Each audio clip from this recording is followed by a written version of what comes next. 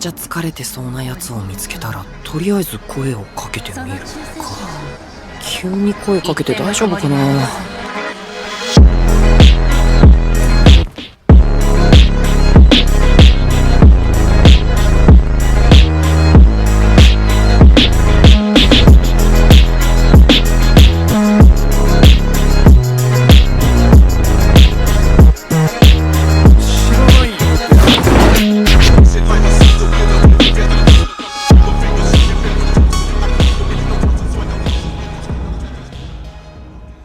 吸血鬼の話がしたいのだろ。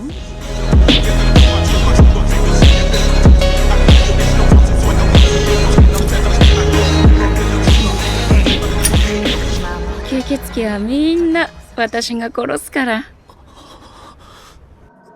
君がきっちり人の道を生きるというのなら、私は何でもする。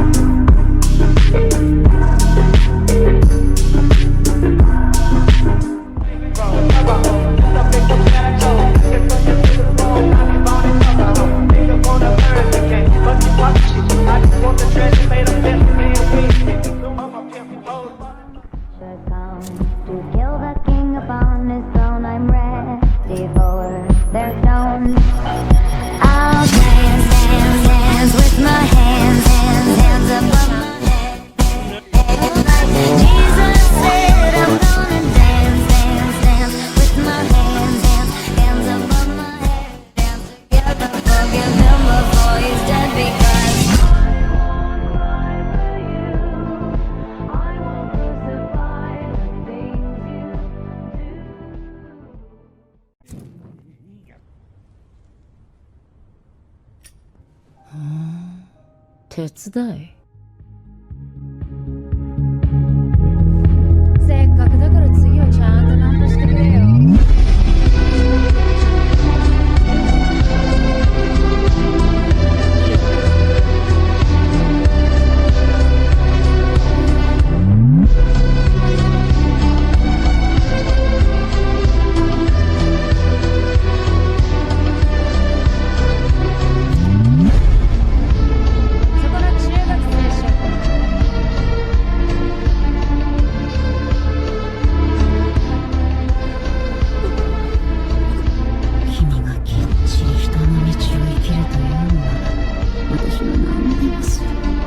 安心したまえ。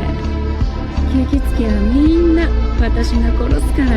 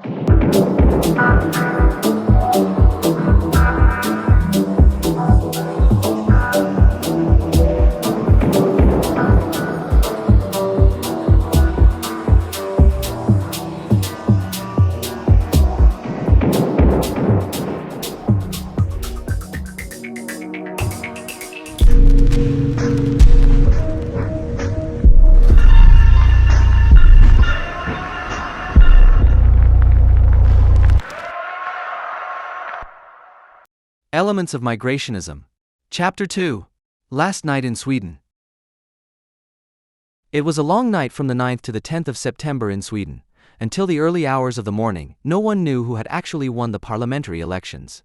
The governing Social Democrats were the most likely to be happy, having lost votes and achieved the worst result in living memory, but still remained the strongest party, as they have done every time since 1917, and by a long way. The right-wing Sweden Democrats, who according to some polls were the designated winners of the election, were able to gain almost 5% but still remained behind the conservative moderates as the third force. Nevertheless, their rise from a right-wing splinter party that failed to clear the 4% hurdle in 2006 and entered parliament for the first time in 2010 with a good 5% to a broad-based movement that has now been able to build on its success of 2014, when it won almost 13% of the vote, remains the most significant news and the most important reason for the great international interest in this election. Despite the rather narrow margin of success according to the polls, the Sweden Democrats could tip the scales after the election, as the conservative and left-wing camps are facing each other with around 40% of the votes each, and the question arises as to whether the cordon sanitaire around the party can be maintained. But even if a minority, government independent of the far-right party is formed, the influence that the success of the Sweden Democrats has on the policies of the country's two largest parties cannot be underestimated, at least since the end of 2015. The first part of the lecture will deal with Sweden's historical development in the last social democratic century. The focus will be on the social democratic paradigm shift. The enormous rise of rural Sweden to a leading economic nation was not based on folk home kitsch, but on a strong society, Tage Erlander, that was ethnically, culturally and, above all, politically homogeneous and based on scientific, economic, and social progress. In the 1970s, Sweden's rise to become a humanitarian superpower began, aided by the ideology of culturalism. The focus will be on how the interplay of these two factors has promoted the emergence of several, sometimes strictly separate, societies and all the associated problems in Sweden. The aim is to show that where multiculturalism still allows for the idea of different societies and a possible understanding between them, the ideology of diversity ultimately amounts to a declaration of state doctrine and thus proves to be a particularly efficient, because supposedly progressive, tool for undermining a political tradition that is interested in social progress and active influence in all areas of public life, and for undermining its worldview, which is based on the ideas of the Enlightenment. The void left by the retreat of society, particularly from the poor neighborhoods, is increasingly being filled by criminal gangs and radical Islam. Added to this is a drastic decline in the sense of public safety, triggered by shootouts, the use of hand grenades from the Yugoslavian war, as well as riots and the regular burning of cars. What the grooming gangs are in the UK, sexual assaults in public are in Sweden. Even though Sweden has not published official figures on the origin of the perpetrators for a long time, the public television station SVT recently reported that 58% of the perpetrators convicted of rape or attempted rape were not born in Sweden, but mostly in North Africa or the Middle East, not including perpetrators with a migration background born in Sweden. In the case of such crimes in public, where the perpetrator and victim did not know each other, the figure was as high as 80%, a significant proportion of whom had only recently arrived in Sweden. Against this backdrop, it is important to discuss what the example of Sweden means for Germany and what threat it contains when leading left-wing columnists such as Jacob Augstein proclaim, "If the price of our welfare state is the dead in the Mediterranean, it is not worth it." Islam belongs to Germany. For this statement, the newspaper Freitag attested to former President Wolf and Chancellor Merkel cosmopolitan courage, as they were only recognizing reality. The Federal Constitutional Court agreed with this tenor in its ruling, in which it upheld the complaint of two Muslim women against their dismissal from the teaching profession on the grounds of wearing a headscarf, and stated that a blanket ban on religious symbols in public schools violates the prohibition of discrimination on religious grounds, and that not only an abstract, but also a sufficiently concrete danger of impairing school peace or state neutrality must emanate in order to justify a ban. Volker Beck, Greens, agreed that teachers who visibly profess their faith do not pose a threat to an open society, but rather those who fight diversity. For the Secretary-General of the Central Council of Muslims in Germany, ZMD, Nurhan Soykan, this judgment is a step in the right direction, because it recognizes the reality of the lives of Muslim women in Germany and allows them to participate in social. As if this judgment did not stab in the back all those who do not want to seek their fortune as completely biased members of their cultural horde, but as individuals and free people beyond the terror of the Volksgemeinschaft. The whole debate on how to deal with Islam, however, touches on a much more fundamental question: the integration of migrants and refugees. Those who say refugees welcome will not be able to avoid the question of namely integration, if the aim is to prevent double standards in accordance with the dictates of authoritarian parallel societies, which are largely, but not exclusively, represented by Islamic communities. The prerequisite for this would be that a society makes the universal standards of the West, which individuals very much orient themselves towards in their daily lives, its own and is willing to assert them self-confidently. This would necessarily be linked to the insight that diversity or otherness should be regarded exclusively as a private preference and never as a community characteristic that finds its limits in civil law. For as strange as it may sound, in non-revolutionary times the remnants of reason that have survived are not to be found at the demonstrations of any opponents of globalization, and certainly not among the friends of an ominous culturalism, but in the impersonal workings of the rule of law. There is nothing wrong with voluntary help for refugees, even on a large scale, but the way in which this help is being staged as a welcome culture characterizes the whole thing as a calculated policy of attitude. As with the candlelit vigils and the uprising of the decent against the Pegida demonstrations, the aim is to send a signal. In reality, it was never about refugees, they are merely the material with which to act out and cure the German mentality. What has been happening in Germany since the summer is another act in the melodrama learning from history. In another and decisive respect, the welcome culture is also the exact opposite of simple hospitality. Being hospitable requires that you have something to show a guest, a stranger, and that you absolutely want to invite them to share your way of life with you. And that in turn presupposes that one values one's own way of life, not to speak pompously and falsely of values, culture, etc. That one has a substantial view of it and is thus capable of that self-love that is the prerequisite for all generosity. One could at least imagine that the Germans would understand the fact that so many refugees want to come to their country of all places as a confirmation of a reasonably enlightened, secular and constitutionally guaranteed way of life, which is apparently seen by many as so attractive that they are running away from the autochthonous murderous gangs and cutthroat regimes. If one were to make this sweeping accusation against all refugees, it would quickly become apparent among the refugees themselves who among them is the traveling jihadist reason for flight for the others. But there is no question of this self-love, not even in the depraved and narrow-minded form of national pride, which would at least represent a claim, but on the contrary, pure self-hatred, the confirmation of the foreboding that the refugees are the punishment for the guilt of the West or Germany, which we are now actively working off by rolling out prayer rugs for them and serving them culturally adapted food. The Germans, with their self-staging as the world champions of the welcoming culture, are only at the forefront of European mass consciousness, which is driven by a lack of future, a weariness with civilization and self-hatred, which is expressed in self-righteous cultural arrogance, in the indiscriminate idolization of everything that is praised as culture and which, in most cases, already mocks the simplest idea of culture. The promotion of the welcome culture therefore includes the sentence, presented as an unassailable certainty of salvation, that the mass influx of refugees will change the country. No one asks the question of why this should be so urgently needed in view of the current immigration. If there were still a spark of self-assurance or self-confidence in Germany and in Europe in general, then only a minority would offer the refugees a role in a veritable crisis, playing out their fate here, as they are always assumed to be by us and are often determined to be, in the backward and violent culture of their countries of origin. Because then one would clearly tell newcomers what to expect in their new country, how things work here, what is expected of them and what is not. To make determinations means to set limits at the same time. And limits do not only mean state borders, but also the borders in daily life, no counter-regime of pious blackmailers, no carnival of cultures. And that also means, of course, that those who do not want to play along should stay away. Such a regulation would be a perfectly natural human impulse that does not need to be justified. It is the German state anti-fascists, in conjunction with the postmodern rackets, who are already placing the act of determining and distinguishing, of expressing preferences and dislikes, of deciding with whom one wants to associate and with whom not, under the blanket suspicion of xenophobia or racism. Today it's the Muslims with their mosques, and tomorrow it'll be the gays, lesbians, bisexuals, transsexuals, and intersexuals. This is how the organizing team of the Frankfurt CSD justified why the Pride Parade should take place as a political demonstration against homophobic and Islamophobic right-wing populists. Less than 2 weeks later, the longed-for community of victims with Muslims proved to be a prospective identification with the attacker. 49 people were executed and another 53 injured in the hottest gay bar in Orlando. The assassin was not a right-wing populist, but rather professed his allegiance to the Islamic State on the night of the murders. Undeterred, the Frankfurt LGBT community then demonstrated under the motto Love Against the Right.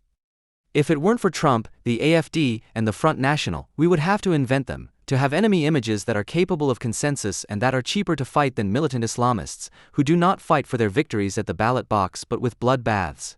Parisian cafes, a liberal nightclub in Orlando, the promenade in Nice or a music festival in Ansbach, more and more often, it is places that at least promise pleasure that are being targeted. Anyone who has not yet become completely indifferent would have to take these attacks personally and realize that the West is in a war, one that it did not start but must nevertheless win. If, instead, the talk is of mentally ill individuals, Islam is exculpated as a political ideology. The friends of Islam appeasement will not think any assertion is too stupid if it only serves the purpose of making the political religious intentions of the respective perpetrator disappear. The indifference towards the motives for the crimes corresponds to the lack of interest in the violent lives of those who are under the dictate of conservative, orthodox everyday Islam. Its direct victims are women, homosexuals, and all those who want to lead a self-determined life. Self-proclaimed anti-racists stab them in the back when they defend the right of ethnic minorities to cultural homogeneity. What people who are tired of civilization appreciate about Islam is not only the customs that are perceived as exotic, but also the offer to exchange the hopelessness and despair of senseless drudgery for simple submission and to silence sexual and economic competition. Its militant followers take to the barricades against everything that is also abhorred in this country, the USA, the Jews, and the impositions of modernity. Wherever Islamist rackets take over to regulate everyday life and the family asserts absolute authority as a compulsory association, the individual is required to renounce the good life.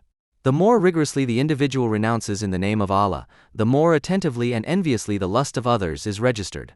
The frustrating comparison with others who are less disciplined leads to a declaration of war against freedom and all those who stand for it. The obsessions of Islamists are revealed, for example, in the advances of Turkish politicians who want to ban public handholding, kissing, or even loud laughter. Such a war on pleasure and enjoyment is intended to weld together a collective that is willing to punish and that experiences satisfaction in pursuit and destruction. The Turkish masses, who lynched soldiers who had staged a coup to Erdogan's delight, are impressive testimony to this. To resist this madness means, first and foremost, to see through it. On October 23, 2015, the Swedish minority government, consisting of Social Democrats and Greens, reached an agreement with parts of the opposition, excluding the Left Party and the right-wing Sweden Democrats, that severely curtails the right of asylum. Instead of unlimited residence, refugees will initially only be granted a 3-year residence permit, from which children and families will initially be exempt. In addition, rejected asylum seekers are to be deported more quickly. Immediately before this, it had become known that Sweden was expecting 190,000 refugees this year, out of a population of 9.6 million, which would correspond to around 1.6 million people in Germany. In July, the figure was still only expected to be 74,000. Even finding accommodation in this large country is becoming increasingly difficult. At the end of October, for example, refugees from Iraq and Syria refused to leave the bus that was taking them to a village in central Sweden. As the Swedish Migration Agency, MV, admitted, no solution was initially found for the 20 or so refugees who were to be temporarily accommodated in a remote village on the border with Norway. Some of them even demanded to be taken back to Germany by bus. "They tell us we will live here," said the Syrian Hadilways to the Swedish broadcaster SVT. "But that's not possible for everyone. There are children and a pregnant woman, it's too cold, there are no shops, no doctor." A group of 60 refugees had been taken by bus to Limsforsen, not far from the border with Norway. There is no town within dozens of kilometers of the area, temperatures can drop to -30 degrees Celsius in winter and there is almost no daylight for months on end. To cope with the situation, the government is calling for additional funds of around €3 billion, for which Finance Minister Andersson has announced extensive austerity measures. Previously, Sweden had absorbed the additional costs primarily through drastic cuts in development aid, but these are no longer sufficient, which has prompted even the Social Democratic Prime Minister Löfven to say, "We have reached the limits of our capacity." His predecessor, the conservative Fredrik Reinfeldt, had still been sticking to the statement of his foreign minister, former Prime Minister Carl Bildt, that Sweden was a humanitarian superpower a year earlier, so Löfven's statement must be seen as a clear change of course. The talk of a humanitarian superpower as opposed to a political or even military one reveals a great deal about the country's self-image, which is the one that accepts the most refugees per 100,000 inhabitants in Europe. In view of its history, the country's grandiose behavior on the moral stage seems to compensate for the loss of its former role as a European superpower. After victorious wars against Denmark, Russia, and Poland in the 17th century, and especially in the 30 Years' War, Sweden rose to become the dominant power in Northern Europe. After initial territorial losses in the Great Northern War, defeats in the 7 Years' War and the Russian-Swedish War in the course of the 18th century sealed the fate of Sweden as a great power. This was followed by a policy of neutrality that still characterizes the country today. Thus, Sweden maintained its neutrality not only in the First World War, but also in the Second World War, under a unified government from which the communists were excluded. However, it did support Finland with weapons and a volunteer army against the attack of the Soviet Union in 1993-9. In 1940, the country took a different approach to German aggression against Norway, refusing to grant asylum to the Norwegian king and other politicians and even threatening to intern them. This ultimately forced the monarch to seek refuge in Great Britain. The Swedish government, on the other hand, allowed Germany to transport soldiers and equipment to and from Norway through Sweden and in 1940 concluded a comprehensive trade agreement with the Third Reich. Criticism of this policy was met with repression, and the refugee policy was restrictive. Jews from Europe were not admitted. It was only after the German defeat at Stalingrad that Sweden changed its policy, stopped the transit of German troops to and from Norway, allowed Allied aircraft to cross its airspace, and took in around 7,000 of the 8,000 Danish Jews in October. After the Second World War, during the long reign of the Social Democrat Tage Erlander, 1946 to 1969, an order known as the Swedish model was developed, which still represents an important point of reference for both the left and the right. Erlander's central slogan was Strong Society, which emphasized the central position of the public sector in all areas of life. This not only refers to a strong welfare state that provides benefits universally and without means testing, a high level of state and tax spending, corporatism, and social partnership between employers and employees, and the goal of full employment, but also to the equal participation of women in wage labor, a political debate aimed at broad consensus without sharp conflicts, and in some cases far-reaching state intervention in the lives of its citizens. The last point includes a restrictive alcohol and drug policy, the prohibition of the use of sexual services, programs of forced sterilization that continued into the 1970s, and the widespread practice of placing children and young people in compulsory care in the post-war period, which affected up to 5% of children and young people at least at some point. Erlander's time in office was characterized by continuous economic growth, and Sweden rose to become a leading industrial nation with global corporations such as Volvo, Vattenfall, Skanska, Hennes and Mauritz, Scania, Saab, Tetra Pak, Electrolux, ABB, IKEA, etc. The longing for this time, which can certainly be described as a mixture of economic miracle and Volksgemeinschaft light, was summed up by the Islam-critical journalist Ingrid Carlqvist, founder of the newspaper Dispatch International. I grew up when Tage Erlander was our prime minister, a social democrat. In 1965, after violent race riots in the USA, he said in Parliament, "We Swedes live in an infinitely happier situation. The population in our country is homogeneous, not only in terms of race, but also in many other aspects. Today I live in a country that is not homogeneous in any aspect." Olof Palme, his successor, decided that homogeneity is a bad thing and opened our borders to people from all over the world. What did Erlander mean by many other aspects? I think he meant things like norms, values, culture, and traditions. A sense of camaraderie. That we all, in old Sweden, had a common view of what a good society is and how we solve problems. If you support Dispatch International, you bring me one step closer to my home. To the Sweden that once was, the Sweden I want back. End quote. In fact, there was already immigration to Sweden under Erlander and his predecessor Hansson, 1938 to 1946. After the war, around 30,000 Estonians and survivors of Nazi concentration camps were admitted, along with a further 5,000 Latvians. Economic growth increased the demand for labor, so Sweden began to recruit workers from abroad, with only a very small proportion coming from southern Europe and Turkey. In 1954, the Nordic countries decided to create a common labor market, and as a result, in the 1950s and 1960s, it was mainly Finns who came to the country. What was progressive about Swedish immigration policy at that time was that immigrants were not regarded as guest workers, but as future citizens. At the time, integration policy was considered superfluous because it was assumed that the predominantly Scandinavian immigrants were needed in the labor market and would assimilate quickly as a relatively similar population group.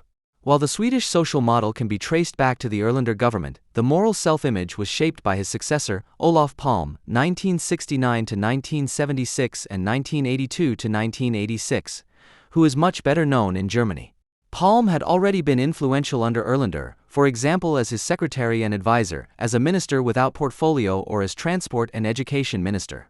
Palme had developed into a staunch anti-imperialist, anti-racist, and anti-American as a result of a study trip to the USA and the protests against the Vietnam War. In 1968, while still Minister of Education, he spoke at a rally against the Vietnam War alongside Nguyen Tho Thanh, the then Vietnamese ambassador to the Soviet Union. At Christmas 1972, as Prime Minister, he gave a radio address in which he compared the bombing of Hanoi with the bombing of Guernica, the massacres in Oradour-sur-Glane, Babi Yar, Katyn, Lidice, and Sharpeville, and the planned mass murders in Treblinka. The USA responded to both incidents by breaking off diplomatic relations, which was not without danger for Sweden. Despite all the anti-American rhetoric and despite all the emphasis on neutrality during the Cold War, Sweden did not want to renounce cooperation with NATO and military guarantees from the USA against the Soviet Union. The almost complete military dependence on the USA during the Cold War led to harsh criticism of Palme's policy from the opposition. However, the third way that Sweden chose, which earned the country and its prime minister a great deal of sympathy around the world, not least in Willy Brandt's Germany, was based not only on military but also on economic ties with the West. His support for a wide range of movements in the Third World, from the ANC to the PLO, from Castro's Cuba to Pol Pot's Cambodia, as well as his sharp criticism of Franco, Salazar, and Pinochet, made Palm one of the most important figures of hope for the reformist left and the peace movement, which was happy to take up his call for a nuclear-free corridor in Central Europe. In 1987, Christian peace activists from Thuringia initiated the Olof Palme Peace March, which led from Olof Palme Square in Stralsund to Dresden via various stops along the way. But of course the concentration camp memorials at Ravensbrück, Sachsenhausen, and Buchenwald were also included, in order to emphasize the demand supported by Erich Honecker to link the memory of the Holocaust with the bombing Holocaust of Dresden and the impending nuclear Holocaust in Germany and Europe. Palme's term in office also left its mark on domestic politics. In addition to the further expansion of the welfare state and a strengthening of corporatism, immigration policy also changed. In Erlander's time, the view that also drives the National Socialist Oscar Lafontaine in his panic about foreign workers was still prevalent. Only in an ethnically and politically homogeneous nation-state is an egalitarian, social democratic policy possible. As already indicated, the Swedish reactionary right must be understood as a wing of Erlander's social democracy, because it propagates a return to the supposedly golden years of economic recovery. In the late 1960s, the majority of labor migrants no longer came from Finland, but from Turkey, Yugoslavia, and Southern Europe. In 1975, the Swedish parliament passed the groundbreaking guidelines for immigration and minority policy. However, a fatal corporatist conclusion was drawn from the sensible liberal idea of allowing immigrants to decide to what extent they wanted to maintain their language and customs, provided that these did not conflict with general laws. If needs or problems should arise, the state should provide immigrants and their organizations with the means to address them. In the late 1960s, Palme's ideas still met with strong resistance, for example from Alva and Gunnar Myrdal, who were very influential at the time. In the debate about private religious schools for minorities in the 1960s, they demanded that immigrant children had to acclimate to Swedish society, that reforms had to be made to the existing system and that there should be no parallel school system for immigrants, because assimilation had to be the goal of a successful immigration policy. At the time, it was the conservatives who supported private schools, while the Social Democrats followed the Myrdals. Palme, on the other hand, relied on culturalism to counter the discrimination of migrants, the conceptual expansion of which went so far that almost every human emotion has since been ennobled as culture. The disadvantage of migrants in society was no longer primarily attributed to their social situation as workers and their lack of integration into Swedish society, in particular their lack of language skills. Rather, the loss of traditions and the widespread ignorance of migrant organizations were now in the foreground and led in 1974 to the law with the programmatic title A New Cultural Policy, which enhances the role of migrant organizations. It is clear that this approach, which not only allows immigrants to preserve their culture but actually encourages them to do so, and which regards immigrants as a cultural enrichment rather than as individuals, and not a liberal immigration policy per se, is in conflict with the overarching socio-political goals of cooperation between the allochthonous and autochthonous population and social equality in general, as laid down in the 1975 directive. Swedish culturalism proved particularly disastrous in connection with the so-called Million Program, which was launched between 1965 and 1974 to create 1 million new apartments in the cities. As a result of the economic boom that lasted into the 1960s, workers from rural areas and abroad were drawn to the Swedish cities, where housing was scarce. The estates built as part of the Million Program, which were financed entirely by the state, were designed as a mix of high concrete blocks and low-rise apartment buildings, with the majority of the units consisting of apartments for students or standard flats for working-class families. Within a short space of time, entire new estates were developed, with their own infrastructure of shopping centers, schools, kindergartens, public squares, churches, and libraries. The idea was to make the residents, as citizens, responsible for looking after their district. Instead, the opposite occurred in many of these areas. Due to the often cheap construction methods, the apartments became increasingly unattractive and, with the departure of the Swedish population who could afford it, many of the districts developed more and more into migrant ghettos. The still unsolved murder of Palme in 1986 changed the political climate and landscape in Sweden in a decisive way. While Palm had triggered fierce domestic and foreign policy debates during his lifetime, thus causing the rise of the conservative opposition and the loss of the social democratic majority in 1976, he was glorified as the father of modern Sweden after 1986. Sharp political disputes have become the exception and have only arisen again with the rise of the right-wing populist Sweden Democrats. The consensus extends in particular to the field of refugee policy, where both conservative and social democratic politicians are clinging to the claim of being a humanitarian superpower. When the Social Democrats under Palm's successor Carlsson limited the influx of refugees in 1989, this was reversed in 1991 by the conservative government under Carl Bildt in the course of the war in Yugoslavia, precisely the year in which the CDU and SPD in Germany had de facto abolished the right of asylum due to the increasing number of applicants. From 1985, the newly established Ministry of Migration had taken over responsibility for integration and launched a major program based on the pillars of language and vocational training. However, the success was limited, partly because the authorities assigned immigrants to places of residence that were often in areas with low population density and high unemployment. The extensive abolition of these rules in the 1990s, on the other hand, increased the pressure on the major cities and in particular on the high-rise estates that had been built as part of the Million Program. A major problem was that Sweden was in the midst of a deep economic crisis at the beginning of the 1990s, and the conservative government made extensive cuts to the country's extensive social system. For example, pensions were linked to economic growth and a number of social benefits were cut. After the end of the Bosnian Civil War, the number of immigrants fell again significantly and has been rising strongly since the beginning of the 2000s. Now, refugees from Iraq in particular came, as it became increasingly clear that the fall of Saddam Hussein did not bring security. With the withdrawal of troops and the so-called Arab Spring, as well as the Syrian civil war, the number of refugees continued to rise, with implications for Swedish demographics.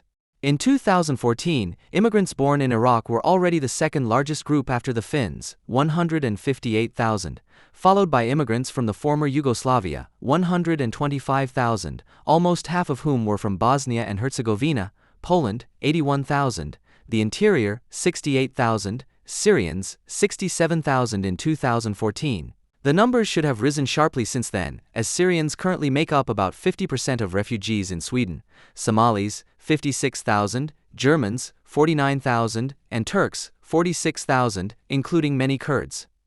In total, 1.6 million people born abroad currently live in Sweden, which corresponds to around 16% of the population. In addition, there are almost as many people with a migration background, i.e., where both or at least one parent was born abroad. Those who thought that Sweden would react to the increasing problems caused by the lack of work and prospects among refugees with a sensible change in policy, based on cultural relativism and corporatism, were mistaken. Rather, the vocabulary used to describe the disastrous policy became more radicalized. Instead of cultures, the fashionable postmodern term of diversity was used to express the idea that it was no longer a matter of integration, but rather of a process of mutual adaptation between immigrants and natives. While the concept of multiculturalism still contains the idea that a social unity can arise from the many and that reconciliation or at least understanding, if not between individuals, then at least between different groups on a common basis, is excluded from the concept of diversity from the outset. Once you are labeled as different, you will always have to remain so and will have to submit to the rackets that are responsible for you or see how you can get by. Sweden in the 1970s was able to achieve many things that still have an effect today, that provide a positive self-image and that could have formed the basis of a purely formal statehood, independent of ethnic groups. These include a unique willingness to accept refugees, a functioning parliamentary democracy, individual freedoms and, in particular, equal rights and largely successful economic equality for women, a well-developed social system with extensive protection against poverty and illness, child care, and financial security for parents, limited working hours, a functioning education and training system, and an economy that in the 1970s had the third highest gross domestic product per capita in the world. Sweden was and is a desirable destination for many emigrants, not least because the prospects of a better life there seem favorable. But if there is one thing that seems to be frowned upon in Sweden, it is the idea of demanding something in return from immigrants. Particularly in a country that is relatively inflexible due to its social democratic character, where new citizens have a particularly hard time finding a job, let alone a well-paid one, it would not be racist but sensible to not only offer special services but also demand them. The number of areas where migrants live with little contact to Swedes and where unemployment is high has risen dramatically. Exclusion areas are districts in which less than 60% of the population work and less than 70% of pupils complete their secondary education. From 1990 to 2006, the number of these areas rose from 3 to 156, with parts of the major cities of Stockholm, Gothenburg, and Malmö being particularly affected. In 2011, a constitutional amendment came into force in which Swedish policy responded to the increasing diversity in the country and to the dramatically worse opportunities for migrants to participate in society. The state is instructed to support ethnic, linguistic, and religious minorities in developing and maintaining a cultural and social life. When Swedish politicians do talk about integration, it sounds like the words of Social Democrat politician Mona Sahlin, who was Minister for Democracy and Integration from 2002 to 2004 and party leader from 2007 to 2011. In a radio interview in 2001, she said, "The Swedes have to be integrated into the new Sweden, the old Sweden will not come back." What can be considered realism only develops its full anti-racist racism in the context of the statement she made in an interview with the magazine Euroturk. When asked what Swedish culture is, she replied, "I'm often asked that, but I can't say what Swedish culture is. I think that's what makes Swedes so envious of immigrants. You have a culture, an identity, a history, something that holds you together. And we have Midsummer Night and such silly things." It is rare to find anti-racist madness expressed more succinctly than by Sahlin. She is not content with simply leveling different levels of civilization into different cultures, but then also has to state that Turkey, Islam, and immigrants are culturally superior to Sweden because they have a real culture and not just silly customs.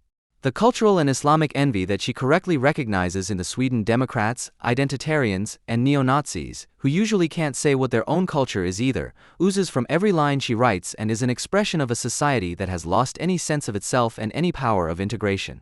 One would expect a humanitarian superpower with a strong society to have the self-awareness and self-confidence to organize the coexistence of different groups and to set clear limits for those who do not adhere to it, whether immigrants or xenophobes. The moral that Sweden has been espousing since Olof Palme took office is decidedly anti-Western, based on anti-racism, anti-American anti-imperialism, and anti-colonialism, for which the West is to blame for everything and the root of all evil. The problem of having been neutral during the Second World War and having cooperated with Germany in some cases often erupts in absurd comparisons with Auschwitz. A current example, Asa Romson, the country's deputy prime minister, said in a television debate in May, "We are turning the Mediterranean into a new Auschwitz." With Palme's assumption of office, the country also made a U-turn in its policy towards Israel in 1969. Sweden had voted in favor of the partition plan and the creation of an Israeli state in 1947 and had maintained friendly relations under Erlander, but his visit in 1962 was to be the last by a Swedish prime minister until 1999. Olof Palme's government established criticism of Israel as a central feature of Swedish foreign policy, whether in the Yom Kippur War or on the occasion of the bombing of the Osirak nuclear reactor. During the Lebanon War, Palme compared Israel's treatment of Palestinian children with that of Jews in the concentration camps, thereby setting a new standard. Relations with Ararat's PLO were good, however, and in 1988 the PLO leader visited Stockholm at the invitation of the Swedish government and subsequently announced that he would henceforth accept Israel. According to a survey by the Jerusalem Post, 39% of Israelis now regard Sweden as the most anti-Israeli country in Europe, far ahead of France, 22%. The current government has once again gone out of its way to do this. Just 3 weeks after taking office, the red-green minority government under Löfven was the first EU state to officially recognize Palestine, whereupon Israel withdrew its ambassador.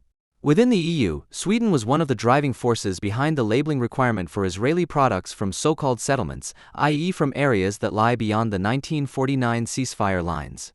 And most recently, in the wake of the terrorist attacks in Paris and in a situation in which Jews in Israel are being attacked with knives on a daily basis, Foreign Minister Margot Wallström could think of nothing better than to reinterpret the massacre as an act of desperation and to justify terror against Israel.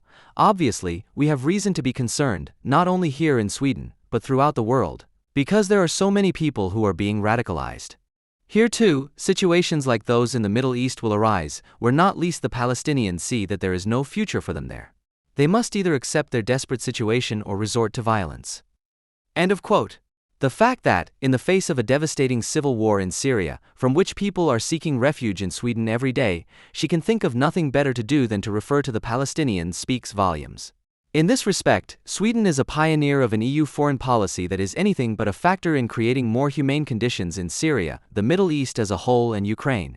It is much more likely that Sweden will contribute to a further deterioration of the situation in the country itself and a further influx of Islamist groups than to an improvement of the situation in the world. In December 2010, Stockholm narrowly escaped disaster when Taimour Abdulwahab al-Abdali, a Swede of Iraqi descent, tried to detonate a belt of 6 bombs in the city center, which was very busy at the time. It was only thanks to a malfunction, in which one of the bombs in a side street exploded too early, that no one was killed except the bomber.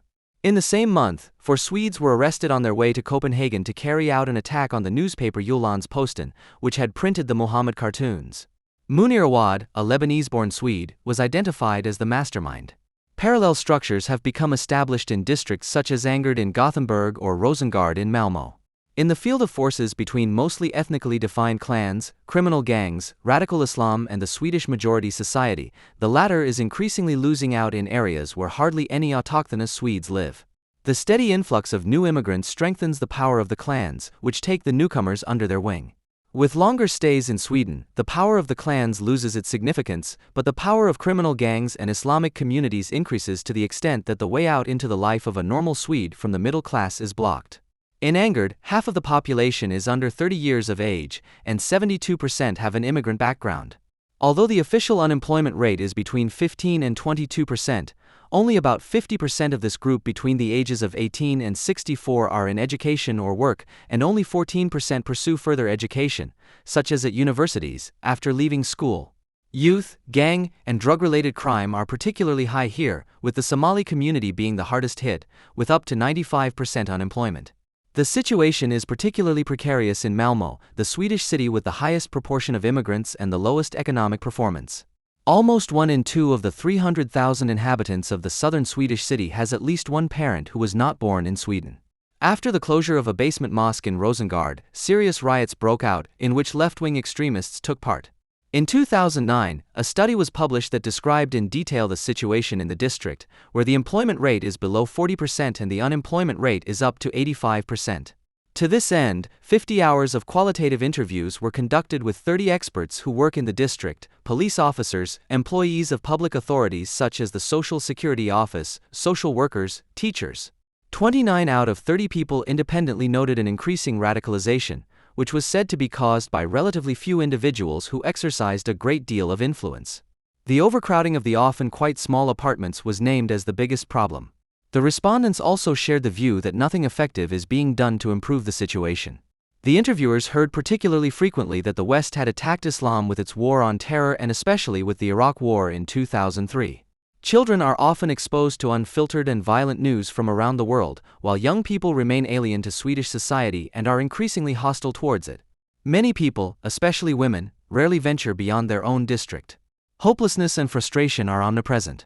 Teachers lack opportunities and strategies, and parents rarely play a constructive role.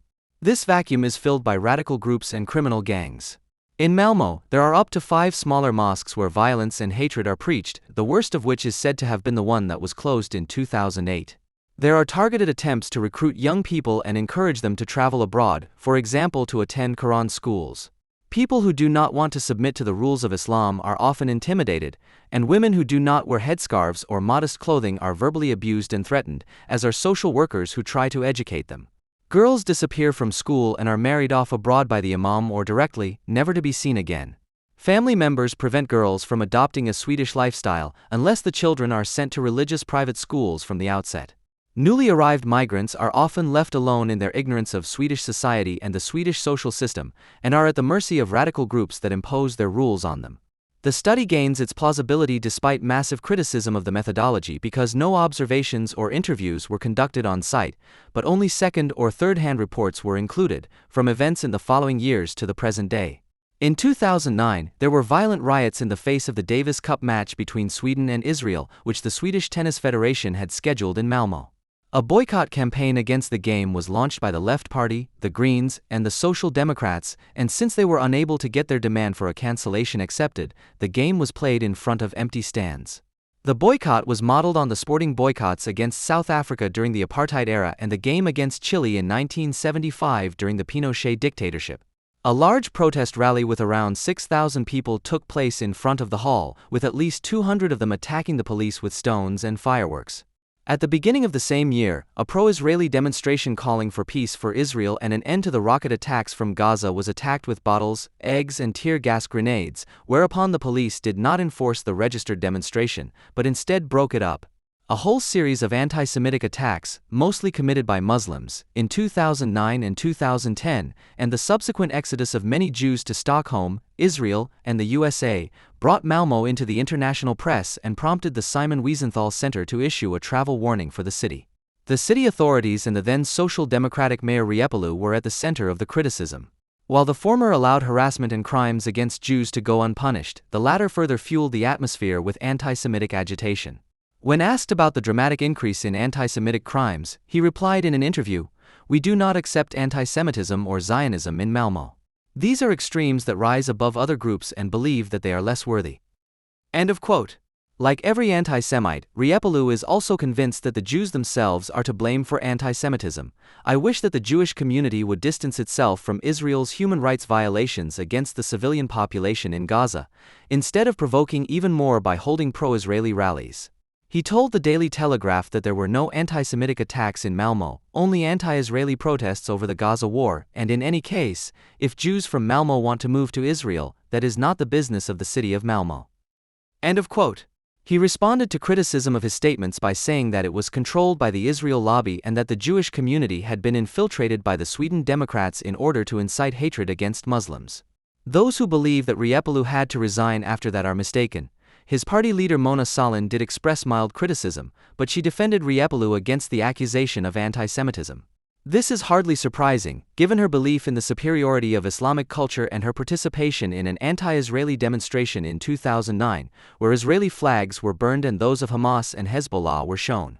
Of course, the thoroughly social democratized Swedes, who have learned that no person or culture is more or less worthy than another, strictly reject the idea of being anti-Semitic. A study by the Anti-Defamation League, ADL, on global anti-Semitism found that only 4% of Swedes expressed strong anti-Semitic attitudes, making the country the lowest in Europe. In Germany, by comparison, the figure was 16%. The method of the survey is very simple. The participants were presented with 11 classic stereotypes about Jews and asked whether they were likely to be true or false. If a test person answered probably true at least 6 times, it is assumed that they have an anti-Semitic attitude. In Sweden, as in Germany, the statement that receives the most support is the one that refers to Israel. 27% of Swedes and 55% of Germans believe that Jews are more loyal to Israel than to the country in which they live. A study commissioned by the Swedish government in 2007 found that 5% of the population as a whole, but 39% of those who describe themselves as Muslims, have anti-Semitic attitudes. If these figures are plausible, then among native Swedes it would be only 2%, which only shows one thing: the uselessness of positivist anti-Semitism research, which relies on buzzwords and stereotypical statements. This method is particularly blunt in a society that has been social democratized and relativized in terms of culture, where diversity is celebrated and not only stereotypes but general concepts are rejected. Even if Swedes hate the politics of Israel and despise the politics of the United States, they are not driven to attribute the latter to too much influence of the Jews in any significant numbers. Such generalizations must be repugnant to a philanthropist like Ilmar Riepelu, who at least has a heart for all Jews who distance themselves from racist Zionism and the war criminal state of Israel and who deeply regrets when they are not willing to move in their stubbornness. Even among those who have recognized that something has to change in Sweden, the belief that it can only be done with even more diversity, respect, cultural sensitivity, and understanding for the feelings of Muslim immigrants is widespread. It is significant that the lie that it is the West that has been waging a war against Islam since 9/11 and especially since 2003 is accepted as a narrative and is seriously cited as the reason for the hostility of many Muslims towards the West and Swedish society. But why a country in which criticism of Islam is under the general suspicion of racism, in which diversity and the equality of all cultures are the reason of state, which is the pioneer in the EU in terms of criticism of Israel, does not support the American war on terror and has always kept its distance from the West as a whole, does not produce a multicultural paradise, but a segregated society with exclusion areas, must remain a riddle. Exclusion and racism are vehemently fought by Swedish politicians from the conservative to the radical left. In doing so, they overlook the fact that the primary problem is not Swedish xenophobia, but a state that delegates immigrants to rackets and thus leaves them to their fate. Open racism, particularly in cities like Malmö, mainly affects Swedes who are unable to move away from certain areas and are subjected to insults such as Svennebog, Swedish faggot, or Svennehora, Swedish whore, in schools. Riots and vandalism, which are now breaking out regularly, are a separate problem.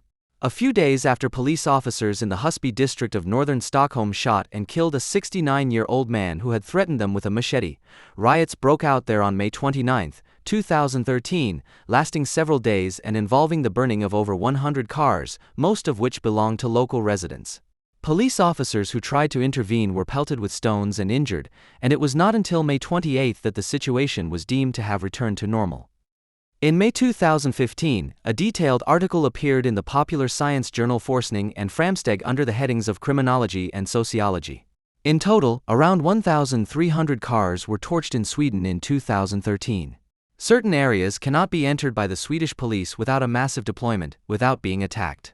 The number of violent crimes in which firearms were used has risen sharply in the country, where private individuals still had virtually no access to them in the 1990s.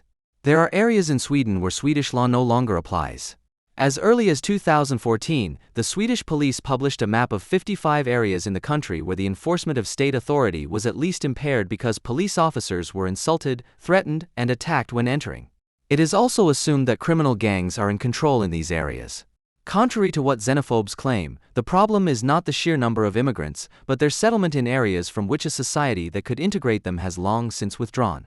In dealing with the Syrian catastrophe and the increase in refugees, the West and the EU are once again demonstrating that they have little to offer those who are escaping from the failed region. Unable or unwilling to stop the killing or even to create humane conditions, they are now making a pact with Erdogan to keep as many of the refugees as possible in his own country. While some EU states are simply closing their borders, the example of Sweden shows that it is not enough to bask in the cheap role of humanitarian superpower and to spread slogans like "we can do it" among the people. Firstly, the question must be asked as to who we actually are and what makes us different, apart from beer, football, and other national folkloric nonsense. And secondly, it must be clarified how we can achieve this, what resources must be used for this, and what goals, beyond diversity, should be achieved. Such an agreement would of course include the requirement that newcomers also familiarize themselves with rules of the game that may not apply in their countries of origin. In view of the demands and impositions associated with mass immigration, many countries find it easier to close their borders in the hope that isolation will keep the world's misery at bay. The need for isolation is also reinforced by the fact that a country like Sweden does not provide an encouraging example of a successful and sovereign integration policy. On the contrary, the recent tightening of asylum law and the rise of the Sweden Democrats show that many Swedes who live far from Rosengård, Angered and Husby have lost faith in the strength of a society that is able to reasonably implement the admission of a large number of people. The problem facing the country is illustrated by two deadly rampages that recently took place in quick succession. On August 10, 2015, 36-year-old Eritrean Abraham Akbagaber stabbed two random victims, a 55-year-old woman and her 28-year-old son, who were both killed, with a knife from the kitchen department of IKEA in Västerås. And on October 22, Anton Lundin Pettersson attacked the Kronan School in Trollhättan, killing and injuring one student and one teacher before being shot himself. Akbagaber had just learned of his impending deportation to Italy, while Pettersson chose a school in a district with a high proportion of immigrants in order to send a message against immigration to Sweden. It was a long night from the 9th to the 10th of September 2018 in Sweden. Until the early hours of the morning, no one knew who had actually won the parliamentary elections. The governing Social Democrats were the most likely to be happy, having lost votes and achieved the worst result in living memory, but still remained the strongest party, as they have done every time since 1917, and by a long way. The right-wing Sweden Democrats, who according to some polls were the designated winners of the election, were able to gain almost 5%, but still ended up as the third largest party, behind the conservative moderates. Nevertheless, their rise from a right-wing splinter party that failed to clear the 4% hurdle in 2006 and entered parliament for the first time in 2010 with a good 5%, to a broad-based movement that has now been able to build on its success of 2014, when it won almost 13% of the vote, remains the most significant news and the most important reason for the great international interest in this election. Despite the rather modest increase in votes according to surveys, the Sweden Democrats could tip the scales, as the conservative and left-wing camps are facing each other with around 40% of the votes, because it is questionable whether the cordon sanitaire around the party can be maintained. So far, end of October 2018, no new government has been formed, but the old left-wing government was voted out of office with the votes of the Sweden Democrats. Even if a minority government, which is common in Sweden, is formed that is independent of the far-right party, the influence that the success of the Sweden Democrats has on the policies of the country's two largest parties cannot be underestimated, at least since the end of 2015. Even though the left-wing government of Prime Minister Stefan Löfven has been working to significantly reduce the number of migrants entering the country since the end of 2015, the question of integration remains completely unresolved. Criminal gangs and radical Islam are increasingly filling the void left by the pushback of Swedish society, particularly from the poor neighborhoods. As a result, public safety has drastically declined in certain parts of Sweden. Gun battles on the streets. In 2017, there was one every day, with more than 40 deaths in a country where, 30 years ago, gun crime was practically unheard of, attacks on police officers, and repeated flare-ups of unrest and regular large-scale car burnings.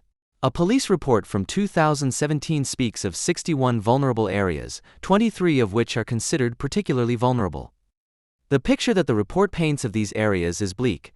An estimated 5,000 criminals organized in 200 gangs are said to be making it impossible for the police to cope with the situation alone. A specific threat is posed by sexual violence. While in the UK so-called grooming gangs have been raping girls on a massive scale, Sweden is increasingly confronted with sexual assaults on women and girls in public. Even though the state has not published any official figures on the origin of the perpetrators for a long time, the public broadcaster SVT recently reported that 58% of the perpetrators convicted of rape or attempted rape were not born in Sweden, but mostly in North Africa or the Middle East, not including perpetrators with a migration background born in Sweden. In the case of public sex crimes where the perpetrator and victim did not know each other, as many as 80% were committed by migrants, a significant proportion of whom had only recently arrived in Sweden. The fact that such findings could not only be researched but also disseminated by state television is new and, like the departure from the policy of relatively open borders since the end of 2015, can be seen as evidence that something is changing in the political public of the humanitarian superpower. Nevertheless, the fact that no official statistics are available on such issues shows how poisoned the political climate still is in a country where anyone who critically examines the problems of multiculturalism can be suspected of racism. One example is Göran Adamsson, who, after the publication of the Swedish edition of his book The Trojan Horse, a leftist critique of multiculturalism in the West, was dismissed from the University of Malmö, whose official motto is "Where diversity makes the difference," after 10 years of employment due to budget cuts.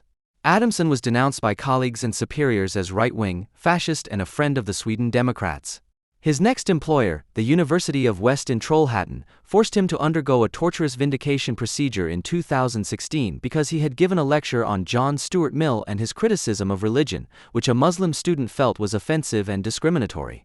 The Adamsson case makes it clear that, in the education sector in particular, which has been the foundation of the Swedish success model for over 200 years, the very culturalism that is hostile to education has radicalized into an ideology of diversity, whose ideologues and practitioners do everything they can to make it difficult for the migrant and autochthonous lower classes to integrate into the labor market and into mainstream society. To understand how Sweden became a country that ranks among the top 15 in the world in almost all economic statistics, such as disposable net income, wealth, or gross domestic product per capita, it is worth taking a brief look at the country's path to capitalist modernity. An important figure in this context was Anders Kaidinius, 1729–1803, a pastor, utilitarian and economist. His political and economic theories are similar to those of his contemporary Adam Smith and those of the American revolutionaries. Kaidinius was a pioneer in the fight for medical progress, for example against smallpox, a proponent of free trade, general freedom of movement and an opponent of mercantilism. He championed freedom of speech, human rights, and religious freedom, and as a member of parliament he influenced the Swedish constitution, which was passed in 1766 and was the first to largely guarantee freedom of the press and to make documents from the government administration and jurisdiction freely accessible, principle of public access. When he died in 1803, Sweden was one of the poorest countries in Europe with one of the highest rates of infant mortality. Thousands left the country, often for America. Sweden initially became a leader in Europe only in the areas of education and freedom of the printed word. By the middle of the 19th century, 75% of Swedes could read and write. The country's highest circulation newspaper, Aftonbladet, was founded in 1830, and a non-revolutionary liberalization from above took place. As finance minister, 1856–66, the young aristocratic politician Johann August Gripenstedt, 1813–1873, set the course for an enormous economic upswing, which in the following 100 years made Sweden one of the richest countries in the world.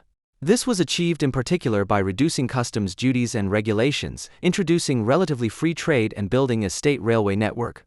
To this day, the country is characterized by a political and economic tradition that relies on consensus, top-down reform, and education as central elements of progress. Until the 1980s, the country was also characterized by a low level of social inequality compared to other Western countries. The social democratic model of the strong society, Tage Erlander, developed in stages after democratization in the wake of the First World War, the Great Depression, and the social democratic one-party government after the Second World War. In these decades, the country saw the emergence of globally leading industrial corporations that benefited from social partnership and the high level of education of their employees. The slowdown in global growth and the transformation of modern capitalism into postmodern capitalism in the 1970s plunged the country into a long-lasting crisis. This was followed by a period of economic stagnation lasting a good 20 years, to which the country responded in the 1990s with the social cuts, deregulation, and privatization that were common at the time and that still characterize the country today. The health and education systems, which are still state-funded but largely privately run, were particularly affected. Although school attendance in Sweden is free, it is not in the schools that have been allocated to the children. Instead, parents receive school vouchers that they can use to register their children at any school in the country, including one of the many private schools. What promotes competition between schools and produces graduates who meet the demand for highly qualified workers is leading to a decline in the education system, particularly in the problem neighborhoods. Only those children whose parents do not take care of registering them in a better school in time remain there. In Bergsjön, a particularly vulnerable suburb of Gothenburg, almost 70% of 15-year-olds leave the local school without a valid leaving certificate because of insufficient grades in Swedish, English, or mathematics.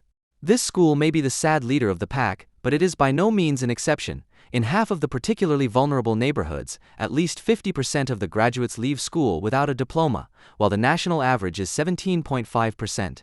A good sixth of the children are thus rejected and abandoned by the Swedish school system, including many with a migration background, but also Swedes, especially from the lower classes. The right to establish and state-finance private schools contradicts the idea of a state-run, unified school system that treats all children equally, regardless of religious, ethnic, gender, etc. differences, promotes their progress solely on the basis of academic performance, and thereby enables everyone, at least in principle, to find a good livelihood and become a responsible citizen. Religious groups are now also taking advantage of the right to establish private schools. In Sweden, there are also 11 Islamic schools whose teaching content could be in conflict with Swedish democracy, which has even been noticed by the social democratic government of Löfven, which reacted with a move that is typical, firstly, and, secondly, triggered a storm of protest that immediately ended the project. The government draft provided for a ban on all religiously affiliated schools in the country, including the 59 Christian schools and the only Jewish school. The Christian and Jewish sides criticized the fact that anti-democratic attitudes, strict gender segregation, etc., only affected Islamic schools, but that the Social Democrats were too cowardly to admit it.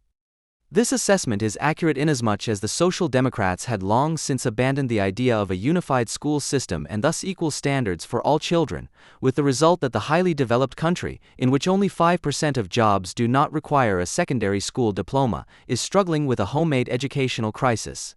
While only 5% of all residents of Sweden are unemployed, the figure is over 22% for non-European immigrants. At the same time as the social democratic model of advancement through education was abandoned in the 1990s, the parallel societies in which immigrants from all over the world have since become increasingly stuck were cemented. In the same decade, the ideology of diversity rose to the status of a state religion as an ideological accompaniment to the abandonment of the concept of integration. The then Social Democratic government under Göran Persson passed a law at the end of the 1990s that required all public institutions in Sweden to introduce diversity plans to promote ethnic diversity among their employees. The recognition and promotion of diversity replaced the social demands based on the category of class and promoted a policy of disruption. In October 1999, the then Minister of Education, Thomas Östros, was authorized to propose measures to promote diversity at Swedish universities. The aim was to increase diversity in terms of the ethnic background of students and teaching staff, so that the university better reflects the diversity of Swedish society. In May 2000, Bol Flodgren, then Vice President of Lund University, presented her report entitled Diversity at the University, Reflections and Proposals Regarding Social and Ethnic Diversity at the University, hereinafter referred to as Diversity at the University. This official government document is an ideal expression of the radicalization of the culturalism that has prevailed since the 1970s into the ideology of diversity. Instead of assigning different people to different cultural groups and their respective spokespeople and representatives, as had been the case up to that point, the report favors an atomistic view and, at the same time, the essentialization of the assumed difference, i.e., it is based on the assumption of the inequality of people, which is equated with oppression. While the multiculturalists assume that parallel societies exist side by side and provide the ideological background music for the integration of immigrants as a further interest group in the corporatism of the welfare state, the ideology of diversity is the soundtrack for the release of the social atom. This is to be no longer bound by any obligatory frame of reference outside of race and culture, as is given by educational advancement, equality, e.g. of the sexes or sexual preferences, or the remnants of republicanism. This is particularly evident in the role that the report assigns to the individual. It is proclaimed, seemingly without meaning, that a construction of identity is based on the fact that individuals unite through group identity, based on individual decisions, wherever human beings differ, and yet it only wants the boundless autonomy of the respective counter-society from any interference by the general public, which was still represented, for example, by old-school cultural leaders, mostly from the revolutionary left of their home countries, who wanted to let their flock share in all the achievements of the Swedish welfare state. Since the 1980s, an individualistic turn has taken place in multiculturalism against such ideas, and now cultural belonging is to be understood mainly as a free decision of the individual.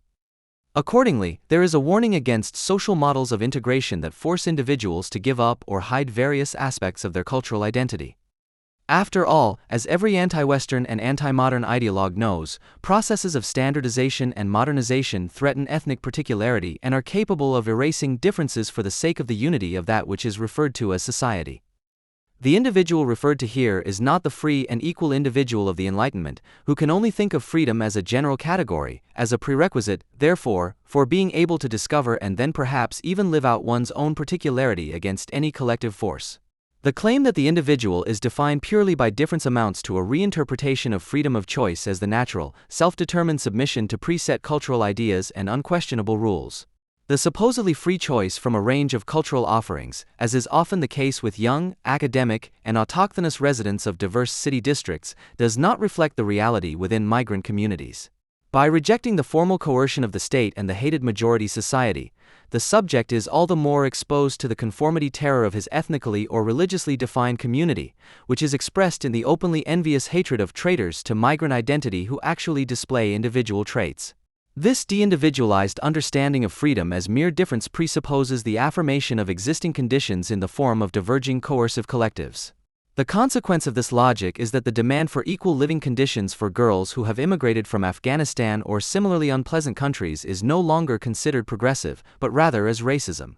This alliance is institutionalized in the figure of the diversity manager, who is no longer only omnipresent in public institutions. The biological justification of freedom from human diversity in von Hayek corresponds to the derivation of diversity from external biological characteristics such as skin color or gender and identitarian characteristics such as belonging to ethnic or religious groups. In the report Diversity at the University, of this superficial justification of difference corresponds to a leveling of real differences. Cultures, religions, and ethnic minorities are viewed as equal from the outset, despite all evidence to the contrary, which is why they should not be challenged. In the end, people are not different in equality, but equal in diversity and therefore equal. It should not be forgotten that the promotion of diversity at universities could also be justified in a completely different way, as a plurality of perspectives and schools of thought, as a place of civilized and institutionalized debate about the better argument in the sense of finding the truth, a realization of the general in the reconciliation of differences, Adorno, in other words, in the sense of truly different individuals. The observation of growing social inequality and the sad fact that it is possible to predict with relative accuracy whether a child will go on to graduate from university or whether even a simple secondary school diploma is in jeopardy would, however, inevitably lead to the conclusion that real inequality is by no means a consequence of biological facts or discrimination derived from them, but is rooted in the second nature of political and economic conditions and is therefore man-made.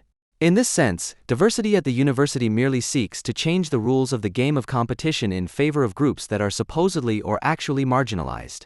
As Anders Persson, one of the authors of the report, critically noted in an interview, the client, i.e. the Swedish state under a social democratic government, had expressly forbidden the authors from making specific distinctions between class and ethnicity. The introduction merely states that the proportion of students with a foreign background at universities is roughly the same as their proportion of the Swedish population. Furthermore, there are no figures that indicate that individuals belonging to a minority are disadvantaged in the selection process. It is mentioned that studies, both Swedish and international, suggest that the negative effect of ethnicity on education is only marginal when comparing individuals with a similar social background. The clients of the study were therefore not concerned with social improvements, even if only in the area of education. The ideology of diversity, which comes across as seemingly harmless with friendly-sounding slogans such as colorful instead of brown and which claims to have sympathetic goals such as improving the situation of disadvantaged groups or opposing discriminatory, ethnocentric ideologies, is in reality bitterly opposed to social change, based on an absurd emphasis on the inequality of people.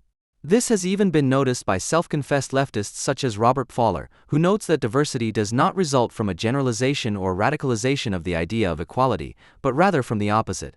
Quote, "Postmodern politics were proclaimed when the hegemonic groups abandoned the promises of modernity of equality. At the moment when the income differences again dramatically intensified and equal rights for all were no longer even held as a utopia by the neoliberal elites, the propaganda of different rights for diverse people emerged.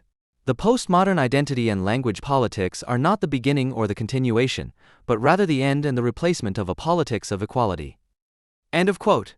What is crucial for the critique of postmodern ideologues is the clear demarcation from a watered-down, leftist use of the term neoliberalism to refer to anything that is economically liberal, especially if it comes from America.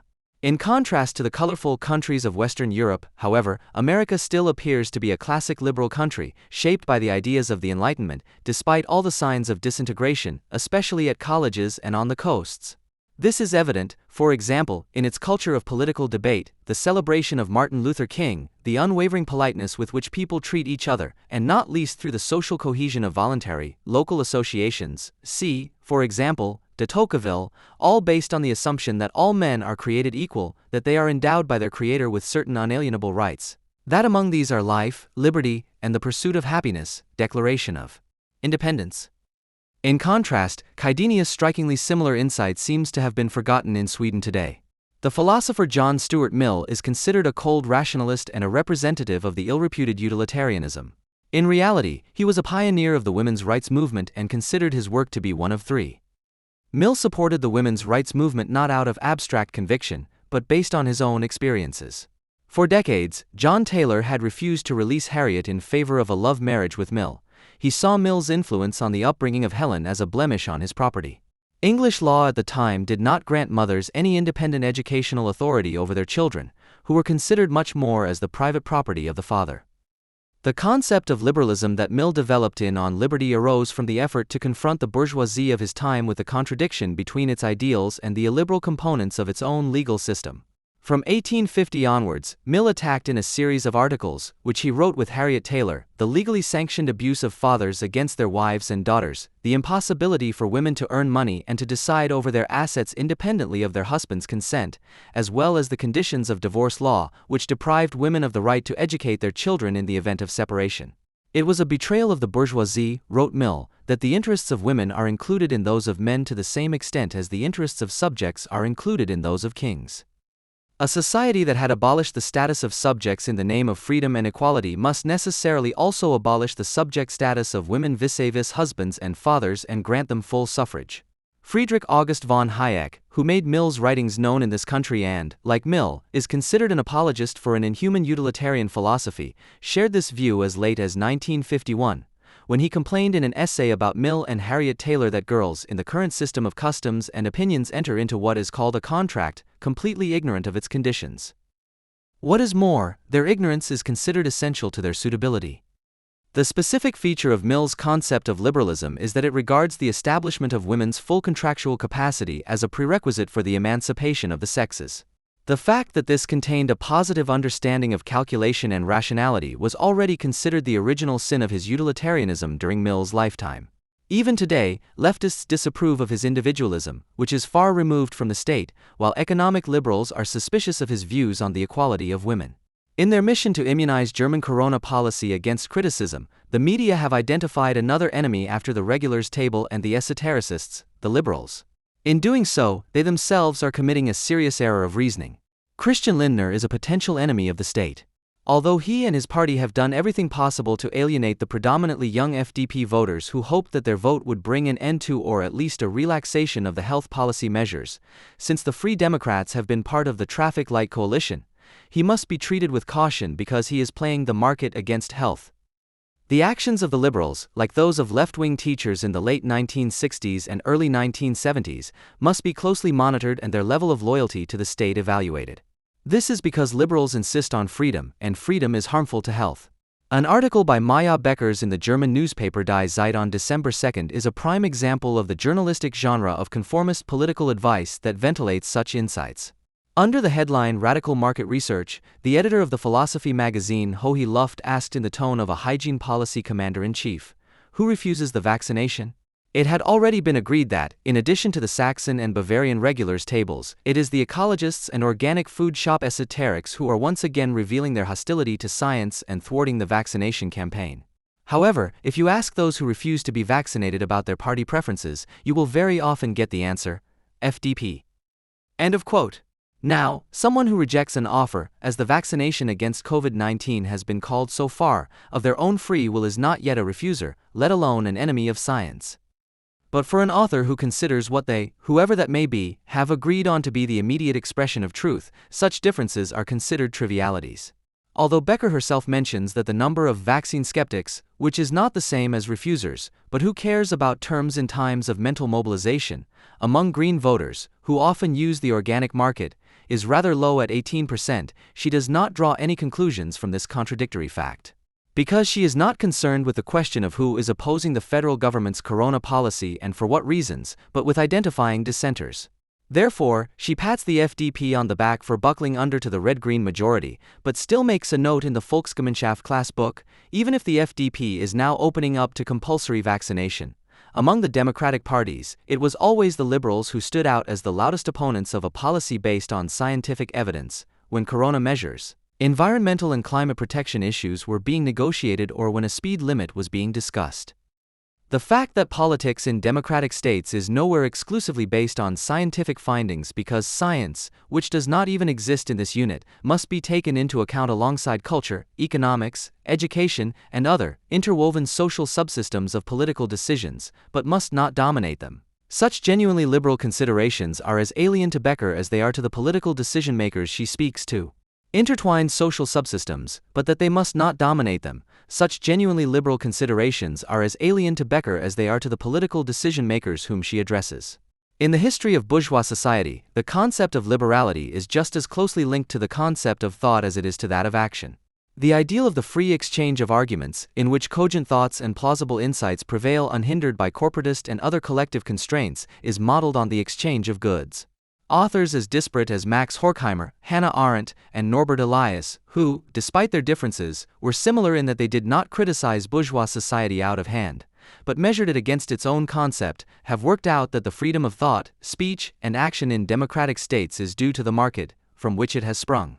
Political, social, and economic freedom are not identical, but they are interdependent. The liberal dogma that all other freedoms follow from freedom of trade cannot be upheld. But without the material and institutional conditions of the free movement of goods, as they have prevailed in Western states since the 18th century against feudal and clerical restrictions on the pursuit of individual happiness, the concepts of freedom of thought, freedom of expression, and physical integrity would be meaningless. The fact that Karl Marx's critique of political economy also took these constitutional conditions of bourgeois society seriously and that what Marx called a classless society was based on the preconditions of a differentiated bourgeois class society was clear to the social philosophers of the early 20th century, across political divides. However, Becker is not concerned with the interweaving of bourgeoisie and liberalism, but rather with discrediting the liberal impulses of the bourgeoisie in favor of a politics that controls the movements of the individual down to the most intimate level. To this end, she needs two things: a concept of knowledge cleansed of liberal remnants and an enemy image of the anti-scientific liberal that confirms her prejudices. She gains both by referring to Friedrich A. Hayek, one of the economic policy ancestors not so much of the FDP as of Western, and especially Anglo-American, liberalism. While she exaggerates Hayek's theoretical weaknesses without any basis in order to be able to reject the concept of liberalism as a whole, she argues in the fight against the enemy image of the anarcho-liberal embodied in Hayek for an anti-liberal understanding of the state, which has always been the order of the day in Germany. Her denunciation of what is wrong with German liberalism, which was always only half-liberalized after 1949 when it was implemented in the corporatist welfare state, serves as a plea for anti-liberalism, as it is embodied today above all in the SPD and the Greens. Its zeitgeist slogan, which Becker uses to counter criticism and skepticism, is knowledge. Becker uses Hayek's analysis of what he calls the knowledge problem in economics to illustrate the liberal unease with knowledge, which characterizes a deep current in liberalism that is hardly compatible with a policy that incorporates scientific findings into its decision-making. Knowledge, as Becker aptly describes Hayek's concept of knowledge, only exists for him in the smallest fragments, which can be found throughout humanity. Everyone knows something different, depending on where and when they live, what they are interested in and what they earn their money with. End of quote. Becker takes the view that knowledge does not exist as a totality to be appropriated by the individual independently of his or her background of experience, but only in the skills and knowledge of individuals who are antagonistic and cooperative in their actions, as an opportunity to present Hayek as a forerunner of post-structuralism. Like Hayek, Becker claims that he denies the permanence of knowledge, which, without providing evidence, is scientific knowledge for Becker. According to Becker's, Hayek's economic theory is the liberal variant of a standpoint theory that is widespread in left-wing circles. Although it does not pose the question of power in the same way as post-structuralism, Hayek's radical free market doctrine offers a similar guide to the arbitrariness of knowledge as the theories of Jacques Derrida and Michel Foucault. The fact that there are affinities between the radical market theories of liberalism and libertarian anarchist social theories is not a new insight. The economist and social theorist Ayn Rand, for example, who after emigrating from Russia to the USA in the 1920s turned to individualistic liberalism, is more similar in her insistence on the primacy of the freedom of action of the individual rather more to libertarian anarchists than to economists of the Freiburg ordoliberal school such as Walter Eucken and Wilhelm Röpke, who, as advocates of a state-regulated market economy, became opponents of Hayek from the 1950s onwards. But although she seems to be conducting an economic policy debate, Becker, and in this she is exemplary of the current, health policy-based resentment against liberalism, is concerned with something else, the silencing of political dispute. Where Hayek showed theoretical integrity in wanting his work to be understood as an economist's contribution to socio-political issues, Becker's only appears to be talking about economic policy, while she tries to eradicate from public discussion any indivisible concept of truth by which political action could be measured. When Becker calls into question Hayek's belief in the knowledge of the market with reference to the natural sciences and accuses him of being opposed to the knowledge society, a position that can be found today among anti-vaccination activists and other skeptics, she commits a category mistake that Hayek would never have made. She equates knowledge and truth and transforms skepticism and criticism, without which it is impossible to find the truth in the natural sciences, the humanities or the social sciences, into forms of denial of a knowledge that, in her view, gains immediate truth value through a vulgar positivist misrecognition of the difference between empiricism and speculation. What is considered knowledge in a specific era and discipline is not even fixed once and for all. Epistemologists such as Thomas S. Kuhn and Paul Feyerabend, who are probably considered enemies of science by Becker, have demonstrated this in the history of the natural sciences. By declaring the conglomerate of facts, curves, and incidence numbers that are used to justify one's own opinion to be knowledge and identical to truth, while discarding any epistemology, Becker's deprives the political debate on corona policy of any empirically or theoretically speculatively based criticism. In fact, what she defends as knowledge is nothing more than the rationalization of government policy. Hayek, on the other hand, may have been reductionist in his derivation of political and social concepts of truth from the form of economic exchange, but he did hold on to something that is increasingly being forgotten in the course of the production of health policy panic. Truth is not identical with knowledge. All knowledge is provisional and its verification is the result of joint action by individuals who compete with each other and contradict each other in a lively dispute. It is precisely this insight that is an annoying disruption for Beckers and those she speaks for. Woke capitalism has created a new class. It presents itself as bohemian, sells worldviews, and confuses schoolmasterliness with information. With the gesture of dissidence, it wants to dictate to the state against whom it should take action. And the state makes a crucial mistake. In the media, the EoM festival, which took place in Hamburg for the 23rd time on May 9 and 10, 2023, is referred to as a branch meeting. It now calls itself a festival for the digital universe. When it was launched in 2011, it was still called the Online Marketing Rockstars Festival and thus expressed what it was about from the very beginning: a wellness and entertainment fair for freelancers in the field of digital marketing who want to rock their industry and therefore trigger similar ecstasies in the open office as Elvis and Madonna once did on stage. The festival was not aimed at boring computer scientists whose hardware and software skills secure the livelihoods and lives of everyone who does something with media. The computer scientists, who belong to the era of skilled workers, would have been too banal and somehow too proletarian as a target audience. The festival was aimed at so-called creatives who not only use digital media for their own purposes, but also, as postmodern slang has it, use them, i.e. permanently subvert, transform, and revolutionize them through their use. The festival's speakers are not technicians and engineers, but rather creators, creative directors, founders, digital activists, and sustainability experts. Who these creatives are is decided anew every year. Among the participants at the festival were the media-critical discourse automaton Sasha Lobo, climate apocalypticist Louisa Neubauer, sustainability scientist Maya Gopal, fitness influencer Pamela Reif, as well as athlete Serena Williams, tennis legend and investor, writer Benjamin von Stuckrad Barr, journalist and host, and the content creator Jeremy Fragrance from the influencer agency All In, who promptly made himself unpopular with the sentence "I could bang 5 girls a day." Because such a way of expressing oneself contradicts the gender-sensitive communication that is common in the cultural creative milieu. The digital universe apparently includes everyone whose bodies, texts, and quirks regularly flood the media for whatever reason. If these people are indeed representatives of one and the same industry, how can this industry be more precisely defined? One thing is clear: it has no common professional representation, no regulated training paths, and no common object of work. Its members are neither producers nor entrepreneurs in the conventional sense, and they belong neither to the industrial nor the service sector. Rather, they come from the diffuse sphere of communicators, moderators, and performers who are active in a mediating capacity and do not produce anything, but nevertheless see themselves emphatically as creatives, i.e. as producers. Unlike artisans, industrial workers, or waiters, the members of this class do not produce goods and services, but moral values. Moral values differ from intellectual values, for which the arts, philosophy, and literature were responsible in the bourgeois era, in that they are removed from the reflective discussion in the reasoning of private individuals. Jürgen Habermas. Their claim is not critical, but imperative. They are not to be the subject of public dispute, but to decree the conditions under which a dispute may still take place. Because they are presented as imperatives, they undermine the well-established division of labor that has at least formally prevailed in bourgeois societies between entertainment, information, opinion forming, and criticism. Woke attitude journalism merges information, opinion, and advertising into a coercive rhetoric of assertion and calls the result a fact check.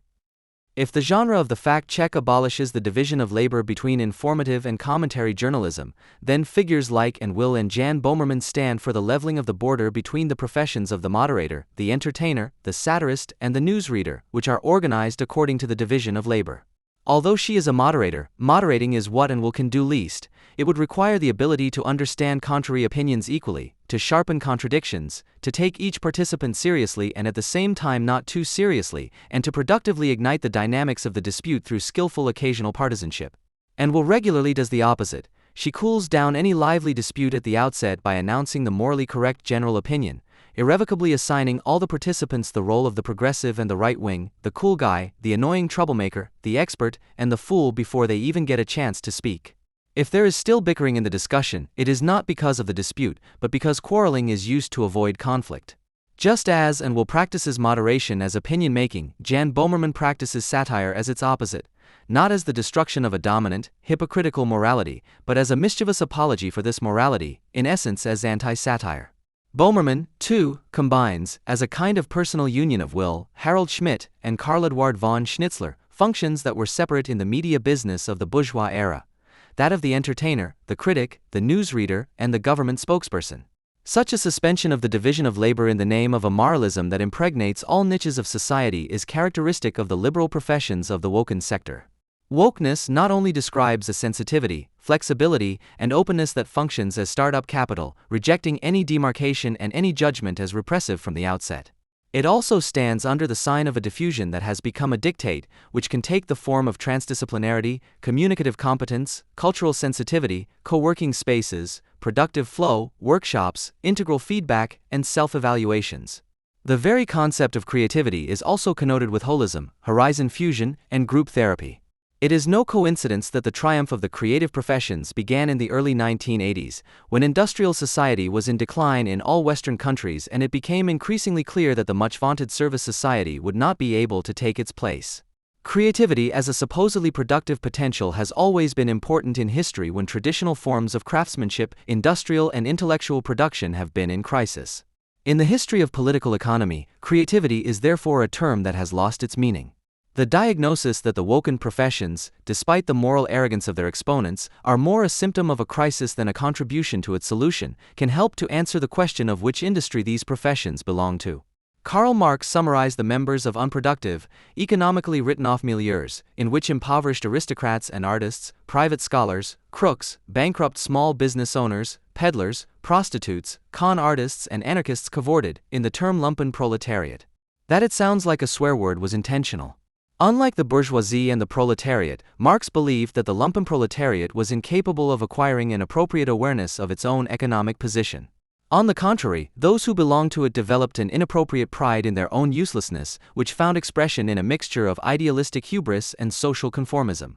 Marx saw this exemplified in the artistic bohemian scene, whose protagonists saw themselves subjectively as a proto-revolutionary avant-garde, although objectively they were unproductive parasites who lived off the scraps of social wealth, in which they participated at best as heirs, but not as producers. It is striking that metaphors of bohemia and subculture occupy a significant place in the history of the self-staging of the woken milieu. The term digital bohemian was coined in 1995 by the artist duo Elisa Rose and Gary Danner, who had founded a multimedia laboratory called Station Rose with which they produced digital art. In the German-speaking world, Sascha Lobo and Home Freeb took up the term in 2006 in their book Wir nennen es Arbeit, We Call It Work, in which they describe freelance media professionals as digital bohemians and criticize permanent employment as a form of restriction of professional freedom. In his performances, Lobo still draws on the iconography of punk and presents himself as the self-deprecating heir to a grubby underground. The online marketing rock stars still feed on the image of the unbourgeois, daring, precarious and therefore revolutionary, although in comparison with the artist bohemia of the fin de siècle, it has become unmistakable that the revolution in the name of which the neo-bohemians are taking action is entirely in the service of the society that they allegedly want to revolutionize. The fin de siècle bohemian scene, without which the works of Marcel Proust, Thomas Mann, and even Bertolt Brecht would have been inconceivable, had in fact sometimes functioned as a social niche in which anachronistic manners and tastes could be temporarily preserved, but also that new ways of living and working could be experimented with without elevating them to the status of the norm. In the woken professions that represent the current form of decay of such creativity, there is no trace of playful self-relativization and joy in spontaneous deviations. In them, decreed morality replaces aesthetic experimentation, and instead of wanting to know as little as possible about the state, their protagonists want to dictate to the state who it should take action against and who it should protect. The hallmarks that distinguish wokeness from bohemia are the desire for freedom from purpose, state conformity instead of libertarian distance from the state. It would not be so successful with these hallmarks if the state did not accommodate its protagonists through funding programs, cooperation, and open cronyism. In this respect, the post-bourgeois state is creating its own conformist dissidents in the woken, who will drive it forward until the bourgeois conditions of its possibility are completely undermined. The narrow-mindedness that adheres to the woken self-image is not simply a symptom of the decline of an empowering concept. Rather, the call to be vigilant against the invisible discrimination of everyday life had a tendency towards a doctrinaire appeal even in the mid-20th century, when wokeness emerged as an affirmative self-description in parts of the Black American civil rights movement. It is therefore consequent that the term is taken up by Black Lives Matter activists, queer feminists, and other identity political movements. The vigilance that the wokeness appeal demands is the opposite of responsiveness and openness to experience. It aims to measure every aspect of private and professional life against a rigid political and moral grid, and to document, report, and sanction anything that falls through this grid. Morality is not understood as the ideological expression of a particular social formation, but as the basis of a puritanically purified future that must be accommodated in all areas of life. In this respect, wokeness does not seek to expand social experience, but to restrict it. This aspect of wokeness, which is anything but soft, is overlooked by its critics, who see it as an attack on the bourgeois male Western project of civilization and mock and trivialize its exponents as snowflakes. The identity compulsion that wokeness seeks to impose on people is, precisely because it presupposes the fragmentation and atomization of the subjects, harder and more implacable than the bourgeois reality principle has ever been. Those who understand wokeness as a synonym for the collapse of values and effeminacy have understood nothing of this ambivalence. Where bourgeois institutions fail as forms of mediation between the individual and society, while the coercive character of socialization continues to exist, irrational communities based on belief, unconditional trust, and saying yes take their place. In this sense, Wolfgang Port, in his book Brothers in Crime, Die Menschen im Zeitalter ihrer Überflüssigkeit, in 1997, and Christoph Turk, in his study Digitale Gefolgschaft, auf dem Weg in ein neues Stamm, described the phenomenon of post-bourgeois sect formation in connection with the critical theory of Theodor W. Adorno and Max Horkheimer as the disintegration of bourgeois sociality into gangs and the replacement of socialization by digital networking. According to them, sects, gangs and cliques are not the waste products of bourgeois society, but rather correspond to a mass psychological need that becomes all the more urgent the more obvious the failure of this society is. Instead of the principle of reality, the principle of competition, the primacy of the better argument and enlightened self-interest, sectarian communities substitute the unbelievable but all the more blind faith. They are not based on the logic of conviction and criticism, but on conversion and heresy. Those who join unconditionally are considered enlightened, those who do not want to join are considered stubborn, and those who turn away are considered apostates. This sectarianism is not only reflected in the self-description of the wokies, but is also reproduced in the behavior of many critics who reflexively use the label wokeness without examining their own relationship to the subject. They react with the same sense of injury to the refusal of allegiance as their opponents, and instead of criticism, which always means the destruction of entrenched convictions, they produce the opinions that are in demand, instead of prefabricated answers. The only way to escape the vicious circle of wokeness and anti-wokeness is to reject the false alternative that the mirror battle between the awakened and the despisers of a soft civilization seems to suggest. Refusing to take sides is not the same as maintaining an equidistant position. It requires clarity of criticism, especially of those with whom one agrees in opinion, without actually agreeing with them on the matter. Karl Kraus' maxim that it is not the opinion that counts, but the question of who holds it, applies all the more to the dispute over wokeness, in which judgments are replaced by opinions across the board. Where the stubborn argue with each other, who consider themselves awakened, alertness means to step out of the stubbornness, even if many, with whom one thought one agreed, then consider one a traitor. As diversity at the university emphasizes, the report is primarily concerned with ethnic diversity, but the underlying principle is total. Quote, in the long term, our goal must be to implement all forms of diversity, including in terms of social status, ethnicity, gender, age, geography, and numerous other important aspects. We must try to remove all obstacles for individuals who are willing and able to study. The university must be at the center of efforts to achieve ethnic representativeness because role models are of great value for students. This is justified by the fact that the quality of teaching depends on whether students can recognize themselves in the lecturer. The relationship between lecturers and students is therefore not thought of as necessarily unequal, in which the teacher, by virtue of superior knowledge, gains the platonic affection of the student. Rather, the person who is necessarily inferior in knowledge should recognize himself as equal to the other in terms of unchanging external characteristics such as the same skin color, gender, and then, extended to religion and origin. White, male, heterosexual, non-religious teachers who, in addition, grew up in Stockholm rather than on a farm are therefore, regardless of their ideas and achievements, associated with less diversity and thus also with a lower quality of teaching. What is being attacked here in the name of a supposed commitment to marginalized groups, who are seen as wards rather than citizens, in the name of greater equality, is in truth the decisive achievement of the bourgeois revolutions, the principle of mature citizenship, citoyenneté. In contrast to the nobility, the bourgeoisie of the French and American revolutions was not determined by origin and descent, which is why, according to the ideas of the Enlightenment thinkers such as Caedenius, every person was endowed with the same rights as a citizen. Marx and Engels saw the universalization of capital as the beginning of the civilization of all of humanity. the bourgeoisie, by the rapid improvement of all instruments of production, by the immensely facilitated means of communication, draws all, even the most barbarian nations, into civilization. It forces all nations to adopt the bourgeois mode of production if they do not want to perish. It forces them to introduce so-called civilization into themselves, i.e. to become bourgeois. In a word, it creates a world in its own image. End of quote.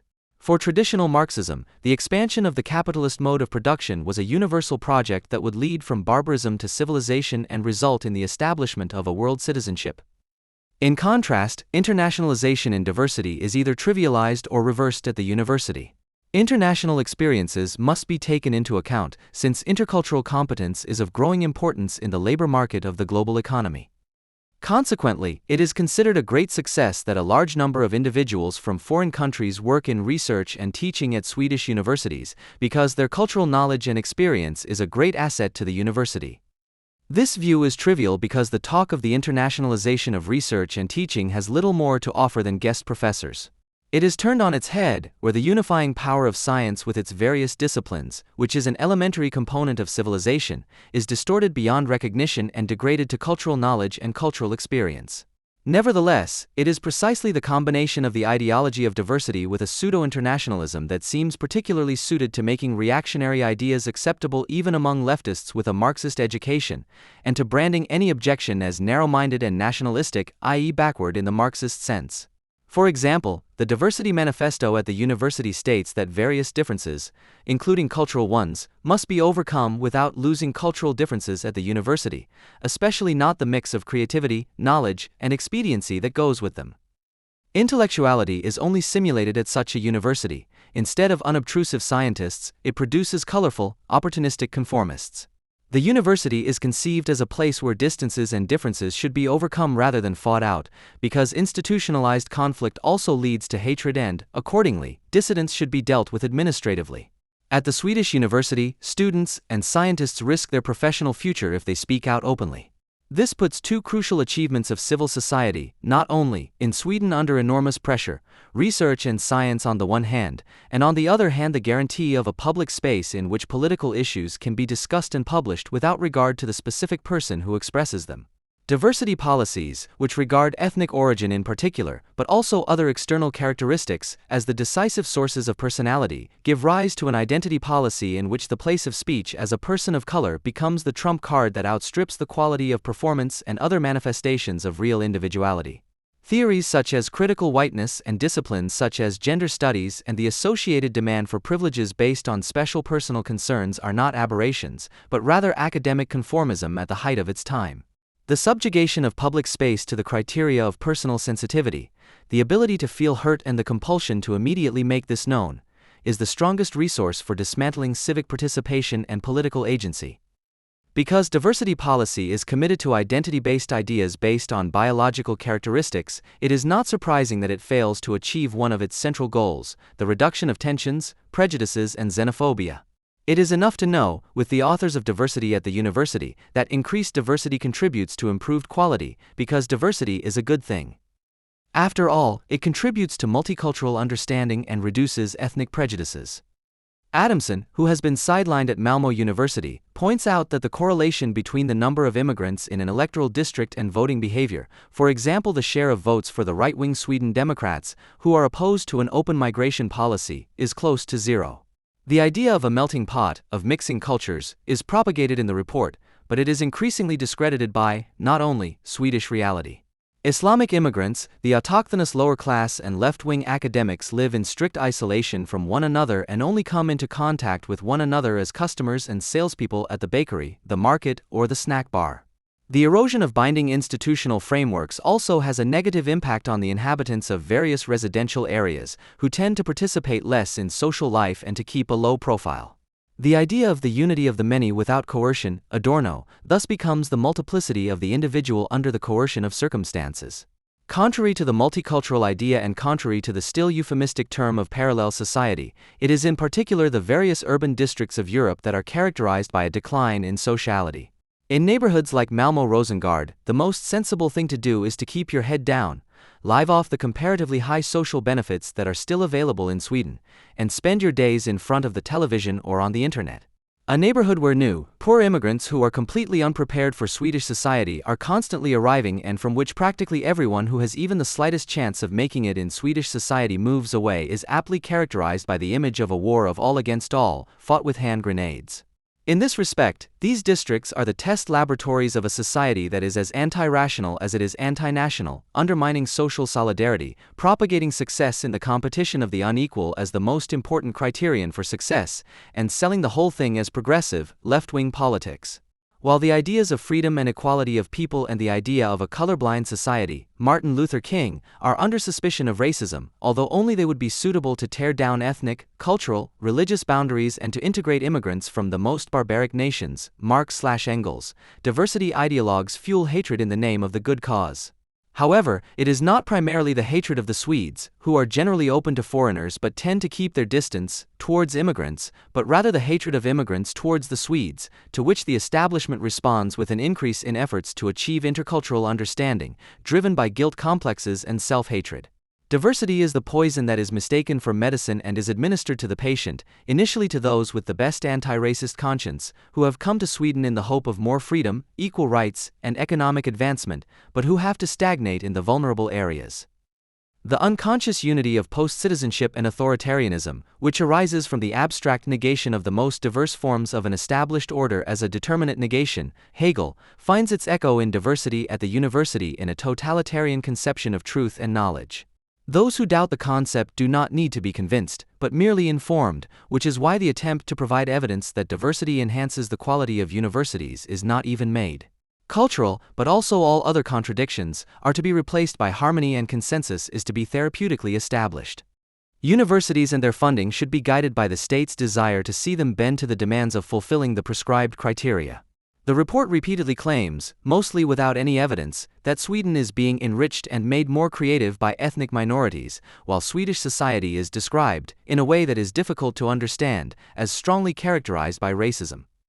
Even though the project of the humanitarian superpower was never enthusiastically shared by the silent majority, the Swedes have at least tolerated it for a very long time and, in the most recent election, confirmed the parties committed to this project with a good 80% of the votes. The public debate is rather characterized by anti-racism and negative nationalism. The other project of a society in which it is not skin color that matters, but the true expression of individuality, is being trampled underfoot before our very eyes without any significant resistance. Instead of equality in freedom and individuality, we are seeing an abstract equality that is compatible with the most cunning tendencies in society brutally sweeping aside actual differences. The pseudo-radical hot air that the ideology of diversity produces cannot hide the fact that the declaration of enmity is a well-known one from the anti-Enlightenment ideas of the 19th century. Against universal human rights, the secular state, the individual, Enlightenment, bourgeoisie, freedom, inequality, and solidarity. Adamson's attempt to convince the left-wing academic milieu that these ideas should therefore be described as right-wing because they are so similar to those of the identitarian right is doomed to failure, if only because the left, not only in Sweden, set out to say goodbye to modernity at least 50 years ago. Contrary to Adamson's belief, the West has not drawn a Trojan horse into its midst, but is tearing down its own city walls. Land Without a Heart was the title of a bestseller from the Nazi era, another was Maslow's Continent, Excessive Continent, among many others that had only one thing in mind: to paint the Anglo-Saxon countries as a cesspool of selfishness, as a home for depraved souls, as a hell of social conflict and ruthless brutality. It sounds familiar, especially in August 2011, how the Nazi authors denounced the USA, but also England, as countries with huge social problems, in which an irresponsible, greedy oligarchy had created an equally corrupt underclass, whose lack of culture was driven to extremes by the racial mix. Hitler himself succinctly judged urban America, which was ruled by an English-related plutocracy: it is an inwardly rotten country with racial problems and social inequality, a country without ideas. My feelings for America are full of hatred and aversion, half Jew-ridden, half Negro-ridden, and everything based on the dollar. The term Jew-ridden disappeared from the language of journalism after 1945, but otherwise German views of the heartless countries in the West have changed little. The comments on the riots that broke out in almost all the poorer districts of English cities after the shooting of Mark Duggan by police on August 4 and a protest march in the London district of Tottenham on August 6 were more than clear proof of this. Hardly a journalist could resist interpreting the images of shop looting, street robbery, arson, coercion and assault in the traditional way. The talk was always of how a society that worships mammon as much as the British do should not be surprised when the underclass behaves just as materialistically as a cold-hearted upper class sets an example. The Süddeutsche Zeitung, October 8, 2011, painted the most vivid picture of perfidious Albion. Elsewhere, homeowners may no longer be able to service their mortgages, but the prices of penthouse apartments in Knightsbridge or Kensington continue to rise sharply. The diamond dealers in Hatton Garden, the men's outfitters on Jermyn Street and the luxury car dealers on Park Lane are not complaining about a lack of demand. And while Chancellor of the Exchequer George Osborne is using one hand to cut social benefits, he is using the other to entice the rich from all over the world to the country with conditions that would make the finance director of a Swiss low-tax canton turn green with envy. This is the background against which the riots across the slums of the British capital and in other parts of the country must be viewed. And so the SZ commentator Wolfgang Keudel continues, this does not make the troublemakers of Tottenham and Peckham a social or even revolutionary movement. Anyone who burns down supermarkets, loots mobile phone shops and attacks police officers with pickaxes is acting criminally and must be treated as a criminal. Nevertheless, the riots are an indication of a broader, deeper malaise. This nation is breaking apart due to its contradictions and injustice. In no other European state is inequality as entrenched as it is in the United Kingdom. The fact that this fact actually only describes a gradual and not a significant difference to the situation in other European countries is not important in such a diatribe, because the statistically measurable differences in quality of life and life expectancy between Munich-Grunwald and Berlin Wedding are probably only slightly less than those between London Mayfair and Liverpool Toxteth. The social difference between the United Kingdom and Germany is certainly not that the under-30 population of impoverished immigrant districts is almost excluded from social participation through traditional wage labor. This is true of both countries, as it is also true of France or Italy. And so it is not surprising that none of the countless German-language commentators has provided an explanation for the nationwide synchronicity of the riots, for the apparently similar social structures and mental dispositions in over 50 different places in the country, which goes beyond an authoritarian lament with a more or less traditional anti-English orientation. The Frankfurter Allgemeine Zeitung, for example, called for more discipline in schools on August 19, 2011, criticizing a child-centered pedagogy that has spread to even those institutions in the UK that still stand for discipline and a clear system of values. The Handelsblatt was more sober, with a headline on August 9, 2011, "The need to save money is fueling violence." And the only thing that helps is more state money, as it used to be called in the autonomous jargon, for everything and everyone, concludes Gunter Lachemann in The Welt on August 11, 2011, analyzing, what the Western world is currently experiencing is the disappearance of responsible politics. Power has long since gone where the money is. Politicians have given it away without any need and have taken refuge in a bitter delusion that can only be maintained by shutting out reality. In this perspective of status nostalgia, even correct observations such as the fact that there are thousands of families in former industrial cities and districts who are living on social security benefits for the third generation are often neglected. Headlines such as "The Revolt of the Disconnected," Süddeutsche Zeitung, "The Revolt of the Frustrated," Spiegel, or "The Revolt of the Losers," Frankfurter Allgemeine Zeitung, do not show any critical insight into the nature of socio-political segregation, but only the prospect of the containment of social problem areas failing, which makes commentators shudder. And in such a way that the violence and panic there may no longer only affect the inhabitants of those districts and thus their schools and offices on a daily basis. The left-wing notion that the budget cuts decided on by the British government in the spring were the tacit trigger for the August riots implies that there would be no riots if only there were a little more social assistance, a little less of a bad health system, or a few more social workers and educational institutions. This, in turn, means that the living conditions that Rizwana Hamid, an eloquent resident of Tottenham, described to the BBC as cage-like, in other words, to preserve the underclass as eternal passive recipients of transfer payments and thus as a source of employment for the educationalists' own clientele. Blackberries are a tool, but their availability is by no means the reason for the synchronicity of the violent outbursts in August. Rather, it was the equality of living conditions in the affected neighborhoods that caused them. In communitarian England, the inhabitants of disliked urban areas are kept under lock and key where they have been forced to live for decades.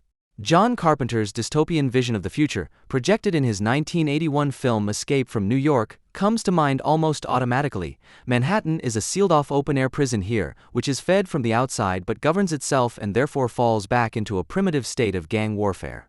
Tottenham is not separated from the rest of the country by high walls and blown-up bridges, as in Carpenter's film, but Rizwana Hamid's image of a cage is still applicable.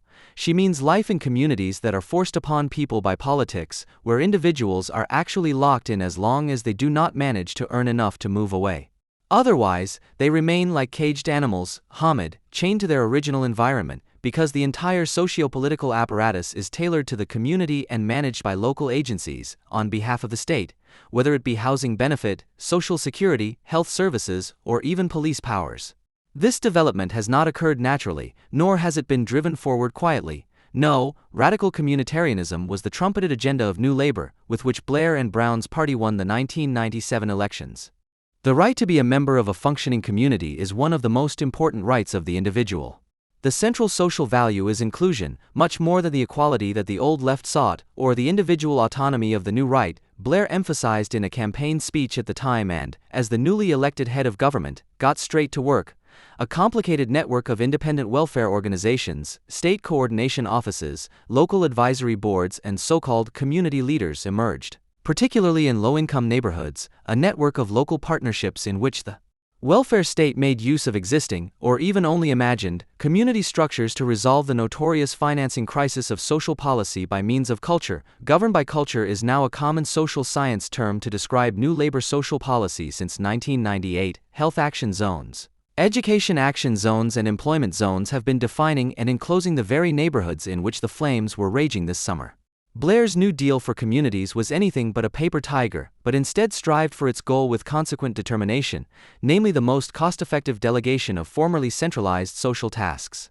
In particular, the uncle economy of the Pakistani, and also West Indian, neighborhoods was now able to absorb the labor of young people, which was almost impossible to sell elsewhere, with official approval, and to put them under social control again. How and what is going on, what the inner workings of the financially and organizationally supported and strengthened community are like, all this should no longer be of interest to the assiduously multicultural state. On the contrary, at the Millennium celebrations in 2000, the then New Labour Chancellor of the Exchequer and later Prime Minister Gordon Brown defined the modern British nation as a community of communities. British political consultants are just as open about the advantages and disadvantages of governance by means of communitization. John Clarke entitled his summary of the Blair turn towards governance via social neighborhoods, The Reinvention of Communities. The communities are attributed authority, performance, and effectiveness, conceived as political moral actors. Communities require the attention, respect, and interest of the government apparatus and its personnel. Consultation, participation, and co-governing processes are essential elements of New Labour's modernization of governance. At the same time, communities are repositories of values, agreements, resources, and capacities that can be activated in the process of co-governing. Such activation can, among other things, have the additional effect of reducing the costs of public welfare production. At certain points, these are supplemented by the concept of an identity community. These are the multicultural and unmistakably urban areas that are ethnicized and communalized as places of minorities. End of quote. These urban areas are unmistakable because of the yellow stickers and posters that warn travelers that they are in a Sharia law zone and that alcohol, sex, music, and gambling would be enforced. Daily Mail, July 28, 2011. A thoroughly consequent tone, considering that the bearded men see themselves as empowered by the state's delegation of power. Of course, these neighborhoods were recognizable even before Tony Blair took power, but not in such a self-confident way. The conservative governments that preceded him had also pursued a back-to-basics approach to social policy, which first of all referred the needy citizen to his own resources and thus, in consequence, threw the descendants of immigrants back on their traditional clan and kinship structures. However, this was not the guiding ideological concept of conservative social policy.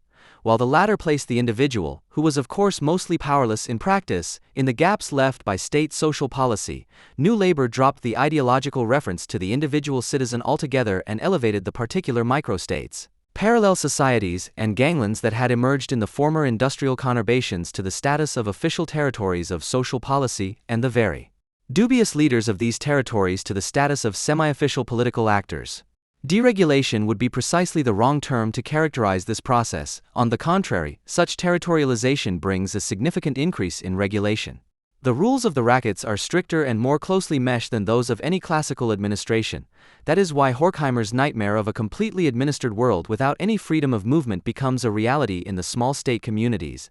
When gangs form everywhere and always and their territories resemble territorial cartels, the administered world emerges, as Wolfgang Port rightly pointed out.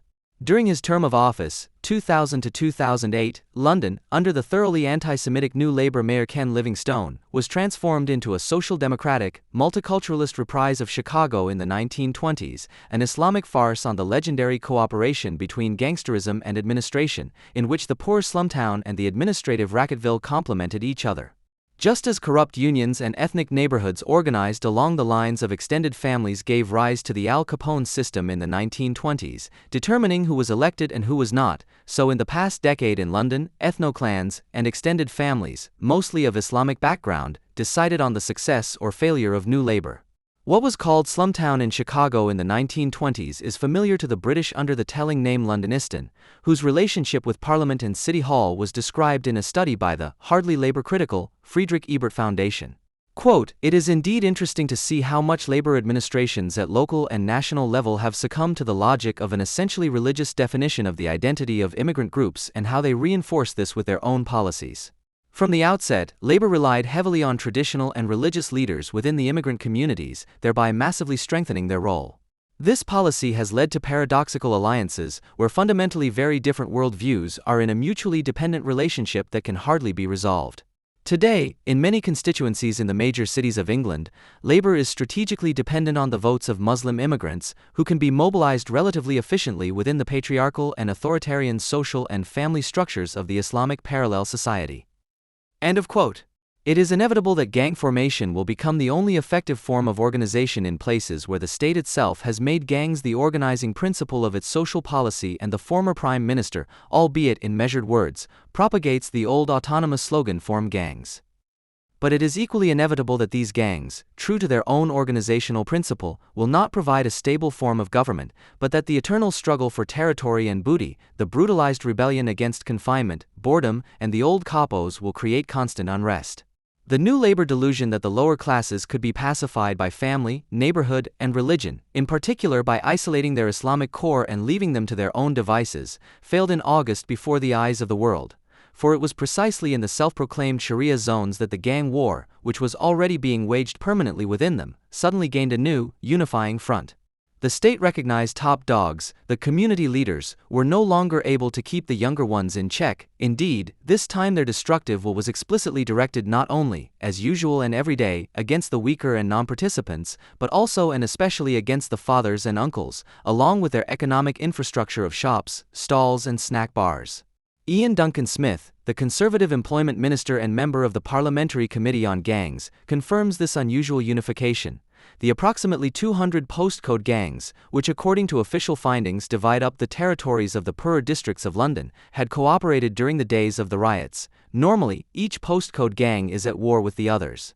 Now there are indications that all gangs observed a truce during the riots and exchanged information with each other, said the minister. Spectator, August 17, 2011. Of course, this was not a formally agreed pact, but a spontaneous unified reaction to the violation of the informal sovereignty of the gang territories. What all the small gangs have in common is their rejection of the large gang, which is the only thing that the central state still comes into the perspective of these young people. The sovereign, who has become invisible to the community and who has placed the bulk of social transfers in the hands of the so-called local councils, suddenly appeared as an intruder and aggressor with the killing of Mark Duggan, an intrusion that was almost repaid with a wave of looting and plundering. The gangs broke into the shops, and those who somehow wanted to join in the turmoil stole afterwards, and of course were caught in large numbers. The gangs themselves were less interested in the loot than in proving who rules over property and physical integrity in Tottenham and elsewhere, who to reckon with, the gangs, and who is not to be relied on, the cops. The attack by the young on the property of their fathers and uncles in no way holds any potential for hope or change. On the contrary, any infrastructure appears to the looters purely as potential prey. And when it is actually possible to do so, as in the days of August, the looting is seen as a deserved supplement to and compensation for the alternative less vegetating with support or income that is not even enough to finally be able to move out of the parents' or relatives' house. What is no longer in sight from this perspective is the contractually regulated sale of labor power as an alternative means of access to the immense collection of commodities that social wealth appears to be. MEW 13:15. The young recognize their actual superfluousness on the official labor market harshly, but realistically. And what applies to them acutely applies potentially to everyone, for in the 3/4 of a century that has passed since then, nothing fundamental has changed in the correctness of the diagnosis that Horkheimer made at the end of the liberal era. Instead of being contract partners, the masses would only have the choice of being beggars, objects of care, or immediate objects of domination. Wolfgang Port has also clearly emphasized the illusory nature of work and wages, which are in fact only an assignment and a bonus. People become pensioners and forced laborers in one. Their material existence is not derived from an unbreakable legal right to remuneration for their labor, and it is perceived as a gesture of mercy, as a bonus that can be revoked at any time. The plundering precarious person exacerbates this general precariousness by also practically abolishing the fiction of exchange, which is actually inappropriate for him, and recreating the prevailing power relations. The market was yesterday, loot is today. What is right for the rackets that rule above is cheap for the gangs that want to rule below. The formula of the big cake that needs to be distributed expresses the changed consciousness. Even the things they produce themselves are treated like stolen goods. Because they see the world as prey, they organize themselves into gangs. And because everyone does this, the boundaries between exerting influence, coercion, and open violence become blurred. Thus the members of those most worrying 120,000 families that Prime Minister Cameron identified as the core of the riots, Welt, July 9, 2011, are merely the character masks of late capitalism, distorted to the point of unrecognizability, the sad avant-garde of the superfluous. Islam is the obvious ideological expression of this state of affairs, and not only because it is part of the traditional self-image of a large proportion of these families, who come from Pakistan and Bangladesh, which was known as East Pakistan until 1971. There are other qualities that make Islam the cultural core of the British ganglands, far beyond the question of the inhabitants' mere religious affiliation. These other qualities, which effortlessly transform the traditional religion of a late ancient slave-owning, slave-trading, and predatory economy into a postmodern conglomerate of hate messages, also thwart the communitarian containment strategy. And yet it was precisely this strategy that encouraged this mutation. New Labour deliberately nurtured Islam as the core and role model of the communitization of the lower classes. Keenan Malik described this process empirically using the example of Bradford, the city with the highest proportion of people of Pakistani origin in the UK and infamous since 1989 for a public Salman Rushdie book burning. The Islamization of Asian youth was reinforced by the new relationship between local authorities and mosques. In 1981, the City Council founded and financed the Bradford Council of Mosques and has since regarded this body as the voice of the community. This marginalized the secular radicals, the Asian youth movement disbanded, and gave new power to religious leaders. The secular tradition was virtually wiped out and militant Islam became the mouthpiece of disaffected young people. This multiculturalism did not create militant Islam, but it did create a space for it to develop in the British Muslim communities that it had not had before. It fostered a tribalized nation and undermined progressive efforts in the communities. Born in Bradford, in Prospect, issue 11/2005. The economic and socio-political segregation, coupled with the deliberate or negligent promotion of Islamization, created structures in Bradford and elsewhere in urban Britain that can certainly be described as an inner Orient. The political and ideological revaluation of Islam as an entry ticket for Asian immigrants and their offspring into an England of communities fostered a kind of separatism that not only remotely resembles the ideology of the American black Muslims, an ideology in which the desire for territorial racial segregation merges with set pieces from the Quran, but more than in the United States, where black Islam comes across as a synthetic esotericism of second and third hand and is therefore considered a pure blasphemy in the Islamic world, Islam is administered to Pakistani youth at first hand. Thus, the community boundaries not only mark the territory of postcode gangs and social politicians alike, but also often form a front where the imperial claim of Islam, strengthened with all its inherent aggressiveness and megalomania, rubs against the secular Western state authority, if it ever manifests itself as such. The fact that gangland Islamism dispenses with ideological coherence does not change this. You can quote the Quran, but you don't have to be able to. You shouldn't violate the alcohol and drug laws, but that doesn't stop many gangstas from doing so. It is precisely because it takes little more from religion than the pretentious, narcissistic self-aggrandizement of the believer and combines it with all kinds of crude fantasies of hatred and power that this pseudo-Islamism is attractive. The white and black lower classes are thus formally challenged to adapt, to form coalitions and to engage in mimicry. The triumph of hip-hop as a music and lifestyle in the broadest sense was based precisely on this phenomenon. Its lyrics and customs reflect it all too clearly. That is why it is also absurd to conclude from the supposedly disproportionate participation of Black Britons in the riots that the whole thing has nothing to do with Islam. Instead of the faith contributing to the socially conservative stagnation in the poor neighborhoods, as Labour had hoped, a kind of ghetto Islam emerged that adopted its aggressive elements without integrating into the traditional father-uncle patriarchy. The superfluousness of the young, learned over generations, promotes an exaggerated self-image, a superego that is actually reduced to gestures and therefore powerful in the imagination, whose radical chic draws on Islamic stylistic references. The fact that Islam is the most suitable of all religions for the postmodern marginalized religion has to do with its pre-feudal constitution. Islam, as the ideology of a late ancient rentier and predatory economy, with the associated traditional contempt for work, is reborn, but essentially unchanged, wherever social transfer combined with criminal appropriation contributes to a livelihood. And traditional wage labor is as far away as the moon. The little necklace with the Arabic scimitar has thus replaced the ideologically neutral bling of the classic Capone gangsters. The gangsta really no longer has much in common with the historical type that James Cagney or Edward G. Robinson embodied on the silver screen. While these gangsters once occupied real niches that ethically charged production capitalism left open, namely the gambling and alcohol trades, their descendants in the diffuse late capitalism are relegated to the administratively created shelters and storage areas for the superfluous.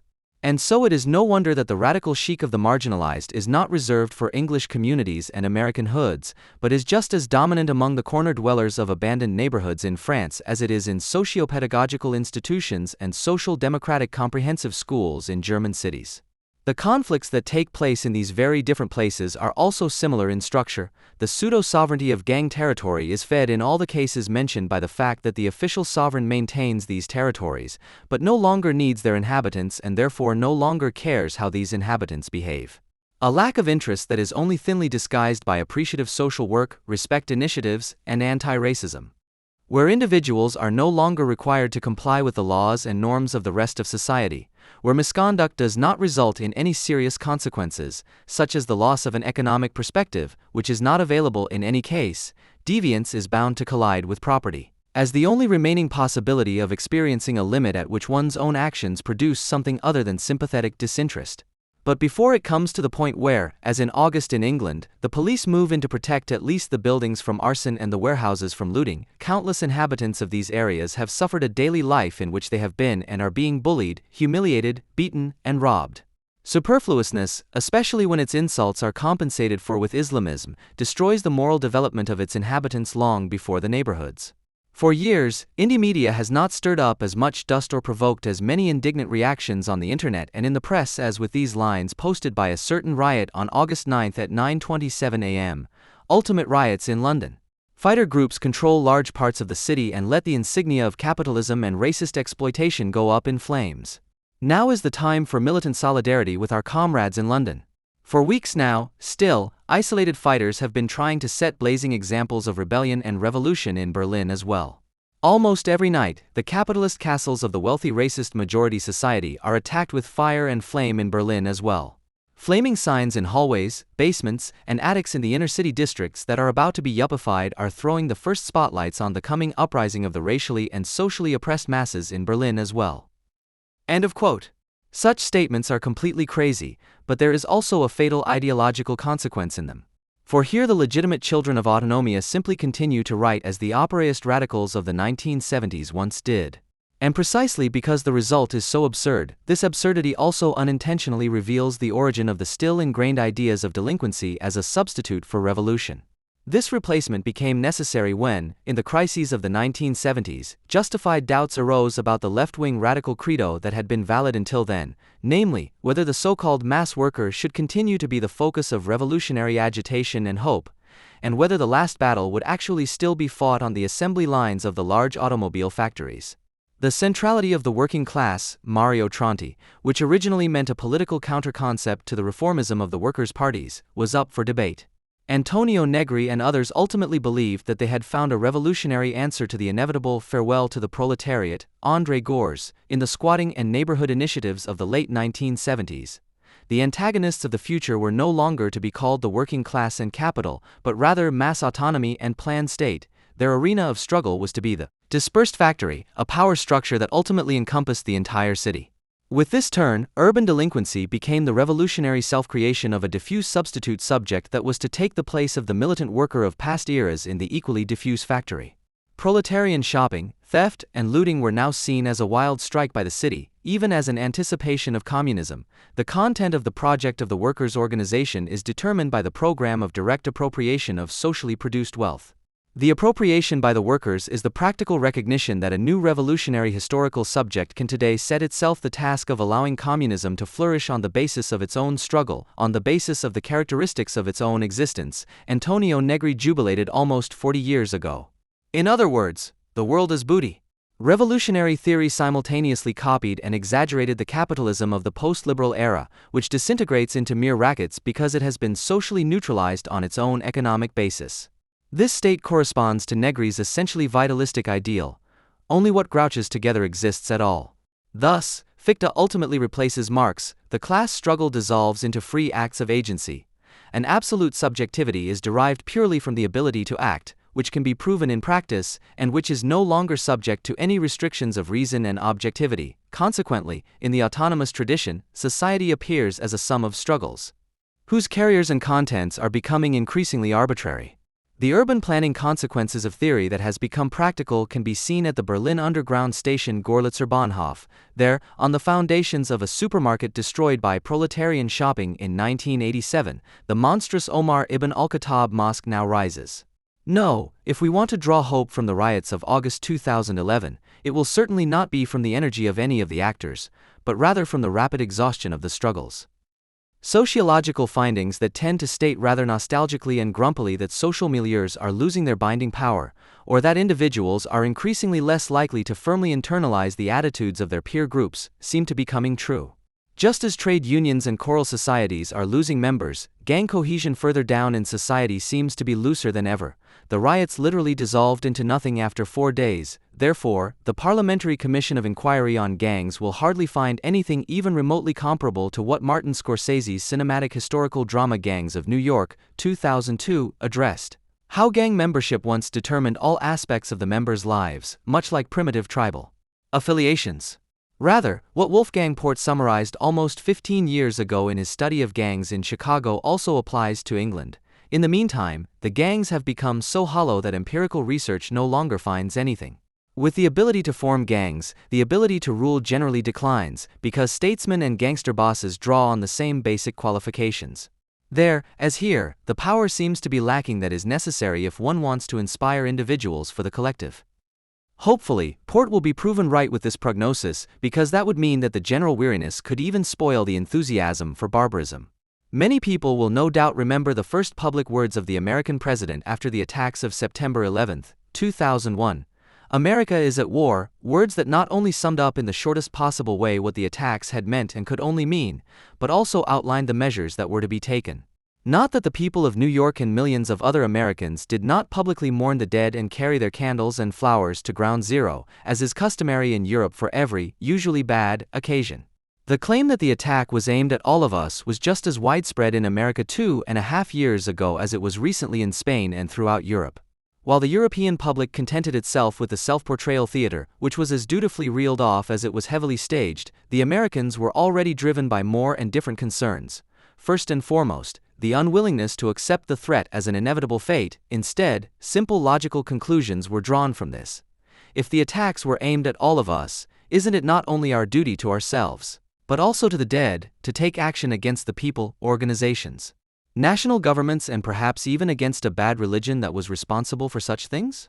On the other hand, the self-confident national cohesion that the Americans exercised at that time was one that did not simply assume the collective we, but in which the answer to the question of who that actually could be, we all, was only to be found, and which therefore pointed beyond itself as a national consensus. With the thoroughly naive but, in its generality, true statement that it was their way of life that the terrorists hated from the bottom of their hearts, a rather clumsy and, in part, unbearable rhetoric characterized a discussion of values that only confirmed the typically American megalomania and belief in the chosen people that interested European and American left-wing intellectuals had already assumed. That this national debate about all of us in connection with Ground Zero and the war on terrorism was perhaps an attempt, albeit an ineffective one, to agree on universal standards that humanity, with all its differences, should not fall behind, was something that no one in Europe could imagine. The very critics who were always ready to peddle universal words like emancipation, human dignity, democracy, or self-determination were not willing to pick up the thread, but instead prepared the ideological ground for the next catastrophe, which then occurred in Spain. In Europe, the aftermath of the Madrid attacks was very different from that in the US in September 2001. In fact, it was much more like what Mark Stein of the conservative British newspaper The Daily Telegraph described in dismay. At the end of last week, American friends were saying to me in unison, 3/11 is Europe's 9/11. Now it's their turn. I very much doubt that March 11th will be remembered as the day of shame. It will be March 14th that will be remembered, in the way we remember the grim portents on the road to the great catastrophe of the 1930s, those tactical capitulations that made the disaster inevitable. All those umbrellas at the rallies on Friday, March 12, 2004, proved to be pretty motifs for the cameras and nothing more. The rain in Spain fell mainly on the murdered. In the 3 days between the slaughter and the election, it was reported everywhere that the acts of violence could be used to influence the elections. By allowing this to happen, the Spanish knowingly turned the election day into a victory for the policy of appeasement and brought shame on their own dead, March 16, 2004. With a little of the much-maligned instrumental reason left, anyone should have realized in the face of the attacks shortly before the parliamentary elections that the punishment of all Spaniards contained the threat of a new attack if Spain's foreign policy did not change. With a little thought, one could also have realized that it was about more than Spain's participation in the occupation of Iraq, especially since Iraqis do not play a role in international Islamic terrorism. It was about the jihadists' claim to be able to act as they see fit, initially in their religiously defined territory, which, as we have known since the beginning of April, definitely includes Afghanistan, and to go beyond that to claim a global presence, by attempting to take entire populations hostage, for example. Accordingly, the consensus after March 11, 2004 should have been, in line with George W. Bush's words, España es en guerra, Spain is at war, and should have also led left-wing Spaniards to vote conservatively. Since the PSOE leadership around José Luis Rodríguez Zapatero had announced that it wanted to stick to its foreign policy concept of dissociating itself from the American-led war on terror precisely because of the 191 people murdered. But like master, like servant, the PSOE's rank and file and with them the entire radical Spanish left made propaganda for the murderers and against Aznar. 2 days after the bombings, 1 day before the election, thousands of left-wing Spaniards protested in front of the party headquarters of the still-ruling Conservative People's Party, PP. They had brought signs with them on which pause was printed, and they chanted not only Aznar, liar, but also Aznar, murderer. At around the same time, a campaign was launched on left-wing websites which worked with the insinuation that Aznar was planning to impose a state of emergency on Election Sunday, and on Tuesday after the election, Spain's most famous director Pedro Almodóvar summarized the rumors that were circulating among the Spanish left at the premiere of his new film. The People's Party, PP, is said to have attempted a coup d'état on the night before Sunday. So far it is only a rumor. But if it were to be confirmed, it would be terrible. El Mundo, March 16, 2004, quoted in Der Standard, March 18, 2004, Almodóvar continued that he had merely passed on what he had heard, Der Standard, March 19, 2004.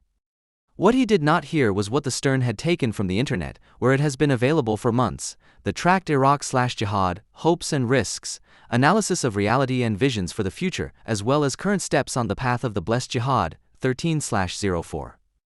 In relation to the upcoming elections in Spain, it says, "We believe that the Spanish government could not survive more than 2 or 3 attacks, then the public pressure will be so great that the government will have to withdraw." These are not the documents that are discussed in left-wing networks such as SER, whose users on indie media vehemently deny having spread the coup rumor, although it had just been discussed in a chat forum. The Aznar government should have been publicly shamed for its cowardice in the face of the truth, which in reality was a cowardice in the face of the electorate, through mass rallies against Islamic fascism, for example, and through the demonstrative emphasis on the alliance with the USA against Islamic blackmail by means of an election decision that should have brought Aznar an absolute majority instead of the 44% predicted before the attacks, and thus a relative majority. Not because they loved the conservatives, but because the left-wing opposition was shining with a ugliness rarely seen in Europe. Aznar knew that such dreams, if he had them at all, would not come true.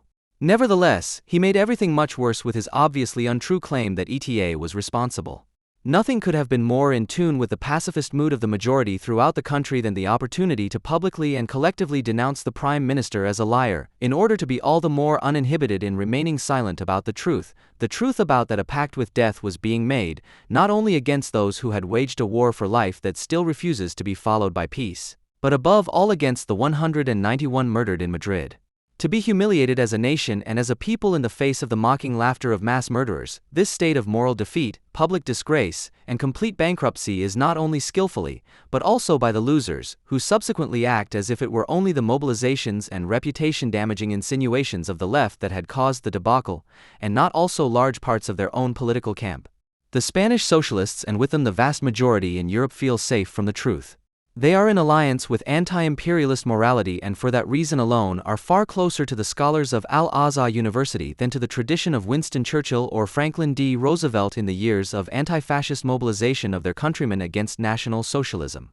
When asked whether the Madrid bombers had made his boss the election winner, Miguel Angel Moratinos, the foreign policy expert of the Spanish Socialist Party, PSOE, and designated foreign minister, replied to Der Spiegel in a short and cynical manner, "On the contrary. The Spaniards, who have known terrorism for 3 decades, have taught the terrorists a lesson in democracy." March 22, 2002. The British no-global newspaper Guardian, which has been known for its brazen lies since the 1992 photo forgery, when a Bosnian suffering from AIDS in the final stages of his illness was presented in his hospital bed as the half-starved victim of a Serbian death camp, is giving the Spanish socialist Schützenhilfe against right-wing hawks. No word is more often associated with the war on terrorism than democracy. But it is precisely these accusations, that Spain has bowed to Al-Qaeda, that show a creeping disregard for this idea. Surely the Spanish have done nothing other than exercise their democratic right to change their government. They have elected the Socialist Party. To now insinuate that they voted for Al-Qaeda is an insult not only to the Spanish nation, but to the democratic process itself, by the tacit assumption that the political decision ends when terrorists strike. Jonathan Friedland, March 17, 04. A political decision was due on March 14, 2004, how true. But not one for democracy, but against it, against the plebiscitary, direct democratic uprisings that are taking place everywhere against grabbing capital and alien rule, and therefore for those constitutional agencies and institutions that mediate the will of the people and prevent the raging people's rule from getting its breath too freely. This decision should have been taken as an act of civic self-protection, if only because, in the face of a globalized understanding of democracy, as proclaimed by the PSOE or The Guardian, the murderers can feel perfectly at home in the community of Democrats. To confirm this, one need only imagine the smirking faces of the real election winners as they honored the Spanish election decision and called their left-wing spin doctors the useful idiots of their own murder program. We gave the Spanish people the choice between war and peace, and it has chosen peace by voting for the party that opposed the alliance with America in the war against Islam, Al-Qaeda, quoted in Spiegel 13/04. The Guardian's Democrat can be completely unconcerned. The story of political decisions that are made quite democratically, as those who previously bombed them would wish, is far from over.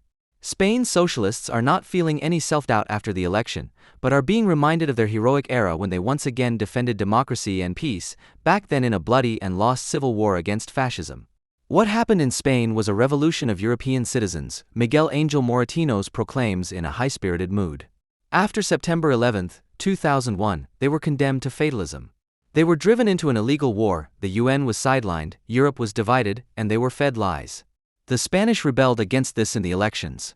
It was a peaceful, constructive revolution, representing the European citizens, a reaction of anger and resistance. End of quote.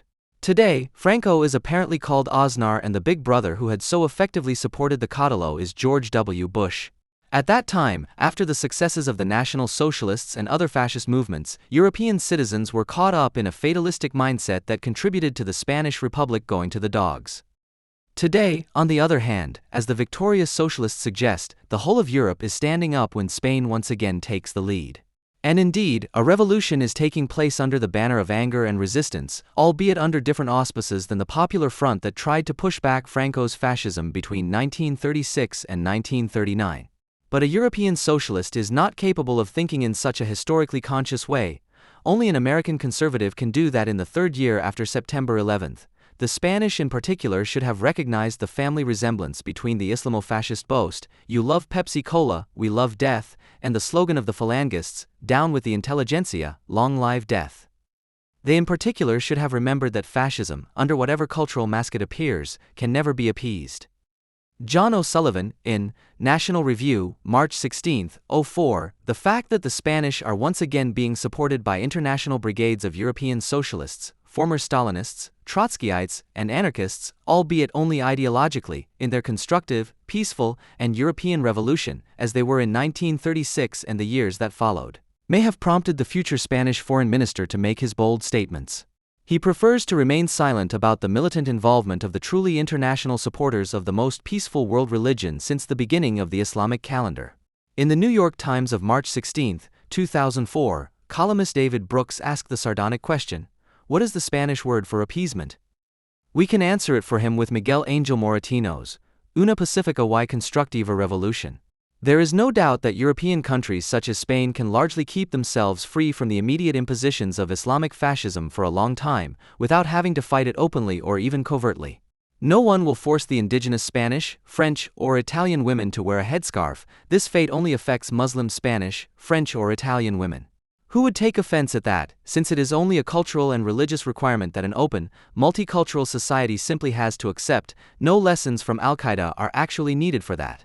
The message of militant Islam continues: no one wants to force your children into Muslim kindergartens, schools, or Quran courses. This fate is reserved for Muslims. And you can be critical of any religion or culture, but not of the Muslim one. You have to respect our dignity, then we can coexist splendidly, provided that you do not pursue or support any anti-Islamic policies. For Europeans who respect the Islamic Catechism, there is no need to wage a war on terrorism, as there is for the USA, which after September 11 had to organize less for its own internal protection than for the protection of its citizens, business people, soldiers, and embassy staff abroad. The fact that the majority of Europeans bow to the pious blackmail instead of resisting it has a very profane reason, namely the crisis of European post-war societies and the way in which the crisis is being overcome, which, despite all the differences in detail, is also a European and no longer an exclusively German one.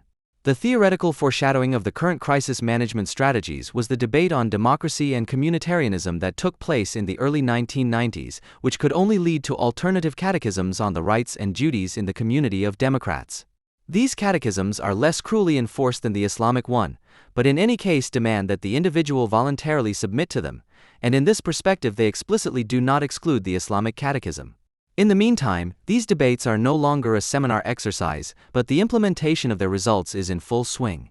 To the extent that the welfare state is no longer willing to enforce the imperatives of the state and capital against the individual through its institutions, but now demands them directly from the individual, it requires moral communities that, as informal sub-sovereigns, mediate the coercion directly and at no cost to the state to those subject to them. In this way, the outsourcing of the state leads to a diffusion of its monopoly on violence and the alliance of bureaucracy and identitarian communities, in which communitarianism comes together as a crisis management strategy of the failed welfare state and Islamism as a consequence of failed modernization. The basis of this alliance is that the individual is nothing more than an agency for equipping himself for the needs of the collective, the little ugly word of the HAG, me incorporated, blabs this out quite openly. Its necessary ideology is that of culture, into which everyone is born and from which they cannot escape. This is the negative, self-destructive dialectic of capitalized societies, as it is empirically expressed in them as an attack of cultures on civilization. It is no coincidence that the only opponents of this development are communists and authentic liberals, and it is no coincidence that they are just as much in the minority as the former. It is significant that it is not leftists, but proven liberals who, although they naturally remain silent about political economy as if it were a dark fate, sometimes ask the right questions in other areas. For example, what aspects of my life do I want to be protected from social access? And, can I seriously uphold what I demand for myself as protected privacy if I not only do not wish it for all people, starting with my immediate neighbors, but also, if necessary, take action to enforce it, even against the will of some neighbors? For a good century, communists have rightly pointed out that, although this world would be able to offer all its inhabitants a pleasant life with the greatest possible reduction and tendency towards the abolition of socially necessary work, it holds the premature death of an unbearable life in store for an infinite number of people. This separates them from all citizens, including liberals. What unites communists and liberals is their constitutive aversion to the state as a disciplinary institution and an agency of egalitarianism. They refuse to act as organizers of the welfare state and, in the manner of Hamas, to hand out what is necessary for survival as alms and loyalty bonuses in exchange for the humility of the Volksgemeinschaft, or to graciously give the masses the iron rice bowl in the Volkskommun in return for drudgery and subjugation, as in China during the Cultural Revolution. They are opposed to such benefactions as the excessively kitschy Moscow Underground Railway built in the Stalinist 1930s, whose splendor fatally recalls the beauty of labor and conceals the fact that it is only a prison train that takes you to your daily drudgery. Communists, who fight against any form of equality except equal access to social wealth, therefore have a high opinion of the achievements of the capitalist world and mean by that the development of the productive forces in the comprehensive sense already pointed out by Marx, as the development of the material conditions for general luxury under non-capitalist production relations, but also as the development of the ability to enjoy, which in turn is a prerequisite for luxury and without which the individualization that is usually carried out in a painful manner under capitalism is inconceivable. The capitalistic subject form, under which the individual is involved, is on the one hand the epitome of the impositions that the false production relationship holds in store for the individual, and which he must carry out on himself.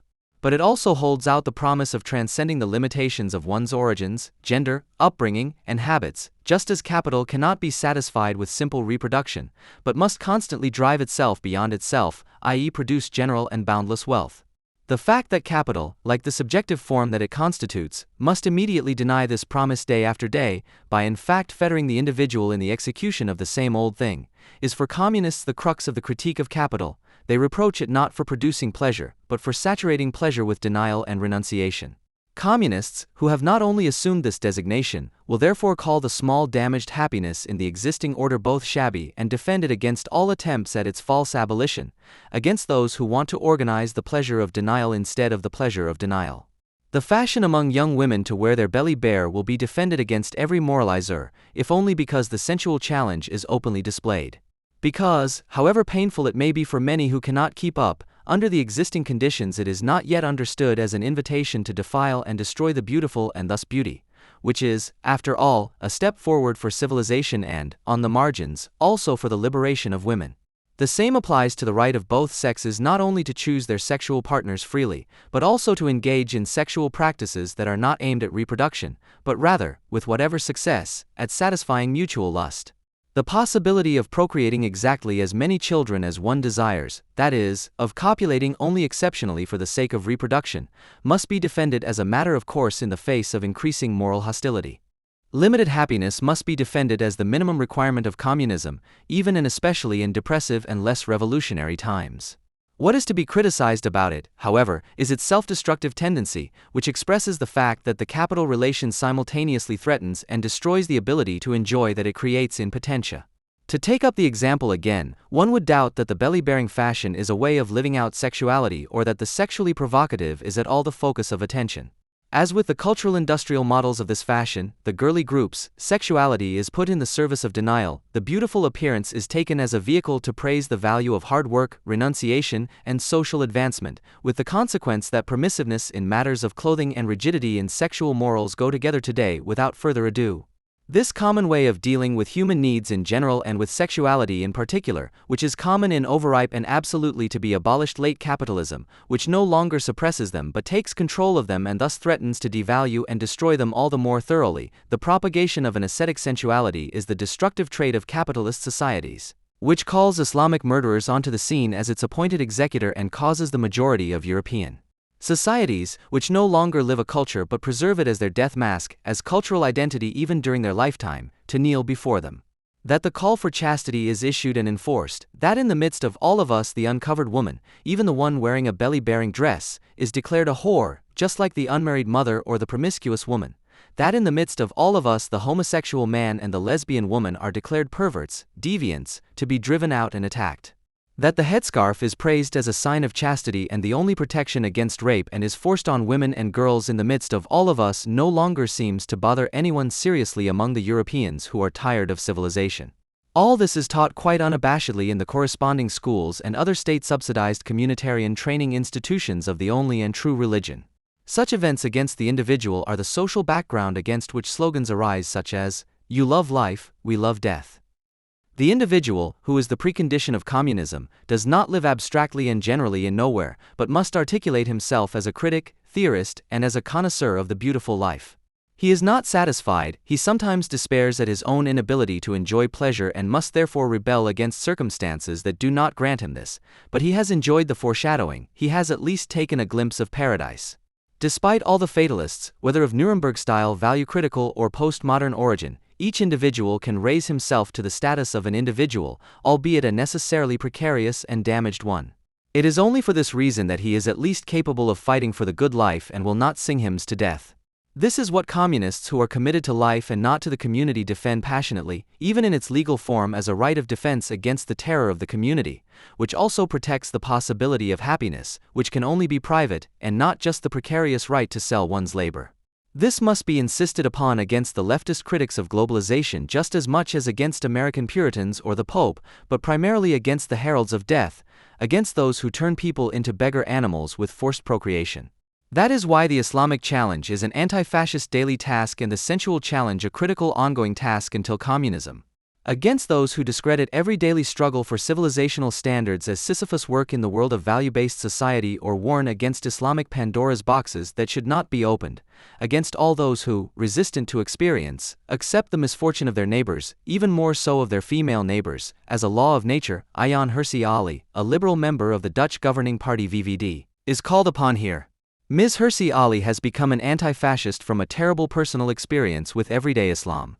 She is a politician of concern in the literal sense, because she does not betray her own experience for the sake of inhuman goals such as multiculturalism, but on the contrary fights to ensure that the Islamic conditioning from which she herself barely escaped does not end badly for others. She fled from Somalia to Holland in 1992 to escape her strict Muslim family when she was to be forced into marriage. There, despite the language barrier and the pressure to earn her living by studying, she managed to get a university degree and a scientific career. In the late 1990s, she became involved with the Social Democrats, but left them in the dispute over their appeasement of Islamic terror and joined the right-wing liberals because she believed that she could better implement her ideas of migration policy there. At the end of 2001, she publicly declared for the first time that she was no longer a member of the Islamic religion and began to systematically criticize Islam in public, even to the point of defaming it. Her sympathetic statement "Muhammad is a perverse tyrant" became legendary. Because of her statements, she has received dozens of written and telephone death threats, including a fatwa from Egypt. At the end of 2002, she had to go into hiding for several months and has been living under constant police protection since January 2003.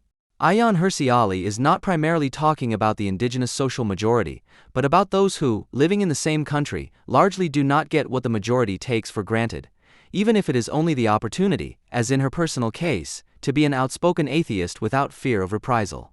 When Hirsi Ali states that Islam is a backward religion, she does not need to talk about Somalia first. The conditions in the Netherlands are enough to justify her claim. Quote, "Anyone who has ever visited a shelter for abused women must have seen with their own eyes the usually hidden and yet enormous suffering of Muslim women, a suffering that the Foundation Islam and Citizenship, the Dutch Islamic umbrella organization, never mentions. The Muslim community and all its 753 state-supported Muslim organizations keep their mouths shut about it. Only the institutions for psychosocial help and those who are active against child abuse know about it. In Muslim families, there is a strong taboo on talking about contraception, abortion, and sexual violence. This is directly caused by our religion. Girls who become pregnant keep it to themselves. The unifying power of religion only works negatively as pure oppression. The result is not a sense of belonging together, but of solitude and a feeling of being torn apart. The only way out is the abortion clinic, where many Muslim girls are treated for a condition that they endure in silence." Trau, March 23, 2002. Ayaan Hirsi Ali speaks openly about what in Europe can only be said on the quiet if one does not want to risk a public reprimand. True Muslims see secular states as sinful states. They are convinced that the highest power belongs to Allah and not to the constitutional state. And she demands that all Dutch people, regardless of their origin, help the Islamic minority in her country. We must save them from Islam. The TAS newspaper summarizes, that is why she wants forced integration. She wants to abolish Islamic primary schools. She wants to prevent communities from continuing to grant subsidies if girls and boys learn to swim separately. She wants doctors to check whether Muslim girls are illegally circumcised when they return from trips to their home countries. March 24, 2004. Of course, Hirsi Ali is not without controversy, even though she was the second most popular politician in the Netherlands in 2003. Anyone who is so persistent in denigrating Islamic identities and calling for the banning of agencies that spread death, such as Islamic primary schools, will not only receive fatwas from Islamists, but also from the center of multicultural society. Hirsi Ali is by no means the only Muslim politician in the Netherlands, although this impression can quickly arise. But the others are hardly heard. For example, Naima Azaf, whose parents are Moroccan and who sits for the Green Party in Parliament. She is appalled that Hirsi Ali sees attack as the only method. She forces immigrants into a conflict of loyalties. Suddenly they have to choose between Islam and integration. And then many of them choose Islam, partly because they experience Dutch society as hostile. When I was a child, I was just a child. Today, a Muslim child is first and foremost a Muslim who has to constantly justify himself. Taz, March 24, 04. Thus, the politically correct quota migrant is not only a Muslim with a common sense of everyday life.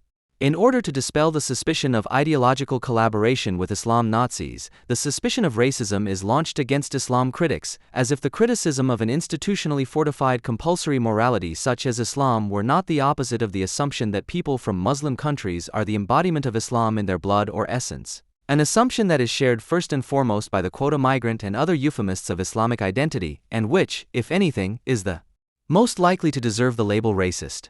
It is the state-subsidized Islamic agencies and their accomplices, and not the forced integration into Dutch society that has been discredited as racist, that are now ensuring that a female child is not first and foremost a child, but a Muslim, as it is called in the jargon of the caring fascist accompaniment. The accusation of racism against Islam critics is today the morally respectable superstructure of the dirty practice that is practiced on all sides, which wants to appease the bad religion by forcing the women exposed to it even more under the headscarf. The metropolitan chatter about a racism that does not exist in reality is nothing more than the discursive refinement of the victim speak of Al-Qaeda fighters, who, as is well known, also only want to defend the dignity and identity of their culture and fight every decision for life, which, however miserable, can only take place beyond Islam. But the German government newspaper Taz can do much more than just spread accusations of racism. If the liberals were to find such a pugnacious Muslim woman, then Jürgen Mallemann's vision would come true. The controversial and now deceased party vice president had the right instinct. The liberals could realize Project 18 if they were to focus on the fear of foreign infiltration. But Mallemann chose the wrong enemy. Anti-Semitism does exist in Germany, but it is no longer politically viable. Taz, March 24, 04. As if everyone did not know that Mallemann was not organizing a campaign against foreigners, but rather against Jews and their state, which was supposed to take up the anti-Semitic sentiments of Germans and foreigners and serve the integration of our Islamist or pan-Arab migrants, the anti-Semitic partisan of the jihad is being turned into a racist populist. As is well known, Project 18 had nothing to do with xenophobia, but was an eloquent expression of the European alliance with death against the real and only foreigners, the Jews. Here too, Ayaan Hirsi Ali is a key witness against Jürgen Mallemann and his fans, who are not only to be found in the Brown comradeships and in the Jihadist Cultural Association around the corner, but, what is far more alarming, also in the editorial offices of the Taz. Hirsi Ali has the following to say about the political viability of anti-Semitism. The irrational hatred of Jews and the aversion to non-believers is taught in many Islamic schools and repeated daily in mosques. And what's more, in books and articles, on tapes and in the Islamic media, Jews are constantly portrayed as the tempters of evil. I have experienced for myself how deeply this indoctrination can go. When I saw a Jew for the first time, I was surprised to find that he was an ordinary person made of flesh and blood. Trau, February 23, 02. The German newspaper Taz concludes its feature on Ayaan Hirsi Ali with the following. Meanwhile, the Dutch intelligence service AIVD has also been alerted. A few days ago, it warned Parliament that the chauvinistic Islam debates could drive young Muslims to Al-Qaeda. Because they feel they are being treated unfairly by the opinion makers and opinion leaders. They experience a lack of respect for their ethnic religious identity. What can a reasonable person say to that in a few words? Pure stupidity, says Hirsi Ali, adding, cowardice, ibid. Pure stupidity, cowardice, and a Project 44 Plus also preoccupy the future Spanish foreign minister. We will not make any progress with preventive wars and military actions alone. The constitutional states must proceed much more subtly than the terrorists. A Bin Laden or Hamas want to provoke increased repression in the target countries. You must not get involved in this logic, as Aznar has allowed, Spiegel 13/04. If one did not know that he was elected precisely because he promised not to undertake any military interventions or preventive wars against the murderers of Madrid and their accomplices, then one would be curious to know what refined measures he proposes against Islamism. But Moratinos, the appeasement politician, is not refined, only cowardly, unscrupulous and anti-Semitic. He just wanted to discreetly lead the way to the real battlefield for peace, where Malaman was already standing his ground and where the new Spanish government also wants to be a party in a war on terrorism that is finally ethically justified. According to Moratinos, the Iraq War has only brought more violence and dismemberment. With an innocent also he then comes to the point, also, the Palestinian conflict, the key problem in the region, is still raging. It was a mistake not to do everything possible to resolve the conflict between Israelis and Palestinians after September 11, 2001. As long as this problem is not resolved, there will be a constant source of instability in the Middle East. For the Zapatero government, resolving the Middle East question will be an essential part of the fight against terrorism. And it must also be a major concern of the EU. The man knows what he wants. After all, he was the EU's special representative for the Middle East from 1996 to 2003, including 4 years of the Intifada and thus systematic genocide of Jews. Such a professional appeasement politician towards the Palestinian people's storm could rely on the fact that his line would be reinforced at the first opportunity. And really, moved by concern for the solution of the key problem in the Middle East, only 8 days after the Spanish election, all of Europe finally rallied to a commitment to life and against death. And it condemned with one voice the murder of a paralyzed, half-blind old man, the epitome of someone worthy of protection, as he left a place of worship on March 22, 2004, the Islamist mass murderer Sheikh Yassin was assassinated by IDF rockets. Lynch law shuttered the Süddeutsche Zeitung on March 23, almost systematic treachery seconded the FAZ a day later, and with it not only the majority of European media, but also the EU by means of a harsh reprimand of Israel. In Europe, the war on terror means waging a cold war against the determined and militant opponents of terrorism, primarily, of course, against Israel. The aim is to force Israel into the role of Czechoslovakia in the late 1930s, in the knowledge that the Israelis would suffer worse from their enemies than the non-Jewish Czechs did at the hands of the Germans. In 1938, Free Europe buckled under the pressure of the Germans and allowed them, for the sake of peace, to extend their right of self-determination to the Sudetenland and soon after to the remaining Czechia. Today, Europe pays homage to the cultural self-determination of the Islamic world for the sake of peace, which is demanded of all Muslims and which already has a few dozen million more followers than Al-Qaeda has men under arms. Instead of finally taking to heart Ayaan Hirsi Ali's call, directed at her fellow Muslims in the Netherlands, we must save them from Islam and applying it to the Middle East, the European public is warning against racism at home and attacking Israel for apartheid and murder abroad. The next pogroms are not organized by Muslim fascists, who know they are understood, but by the European left, as on March 21 this year by the Swedish Boycott Israel movement, whose activist wing attacked a traditional Jewish event for Israel in Stockholm like an SA mob. Such things are then considered regrettable side effects of the appeasement with death, which is dedicated entirely to peace and which one would rather not talk about. The reign of forgetfulness, which Mark Steyn spoke of in the Daily Telegraph on March 16, 2004, only began to fall on the victims of Madrid on March 13, 2004, when millions of Spaniards shouted to each other under their umbrellas. This attack was aimed at all of us, only to elect a collaborator of the murderers the next day. It will reign until the relatives and fellow citizens of the dead, for the sake of their memory, admit in Spanish and in every other European language what everyone has long known, not only España es en guerra. In July 2014, Pilar Manjan wrote on Twitter in response to the Israeli military Operation Protective Edge, "I hate the Negro in the White House. I love my children in Gaza. If one day Spain or another European country suffers an attack like 11M, we must remember what is happening now. I have never felt hatred towards Muslims in my grief for my son. Gaza is Muslim. But I weep for its dead and love every child killed. What is happening in Gaza is an invasion, an occupation, a war of extermination." End of quote. At the time, Manjan was the chair of the largest association of victims of the Islamic terrorist attack in Madrid on March 11, 2004, in which 191 people were killed in attacks on 4 regional trains and which is known in Spain as M11 after the date of the attack. She was heavily criticized for her tweets because she had called Obama a nigger. The rest did not bother her, on the contrary. When it comes to inventing explanations for terrorism, from which Islam either disappears or emerges as the real victim, no lie is too stupid and no cliché too crude in Spain. After the attack, most of the relatives of the victims of the March 11th attack joined together to form this Victims Association. But since then, the organization has opened its doors to anyone who has been directly or indirectly affected by terrorism, both nationally and internationally, and has committed itself to peace as a way of overcoming the pain. In the association's self-portrayal on its website, which proclaims this, the Islamic background of the act is not mentioned even once. A look at the reactions to the attacks, which took place immediately before the parliamentary elections on March 14, shows that this attitude has a long tradition in Spain. The conservatives, in particular the Partido Popular, PP, immediately and clearly falsely blamed ETA for the tenor of the attacks in order not to have to take a position on the war on terror. In contrast, the left, led by José Zapatero's socialist PSOE, saw the attacks as a deserved consequence of Spain's engagement alongside the USA in the Iraq War.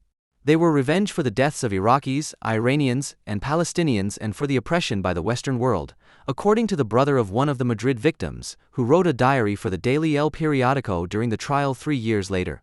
When we shouted no to the war, we wanted to save the lives in whose name they killed us.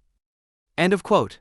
Zapatero, who had been behind the conservatives in the polls until March 12, won the election and fulfilled al-Qaeda's demand by withdrawing Spanish troops from Iraq.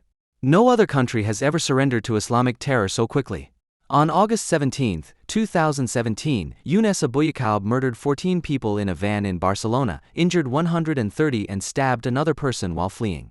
The following morning, 5 more attackers were killed in Cambrils, who had injured more people and killed one while fleeing from the police. The terrorist cell, it was said, consisted largely of ordinary Catalans who had planned their attack in an ordinary Catalan town, Ripoll. The concept of dissolidarity with the West falls on particularly fertile ground in Catalonia, which has been dominated by separatists since 2012, because the need to blame either Israel, the USA, or themselves for the Islamic tenor is supplemented by the Catalan independence movement with another enemy, Madrid. And so Catalonia has become the largest center of Mediterranean jihadism, precisely because even the 15 victims of the jihad on the Ramblas there fuel the willingness to resist the Spanish central power in an anti-fascist way. Similar to National Socialism in Germany, the fixation on fascism plays a prominent role in determining the social consensus in Catalan separatism. But while the Berlin Republic is concerned with creating a Germany that is open to the world without borders and morally superior, in which right-wing populists are not allowed to play a role, but instead the most dangerous anti-Semitic mass movement of the present is shamelessly courted, in Spain the confrontation with the past is taking place in opposition to the Spanish central power. The Spanish nation, which is perceived as artificial, appears to Catalan separatists and others as a reincarnation of the Franco regime, which is contrasted with the cultural nations perceived as organic. The opposition to Madrid does have a grain of truth. In post-Franco Spain, not only did a significant proportion of the old Falangist elite remain in power, but institutions such as the Guardia Civil, with their brutal practices, also continued to exist. The insinuation that they are still living under fascist rule is, however, little more than a sham legitimization for the romantic longing for security in a community whose meaningfulness is supposed to be unquestionable. One reason for the empty community cult of the Catalans is the uneven and delayed development of the Spanish nation. After Napoleon's brother Joseph had failed in Spain at the beginning of the 19th century, it was not until 1833 that Queen Maria carried out the centralization of state power according to the French model, without the modernized state being able to fall back on a Spanish nationalist movement or even an acknowledged pan-Spanish culture. In contrast, a Catholic absolutist movement formed, which later took up the demands for special regional rights for Catalonia and other regions. In the 19th century, Catalonia was economically dependent on the Spanish market and therefore initially quite loyal to the crown. The centralist reforms were largely welcomed by the Catalan bourgeoisie, as they hoped for the longed-for progress. The development of Catalan separatism in the late 19th century was encouraged by the fact that Spain, which was backward and almost entirely dependent on agriculture for its economy, was dependent on free trade, while Catalan goods could not compete with cheap imports and calls for import duties arose. In the 1880s, the Catalan elite increasingly gave up hope that the structures of the Spanish state and its economic policy could be modernized, and moved closer to Catalan self-government. Thus, the ideas of romantic intellectuals combined with the interests of the disappointed bourgeoisie to form a common view that salvation lay in Catalonia's independence from Spain. An anti-Spanish movement developed, the core of which was the rediscovery of the Catalan language, at a time when Germany and Italy are uniting to form nation-states and the states in Europe are developing into national communities of solidarity. The Spanish state is showing signs of disintegration. This disintegration was only halted by the victorious Falangist movement. The fact that clerical fascism under Francisco Franco established a functioning centralized national state for the first time is one of the many bitter consequences of Spain's delayed history, which also includes the defeat of the Republicans in the Civil War. Franco, who suppressed the Catalan language, also promoted the industrialization of the region. Seat has been produced in Mortale near Barcelona since 1953, and Catalonia has also become Spain's export champion in other industries. The peaceful transition from fascism to democracy since 1976 was proof that the elites also considered the old system to be outdated and hostile to progress. However, the nation that guaranteed the central state could not be separated from the more than 1 million dead that the Civil War and the revenge of the fascist victors had cost. Nobody could really imagine a better, anti-fascist nation-state, and so a rotten compromise was agreed upon. Since 1978, during the transition from Francoism to a democratic monarchy, attempts have been made to take account of the independence movements, which have always been anti-fascist, with a state of autonomies, not least due to massive pressure from Barcelona, where almost 1 million Catalans took to the streets on September 11, 1979. The decision on the distribution of powers between the central state and the autonomous communities, as the 17 regions of Spain are known, was postponed until later, when autonomy statutes were to be adopted. The second article of the Spanish Constitution of December 29, 1978 states, "The Constitution is based on the indissoluble unity of the Spanish nation, the common and indivisible homeland of all Spaniards, and recognizes and guarantees the right to autonomy of the nationalities and regions that are part of the nation and the solidarity between them." The new constitutional order thus initiated a decentralization of the political system, Patrick Essayer, with the result that since then sovereignty and the monopoly on the use of force have been called into question by regionalists of all stripes at every opportunity. Even reasonable interests, such as the fight against mass impoverishment in the wake of the drastic austerity policy since 2008 and the associated brain drain, as well as the confrontation with the crimes of the Guardia Civil under Franco's fascism and afterwards, are usually not formulated in the autonomous regions without demarcation from Madrid and self-stylization as victims of fascism. This year's indigenous festival during the Diada week, Diada is the short name for the Catalan national holiday, looked accordingly. The guest of honor during the Diada week is the Tunisian human rights activist Ahmed Galay, who did not spare praise for the Catalan secessionists. Galay's dialogue group had received the Nobel Peace Prize in 2015. During the evening ceremony, actors read texts about the British suffragettes, the emancipation of Black Americans and homosexuals. This is followed by the poem To Those Born After, in which Bertolt Brecht describes the dark times, all in Catalan translation. Only at the end does it deal with the Spanish suppression of the Catalan language and culture, which will soon come to an end. End of quote. In the post-colonial struggle against the West, people not only show solidarity with the oppressed peoples of the world, they also cast themselves as a third-world country that was colonized by Spain. This is particularly absurd because Catalonia, along with Madrid and Navarra, is one of the economically strongest regions in Spain, largely due to the industry built up under the Franco regime, and it accounts for around a fifth of Spain's economic output. The per capita income is significantly higher than in the rest of Spain, which puts Spain in 10th place among the Eurozone countries. Against this background, it is only consequent that the Catalan national holiday, which serves as a grand stage for the separatists every year, goes back to a defeat.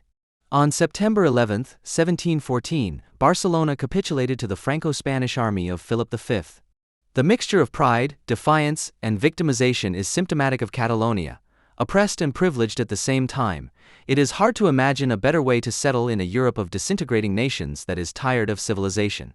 Catalonia has been a country of immigration since the late 19th century at the latest, due to its economic prosperity. Because cheap labor was needed, the racist agitation of some early Catalan propagandists against Spanish-speaking immigrants from other parts of the country was not very successful at the end of the 19th century and was gradually replaced by a pronounced language fetishism. Since the founder of Catalan separatism, Prat de la Riba, the regional language has been at the core of the Catalan self-image, which until the 1930s also conveyed the ethnic claim that the Aryan and superior Catalans were superior to the supposedly Arabiized Castilians. In the following decades, language almost completely replaced race as the defining element of Catalan identity, with the Francoist suppression of Catalan acting as a catalyst. In post-Franco Catalonia of the 1980s, the language fixation became the official program of the Christian Democratic Nationalist Catalan Party Alliance Convergència i Unió, CIU, Convergence, and Unity, led by Jordi Pujol. Several court cases are currently pending against Pujol, who was head of government from 1980 to 2003 and is considered the mafia-like regional prince of Catalonia, and his 7 children on charges of money laundering and corruption.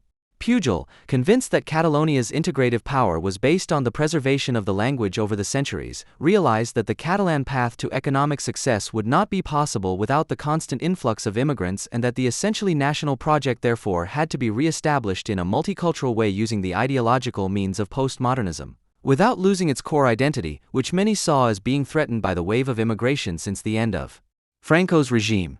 As early as 1958, Pujol warned of a destruction that is not limited to the actual national characteristics such as language, culture, or even the economy, etc., but which endangers the entire social network of Catalonia itself, the network of which the immigrants are already a part.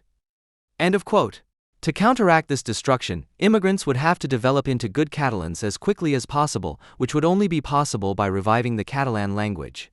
Since Catalan, like any other language, has syntactic and grammatical rules but no identity, Catalan antinationalism has since established itself as a patchwork of minorities against the common enemy, Spain, which is predominantly Castilian-speaking.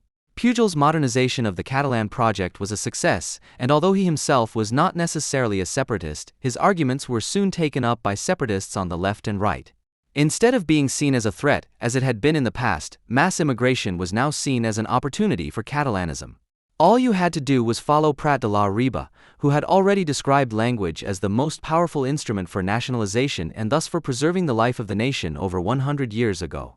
After Pujol, a coalition of anti-nationalist left-wing parties came to power, which gave the cultural Catalans new impetus in their search for identity.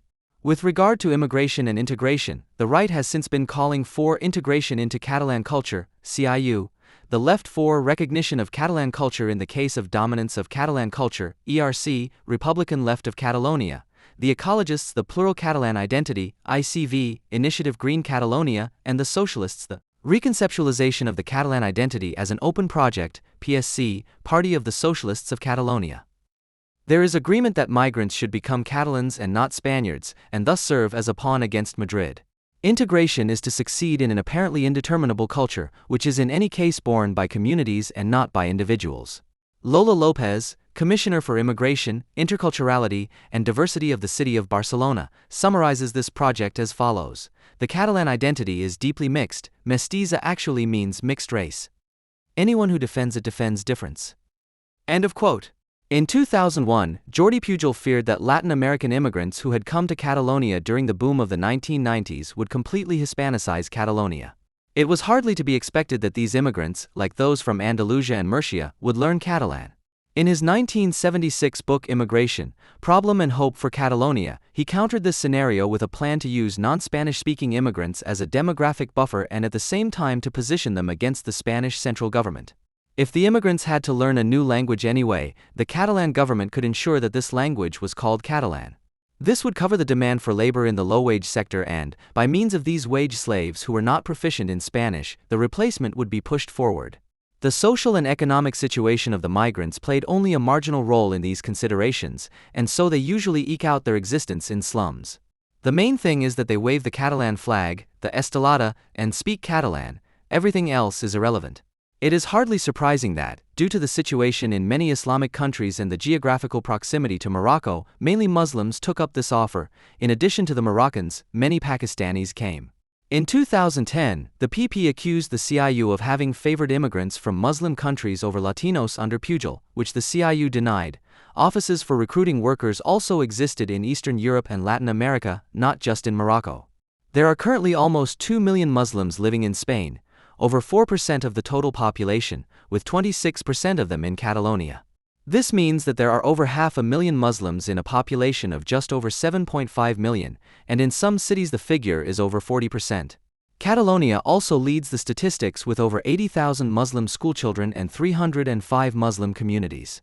55% of children born in 2014 have foreign mothers, in some places as many as 70%, for example in Salt, where 40% of the population are Muslims, and in the Catalan province of Girona, Muhammad was the second most common first name in 2012.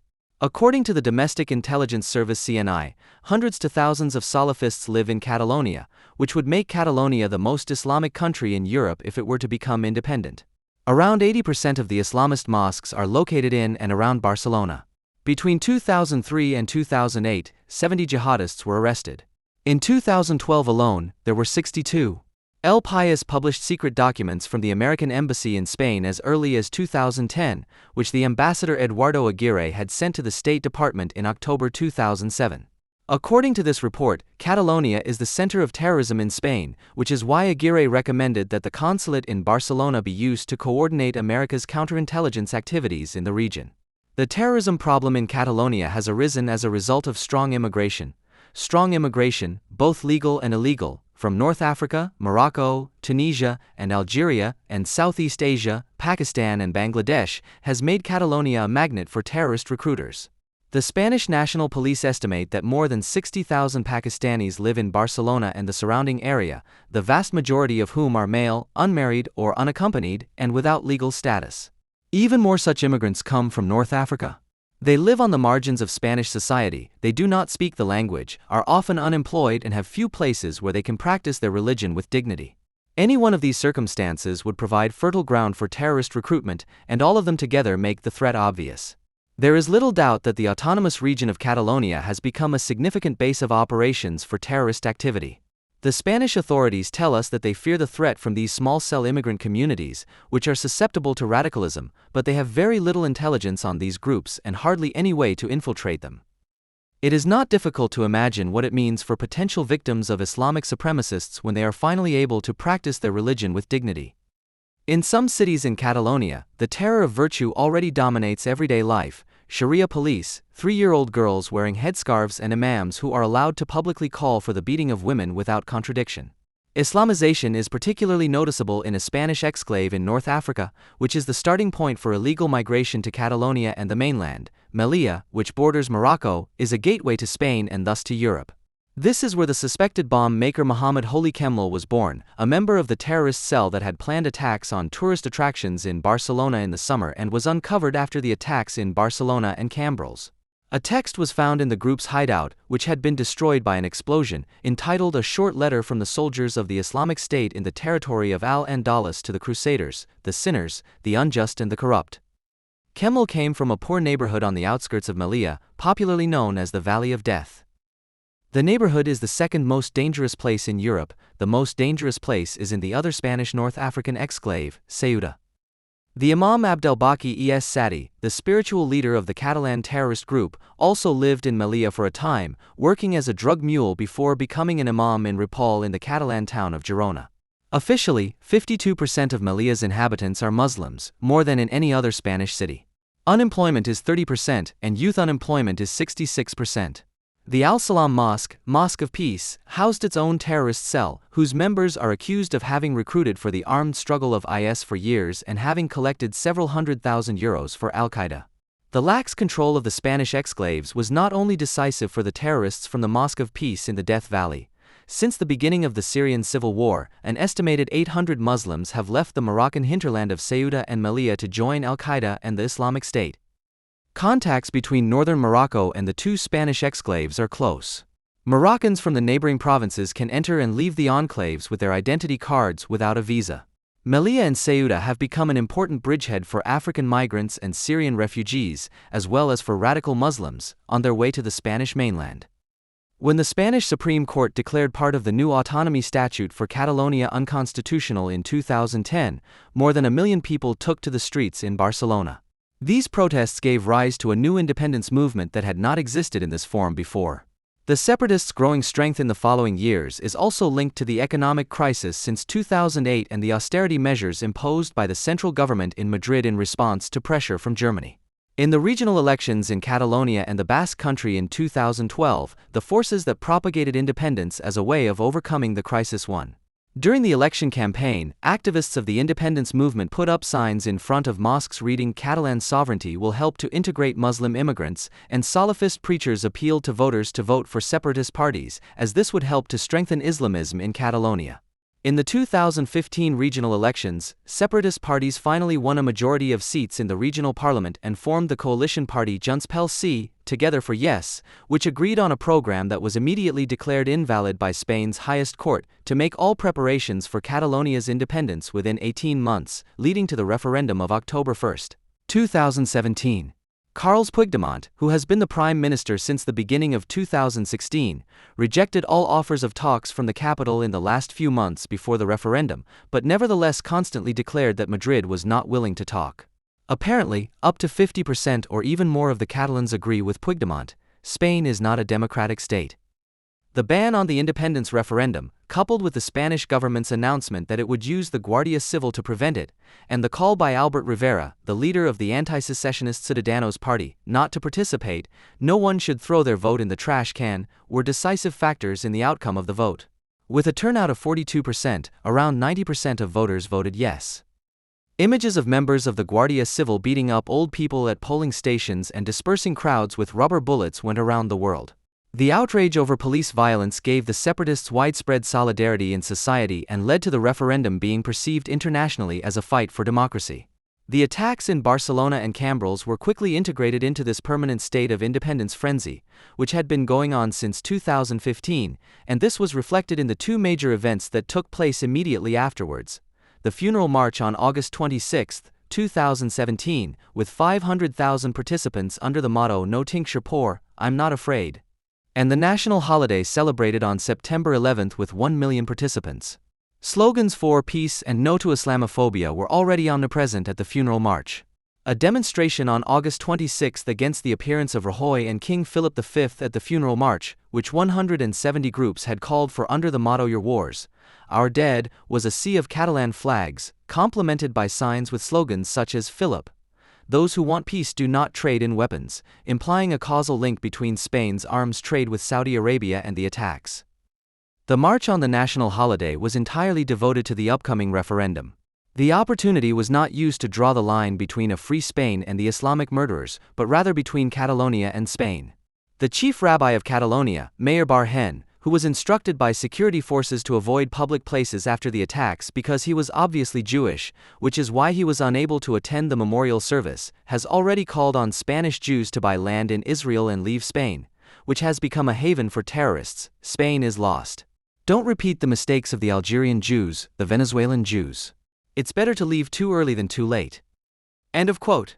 Just 1 month after the attacks, a program to combat Islamophobic and racist messages on social networks was launched in Barcelona. The willingness to brand any objection to the Islamic threat still testifies to a sense of unease in parts of the population and to the fact that forbidden thoughts are not completely suppressed. A year ago, however, the city government announced a master plan to combat the hatred that is expressed, among other things, by the fact that there is no halal food in schools and that some institutions are not sufficiently headscarf-friendly. The aforementioned Interculturalism Commissioner Lola López justified the need for the plan by saying that Islamophobia is currently one of the main axes of discrimination in Barcelona. Just as anti-Semitism was the main axis of discrimination 100 years ago, so today it is Islamophobia. The attacks in the summer reinforce Islamophobia, because Daesh, wrongly referred to as the Islamic State, is the most important Islamophobic actor in the world, both because it incites hatred of Muslims and because it murders Muslim citizens. End of quote. According to Lopez, we should be advocating for a secular government, laico, that keeps institutions separate from religion, and not for a laicist government, laicista, that wants to ban religion from the public sphere and is therefore religiosophobic. The point is to listen to the demands of families, for example, for burkinis and hijabs. Lopez is by no means alone in this. The mayor of Barcelona, Ada Colau de Bolano, who is close to the left-wing Podemos movement and is also presented as moderate in the German media, recently allowed the Palestinian terrorist Layla Khaled to enter the country to attend a book fair. This was accompanied by a condemnation of Israel passed by the city council. Colau also spoke at a farewell party for the last Gaza flotilla, which set off from the port of Barcelona, and wished the anti-Semites much success. There is hardly any open contradiction to all this. One occasionally audible voice of reason in Spain is John Juristi, a former ETA terrorist. The author, who now presents himself as a neoconservative, is not only a friend of Israel, but has also been polemicizing against Catalanism and its complicity with Islam for years, which is why he spoke out against the king's participation in the demonstration after the attack. Catalonia confidently counters Islamophobic outbursts like those of Barhen or Juristi, who converted to Judaism, with the usual no Pazarin cries. Likewise, the city of Barcelona publicly embraced Islam at a memorial event, and Javier Martinez, the father of the youngest victim of the attack on August 17, threw himself into the arms of an imam and then told the BBC, "I just had to hug a Muslim." These people should not have to be afraid. The fact that Catalonia's independence is associated with considerable risks is something that people do not want to see, even though around a fifth of GDP could be lost due to companies relocating, and EU membership is unrealistic due to Spain's veto. But all of this is lost in the invocation of the culture of difference. Since every vote counts for an independent Catalonia, fraternization with Islam makes sense for the Catalan elite for demographic reasons alone, and so the prayer mat is rolled out for them in the fight for freedom against Madrid. For several years there has been a plan to build a large mosque in Barcelona. A particularly gruesome variant, for which the Emir of Qatar would provide around €2.2 billion, envisages building the world's third-largest mosque on the ruins of Spanish mass culture, the La Monumental Bullring, which was closed in 2011. After the official side had declared in 2014 that it knew nothing about such a project, a study commissioned by the Mariscolo on the dangers of Islamophobia came to the conclusion in 2016 that a large mosque in Barcelona would be welcome, without going into the offer from Qatar. The fight against bullfighting, a particularly symbolic arena in the secessionists' war against Hispanization, and not against a barbaric tradition that is also popular among many Catalans, would thus take on a new quality. At the price of self-abandonment as free people, which is said to exist even among professing Catalans, Islam would help to stop the Hispanization of Catalonia. The Catalan national anthem says, "The enemy should tremble when he sees our flag. Just as we drop the golden ears of corn, we saw when it is time to chains." Tremble should, who does not want to join the identity amok or even wants to pull the emergency brake. The Germans understand this best, having already sent a warning via the Süddeutsche Zeitung on October 10, 2017, naturally addressed to Madrid, "For nothing is more unpredictable than a people that feels humiliated in its identity." End of quote. In the past 20 years, there has hardly been a major Islamist terrorist attack on European soil without direct or at least indirect Bosnian involvement. According to the Global Terrorism Index, more than 300 radicalized Bosnians, the number of unreported cases is likely to be significantly higher, have joined terrorist organizations to date, most of them the IS. With a population of 1.5 million, of whom only around 50% are Muslims, Bosnia and Herzegovina has the highest per capita rate of Islamist fighters in Europe who have traveled to Syria, Iraq, Afghanistan or Yemen. The militant activity of Bosnian holy warriors cannot be attributed solely to the inadequate demilitarization of the various paramilitary units following the Dayton Peace Agreement in 1995, which has enabled unemployed warlords to train militarily and engage in cross-border arms trafficking to this day. A much bigger problem than the relatively free circulation of weapons of war in the Bosniak Croat Federation is the spread of radical Islam. In Bosnia and Herzegovina, an area that has been Islamic since it was conquered by the Ottomans, but which has also been inhabited by Orthodox Serbs and Catholic Croats at all times, the collapse of Yugoslavia led to a re-Islamization of the Bosniak self-image and Bosniak politics. The accompanying gradual dismantling of Yugoslav achievements in terms of secularization and the pacification of relations between the ethnic and religious groups in the country was based not least on the support that the Bosniak political and religious leaders received from the West, and here above all from Germany. In addition, international mujahideen, who had been brought into the country by the Islamic negotiating partners of the West during the Bosnian War, were able to establish Islamic power structures relatively undisturbed in the years following the war. The Wahhabi and Salafist leaders of this Islamization have been able to rely on financial and ideological support from the Middle East since the 1990s. The spread of radical forms of Islam and the activities of militant Muslims in the country are part of a development that only began after the fall of Yugoslavia. In Yugoslavia, secularization under Josip Broz Tito favored a strong marginalization of Islam not only in politics and public life, but also in private life. As a result, an orthodox interpretation of Islam that determined everyday life was the exception, and the Islamic communities in Yugoslavia were considered to be the most liberal in the world. Bosnian women sometimes still wear headscarves only when they visit mosques or cemeteries, and Bosnian Muslims have never strictly observed the Islamic ban on alcohol. Even today, the majority of Muslims in Bosnia are opposed to the moral policing of the Salafists and Wahhabis, who have gained strength in the past 2 decades and who view them as infidels and whose activities they rightly recognize as a threat to their way of life and their freedoms. Nevertheless, Islam has gained in importance since the 1980s, primarily due to its close association with Bosnian nationalism. The rapid rise of a religiously based national consciousness can be attributed to the efforts of the Bosnian elite to exploit the armed conflict of the 1990s and the suffering it caused for religious ends. Bosnian Muslims were constantly being called upon to regard their wartime enemies as enemies of their religion, and the Bosnian War itself was reinterpreted as a modern crusade waged by Serbs and Croats against the Bosniaks. Their modest engagement in religious matters was held against the Bosnian Muslims by their national leadership and, even more so, by the imported jihadists as a deviation from Islam and thus seen as the cause of their weakness. As a consequence of the events of the civil war in the 1990s, a return to the true faith was called for and the necessity of an Islamic state in the region was propagated as a protection against renewed attacks by Serbs and Croats. The central role in this Islamization from above was played by the later Bosniak President Alija Izetbegović, who had already been involved in the founding of the so-called Mladi Muslimani, Young Muslims, in 1941, which was ideologically oriented towards the Muslim Brotherhood and was banned in Yugoslavia. In the Islamska Deklaracija, Islamic Declaration, written by Izetbegović and other leaders of the Mladi Muslimani in the 1960s, they called, among other things, for the Sharia to be made the basis of the Bosnian state. In the disintegrating Yugoslavia, Izetbegović then managed to win the elections in Bosnia in 1990 with his newly founded party Stranka Demokratskog Sajja, SDA, whose core consisted of members of the Mladi Muslimani. In the West, he successfully presented himself as the defender of a multi-ethnic, tolerant Bosnia. The Serbian Islamic scholar Darko Tanaskovic commented, Izetbegović could not dare to show what he really was, an Islamic fundamentalist, and only as far as circumstances allowed a pragmatic Bosnian nationalist. End of quote. However, the radical Islamist elements within his party and his own politics became unmistakable at the latest during the course of the war. Mustafa Siri, one of the co-founders of the SDA and later chairman of the Islamska Zajednica, the Islamic community of Bosnia, called on Muslims around the world to join the armed struggle of the Bosniaks in September 1992. With Izetbegović's connivance, hundreds of militant mujahideen from the Middle East followed this call during the war to take part in the civil war, which was stylized as a battle between Islam and Christianity. From 1993, these fighters were directly subordinate to the Bosnian army as the military unit El Mujahid and spread fear and terror using methods that are familiar today from IS.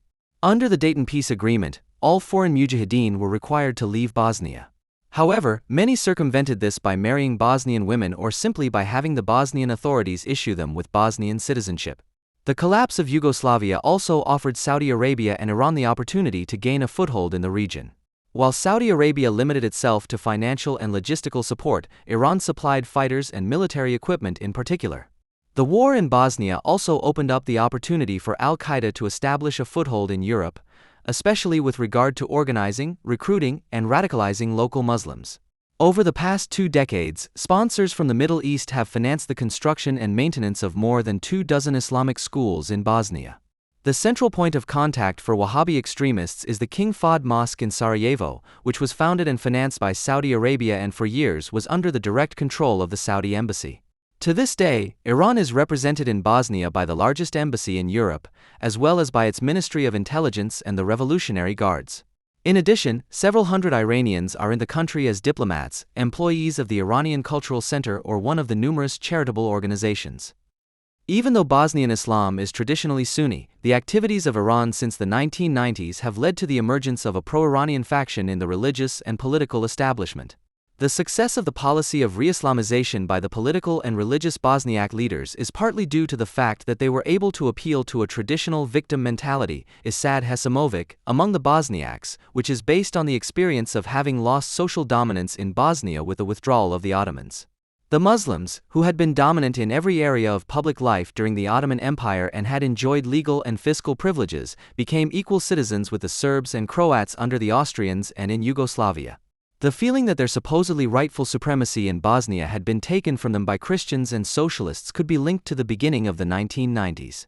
The collapse of Yugoslavia offered the opportunity to re-establish this dominance, which is historically inextricably linked to the conquest of the area by the Ottomans in 1463 and the subsequent conversion of many Bosnians to Islam. The self-stylization of the Bosniaks as pure victims of the Bosnian War, which has also been adopted in Western reporting, is still evident today in the fact that in Bosnia and Herzegovina, as well as in other European countries, the war crimes committed by Muslims are played down or not even mentioned. At the same time, Islam represented an attractive ideology for many Bosnians to help them cope with the consequences of the war, which continue to affect large sections of the population to this day. During the war, Bosnia was the scene of the most bitter fighting and the greatest war crimes. Its infrastructure was largely destroyed and the Bosnian economy has still not recovered from the aftermath of the war. The political, economic, and social upheavals that accompanied the end of the real socialist regimes and the resulting insecurity have favored the rise of ultranationalism and neo-fascism throughout Southeast Europe.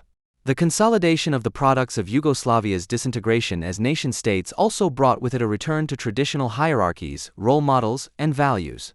The new national identities were each based on the trinity of homeland, nation, and confession.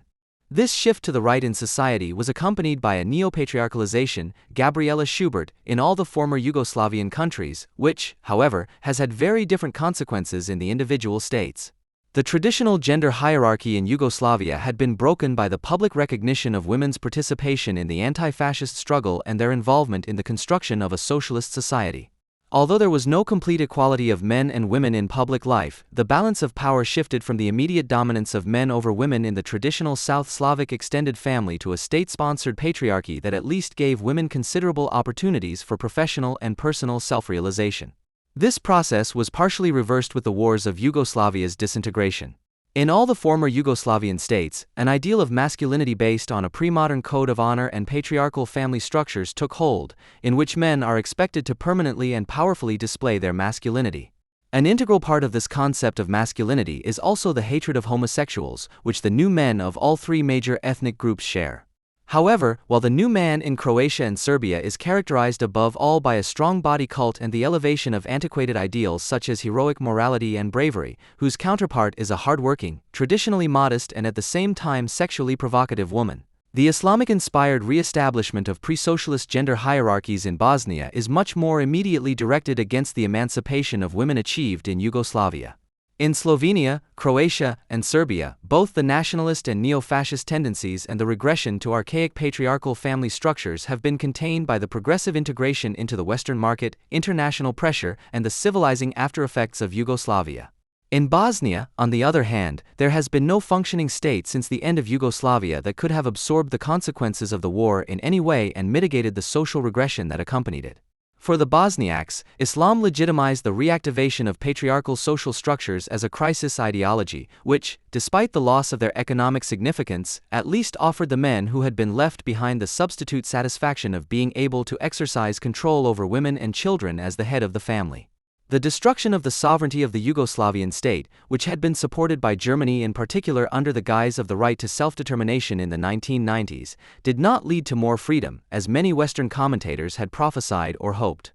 The state that had emerged from the resistance against Nazi Germany and its allies and that had striven for the pacification of all Southern Slavs in the spirit of bratstvo I jedinstvo, brotherhood and unity, under Tito was replaced by tribal particularism, which only recognizes nations as the legitimate bearers of political self-determination. The consequences of this ethnic secessionism are particularly noticeable in Bosnia today, because unlike in the other constituent republics, there was neither a reasonably homogeneous population there before, nor was the area successfully homogenized by one of the three major ethnic groups during the war. The Dayton Peace Agreement thus created a state that unites all three groups, but at the same time grants each of them the greatest possible autonomy, making it almost incapable of acting. As a result of the war in Yugoslavia, areas that were particularly bitterly fought over, such as the self-proclaimed Republic of Serbian Krajina, RSK, which was conquered by the Croatian military in 1995 during Operation Oluja, Storm, and integrated into Croatian territory after the expulsion of the Serbs living there, but above all in Bosnia and Herzegovina, became lawless areas. The collapse of Yugoslavia's state sovereignty left a power vacuum in these areas, which was only slowly filled by the Croatian state in the Krajina, while in Bosnia and Herzegovina it lasted well into the 2000s and led to a flourishing of organized crime, which was often directly linked to the political elite. In the areas inhabited by Bosniaks, this collapse of state sovereignty and the long-standing absence of the rule of law were used by Saudi and Iranian NGOs, as well as international and local Islamists, under the protective hand of the Bosniak elites to establish permanent structures. Since the end of the war, militant Islamists have established a network of communities in remote villages in particular, where Sharia law now prevails rather than Bosnian law. In these places, Islamists can operate almost undisturbed by the state, as in the central Bosnian villages of Bosinja Donja and Osvi, where houses and land have increasingly been bought up by self-confessed Islamists in recent years. Gornja Mauka, a village in the northeast of the country with a population of around 200, was the headquarters of the Bosnian Wahhabi leader Nusrat Imamovic, who is now fighting on the side of the al-Nusra brigades in Syria. Life in Gornja Mauka is very different from the rest of Bosnia. Children are no longer sent to state schools, and when strangers or even journalists come to the village, women and girls who wear the burqa, which is otherwise not common in Bosnia, are told not to leave their houses. Bosnian security authorities believe that Gornja Mauka is one of the most important recruitment bases in the Balkans for use in the global jihad. The policies of the Bosniak elite around Alija Izetbegovic and the activities of Islamic states in the region have turned Bosnia into a safe haven for terrorists and a logistical base, transit point, and recruitment center for the global jihad. Today, the Islamist scene represents an enormous security risk not only for Bosnian society, but also for the EU. Adis Bosnik, the leader of the Salafist community in Gornja Mauka and an unconditional supporter of open borders, rejoiced in an interview with German journalists. If Bosnia were to join the EU one day, that would open many doors for us. Then we could also become active elsewhere. That would be much easier with open borders. We could then also pass on our beautiful Islam to the Germans. End of quote. It is obvious that radical Islam does not have to be brought to Germany by Bosnians, and that Bosnia will not be joining the EU in the near future. But Bosnia is already located directly on the border to the EU, which is still more of a green border in some sections to Croatia. In recent years, dozens of hectares of land in the border area with Croatia have been bought up by self-confessed Islamists with money from Saudi Arabia and Qatar.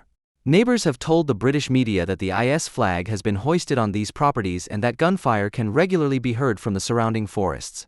In view of the suspected weapons caches and training camps of the Islamists in the immediate border region, which have also shown themselves to be unimpressed by individual raids and arrests in recent years, there is cause for concern that Bosnia's vision could be fulfilled without its accession to the EU if nothing changes in terms of ignorance and appeasement towards these conditions. Since the war, Western diplomats and states have not only supported the decidedly Islamic political leaders of the Bosniaks, such as former President Alija and his son Bakir Izetbegovic, but have also courted religious zealots such as Mustafa Saric. In the 1990s, Alija Izetbegovic maintained close contacts with al-Qaeda, while his son, leader of the pro-Iranian faction within the Bosniak political circles and since 2010 Bosniak president, has kept the country open to the influence of Iran and the investments of Saudi Arabia to this day. Saric, who brought mujahideen from all over the world to Bosnia during the war, has been a recipient of the Theodor Heuss Prize since 2007, as have the two veterans of the German war against Serbia, Jürgen Habermas and Daniel Cohn-Bendit. According to the Theodor Heuss Foundation, Saric was honored for his exemplary work as a prudent mediator in the crisis between East and West and in the relationship between religions, and as a credible defender of freedom and democracy. End of quote. The man who, according to Spiegel, is actually above suspicion of extremism was repeatedly criticized by liberal Bosnians as homo duplex in his role as Raisu el-Ulama, the religious leader of Bosnian Muslims, which he held from 1993 to 2012. While he presented himself to the West as a pioneer of liberal Euro-Islam, in Bosnia, in the blind spot of the German award-giving industry, he advocated making Sharia the basis of the legal system. The level-headed mediator in the crisis sometimes defended freedom and democracy in close association with the Muslim Brotherhood and discredited any criticism of the spreading Salafism in his country as Islamophobia. To understand why the West not only tolerated the re-Islamization of Bosniak politics, but actively supported the main protagonists of this development, thus sharing responsibility for the establishment of an Islamist base directly on the borders of the EU, it is worth taking a look at the policies of the Habsburg Empire in Bosnia after its occupation in 1878. On the one hand, the Austrian rule in the region laid an important foundation for the liberalization of Bosnian Islam in the 20th century. Under the Habsburgs, Islam ceased to be the basis of the state, as it had been before, and became a recognized religion alongside others. It was quasi-clericalized, acquired a transparent, modern structure independent of Istanbul, and became an institution separate from the state. On the other hand, the Austrians did not touch the dominant social position of the Muslims in Bosnia, which had been conditioned by centuries of Ottoman rule, because they wanted to win over the local elites for cooperation. The modernization of Bosnia that was striven for was therefore to be carried out in harmony with local traditions and existing hierarchies. The construction of a university for Sharia judges, who were still left to regulate matters in the Muslim communities, by the Austro-Hungarian administration is an example of the pragmatically motivated cultural awareness policy of the Habsburgs. The background to this ingratiation of the Austro-Hungarian monarchy with the Bosnians and the active promotion of their Islamic self-image was the rise of Yugoslavism since the mid-19th century. Serbia, which had been autonomous since 1817, saw itself as the pioneer and patron of South Slavic unity. In Croatia, too, the idea that national independence could only be achieved through unification with the other South Slavic nations had gained ground, particularly under the increasing pressure of the Majorization policy of the Hungarians and the indifference of Vienna towards Croatian concerns. Benjamin von Calais, the Austro-Hungarian governor of Bosnia and Herzegovina since 1882, tried to counter Yugoslavism with the political concept of Bosanjastvo, or Bosniakdom, with which he wanted to emphasize the differences between Bosnia and the other South Slavic nations. The central concern was to contain the idea of political unification with Serbia and/or Croatia. For Austria-Hungary, a South Slavic union would not only have meant losing a sovereign territory and setting an example for the other minorities within the monarchy striving for national independence. The Yugoslav vision also implied the creation of a new, strong opponent in the Balkans, which would push into the power vacuum left behind by the disintegrating Ottoman Empire. Calais' attempt to counter the Yugoslav idea with a specifically Bosnian national consciousness supported by the Bosniak leadership failed, not least because there were already many supporters of the Yugoslav vision among the Muslim elite around 1900. The decisive factor here was the desire for an end to the occupation, which could realistically only be achieved in cooperation with Serbia and Croatia. The Western policy of appeasement towards the Bosniak leaders can be understood against this historical background. The West's willingness to tacitly tolerate the Islamization of Bosnia and Herzegovina from above can be understood in terms of a negative normalization. Dirk Auer. Auer explains the inaction of Western troops in Kosovo, who deliberately accepted that the Roma, who were well integrated into Yugoslavian society, were pushed back to the social position they deserved after the Kosovo Albanians took power, in other words, into ghettos on the fringes of society, in inhumane conditions. A similar situation can be observed for Muslims in Bosnia and Herzegovina. Just as the perception of the Yugoslav wars of secession served to reinforce the West's well-known resentment of the Balkans, which Maria Todorova subsumes under the term Balkanism, so too did the vision of a re-Islamized Bosniakdom of Izetbegovic and co. fit better into the image of the Balkan Muslim than the Yugoslav Bosniaks and Bosniakas who drank schnapps and wore miniskirts. The active cooperation of the West with the Islamic leaders of Bosnia, on the other hand, is clearly in the tradition of Habsburg policy. While the Habsburgs wanted to prevent the unification of the South Slavic peoples around 1900 in order to secure their own sphere of influence by propagating the insurmountable differences between Bosniaks on the one hand and Serbs and Croats on the other, the West at the end of the 20th century was concerned with cementing the failure of the Yugoslav project. The active support of the Islamic political and religious elites in Bosnia was directed against the Yugoslav idea and thus, in the 1990s, in particular against the Serbs, who fought for a unified and sovereign Yugoslavia, albeit one dominated by Serbia. Today, the re-Islamization of Bosnia is a decisive obstacle to both the internal reconciliation between the ethnic groups and the rapprochement of Bosnia with its neighboring countries.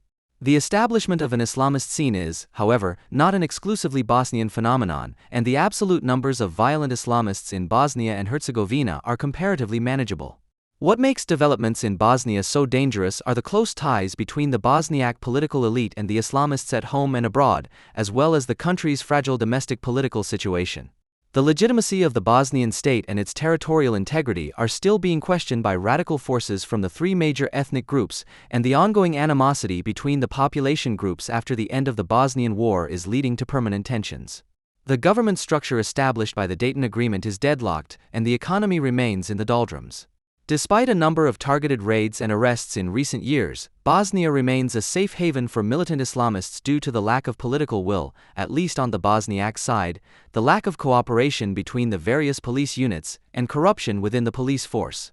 Even though the importance of Islam in the public and private lives of many Bosniaks has increased enormously over the last 2 decades, large sections of liberal and traditional Bosniak Muslims reject the radical forms of Islam such as Saudi Wahhabism. In some cases, citizens have even taken the initiative and literally chased the Wahhabis out of their villages, for example in Barsisi in western Bosnia, whose inhabitants successfully boycotted a primary school that had previously been taken over by Wahhabis, resulting in its closure a few years ago. Semsa Barsic, a resident who was involved, expressed his disgust at these religious fanatics to the Bosnian media. They should shave off their beards and use deodorant instead of arriving here like dogs. To me, they are wolf dogs that will attack our children. I have female children and I don't even dare to send them there, to the primary school. They are capable of anything. I don't trust them. End of quote.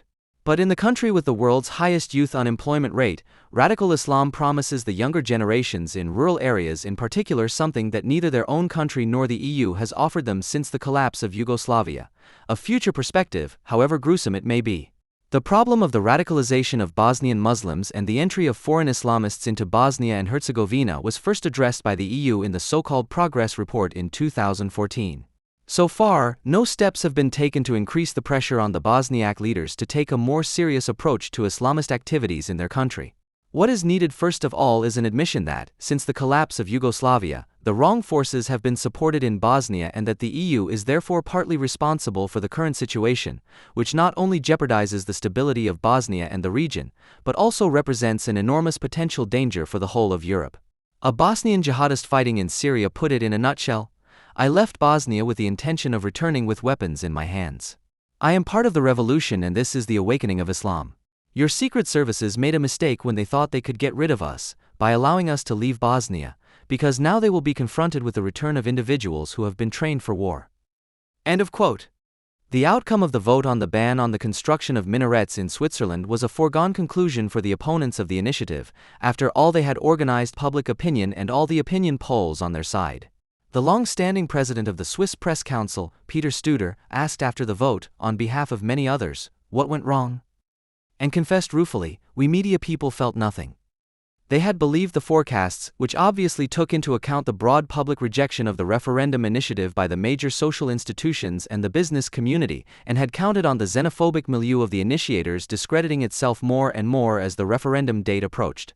They had put their faith in the power of common sense, whose representatives, such as the Imam of the Zurich Mahmud Mosque, Sadakat Ahmed, had declared the whole project to be absurd in a seemingly objective and comprehensible manner. I would personally support the renunciation of a minaret if it could solve all the problems such as sham marriages, domestic violence, stoning, which are mentioned very often by the initiators. Since that is not the case, the question of whether or not to have a minaret is pointless. End of quote. The rest was left to the anti-racist opinion machine, which hammered into the people that it would be a personal and national blemish to speak out in favor of a minaret ban. And yet it should have been clear that when it comes to dirty topics, the average citizen is happy to tell the interviewer that he or she is of the correct opinion, but then does the opposite at the ballot box. In Switzerland, the opinion-forming industry also failed to recognize that shortly before the vote, people who were traditionally xenophobic joined the ranks of the minaret opponents, people who were sure that they would never put a cross in the same place as those opponents. On November 15, 2009, just 2 weeks before the referendum, the biggest tabloid newspaper Blick reported, so far, only a small group of diehard supporters has mobilized for the anti-minaret initiative. 2 weeks before the referendum, the SVP hardliners are now getting surprising support. Psychotherapist, best-selling author, and feminist role model Julia Onken is calling on Swiss women to vote in favor of the minaret ban in a letter to the editor. Quote, "It is frightening that critical women in this country are not willing to seriously address this issue." Quote, "It is frightening that critical women in this country are not willing to seriously address this issue." A short time later, a public meeting of the Christian Democratic People's Party, CVP, in the canton of Glarus, which as a federal party had spoken out against a ban on minarets, voted for the yes option, as Mr. Elatok, a former Turkish citizen with Christian roots, recommended in a turbulent battle of words. Up until the day of the vote, the leaders of politics, society, and business believed themselves to be on the safe side, only to be dismayed to discover that the anti-racist safeguards had been blown out of the water, both in terms of voter turnout and the result of the vote. This had repercussions far beyond Switzerland, as the reaction of the Minister of State at the German Foreign Office, Hoyer, showed a decidedly explosive decision, because we naturally suspect that similar results could emerge from referendums in other countries. FAZ, January 12, 2009. The disaster became even more pressing when it became known that even the initiators were surprised by their success and that a real change of mood had taken place, for which an above-average number of women, including left-wing, feminist, and many young adults who did not belong to the milieu of the initiators, were responsible. After the vote, efforts were made to at least present the voters with the Pied Pipers they had fallen for. The Zurich Tagesanzeiger reported on one of the initiators of the vote, the politician of the Swiss People's Party, SVP, and cantonal councillor Barbara Steinemann. Steinemann speaks openly about the motive behind it. "We were not at all concerned about the minarets, they are just little concrete towers." End of quote. With such revelations, however, the opponents only showed that they still did not want to understand what the success was based on, and were just as unwilling to finally deal with the matter itself. The initiative has made comparatively extensive material available at www.arninareti.ch, in which, in addition to shameless demagoguery, the various entanglements of the opposition in the propaganda of unfreedom were highlighted. The argumentation Yes to the Minaret Ban initiative, dated September 23, 2009, explicitly clarifies that many people overlook the fact that it is not about the construction of minarets as such, but about the symbolic content of minarets. To lump all Muslims together is a generalization that is not befitting of the Swiss. A state that wants to guarantee freedom for all cannot accept a religious group striving to enforce its own legal concepts. To point out discrimination, intolerance, and racism outside of Western culture is, paradoxically, itself tainted with the stench of racism and discrimination and is accused of stirring up prejudice against foreign cultures. In particular, feminists and political groups that champion the cause of women, human rights, violence against the weak, the concerns of foreigners and social issues ignore precisely those phenomena of Islam and the Muslim population that they otherwise fight with such vigor. End of quote. The initiative did not explicitly dispute the rights of Muslims, but rather offered voters the opportunity to critically examine the undesirable developments and falsehoods of the established political spectrum. It formulated a consensus that had long been widespread in everyday life against the customs and values of a minority that defines itself as Islamic, which are incompatible with a republican idea of freedom and which are fought against by the left and other Islamophiles with all means, as the initiative puts it, and are therefore not considered established. The alliance between the faithful and those who want to prevent Islam from being criticized made it possible for the minaret to become a symbol of a danger that concerned all Swiss people, regardless of their party preferences. Since November 29, 2009, the losers have been doing everything they can to reinforce the reservations of those who oppose minarets and do not belong to the SVP spectrum, against a public opinion that is quite obviously being steered, even if it is from abroad. When the Süddeutsche Zeitung wrote after the vote, "The real battle is only just beginning," it was seeking to mobilize an international coalition of those who do not want to accept the result, such as Daniel Cohn-Bendit, who openly threatened, "We cannot continue bilateral relations between the EU and Switzerland, as if nothing had happened." Tagesanzeiger, December 2, 2009. For the Turkish Prime Minister Erdogan, the result of the vote is a sign of an increasing racist and fascist attitude in Europe, words that were gladly taken up by the defeated Swiss left. The initiative also benefited from the fact that it correctly recognized that a minaret is much more than a little tower made of concrete and is, like no other symbol, suitable for making Islamic interests and social policy in the diaspora a subject of critical discussion. Unlike the headscarf, which is all too often worn by a woman who is forced to wear it, the minaret is an expression of Islamic religious mobilization, which is also, significantly, warmly supported by Erdogan's secular political opponents. The largest Muslim minority in Switzerland comes from Turkey. This does not change the fact that xenophobia and arrogance towards foreigners are at the top of the agenda for the initiators and the milieu they represent. They, who in related votes have never been able to get more than a third of the electorate behind them, owe their 57% approval to the persistent prevention and discrediting of public criticism of Islam. The fact that they were able to present themselves as the true representatives of the people is not due to their alleged demagogy, but to the social scandal that the initiative against minarets was not initiated by the political forces that can do without a people and homeland protection agenda. The accusation that the anti-minaret initiative is hopelessly xenophobic is not that far-fetched. In Switzerland, strong resentment against new immigrants, especially if they claim a permanent right of residence, has a long tradition. Immigration to Switzerland was characterized by the country's central location and the various language communities united in the Swiss nation. Until the 1960s, immigration was almost exclusively from the four neighboring countries of Germany, France, Italy, and Austria. For a long time, integration into Swiss society, with social and political rights, was tied to the acquisition of property and a social position in civil society. In this regard, internal and external migrants were treated largely the same, and the only difference between a citizen of Ticino and a true Italian was that the former was expelled to his home canton in the event of social welfare needs, while the latter was expelled to his home country. This forced integration into the cantonal way of life continued until before the First World War. Those who did not manage to secure a halfway decent position emigrated, sometimes with the support of the authorities, for example to America. Since the late 19th century, most immigrants had worked in industry, and workers from Italy in particular were considered uncultivated wage squeezers by the rest of the workforce.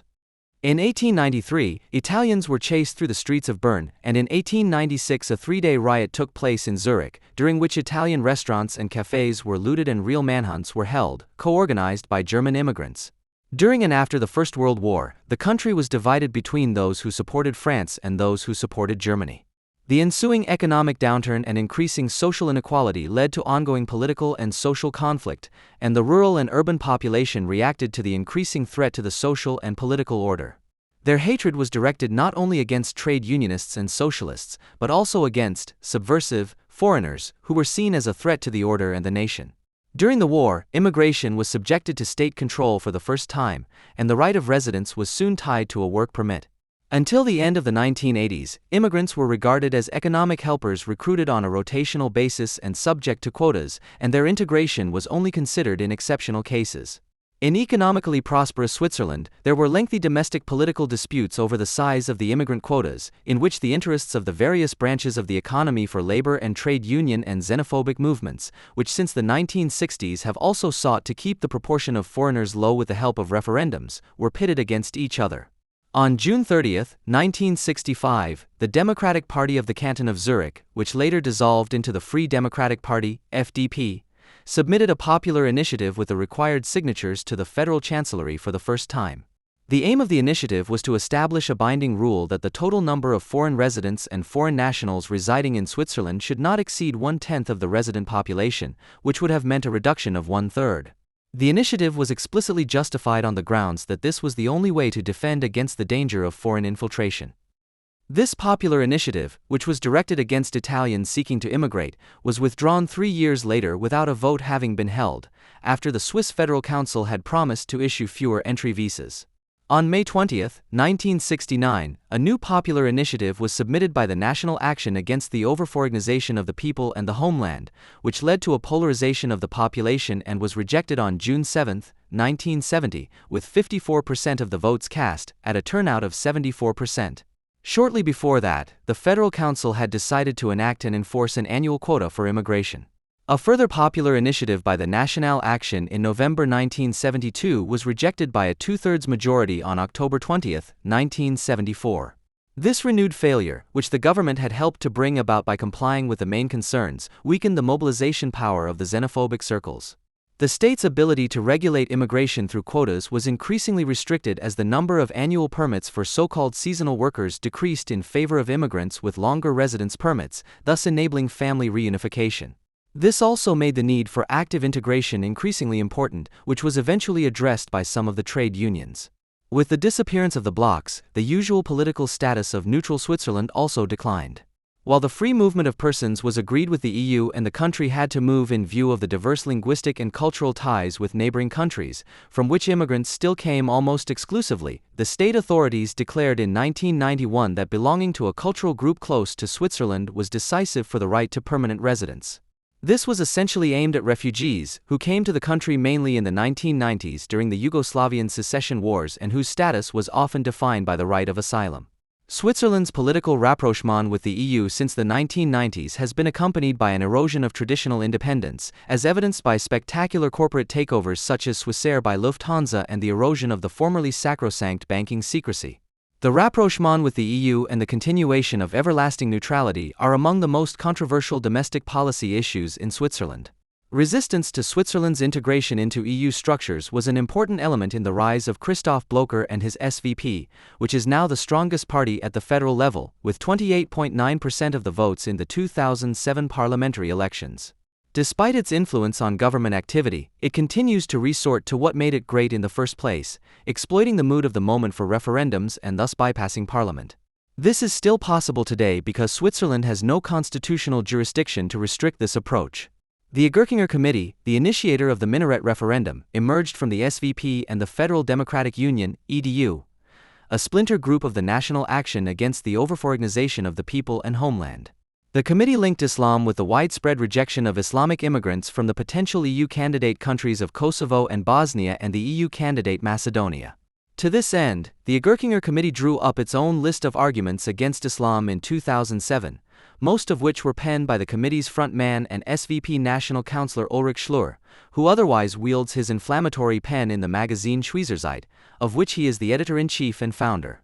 In his argumentation, any relativization of Switzerland's independence through a closer relationship with the EU is interpreted as a danger of Islamization, because a main arena of the Islamization of the world, as targeted by Islamic fundamentalists, is shifting to Europe.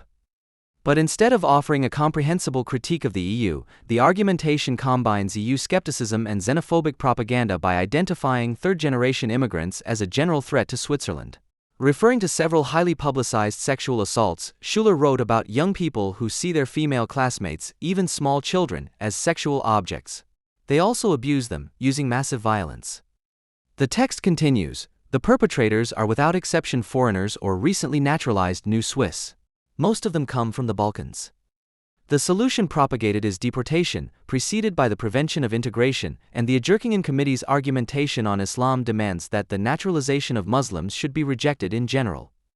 The connection between Islam and the Balkans played a subordinate role in the mobilization for the minaret referendum. In contrast to the Egerkinger paper, the argumentation of the Anti-Minaret Initiative of 2009 states, Islam is a reality in Switzerland, and it is therefore a matter for the whole of Swiss society. In the 2009 argumentation, the ethnic and cultural immigration policy with its demand for cultural similarity clearly takes a back seat, without opening up to its propagandistic counterpart, cultural diversity, as a guiding principle.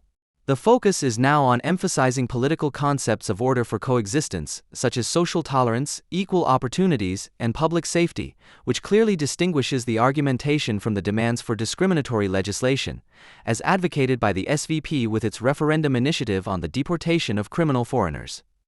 This is currently in the approval process and is intended to enforce the expulsion and a 5 to 15-year entry ban for foreign nationals, regardless of their legal status, if they have, for example, abused social security benefits. The initiative is being promoted with a poster showing a black sheep being kicked out of a Swiss flag by a white sheep, with the other sheep watching.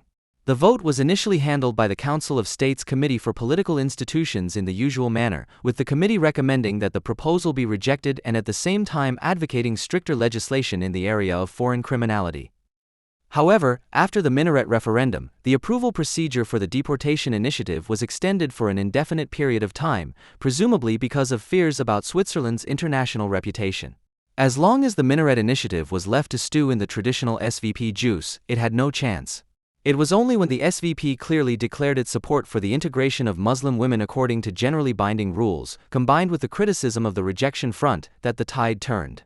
Julia Onken described the reactions to her initiative as overwhelming and almost exclusively positive. Blick, November 15, 2009. Onken took the side of traditional feminism and made it clear that the victims needed protection, not deportation. In doing so, she was able to refer to the arguments of the Anti-Minaret Initiative and at the same time distance herself from the SVP's policies. Onken's success may also have been helped by the fact that women's rights are traditionally a particularly important issue in Switzerland, where universal suffrage for women was only introduced in 1971 by a vote of the male electorate, and in some cantons women have only been able to vote since 1990. On the other hand, women were admitted to university in Switzerland, which is not always so reactionary, comparatively early, from around 1870, which is why many women immigrated to take up their studies. The debate about women and Islam is not, as is often claimed, a new round in the supposedly eternal struggle between two camps and traditions for political leadership, the Catholic conservative, ex-Sonderbund, and the Reformed liberal.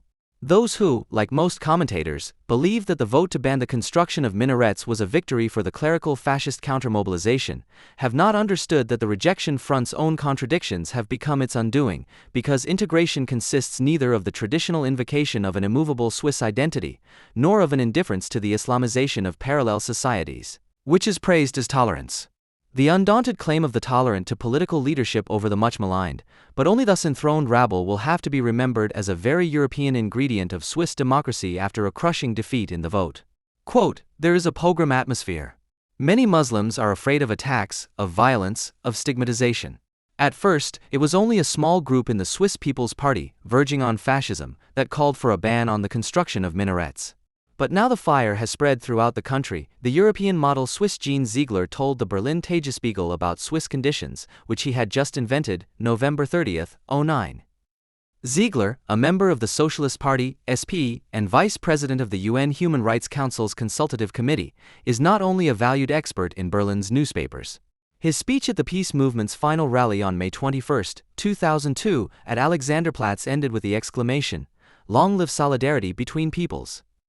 Ziegler's pogrom fantasies against Muslims in Switzerland were not enough for him.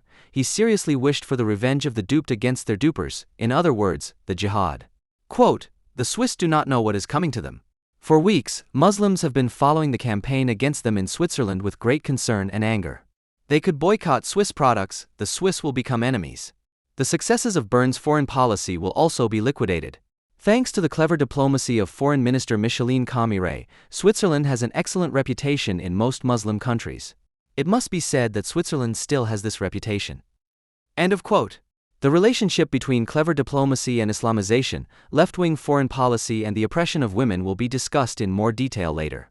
Author Lucas Barfuss also enlightens his German readers, in the FAZ of December 5, 2009, about his fellow countrymen. Across all parties, it was the women and young people who said yes to this initiative particularly often, which proves that the fear introduced into the political debate by the right has finally become mainstream and a determining factor. End of quote. Barfuss is concerned with emphasizing a Swiss fear that is based on a general longing for a latent enemy, which can be explained by the fact that the country has no common culture and no unifying language.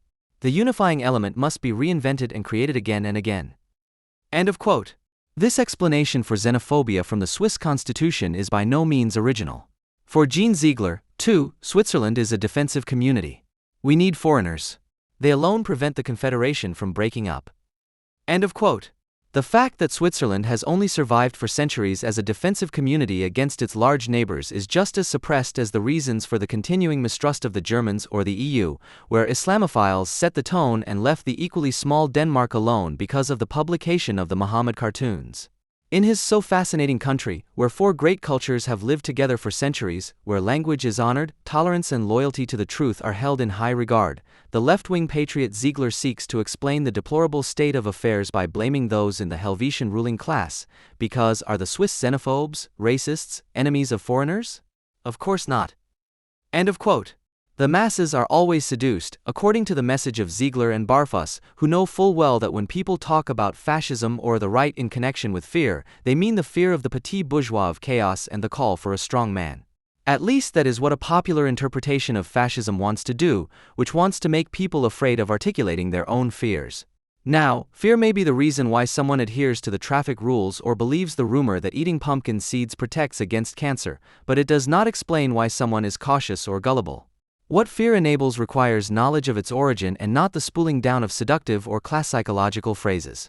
Those who publicly invoke fear generally want to use it to their advantage. To capitulate to the fear of the people would be a defeat for all Democrats, Cohn-Bendit said after the vote, hoping to be able to scare the scared in turn. Empty the coffers of the Swiss Confederation. That's what you should do. So that Saudi Arabia or the United Arab Emirates leave your financial center. End of quote. The desire for a punishing hand as Islamic secular revenge is being called for, in order to make the disobedient voters feel once and for all that they have no right to object. Significantly, a fear of Islam has also been a guiding principle for the minaret supporters, who entered into a real panic about Islam in the run-up to the vote. The German newspaper Der Tagesspiegel, for example, ran a story on November 24, 2009 entitled Towers of Fear, in which Christian Democrat MP Norbert Hochreitner, CVP, warned of an aggressive reaction from Muslims. Because the state is attacking their religion, some hotheads would attack the state. Cohn-Bendit is picking up on the excessive fear-mongering that representatives of the economy and the banks indulged in before the vote, when they conjured up the threat of economic and financial losses. Switzerland is a magnet for the rich from the Middle East, and Swiss banks have also expanded their presence in the region because they expect particularly high growth rates there. Clients from Islamic countries are said to have invested 70 billion Swiss francs in Swiss banks, a similar amount to that from Germany, which stands at 80 billion. With an export quota of around 50%, Swiss industry is dependent on success in foreign markets. Exports of almost 9 billion Swiss francs go to the Arab world, which corresponds to a share of 5%. The German business newspaper Handelsblatt, December 1, 2009, reported under the headline "Swiss People Snub Economy" that Swiss industry was particularly annoyed. The minaret ban could have a negative impact on our business relations with Islamic countries, said Ruedi Christen, a spokesperson for the Swiss Association of Machinery, Electrical and Metal Industries.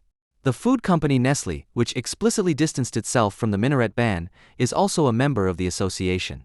Manufacturing companies such as Nestlé and ABB also have significant operations in Iran. While the major Swiss banks have withdrawn from the Iranian business due to U.S. pressure, which may also explain the different levels of excitement in the two economic sectors, Iran is, according to the Foreign Ministry, one of Switzerland's most important trading partners in the Middle East. The party comrade and Foreign Minister Kamire, who was emphasized by Jean Ziegler, has also earned special merits for this Swiss economic pillar. In March 2008, she traveled to Tehran for the most important business deal between the two countries, between the Swiss electricity company Laufenberg and the national Iranian gas export company, worth 20 billion Swiss francs, and appeared with Ahmadinejad, smiling and wearing a headscarf. The majority of the petrol supplies that Iran urgently needs are provided by only 4 companies worldwide, 3 of which are based in Switzerland or are Swiss-Dutch companies: Vitol, Trafigura, and Glencore. End of quote. This is the result of eternal neutrality, which knows no enemies, only partners and competitors. Where others restrict their relations for political and strategic reasons, Switzerland has traditionally been particularly good at business. But the formerly unbroken consensus among the Swiss has now crumbled. Since 1991, Swiss banks have received an increasing number of inquiries from the surviving relatives of Soviet victims of the Holocaust regarding the whereabouts of the assets of their murdered ancestors. They were turned away by the banks with reference to banking secrecy, until the World Jewish Congress took up the matter on behalf of the Israeli government and turned the Swiss collaboration with Nazi Germany, which had involved a huge economic and financial effort, into a global issue. According to Ziegler, in the year of disaster 1997, in which, driven by U.S.-American historical commissions, the Swiss were confronted with their historical lies, in his home canton of Bern, the word foreigner was never used without a certain adjective, de Chieb Ausländer, the damned foreigners. Today, Switzerland's collaboration with Nazi Germany is generally recognized, and the allies of the time were able to correct the fact that, although they confronted the Swiss with the facts during and after the war, they were unable to anchor them in the Swiss historical consciousness. Switzerland resisted the Allies' demands that it return the looted Nazi assets or even acknowledge any guilt. Anyone who still adheres to the national ideology that virtually constitutes modern Switzerland, according to which the Swiss, as a small neutral island surrounded by the Axis, defied Hitler and thus added another chapter to their heroic history, can expect to be ridiculed rather than respected. The SVP is an adherent of this position. In 1935, Swiss sympathizers of fascism and Nazi Germany attempted to push through a total revision of the constitution by referendum, which failed with 27.7% approval. At the time, the patriotic intellectual defense of the country was proclaimed against these efforts, which celebrated everything that was understood as Swiss tradition and condemned all cultural and political foreign influences, which included Italian fascism and German National Socialism. The authorities launched a propaganda campaign for autarky, which was intended to foster the belief that Switzerland could exist as a national entity on its own, self-sufficient, sovereign and neutral. Within the framework of this demonstration of self-determination, the conservative bourgeois government was able to organize Swiss collaboration with the Nazis all the more energetically. There was intensive trade with the Axis powers, and particularly with Germany, which was also generally known. From 1940 to 1945, the Swiss economy was largely integrated into the Greater German Economic Area.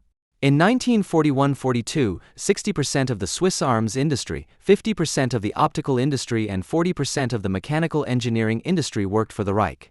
In 1943, Switzerland remained the only industrial zone spared from area bombing by Hitler.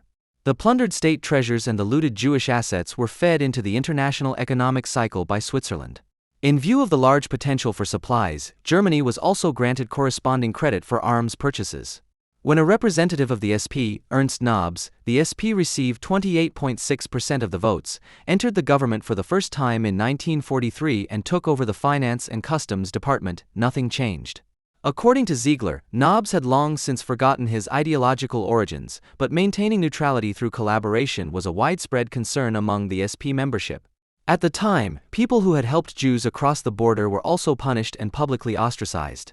It was only after international outrage that President Villager apologized on May 8, 1995 for the Jewish stamp in German passports, which Switzerland had demanded from the Nazis in order to be able to deport refugees more quickly at the border. After the war, the assets remaining in the so-called dormant accounts were confiscated and the extent of the assets brought into Switzerland was concealed. The revision of history that followed international pressure has done great damage to the way the Swiss see themselves, especially as all political camps are trying to regain the lost certainties and the success of everlasting neutrality, albeit in different ways. The SVP, for example, is stubbornly clinging to the old image of Switzerland. Critics of the old collaboration, on the other hand, are emerging as the operators and key players of a new one. Whether the necessary neutrality makes cooperation with Iran virtually inevitable or should rather be ruled out remains a matter of fierce controversy. When Ahmadinejad declared at the opening of the UN's anti-racism conference in Geneva that Israel was the cruelest and most racist regime, NZZ Online April 20, 2009, the Iranian also had a conversation with the Swiss President Heinz Rudolf Merz, FDP, about which the Iranian news agency IRNA reported. The Swiss president said that his country urgently needed energy and was seeking Iran's support in this regard. Merz also condemned the aggression of the Zionists in Gaza and called on the international community to investigate the matter. In addition, the president said that his country would never follow the sanctions imposed on Iran by the USA and the EU. Switzerland would rather strengthen its relations with Iran. Merz did not comment on this. The economic relations with Iran, which are treated as a question of Swiss sovereignty, have their political implications, about which the party friends of the foreign minister get upset whenever too much embarrassing information comes to light, not about the gas business, but about the white headscarf of Kamire, Die Presse, March 25, 2008. The accusation that Kamire was collaborating with the Iranian terror regime was raised in parliament by the SVP National Councillor Yvette Esterman. Quote, with her visit to Tehran in mid-March, Federal Councillor Kamire violated all the principles of Swiss foreign policy: neutrality, respect, and commitment to freedom, democracy and human rights. The double standards of the FDFA, Federal Department of Foreign Affairs, are intolerable and offend our traditional foreign policy partners in North America and Europe. Why is neutral Switzerland courting a country that is one of the most important sponsors of international terrorism, that systematically violates human and women's rights and whose leadership denies the Holocaust? End of quote. And once again, the populist right has found itself in the only position worthy of support as an advocate for women. The cross-party confusion over how to deal with neutrality and overcome the ignominy of Nazi collaboration is also reflected in the confusion that was noticeable in the Süddeutsche Zeitung after the minaret referendum. The losing parties are busy demonstrating their confusion in the face of the minaret decision. The leader of the Christian Democrats, for example, has gone so far as to call for a ban on separate cemeteries for Jews and Muslims. Social democratic women are calling for a burqa ban, while their male colleagues are insisting that as many prisoners as possible from Guantanamo Bay should be taken in, now more than ever. And in the Green Party, a 28-year-old from Zurich is dominating the headlines. He is warning of a shortage of housing because of the many foreigners. July 12, 2009. Those seeking political allies among the Swiss who are critical of minarets and their new supporters will quickly be disappointed, for more than a voting behavior that is, by EU standards, fascinatingly sensible and courageous, against the backdrop of a very questionable social debate and a rather ugly circle of initiators, cannot be found there. The participants in the international Swiss bashing following the minaret vote are unperturbed by this and continue to promote the policies of the Swiss left and liberal establishment against the fears of the population, as they are hardly less closely linked to Iran than Mrs. Kanire of the Swiss socialists. The UN, where Jean Ziegler holds a prominent position, can be confidently left to deal with any further Swiss bashing, since it is, after all, the organizer of the anti-racism conference. Others involved in the Swiss bashing take great pleasure in the dissolution of all Swiss certainties, since the Helvetian identity crisis offers an approach to reunification with German and European culture, as the FAZ, January 7, 2010, would like. One can understand the Swiss when they see themselves surrounded by Deutsche Busländer from the EU. Somehow, they were also better off as people, especially in times of great inhumanity. Somehow, they must now think that they missed out on being real jerks back then and are trying hard to make up for their deficit in inhumanity. On June 5, 2019, Denmark elected a new parliament, Folketing, prompting the Munich editorial office for quality journalism to promptly issue a warning about the blinded Danes.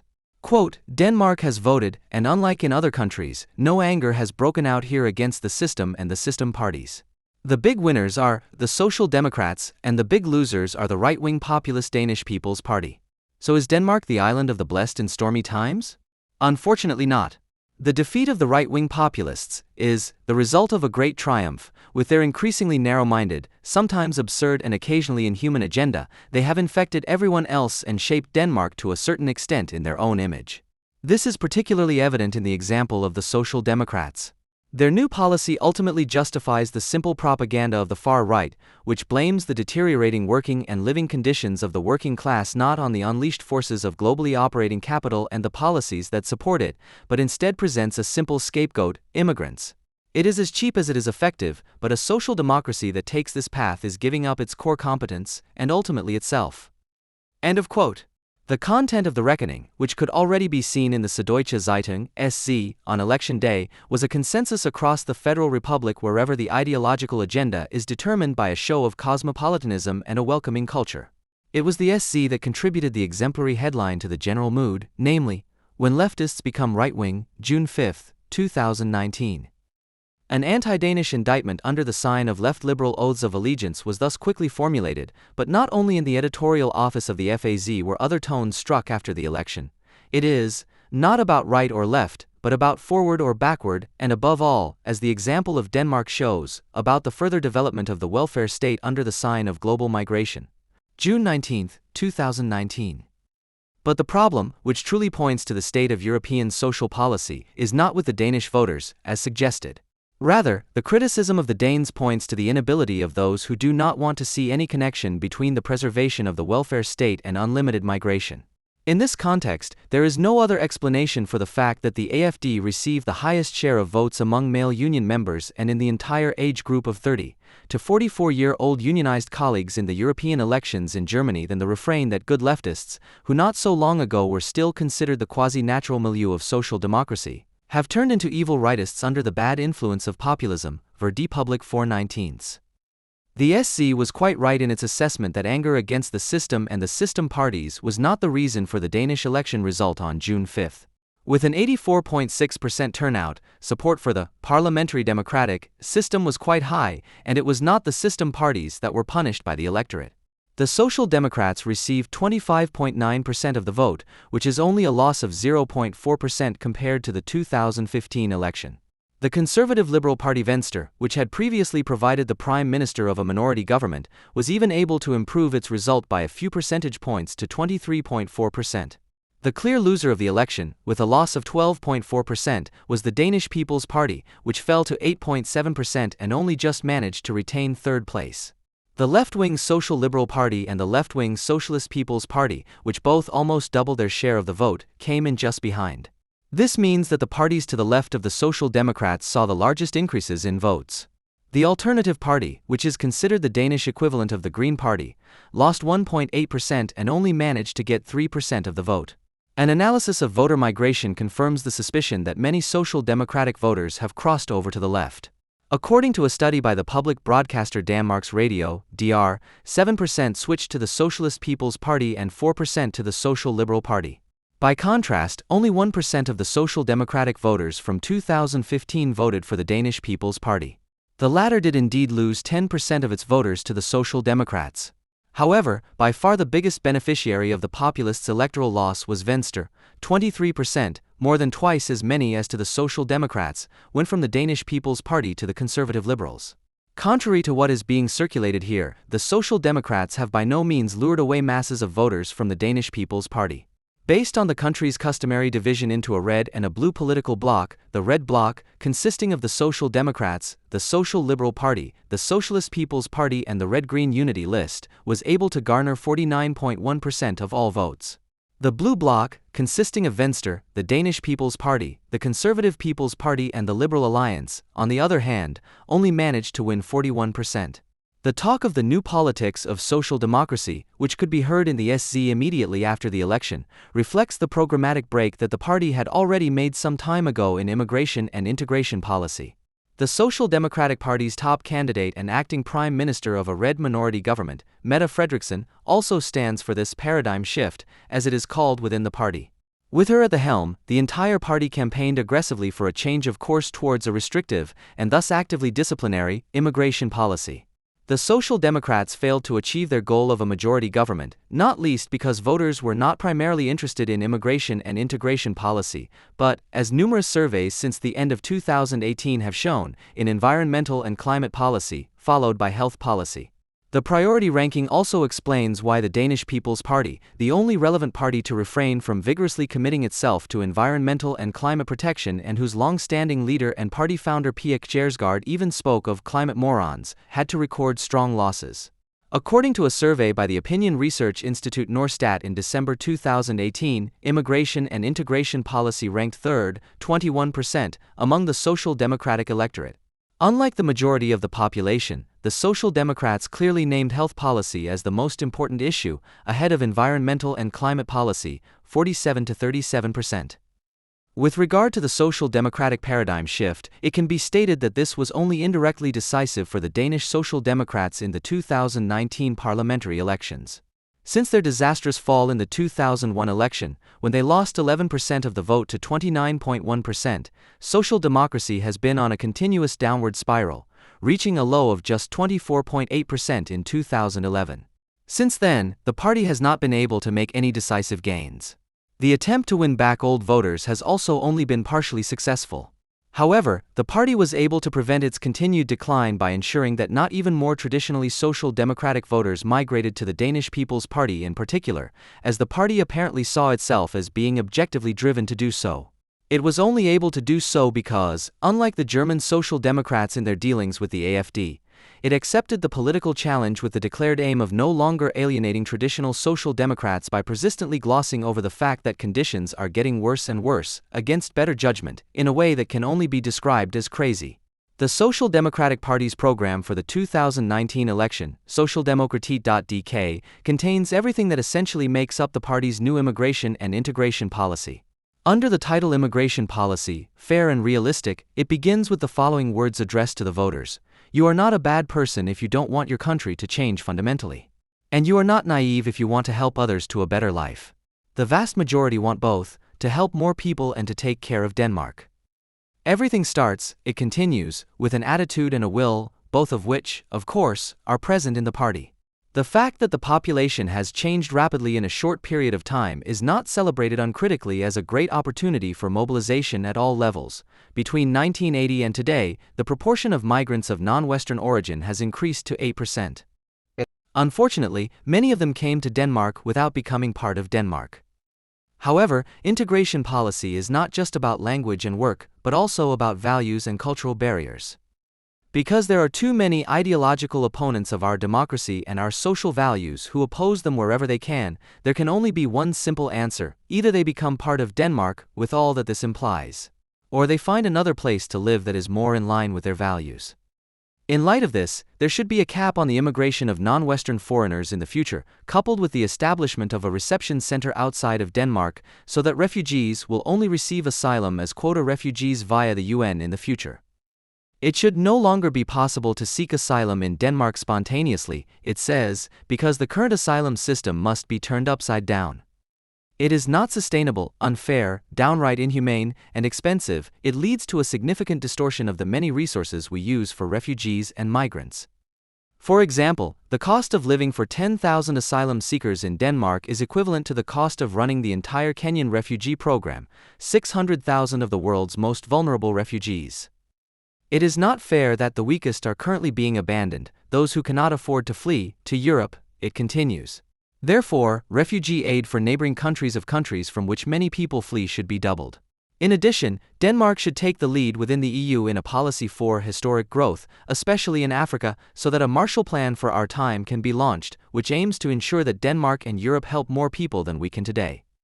In terms of integration policy, the Social Democrats are calling for the imposition of a duty to provide public support for immigrants, which is embedded in an ambitious 10-year plan to ensure mixed residential areas and schools in which the proportion of non-Western immigrants and descendants should not exceed 30%, so that targeted efforts against social control and parallel societies can be successful. The plan also includes making it compulsory for immigrant parents to send their children to daycare and preventing family reunification in vulnerable residential areas, i.e. districts where the emergence of parallel societies is becoming apparent. Furthermore, there is a need for a showdown with Muslim independent schools so that democracy prevails over religious considerations there too. Other plans include a mandatory 37-hour working week for immigrants, during which they would provide financial and integration services equivalent to those of a normal job, simplified options for withdrawing Danish citizenship, more leeway in cutting benefits, faster and more consequent deportations of criminal foreigners, and even bans on using children as interpreters for authorities or recruiting young people under the age of 18 for a gang. All these programmatic statements culminate in a remarkable declaration of war, characterized by historical awareness, that is unparalleled in this country. Social democracy is and has always been a project for freedom. It is about giving more and more people the opportunity to shape their own lives. This has largely been achieved through education, free and equal access to health care and high employment. Now we are facing a new chapter in the fight for freedom, the new Danes. Gender equality must also apply to them, and religion is always subordinate to democracy. It requires a showdown with the norms that exist in parts of Denmark. End of quote. If we disregard the nuances, the Social Democrats' premises on immigration and integration policy reflect a cross-party consensus that not only encompasses the Blue Bloc up to the Danish People's Party, but is also shared in principle by the parties of the Red Bloc to the left of the Social Democrats. Consequently, the government agreement for the minority government under the leadership of Social Democrat Mette Frederiksen contains hardly any points that fall short of the Social Democrats' election program. It is no coincidence that the declaration explicitly refers to a policy of common sense as the basis for migration policy. This formulation, which should be treated with all the more caution the more solemnly it is proclaimed, gains in cogency where the suspension of social common sense is increasingly observed, namely in European politics. In June, the Social Liberal Party, the Socialist People's Party and the Red-Green Unity List, together with the Social Democrats, agreed in a paper entitled A Fair Direction for Denmark that there would be few points of difference from the immigration and integration policy of the Blue previous government under Prime Minister Lars Løkke Rasmussen. There will be UN quota refugees again, with a focus on women and children, but the plans for the isolated accommodation of refugees who have committed crimes and are required to leave the country, which was planned for 2021 on the island of Lindholm, will be put on hold. In addition, a new family center for families with children who are required to leave the country is to be built, and refugees who have worked for the same employer for 2 years without interruption will be able to remain in the country to work. Immediately after the government agreement was signed, the Danish news agency Ritzau quoted Mette Frederiksen as saying that the paradigm shift would continue to apply and that the focus would remain on return and limitation. If you are a refugee and come to Denmark, you can get our protection. But when peace is restored, you have to go home. Ritzau.com. Since 2002, Denmark's Statistics Office has officially divided immigrants into Western and non-Western, and this has been extended to include their descendants, who are also considered to be Western or non-Western. At the same time, only those who have a parent with Danish citizenship and a Danish place of birth, regardless of their place of birth, are considered to be of Danish origin. The fact of being born in Denmark does not automatically confer Danish citizenship. The mention of non-Western immigrants or foreigners in the Social Democrats' election manifesto has been part of the Danish migration policy for years.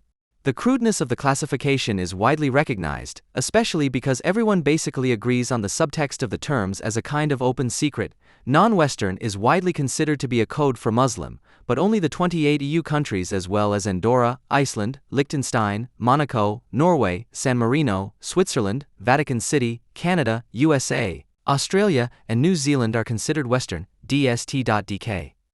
As recently as May 2019, Henri Band, the head of the National Statistics Office, defended this population classification to the weekly newspaper Mandag Morgen, although his office is well aware of its weaknesses due to its generalization.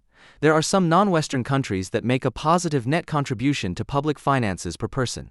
This applies, for example, to people from China, India, and Ukraine. MM.dk. If we consider that the top 9 places in the ranking of the 20 most important non-Western countries of origin are occupied by countries from which almost all the inhabitants are Muslims, it becomes clear, even from a quantitative point of view, why the immigration debate in Denmark is largely limited to immigration from Muslim countries. As of 2019, Turkey 63,932, Syria 42,579, Iraq 33,154, Lebanon 27,098, Pakistan 25,744, Bosnia 23,210, Iran 21,493. Somalia 21,156, Afghanistan 19,199. While most non-Western migrants, the Turks, came to the country in the 1960s primarily as guest workers, all the others immigrated almost exclusively as refugees. The socioeconomic data on the social, educational, and labor market position of non-Western migrants is as miserable as in all Western European countries, while pupils of Vietnamese origin in Denmark, for example, often perform better than average, with 15,663 people, the 10th largest non-Western immigrant group. The performance of students and apprentices with a Muslim background, including their descendants, is usually well below that of the rest of the population. The employment rate of all 16 to 64-year-olds, especially in the low-wage sector with low qualifications, is 38% lower than that of the native population, which results in a significant overrepresentation in public services. The crime rate among non-Western male immigrants is 53% higher than among male Danes, and among non-Western descendants the rate is as high as 130%. These facts have been known for some time. Even before September 11 and not least the events surrounding the publication of the Muhammad cartoons in the newspaper Jyllands-Posten in 2005, which plunged Denmark into its worst foreign policy crisis since the Second World War, a number of initiatives, regulations, and laws were gradually introduced to help alleviate the misery of migration policy in the medium to long term. When a survey of Muslims was published in 2009, which showed that 55% were against homosexuality, 80% categorically rejected the publication of Muhammad cartoons, 55% supported a general ban on criticism of religion, 64% advocated restricting freedom of speech in certain cases, 77% believe that the instructions in the Quran must be followed completely, 43% are in favor of girls wearing a veil, and 52% believe that Islam shouldn't adapt to Western values. All of this caused a great stir in the Danish public. In 2010, the Blue government under Prime Minister Lars Løkke Rasmussen, with the approval of the Social Democrats, launched the so-called Ghetto Initiative, which aims to transform 16 residential areas identified as problem districts by 2030 in order to create a Denmark without parallel societies. In 2018, during Rasmussen's second term in office, this initiative was also sharpened with the approval of the Social Democrats. An area is considered a so-called ghetto if at least 40% of its residents are unemployed, at least 3% of its residents have committed a crime, or the proportion of non-Western immigrants is at least 50%. If two of these three criteria are met, it is referred to as a ghetto. The plan, which is quite extensive, includes measures such as a new mix of residential areas through targeted demolition and new construction, a stop to new rentals to a certain clientele through special rental regulations, a special award system for municipalities when non-Western residents who are eligible for support complete their education, take up permanent employment or have a higher police presence per capita than elsewhere. Special penalties, including bans on moving in or living in the area for up to 10 years, apply to offenses such as robbery, assault, extortion, violations of the weapons law or drug trafficking. Education is considered compulsory, for example, the need-based participation in language courses, with the threat of a reduction in child benefit if the obligation to participate is not met, a better distribution of children in daycare and school children, so that a heterogeneous mix of daycare groups or school classes is guaranteed. Special support for local schools if the performance of the pupils is notoriously below average. If parents are found to be failing to enforce compulsory education, child benefit will be reduced or even withdrawn if the child is absent for 15% of the total school time. The social investment focus on the family situation, which aims to protect and promote the individual, is also reflected in the further development of early detection of children in need of protection and support. Domestic violence is consistently punished more severely. The so-called values debate in Denmark received a particular boost with the publication of the poetry collection of the then 18-year-old Palestinian-born Yahya Hassan in 2013. The volume quickly reached a sensational circulation of 100,000 copies for Denmark. In his poems and public statements, Hassan sharply criticized his immigrant parents' generation for neglecting their children and for the religiosity they displayed at the same time, which they used only to conceal or even justify their self-serving mentality. An interview he gave to the newspaper Politiken caused a furor in the country's arts pages, because in it Hassan not only demanded that his generation of new Danes must first and foremost come to terms with the failure of their parents, but he also criticized Denmark's intellectuals in Denmark for being the world's best critics when it comes to human rights and wars in the Middle East. But when it comes to their own backyard, they are stupid and passive. October 5, 2013. When the German welcoming culture forced the Danes to reintroduce border controls with Germany in 2015 in response to mass uncontrolled immigration, which are still in place today, this not only led to the Red government under the leadership of the Social Democrats being voted out of office. The Danish People's Party owes its rise to the second strongest force, 21.1%, not least to the German Chancellor and her policy of open borders. At the latest since the so-called refugee crisis, there has been a cross-party consensus in Denmark in favor of a rigid immigration and asylum policy. In 2015 and early 2016, the Blue minority government, with the approval of the Social Democrats and the Danish People's Party, introduced a number of measures to tighten asylum law. Benefits for refugees were halved and the time limit for family reunification was extended to 3 years. What caused a particularly big stir abroad and led to Nazi comparisons was the decision to confiscate money and valuables worth more than 10,000 kroner, around 1,300 euros, from newly arrived refugees for the purpose of contributing to the financing of their stay. Since these restrictions were introduced, the number of refugees has fallen drastically. According to Wikipedia, however, Denmark is considered by refugees to be the country with the worst reputation in terms of asylum, along with Hungary and Bulgaria. An integration law has been in place since 1999, which was deemed necessary due to the increasingly obvious problems in the city districts of Copenhagen, Aarhus, and Odense. On the basis of this law, the focus of integration policy is on activating immigrants under the condition of a debt of obligation to the host society. The current version of the law, from 2017, consequently speaks of the responsibility of the individual foreigner for their own integration. The law stipulates that refugees or foreigners who have come to Denmark as part of a family reunion must take part in a 1-year integration program, at the end of which the goal is normal employment and full or partial self-sufficiency. As part of this program, the municipalities and local authorities are obliged to conclude an individual integration contract with the refugee within 1 month, which defines the specific measures to be taken to achieve the goal on the basis of the existing skills and conditions. This contract also includes any sanctions and penalties that will be imposed automatically if the refugee does not comply with the agreements. If a refugee refuses to sign such a contract, the municipality or local authority can independently and against his will determine what should be part of the agreement. If necessary, the duration of the integration contract can be extended until a permanent work permit can be issued. The law also requires regular aftercare after the contract ends to ensure that everything is going as agreed and to document any difficulties that have arisen. Each municipality and community receives a financial bonus if it integrates the refugee into the labor market as quickly as possible and makes him or her self-sufficient.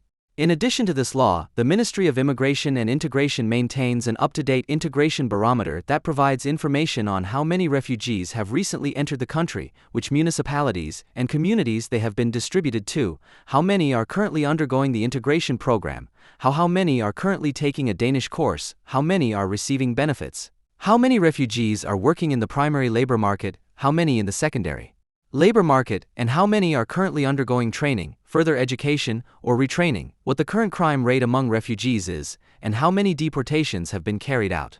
In 2011, a report by the ministry, which had been requested by the Danish People's Party, revealed that a better regulated immigration policy since 2002 had saved 6.7 billion euros. Nevertheless, in 2010 alone, non-Western immigrants cost the state around 2.3 billion euros, whereas Western immigrants brought the state a surplus of around 258 million euros. Against this background, it is not surprising that the financial component is of enormous importance in the debate on integration policy. On the basis of several studies, all of which came to the same conclusion, there is now a broad consensus in Denmark that unhindered immigration of non-Western people is not just a pure subsidy for Danish society. Sooner or later, the Danish welfare model, which is financed by taxes like no other in the world and therefore relies on a particularly high level of employment, will be threatened in its very existence. To put it in perspective, Danish employees and employers have to pay almost no compulsory social security contributions, whether for health or long-term care insurance, pension, or unemployment insurance, but they have to pay by far the highest tax rates in the EU to finance social benefits. This explains why the Danish labor market model of so-called flexicurity, a word created from flexibility and security, is actually as old as the Danish welfare state. It existed before it was given its current name in the 1990s. Compared to Germany's labor market, the Danish model is still characterized by much lower protection against dismissal, a high level of unionization, and much more pragmatic hiring options, which are associated with the pressure to accept a job. At the same time, there are welfare state protections in the event of unemployment or illness, which differ significantly from the US model of hire and fire. The prevalence of this labor market policy instrument also explains why there has never been any discussion in Denmark, particularly within the Social Democratic Party, about the need for a so-called third way. When the British thinker Anthony Giddens, the father of the Third Way, proclaimed in his book of the same name in 1998 that the central motto of a new social democratic policy was no rights without obligations, this principle has always been at the heart of the Danish welfare model. Without necessarily having to adopt the ideological baggage of a cosmopolitan nation or cosmopolitan democracy, with which Giddens inextricably linked his new politics as a goal, as in the case of the German Agenda 2010. In the 2019 election manifesto of the Danish Social Democrats, it sounds like this: if we want to continue to have a welfare society in the future, it is a basic requirement that those who are able to work are in employment. Everyone must contribute what they can. Otherwise, society cannot hold together. Socialdemokratiet.dk. In view of the ubiquitous rhetoric of activation in late capitalism, which aims to rouse the population, which is constantly under suspicion of getting rusty, it is easy to understand that those who are urged to work hard under the sign of cohesion feel little desire to be led around by the nose by anti-Western system busters. If we recall the words of the current Danish minority government's coalition agreement, which speaks of a policy of common sense with regard to the continuation of the previous government's migration policy, then the pro-Israeli Danish People's Party would logically be described as the party of common sense, which is currently laboring under the fact that it has made itself virtually superfluous for the time being, because its migration policy line, including its EU-skeptical positions, has been widely accepted across all parties, despite all the deviations in detail. With regard to the paradigm shift in Danish social democracy, a thought from the Copenhagen political scientist Peter Nedergaard proves to be quite conclusive. In an article for the Friedrich Ebert Foundation, Nedergaard came to the conclusion that traditional social democratic politics, even 30 to 40 years ago, represented the interests of both unskilled and skilled workers in line with the union position. In this context, the proclaimed extremely restrictive immigration policy can certainly be interpreted as a return to the party's roots. It is probably less coincidental or arbitrary than is sometimes suggested that Prime Minister Mette Frederiksen describes herself as a traditional social democrat who says that it became increasingly clear to her, especially during her time as Minister of Employment from 2011 to 2014, she increasingly realized that the price of unregulated globalization, mass immigration, and the free movement of labor is paid by the lower classes. SC, May 6, 2019.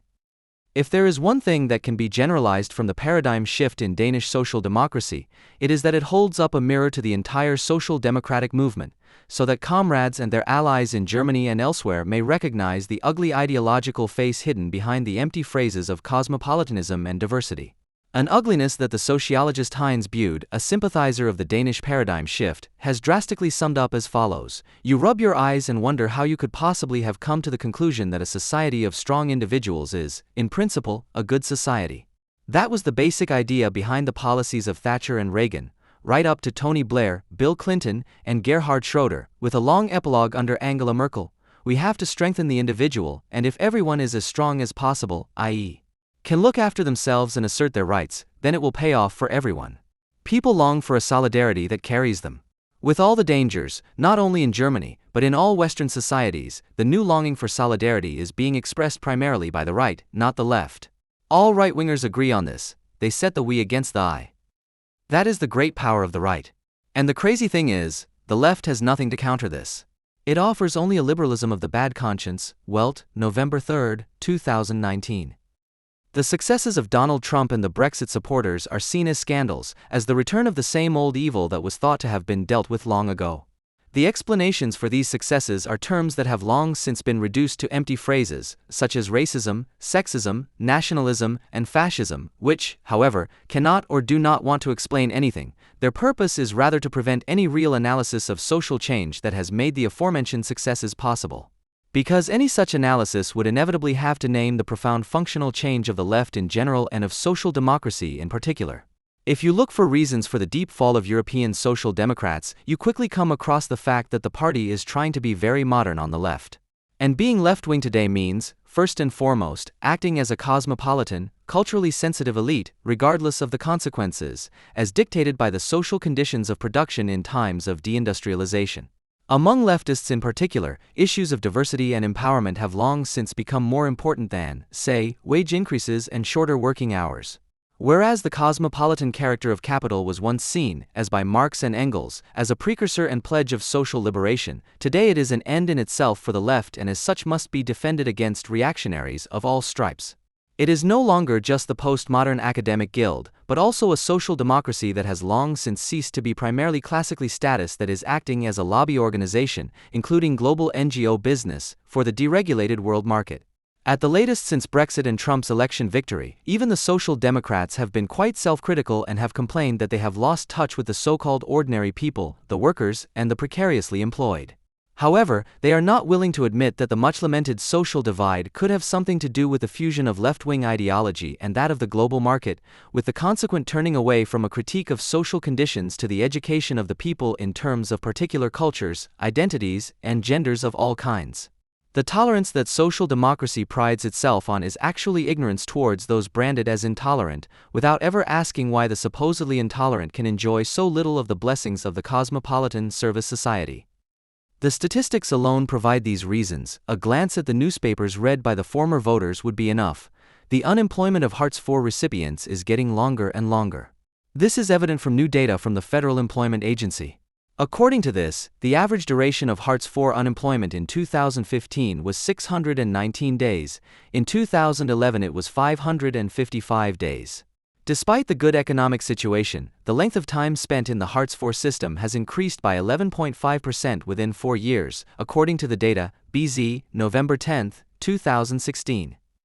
It is apparently forbidden to even take note of such things. Social democracy, regardless of its own rhetoric of social justice, the third way that Tony Blair and Gerhard Schroeder took around the turn of the millennium under the motto of New Labor or New Emit, New Center, and in this country, Agenda 2010 is still considered the measure of all things. The agenda is the programmatic adaptation of the model of Germany, by means of which social democracy has finally turned its back on the milieu of workers and employees, from which the social losers have mainly come for years and from which the large mass of the SPD's core voters was once recruited. With it, social democracy finally transformed itself from a statist, social partnership state and class party into a party of moral panic, Mali Lila. Without any major scruples, the party turned to its new middle-class clientele, which was soberly described in a 2015 paper by the Osnabrück SPD local association Volkstrupp. SPD in a survey low, why and how do we get out of the 25% hole? The SPD now draws a larger proportion of its voters from the so-called upwardly mobile and intellectual milieus than it did a few years ago. Voters with a below-average level of education and in less skilled jobs, previously the classic core voter potential of the Social Democrats, are increasingly drifting away. End of quote.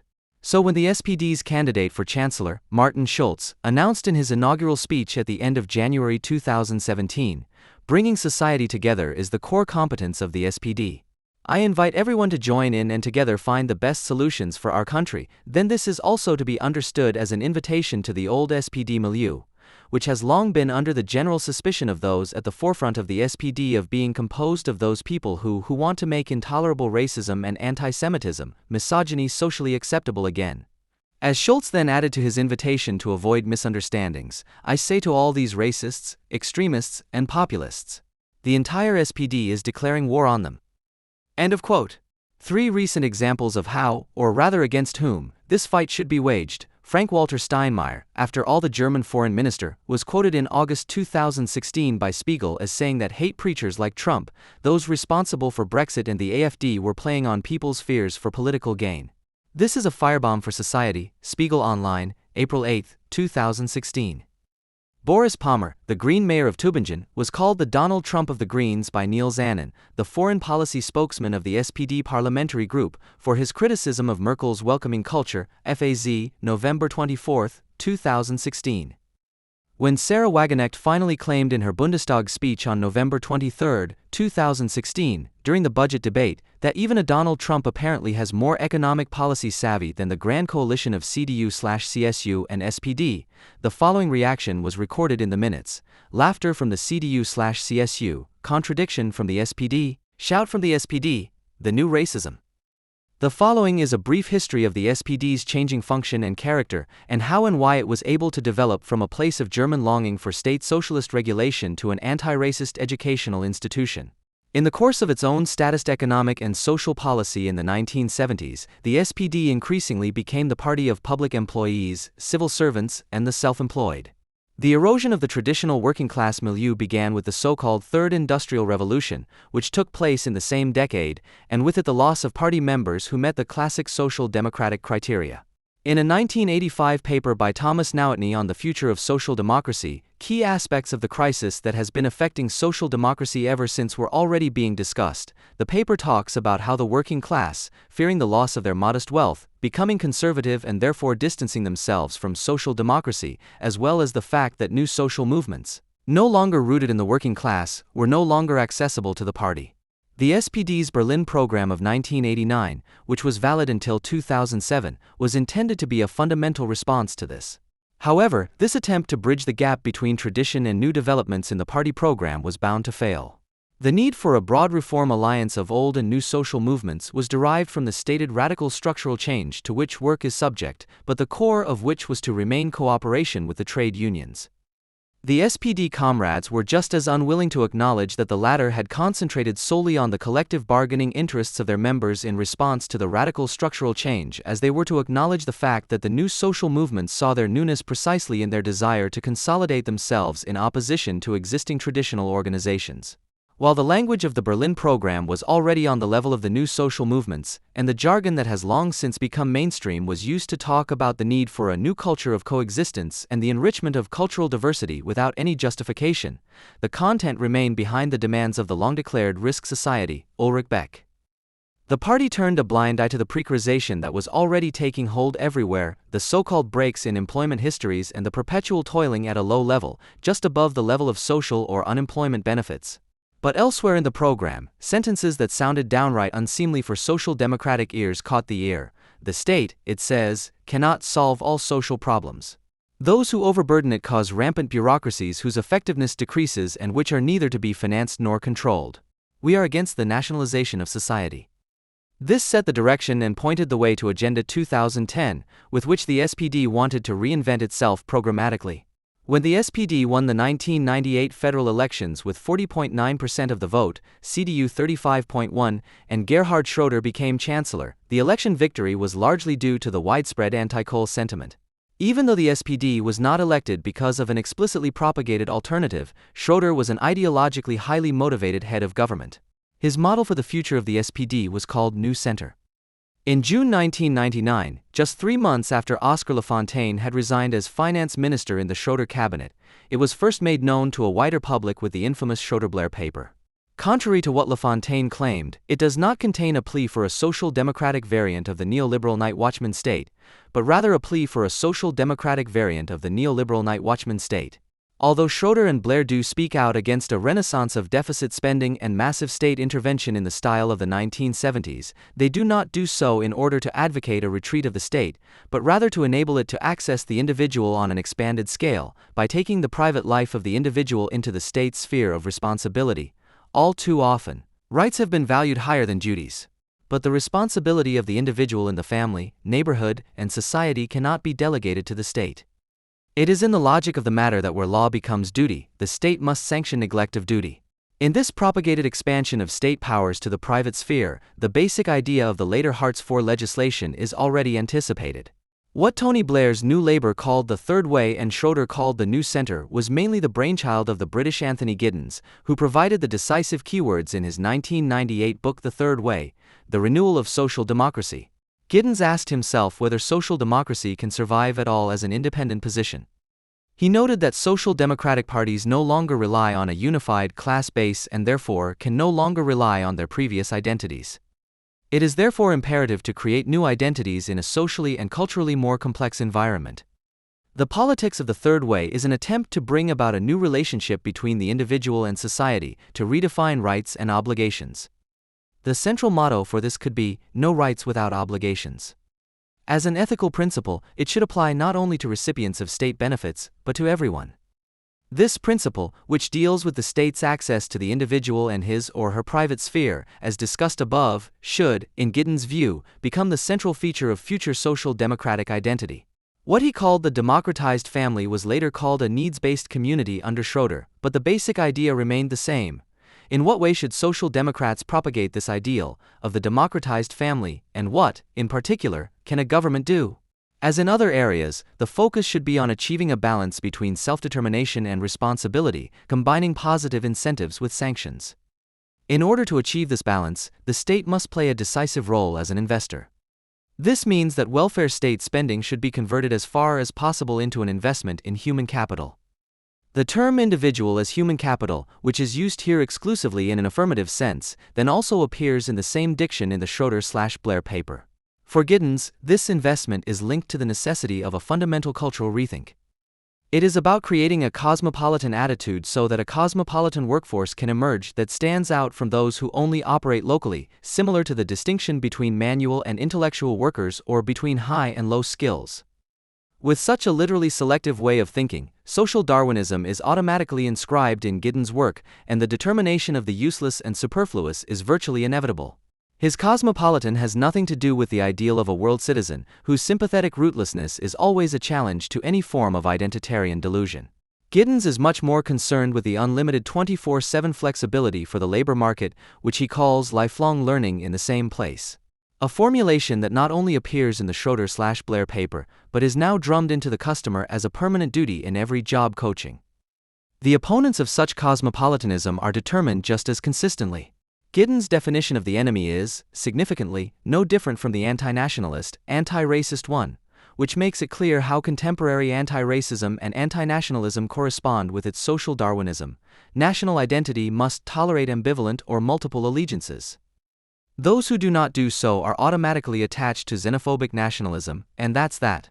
It should come as no surprise that Giddens also speaks out in favor of communitarianism. Community is fundamental to the new politics, but not as an abstract slogan. The more globalization advances and affects the local level, the more urgent it becomes to deal with community. What this is supposed to serve is also explained immediately. Top-down allocation should make way for more locally based distribution systems. More generally speaking, the reorganization of the welfare state should go hand in hand with the further development of civil society. Certainly, German social democracy never anchored communitarianism as deeply in society as Tony Blair's New Labour in Great Britain. Those who still doubt that Gerhard Schroeder's Rebellion of the Decent in 2000 was not the selfless act of an upright anti-fascist, but the calculation of a cold-blooded ideologue, who at the time had the anti-fascists on the hook, should be taught a lesson by Giddens. The revival of civil society is an essential element of the politics of the Third Way.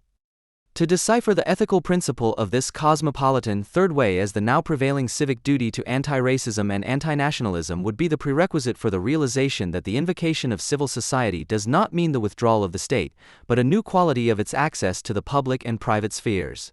Under Schroeder, civil society was thus made into what it is today, a means of state control. In undertaking this endeavor, Schroeder created a problem that he also acknowledges in an autobiographical book from 2006. The Chancellor's view of the welfare state was difficult to convey to the traditionalists in my party, but especially to the trade union officials, and it led to great uncertainty among the SPD's core voters. End of quote. In a remarkably objective and highly topical manner, Schroeder also explains why not only New Labour under Tony Blair had to come up against its limits with the Third Way in the United Kingdom, but also what the fundamental difference between two competing European models is, without which one cannot understand Brexit. Quote, ultimately, it is about two very different ideas of the future of our continent. On the one hand, represented primarily by Germany and France, are those who can and want to imagine Europe only as a political union. Ultimately, political union means transferring central national competences to the European level, such as in the areas of economics and finance, domestic policy, and law, but also foreign and security policy. On the other hand, there is the idea of Europe as a common market, whose participants need economic rules, while political processes should remain largely determined at the national level. This position is strongly represented in the United Kingdom. It has an impact on the Eastern European member states, which are finding it difficult to relinquish the sovereign rights they gained after the collapse of the Warsaw Pact to the European level. British European policy, in which I had placed many hopes, turned out to be a great disappointment for me. This has little to do with the people involved. Every German government has to take note of the fact that there is still a persistent orientation towards the empire in Great Britain. In addition, the British special relationship with the USA is a burden on the country's engagement for a European future. More than other countries, Great Britain is willing to anticipate American-European policy and make it the subject of its European policy. End of quote. The fact that public outrage at the time over Agenda 2010 was limited due to the anti-Americanism against the Iraq War, which could only be mobilized by a social democratic chancellor, was not intentional. However, it was explicitly welcomed as a favorable effect, which at the same time proved that the majority of Germans, when in doubt, consider the declaration of enmity against the Americans more important than their social existence. Schroeder writes, little notice was taken of the explosive power of the agenda because the party and the parliamentary group, like the entire German public, were dominated by the debate about the impending war in Iraq. So we were able to continue working without any fuss. End of quote. It is only against this background that it becomes clear how Schroeder was able to conceive the agenda without any involvement of the party in the chancellery and to introduce it in a sudden attack, as it is aptly described on the website of the Federal Agency for Civic Education. However, the hangover for the SPD was all the more severe on the morning after the mass party against America. The loss of blood through party resignations and defections to the WASG and PDS, and the unmistakable distancing on the part of the trade unions, weighed heavily. The party was now faced with the problem of having to defend the Agenda 2010 after Schroeder's defeat in 2005, on the one hand, and, on the other, being unable to refute Oscar Lafontaine's accusation that Hartz IV is an expropriation of the workers. Lafontaine continued, anyone who has paid into the unemployment insurance system for decades as an average earner will only receive 1 year of unemployment benefit when they are over 50. They have paid in 60,000 euros and only get 10,000 euros back. He only receives benefits under Hartz IV if he uses up or sells what he has saved for his retirement. FAZ, July 8, 2007. This is the factual core of the insecurity and future concerns that have gripped large sections of the German middle class and caused them to distance themselves from the SPD. There is some evidence to support the theory that without Agenda 2010, very different protest movements such as the Stuttgart 21 campaign, with its significant motto, "Stay on top," or Pegida would never have attracted such a following. The magnitude of the dilemma facing the party becomes clear when one recalls that Schroeder's aim was to reinvent social democracy in a way that would demonstratively turn the party away from the eroding traditional SPD milieus. What this center is made up of was determined primarily by the exclusion principle, that is, by which population groups could be neglected in the future or even left to their own devices. A survey conducted by the party-affiliated Friedrich Ebert Foundation in 2009 shows that Gerhard Schroeder ultimately did a good job. When asked whether the reform policy of the federal government should be continued after Agenda 2010, 42% voted in favor and 57% against further reforms. The gap between those who Anthony Giddens would probably have described as cosmopolitan and those who operate locally could hardly have been wider. The majority of pensioners, Green Party supporters, 16 to 24-year-olds, those with A-levels, higher earners, civil servants, and CDU/CSU supporters voted in favor of further reforms. On the other side of the fence were the unemployed, supporters of the Left Party, Hartz IV households, supporters of right-wing parties, workers, and skilled workers. This clear result illustrates better than anything else the problem of the SPD after the Schroeder era. On the one hand, the party has largely alienated its traditional voter groups, who are almost entirely to be found among the opponents of the reform. On the other hand, it is now primarily seeking to attract voters from social strata in which, in contrast to the apparently higher willingness to accept reforms, there is demonstrably much greater fear of social decline and loss than in the group of opponents listed above, and, as empirical material sufficiently demonstrates, for many better-off Germans this does not have to do with their immediate living conditions. Nevertheless, the SPD will remain a party of reform in the sense of Schroeder, as the party members are predominantly recruited from the milieu of civil servants and senior executives. It can be assumed that the fear of social decline and loss, which certainly also exists among comrades, is not as blatantly associated with class arrogance as it is among the Greens, but it still determines the tone and practice of the SPD. The SPD's Hamburg program, which was adopted in 2007 and has been in force ever since, did not herald a major change of course after the agenda disaster. Instead, it continued Schroeder's new middle policy. The program talks about developing the welfare state into a preventive welfare state and about the fact that the welfare state, in the social Darwinist sense of Anthony Giddens, must regard education as a central element of social policy and focus more on the status of the citizen and less on the status of employment. With the Hamburg program, the SPD is attacking all those who still want to see themselves primarily as wage earners and who, with this self-image, fight for their rights, and especially those who advocate a little more leisure. They are considered to be opponents of compulsory recruitment to the citizen and thus automatically opponents of the community of the flexible and tolerant, which is also conjured up in the Hamburg program as the connection of an activating state and an active civil society. Therefore, the following two sentences, which were written under the heading, "Culture of the Democratic Society," cannot be dismissed as anti-racist folklore or decorative anti-national embellishment. Rather, they are the core of the self-image. We are in favor of a dialogue of cultures. Only a living culture of recognition makes possible a society in which we can be different as human beings without fear. End of quote. Adorno, who was always concerned with the autonomy of the individual and his or her greatest possible laziness, did not speak of recognition in dialogue in his aphorism Mélange, which was referred to here, but of reconciling differences, i.e. overcoming alleged collective characteristics. Making him, of all people, the pioneer of anti-racist, anti-national communitarianism is also very popular outside the SPD. In the case of social democracy, which is suffering particularly badly from an aging membership, this forgery of Adorno's is intended not least to forge a link with the narcissistic Generation Y, i.e. those born between 1980 and 1999. This generation, which is supposedly always driven by the question of why stands for why, has long since made the cosmopolitan demands of the market second nature. That is why it is of particular interest to social democrats. As Wikipedia characterizes this generation, it corresponds in all respects to the character that the social democratic third way with the Agenda 2010 requires. The Epsilons are masters of improvisation. Their CVs lack the linearity that was typical of their parents. Life is much less predictable for Generation Y than it used to be. Despite all the stress they feel, the Epsilons also enjoy it because it makes them independent and free. They are ego-tacticians who weigh up all the important decisions in life according to the immediate advantages and disadvantages for themselves and their well-being. In times of political and economic unrest, when the job for life may no longer exist, young people are investing more in their education and training than ever before. A high level of education is becoming the most important weapon in the fight for a place in society. But it is also seen as the key to a self-determined life. Generation Y is graduating in droves and flooding the universities and colleges to keep as many options open as possible. Almost 60% of them succeed, setting themselves apart from the other 40% of their age group who are unable to keep up with this development.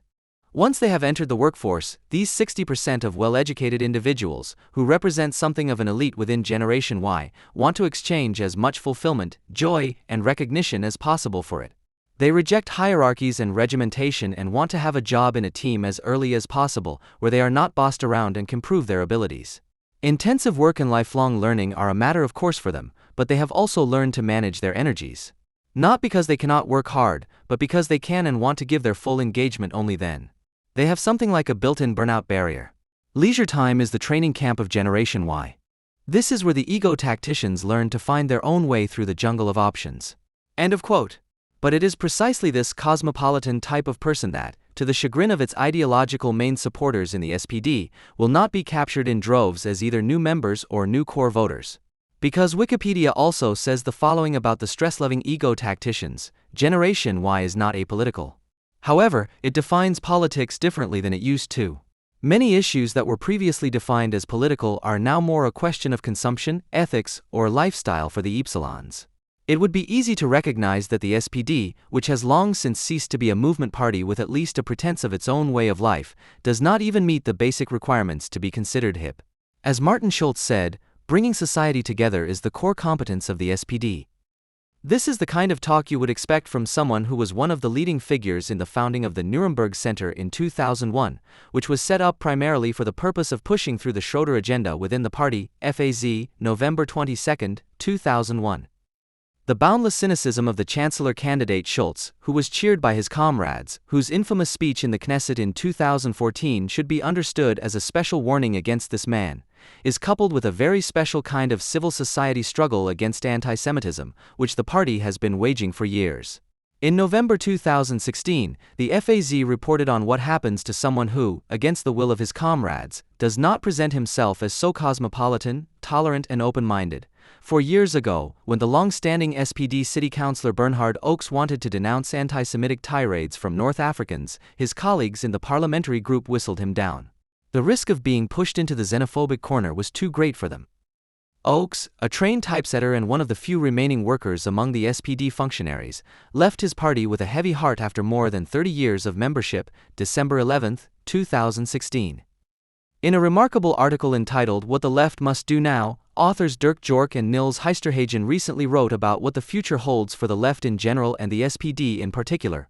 If the left remains a course that aims at the new center, they will be ground down between the forces of carry on as before and pure moral politics and the forces of a system-critical populism, FAZ, January 26, 2017. There is nothing to suggest that the course of social democracy will change in the near future. Therefore, their creeping but hopefully inevitable demise is to be wholeheartedly welcomed. Under the dictates of the Zeitenwende, the politician appears as a bungler. He can't leave anything as it is, he can't find anything that is worth preserving. Behind this is a rhetoric of coercion that was already present in the invocation of a new normality since Corona. The Zeitenwende, which is said to be a pan-European but also a specifically German phenomenon, was officially proclaimed in Prague on August 29, 2022. On that day, Chancellor Olaf Scholz gave a speech at the Charles University in Prague on the European heritage of Eastern Europe, in which he programmatically sharpened a formulation from his government declaration of February of the same year, in which he had called Russia's invasion of Ukraine a Zeitenwende. In Prague, Scholz said, "Putin's Russia wants to draw new borders by force, something we in Europe never wanted to see again. The brutal attack on Ukraine is therefore also an attack on the European security order. From now on, it is important to give the right answers to the Zeitenwende across Europe and transnationally." In his speech in Prague, Scholz described this turning point as a caesura that demonstrates the necessity of enforcing European law against an anachronistic legal system of the great powers. The representative of this outdated great power system is Vladimir Putin. As early as February, Scholz said in response to the Russian war of aggression against Ukraine, "We are experiencing a turning point. And that means that the world after it will no longer be the same as the world before it." At its core, the question is whether power can break the law, whether we allow Putin to turn back the clock to the era of the great powers of the 19th century, or whether we have the strength to set limits for warmongers like Putin. Unlike the New Old Peace movement, which has since taken up a position against the alleged warmongering of the German government, Scholz himself justified his appeal in the spirit of a love of peace, which he presented as a German-European mission. However, this mission is not only aimed at containing illegitimate claims to power, but at the self-containment of Western nationhood in general. In order to keep Russian imperialism in check, Scholz said, it was necessary to coordinate a withdrawal of national egoisms in a European policy. Quote, "In view of the Zeitenwende, our benchmark is, whatever is needed to secure peace in Europe will be done. The Zeitenwende does not only affect our country, it affects the whole of Europe. The challenge is to strengthen the sovereignty of the European Union in a sustainable and lasting way." Quote end. In line with the project of a voluntary self-restraint of the European nation-states in favor of a Europe that stands up to Russian claims to power, Scholz argued in Prague that the Eastern European states, especially Poland and the Czech Republic, which the German government considers narrow-minded and nationalistic, should delegate their national sovereignty to the EU as a necessary contribution to the fight against Russian imperialism. In doing so, he did not forget to emphasize that Germany would of course also do its part in this fight, and, unspoken but clearly directed against the smaller Eastern European states, he pleaded for the dismantling of the principle of unanimity in European policy decisions in view of the pressure to act created by Russia. "I have proposed that we gradually move towards majority decisions in common foreign policy, but also in other areas such as tax policy, in the full knowledge that this would also have an impact on Germany. We must be clear about one thing, adhering to the principle of unanimity only works as long as the pressure to act is low. But at the latest in view of the Zeitenwende, this is no longer the case." End of quote. In such an invocation of the lack of alternatives, the foreign policy rhetoric of the Zeitenwende resembles the panic policy that the German government pursued during the corona pandemic and which it is now continuing in the areas of climate protection and the energy transition. There is no longer any effort to formulate comprehensible arguments in defense of one's own permanent emergency policy. The pressure to act renders every argument superfluous. According to Scholz, the reason why the nation-states are being forced to weld themselves together under the umbrella of the EU, while disregarding national sovereignty, is not because it would be sensible to do so, but because the common external enemy is forcing them to do so, which is also indirectly blamed for high electricity prices, food traffic lights, and the consequences of green shrinkage. Quote, "Putin's Russia defines itself, in opposition to the European Union. Putin will exploit every disagreement between us, every weakness. The citizens expect an EU that delivers. The citizens expect the EU to deliver very tangible things, such as more speed in climate protection, healthy food, sustainable supply chains. End of quote. Nothing in this chain of associations is valid. Germany, and in particular Scholz's party, contributed more than anyone else to making it easier for Russia to prepare for its attack before the outbreak of Putin's war, which is therefore in some respects a German war. For a long time, hardly anyone in this country was interested in the situation in Ukraine since the annexation of Crimea. Only since it suits the federal government's own energy policy, Russia has been declared the embodiment of evil by those who previously protected it. And the idea that the EU is delivering on the German government's wish list, as Scholz insinuates, is causing more unease than hope among citizens. It is only the sleight of hand that turns an unrealistic domestic policy goal rejected by the majority of citizens, energy transition, into a pretext for foreign policy that makes it possible to move from the war topic to the green and now also social democratic hobbyhorses of climate protection, healthy food, and sustainable supply chains. Annalena Baerbock picked up on these favorite topics when she spoke at the Hamburg Vigoni Forum on July 8, 2022 about European democracy in the Zeitenwende. Here she explained how, in an echo of the speech, the corona pandemic has created a new normal. Quote, "There will be no return to the time before this attack. We did not want this new reality, but we cannot duck away from it. We will only create security in the 21st century if we think about it in all its dimensions, if we protect our liberal democracies from the hatred that the troll factories pump into social networks. And if we fight the climate crisis, which is threatening our livelihoods worldwide." End of quote.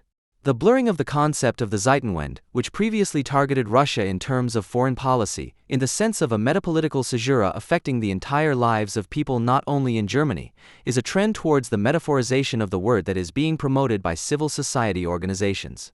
In February 2022, the German environmental organization Bund für Umwelt und Naturschutz, Bund, published the following assessment by its managing director Antje von Bruck under the headline Zeitenwende im Kampf gegen die Klimakrise, a turning point in the fight against the climate crisis. Chancellor Olaf Scholz has spoken of a turning point in view of the war in Ukraine. We are also at such a turning point in view of the climate crisis.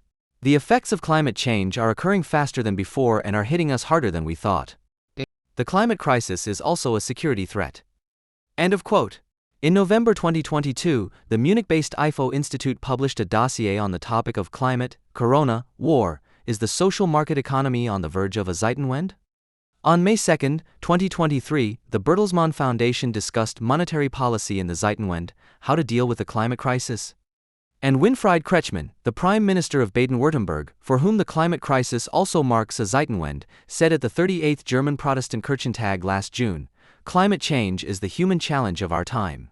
With its consequences, it affects everything, and you cannot imagine a more complex challenge." End of quote.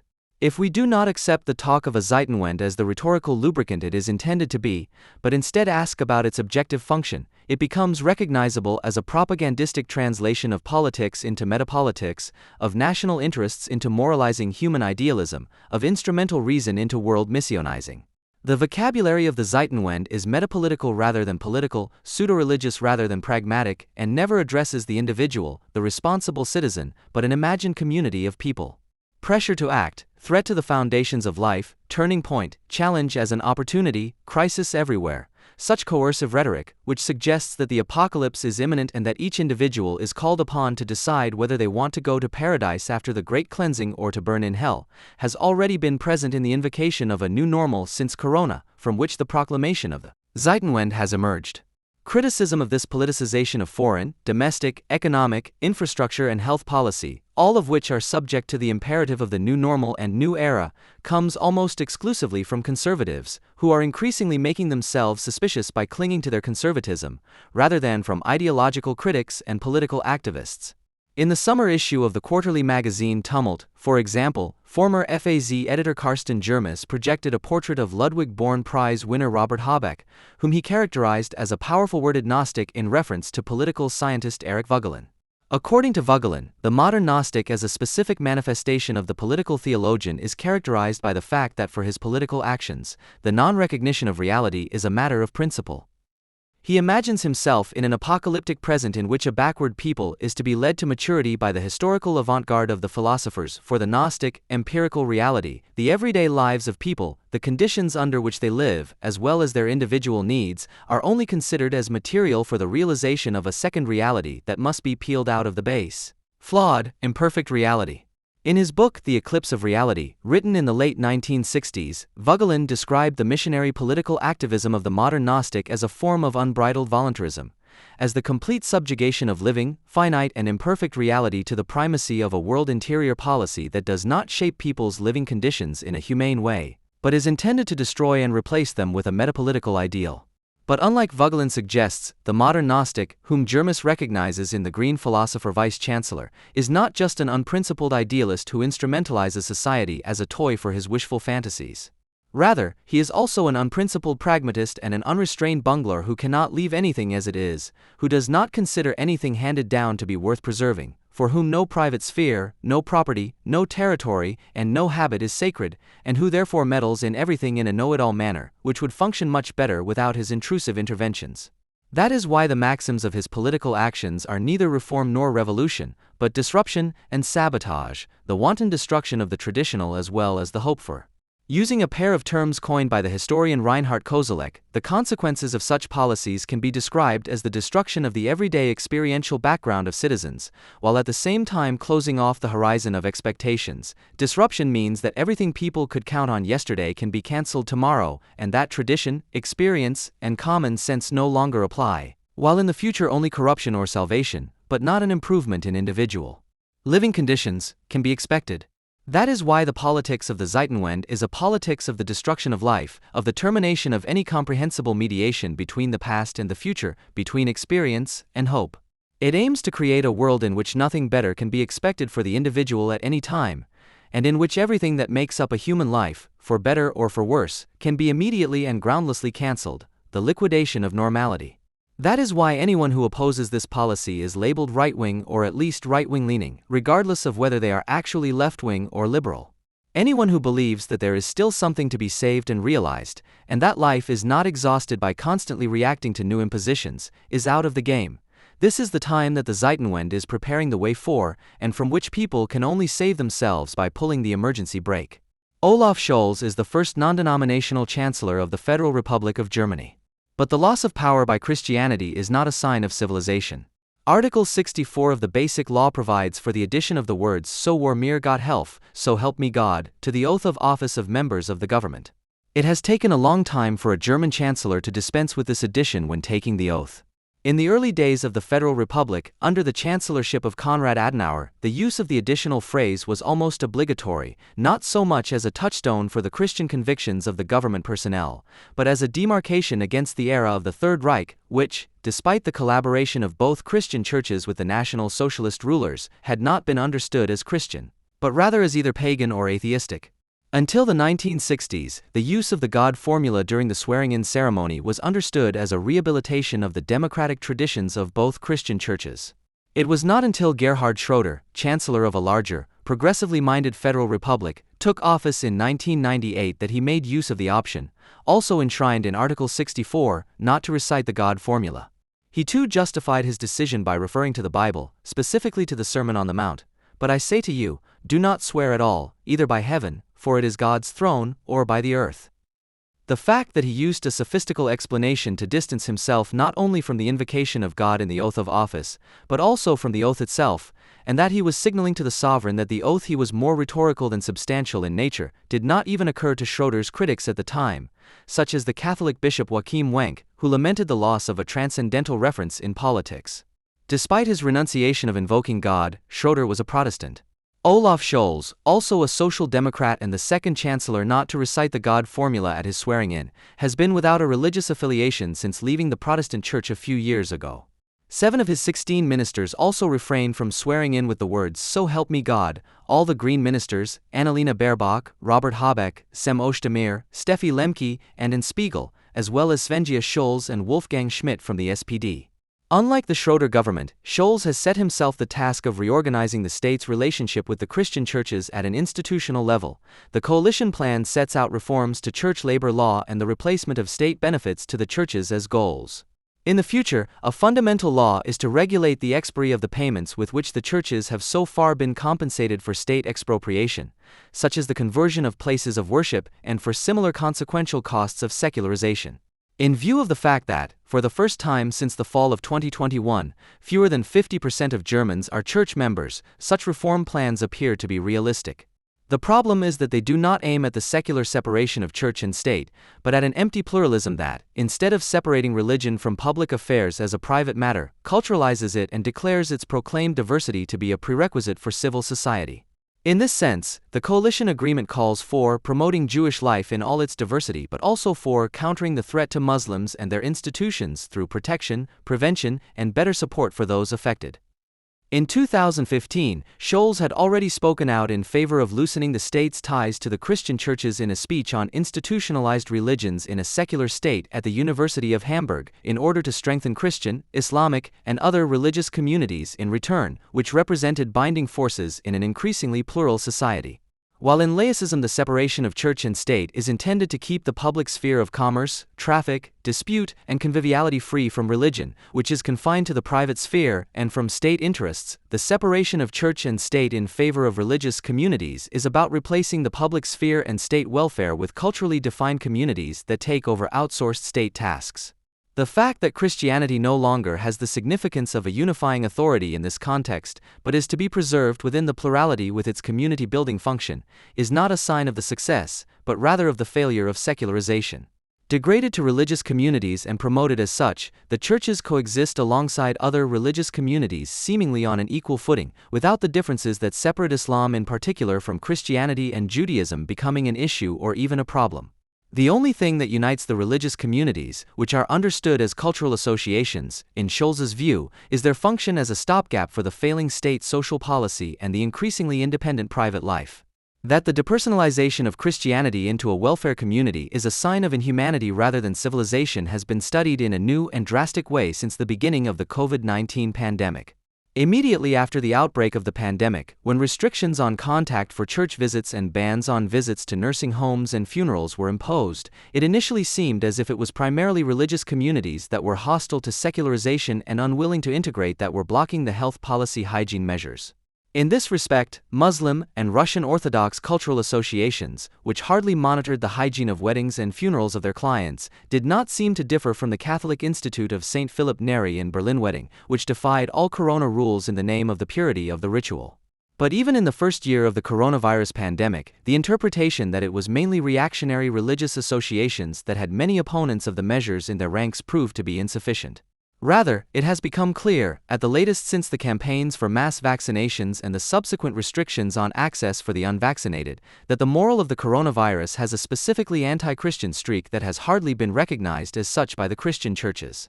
In particular, the bans on visits to nursing homes and clinics that applied during the lockdown and in some cases beyond, as well as the fact that relatives of the dying were no longer allowed to be present during the dying process, while funeral services for the deceased were subject to strict access restrictions, should have been criticized by the Christian churches, provided they still take their charitable obligations seriously. Instead, these breaches of taboo were rationalized politically and within the church as a contemporary expression of charity. Since vaccination status has become a kind of life certificate for citizens, the anti-Christian character of this policy of measures has become completely evident. The maxim that people who could be carriers of an infection should not be approached too closely is a perversion of Christian social ethics, the archetype of which has always been Jesus' physical attention to lepers, the sick and the poor. When homeless people in Berlin's subway are only allowed to sleep in designated areas without vaccination or testing, when access to the food banks for the poor is only possible for those who have been vaccinated, recovered, or tested, and when such a breach of Christian commandments is declared to be a sign of care and consideration, then the state-led renunciation of Christianity is not an expression of its mediation with a secular society, but part of its dismantling. The fact that breaking with the commandments of Christianity promotes the renunciation of civilizing codes is also evident in the dismantling of rules of hospitality in the restaurant and hotel industry. It has always been more of an ideology when the hotel and restaurant industry has invoked the ethos of hospitality to polish up its image. But as long as supply and demand were able to relate to each other largely independently of state regulations, service-oriented hospitality was also a residue of liberal or simply friendly behavior. Since restaurants, cafes, bars, and hotels have been forced by the state to act as an outsourced executive, controlling the health status of their guests and no longer just turning away visitors if they misbehave, but also if they cannot present a certificate of participation in public life, the relationship between service provider and guest has been disrupted. The last remnants of civilized independence from the state have only been preserved in this profession where state orders are taken less seriously than one's own professional ethics. In this respect, the Corona policy is the surest test that the ostentatious atheism of the New Germany is not an expression of a contemporary distance from religion, but a symptom of its self-transformation into a health sect that indulges in a new cult instead of the Christian right, which falls behind Christianity. When Chancellor Olaf Scholz appeared in public with an eye patch for several weeks after a jogging accident in the summer of 2023, this was interpreted as a half-hearted attempt to spice up his image as a boring law enforcement officer, Scholzomat, by adding a few dashes of pirate romance. Less thought was given to the carnivalesque similarity with the former Israeli general and later foreign minister Moshe Dayan, who wore a glass eye and later the eye patch that became iconic for him as a result of a bullet wound suffered during the Second World War while fighting in the elite unit of the Haganah. Rather than an expression of, non-existent, respect for Israeli history, Scholz's gesture can be understood as a peace-political combination of daring and down-to-earthness, as proof of a hardy gutlet courage that only exists in Germany and that Israel, which fights the colonized in a way that is both excessive and cowardly, will always lack. Only the peace power, whose tanks fall apart into their individual parts as soon as they are unpacked, and whose civilians prove their everyday commitment by giving cuddly toys to Ukrainian academics as well as by saying, "Go to the front yourself," which they throw at every warmonger, knows that courage is proven in everyday life. In this country, the state of emergency has always prevailed in everyday life, and the Germans don't need a war to declare it. When the boss trips over a branch while running through the forest, it's not a mishap, but an injury that distinguishes the wounded. When there's flooding, those in positions of responsibility pitch in so conscientiously that they don't bother to wear rubber boots. And although he finds lively debates, Elena Bix, more correct than pitchforks, the Minister for the Economic Climate is prepared to duel with 2 or 3 farmers in the event of a conflict. Being a peace power means generously renouncing the exercise of the state's monopoly on violence whenever it is called for, in order to stage everyday life as a permanent peace probationary struggle in return. We will never leave you alone again, except when you really need help. That is the promise of protection that the traffic light state makes to its remaining citizens. The rich are a danger to democracy, Marlene Engelhorn told ORF on January 9, 2024. For years, the Austrian heiress, who according to Wikipedia has been an activist since at least February 2021, has been touring the country in the fight against those who benefit from birthright. In our financialized world, Engelhorn believes that the distribution of money is regulated primarily by birth and privilege, which is why the state should mercilessly fleece people like her. Engelhorn is one of the co-founders of the AG Steuergerechtigkeit, Tax Justice Association, which in 2021 gave rise to the Taxmano Association, in which wealthy people have joined forces to advocate for higher taxation of large fortunes. She is also associated with the Ressource Generation Group, an association of left-wing millionaires. Engelhorn advocates the reintroduction of the wealth tax, which has been suspended in Germany, and the inheritance tax in Austria. The sums raised in this way should be used, among other things, to fight pandemics and climate change. Engelhorn is skeptical of philanthropic activities by the wealthy, because the decision on the type and amount of donations is left to the wealthy. Engelhorn's message is one that everyone in the postmodern welfare society likes to hear. Those who lack the means are pleased that someone who is better off is standing up against the privileged. Those who are better off are flattered that one of their own still has honor in her body. Engelhorn is a descendant of BASF founder Friedrich Engelhorn, and her grandmother's estate, who died in 2022, is estimated to be worth more than $4 billion. While one might concede to the redistribution activist that a different distribution of wealth, although it does not change the political economy of bourgeois society, can have positive effects, Engelhorn nevertheless offers an outlet for resentment against those who refuse to socialize envy, spying and moral blackmail by insisting on the protection of their privacy and giving preference to self-interest over the ethics of universal responsibility. When she is outraged that she inherits a fortune simply because I was born, and when she describes the rich as the most dangerous parallel society we have in a democracy, it becomes clear that her campaign is directed against privilege itself, against the notion that all happiness consists in the fact that it was not earned. In his notes, Max Horkheimer defended the memory of this residue of feudal privileges. Someone inherits a lot of money. How nice that he is kept in life without merit. They scream, how unfair. Do you realize that this is the little justice that remains in this world? Happiness without merit? Unlike those who pit concrete justice against the abstractness of the law, justice seems to appear most readily in moments when the sphere of the law is transgressed by the memory of privilege as a favor promised to all people. Engelhorn cannot even imagine a favor that would not have been paid for.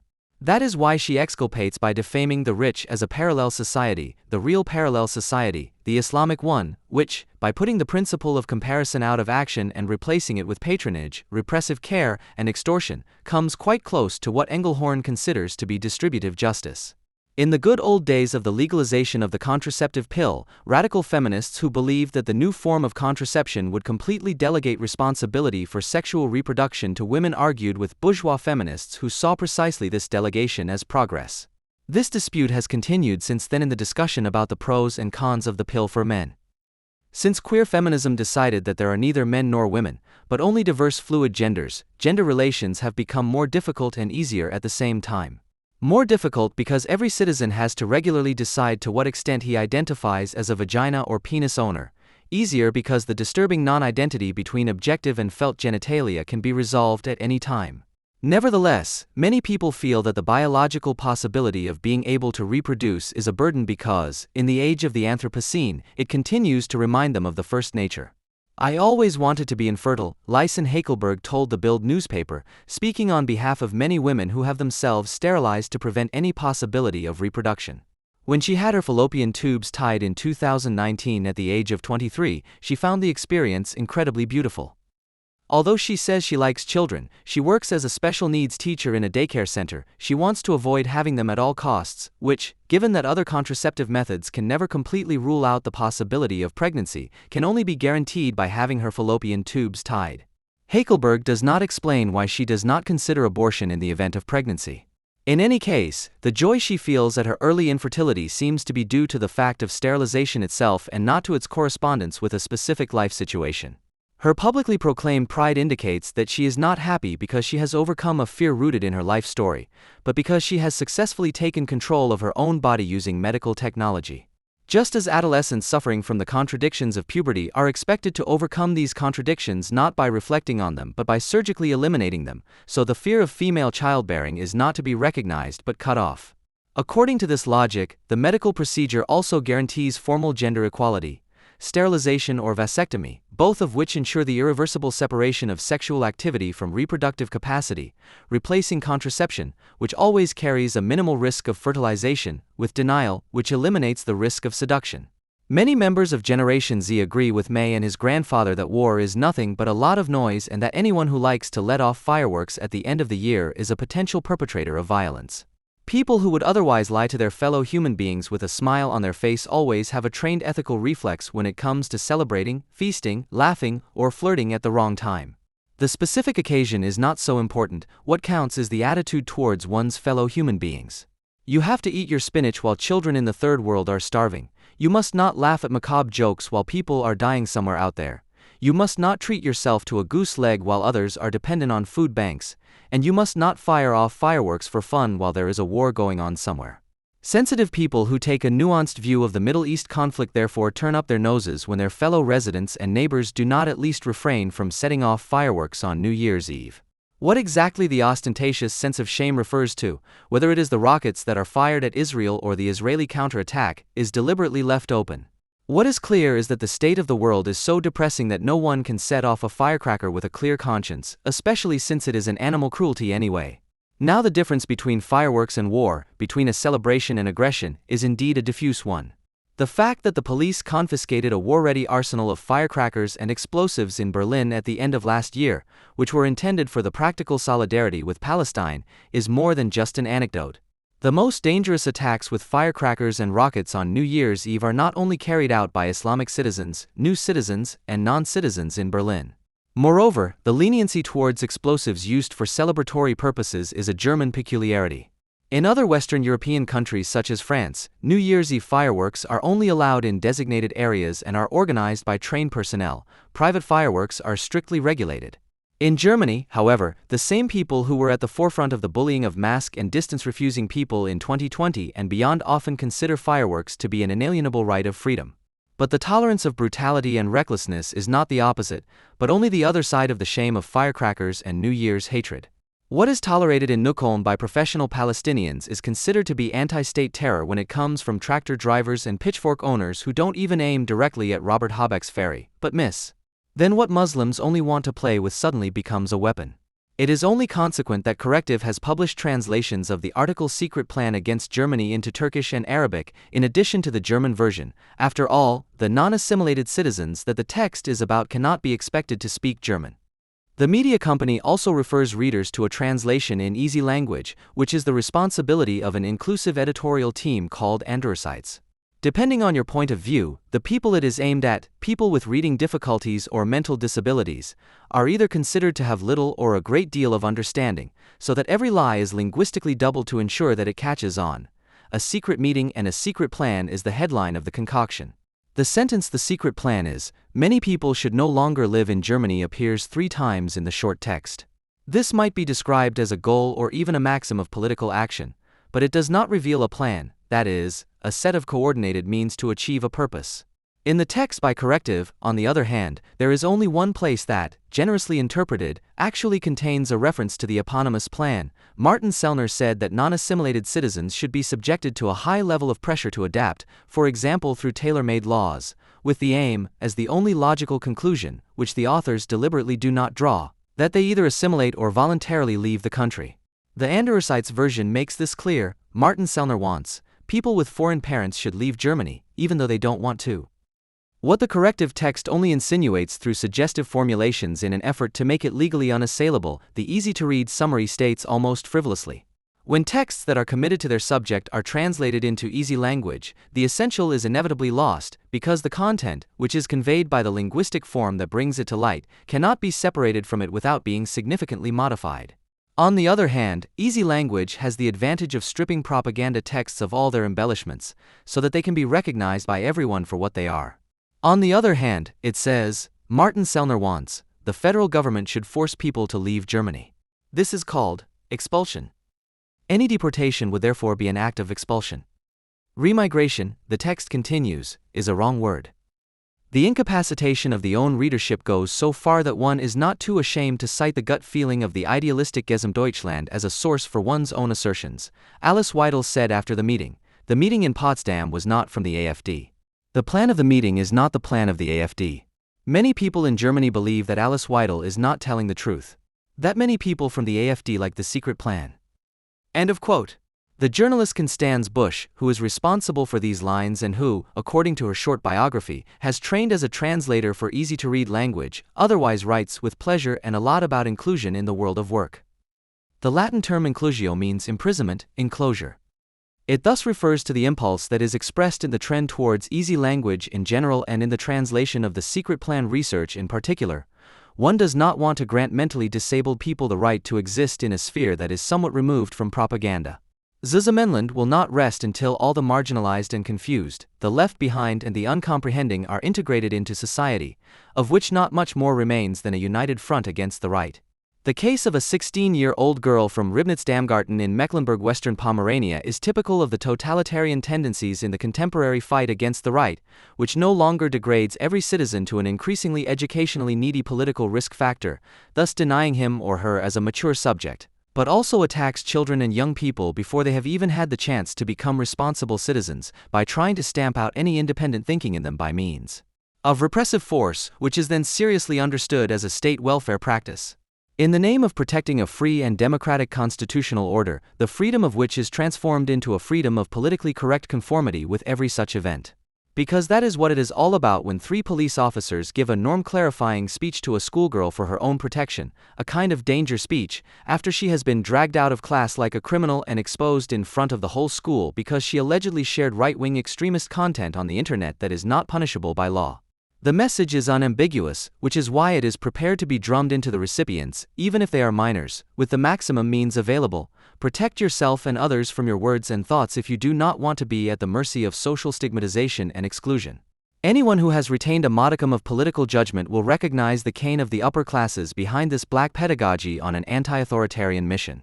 In the aftermath, the Ministry of Education, led by the Left Party, saw no need for psychological support for the affected person, whereas the comforting solidarity she experienced from her fellow students gives hope that at least some of the youth may still grow up to be empathic, strong personalities who are able to resist the institutional march of the woke generation.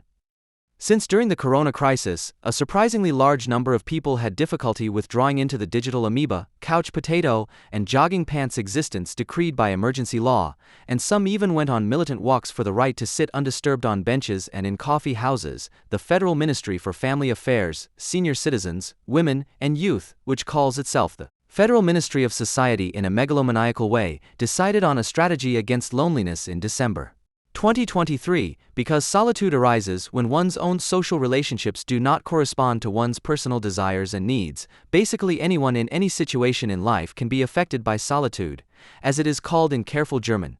People in transitional situations in life, such as entering university, training, work, and retirement, or when the person is struck by a blow of fate, such as a separation or the loss of a loved one. End of quote.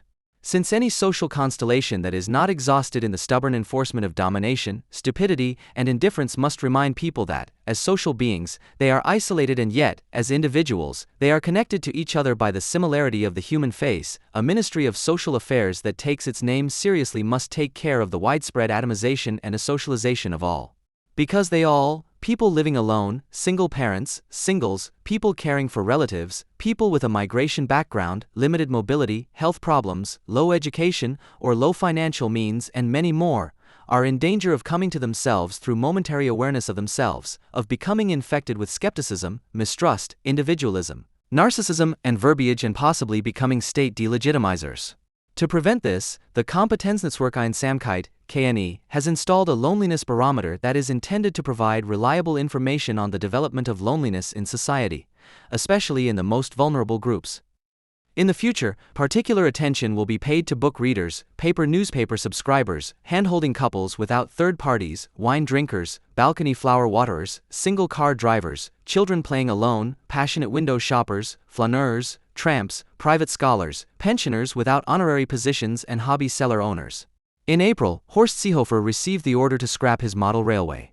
In 2017, Karl Lagerfeld commented on Angela Merkel's refugee policy in a French talk show with the laconic words, "You can't, even if decades lie between them, kill millions of Jews in order to then get millions of their worst enemies, and thus caused a scandal." In fact, the irregular mass migration to Western European countries, which had become systematic since 2015, only accelerated and exacerbated what had been observed long before: the Islamic occupation of public space, the successive expansion of no-go areas for Jews, women, and homosexuals, the significant increase in many violent crimes, from knifing to the rape of girls and women. The behavior of political asylum seekers, poverty refugees, migrants, and immigrants as such has never been conspicuous, and still is not, but that of one group in particular, Muslims, whether with or without a German passport, whether they hold dual citizenship or not. It was always clear that at some point a decision would have to be made, either to sacrifice the rights and lives of Jewish, female, homosexual citizens to the anti-racist protection of Muslims, or to exert maximum pressure on the Islamic community to assimilate within the framework of the rule of law in defense of Western values, including the civil rights of liberal migrants of Muslim origin. Remigration does not mean simply preventing further irregular immigration, nor does it mean the large-scale deportations promised by Olaf Scholz, Spiegel, 43/2023. Rather, constitutionally compatible legislative changes such as the introduction of headscarf-free schools, a ban on wearing the burqa in public, the non-acceptance of polygamy, and the prohibition of activities for organizations of legalistic Islamism, DITIB, Central Council of Muslims, Islamic Council, would have to make society so unattractive to Islamists that they would be forced to adapt to a rudimentary dominant culture or even to voluntarily leave the country. The restoration of what is actually self-evident, the safety of Jews, women, and homosexuals, will not become the master plan for a racist expulsion of millions of people or even a Wannsee Conference 2.0. Even if politicians from the AfD and the Wertunion meet with entrepreneurs in a hotel in Potsdam to have Martin Sellner explain connections that almost everyone has long since understood. Meanwhile, the ritual demand for distancing from the right, even on political issues that have nothing to do with it, is not only being refused, people are reacting angrily when they are approached in this way.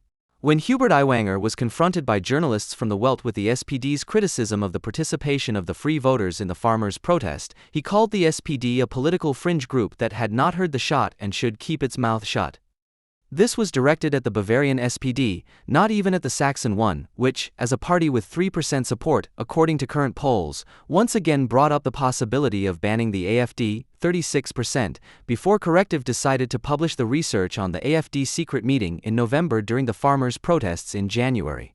Although Olaf Scholz looked like a pirate with his eye patch, and Vice-Chancellor Habeck flirts with the image of an adventurer who feels connected not to Germany but to the world, the freebooting practice of hijacking is not blamed on the government but on its opponents, who are enemies of the state as opponents of the government. Right-wing extremists want to hijack farmers' protests, warned the FR, representing most of the quality media, and even during the corona crisis, the police union spoke of a hijacking of the protests with regard to critics of the measures. In fact, it seems that for the past 4 or 5 years there has been no protest in Germany against government decisions that has not been threatened with hijacking by the right-wing extremists, contrarians, deniers, skeptics, terrorists, and state delegitimizers. What is really hijacked by such counterpropaganda is not the protest, but the linguistic image, the metaphor of hijacking. To capture something, preferably a ship, means to take it by illegitimately seizing it against the will and resistance of those who hold it. In the same way, fact-checkers and government-approved investigative journalists today hijack the metaphor of hijacking by removing it from the semantic field of piracy and privateering and transposing it into the sphere of the right to political representation. Demonstrations that suit the government, which sees itself as a state, take place under a politically recognized flag. Those that are directed against the government are guilty of piracy as soon as a handful of right-wingers take part in them. The protagonists of legitimate lawbreaking can behave like members of a criminal gang, while their critics, no matter how well behaved they are considered lawbreakers. We also know this from Corona, when respectable walkers were suspected of being enemies of the state, while politicians and mafia bosses shook hands with fist bumps and elbow greetings. It is no longer surprising that 2 years later tractors are considered tanks and pitchforks are considered terrorist weapons. Since the anti-Semitic massacres of October 7th, which were also frenetically cheered on the streets of Neukölln, the project of a multicultural society in Germany is once again on the brink of collapse. It took 2 weeks, but then Federal President Steinmeier finally delivered the key words in a celebrated speech at the Brandenburg Gate to do justice to the new situation with tried and tested empty phrases. He began by invoking a post-war German miracle. The fact that Jewish life has grown again in our country after the crimes of the Shoah is a miracle. It should be noted that the federal president did not speak of Jews, but of Jewish life, as one otherwise only speaks of extraterrestrial life. In the biotope of Germany, which wants to nurture its grown Jewish life like a rare miracle plant, anti-Semitism is not only a weed, but a pest. It comes in many forms, and Steinmeier can list them. We must not tolerate any anti-Semitism, no right-wing, no left-wing, no old and no new. Has he forgotten one? The people who shouted in Berlin, "We will go to Al-Aqsa as martyrs," have just as much of a problem with Jews as the old Nazis and the not-so-old new leftists, but they are not striving for ethnic purity or world revolution, but for the victory of Islam. Steinmeier, who on other occasions has laid flowers on the grave of the Jewish murderer Yasser Arafat and sent his congratulations to the tyrant Khamenei on the anniversary of the Islamic Revolution, is silent about the Islamic anti-Semitic front that has formed from Tehran to Beirut and Gaza to Neukölln, for the sake of a fruitful coexistence of cultures. For the same reason, Robert Habeck has spoken out again, complaining in his speech on October 7 that too few Islamic associations in this country have distanced themselves from anti-Semitism. But why should we expect Daidib or Millie Goris to distance themselves from anti-Semitism, in other words, to disband? Habeck continues, "The Muslims living here are entitled to protection from right-wing extremist violence, and rightly so. If they are attacked, this entitlement must be honored, and they must now honor the same entitlement when Jews are attacked." Does he want to leave the protection of synagogues to Millie Goris? Protecting Jewish life is the responsibility of the state, but it is also a civic duty. Steinmeier had also announced, "I ask all people in our country to accept this civic duty." So it's not just Muslims after all. In fact, protecting Jewish life is first and foremost a state responsibility. Guaranteeing the safety and security of Jews living here and their institutions requires the threat of punishment and, in the event of a concrete threat, the provision of police protection. It is apparently not self-evident that the social contract on which this is based also applies to Jewish citizens. Most of the time, Jewish citizens are only referred to as fellow citizens, as if they were not part of the sovereign constituting the people of the state, but merely its wards. But what about the protection of Jewish life as a civic duty? The fact that Steinmeier asks his listeners to accept this duty proves that it is not a duty. At most, he is expressing a good wish when he asks the population to support the state organs in protecting Jewish life, or even to relieve them of this burden. A few days after Steinmeier's speech, unknown persons smeared the memorial site, which is of course not protected by the police, at the site of a Frankfurt synagogue destroyed in the November pogrom with the words Zionist assassin in a generally understandable nonsense language. It seems that conscientious citizens were quick to paint over the writing. Let's assume, for Habeck's sake, that it was a cleaning crew from Millie Goris. Fanatics with assimilation fantasies are, for Chancellor Olaf Scholz, those who, in the event of a refusal to integrate, demand the repatriation of Islamic socialized Palestine fans to their countries of origin, a process that Martin Sellner and company refer to as remigration. Remigration was chosen as the Unwort des Jahres 2023, Unword of the year 2023, and assimilation may be next in line this year, should there still be loud public calls for the assimilation of Muslim citizens and non-citizens to the basic conditions of civilization. If the use of the term remigration for the process of forced deportation is indeed euphemistic, then assimilation is the title for the, as it is called today, violent, but always voluntary approach of individuals to their host societies throughout the history of bourgeois society. Assimilation means mediation and is characterized by the contradiction of any mediation, where it is open whether it will ultimately succeed. The idea that Jews were by nature incapable of assimilating into the German people, and that therefore neither citizenship nor baptism, neither military service nor patriotism could make them full citizens, was a key element of the propaganda of eliminatory anti-Semitism, which dawned with Heinrich von Treitschke and was no longer merely anti-Judaism. It is, as the political scientist Eleanor Sterling, whose parents were murdered in the Gurs concentration camp in southern France in October 1940, called her 1956 study in which she reconstructed the genesis of the anti-Semitism in 19th-century Germany that claimed, "That's just the way Jews are, and they will always remain that way. Every gesture they make to assimilate with the German people is only an apparent one, either a tactically clever attempt at deception or a well-intentioned effort. That is doomed to failure." The inability to assimilate has thus become another word for the necessity of annihilation. Subversive elements that cannot help but be subversive must be eliminated. Seen in this light, the apologists for the pressure to assimilate Muslims, whom Scholz defames as fanatics, are actually enlightened and philanthropic, because they believe that even Islamic anti-Semites capable of destruction are capable of learning, changing, and giving up their fanaticism. While the view that people are shaped by their culture and that it is therefore impossible and wrong to change them is akin to the anti-Semitism of those whose delusions the assimilation fantasies are a response to.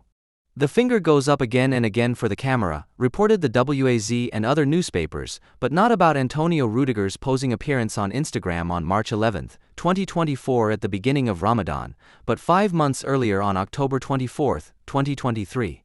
At that time, in every break in the proceedings at the Higher Regional Court of Duisburg, the defendant, a 27-year-old Syrian named Mon Dodel, raised his right hand and pointed triumphantly upwards to Allah.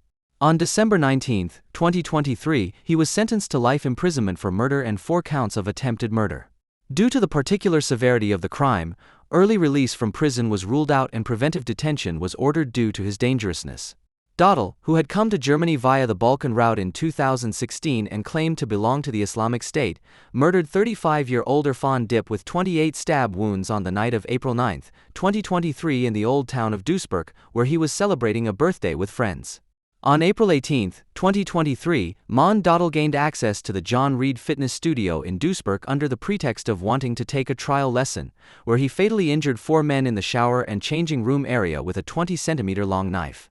The only one of his victims whose name is known is 21-year-old teacher training student Yassine Guler, who lost 1 kidney and was so badly injured in the other that it now only functions at 15%.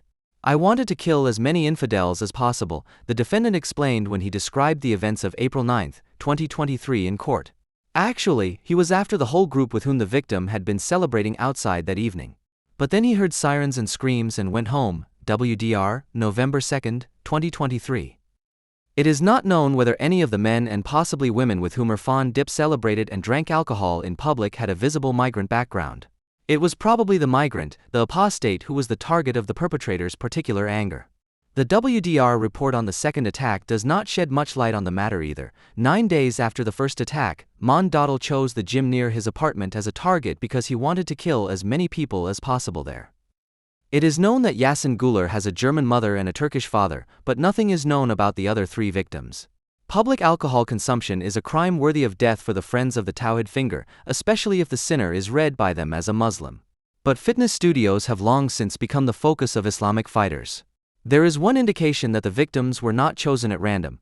They had visited a mixed-gender gym where loud techno or house music blares over the loudspeakers.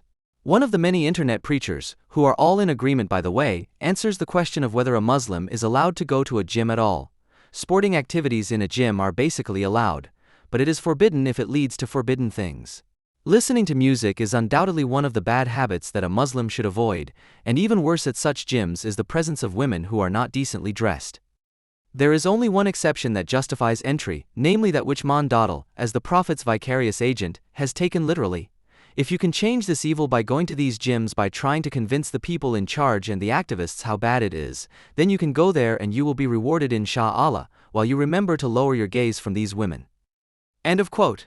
In Germany, Amos Omri was the first murderer to sign his deed with the Tawhid finger. The Berliner Morgenpost reported on January 4, 2017 that the Breitscheidplatz attacker had seen a surveillance camera at Zoologischer Garten station immediately after the attack on December 19, turned to it and shown the raised index finger, the so-called Tawhid greeting, which is known mainly among IS supporters.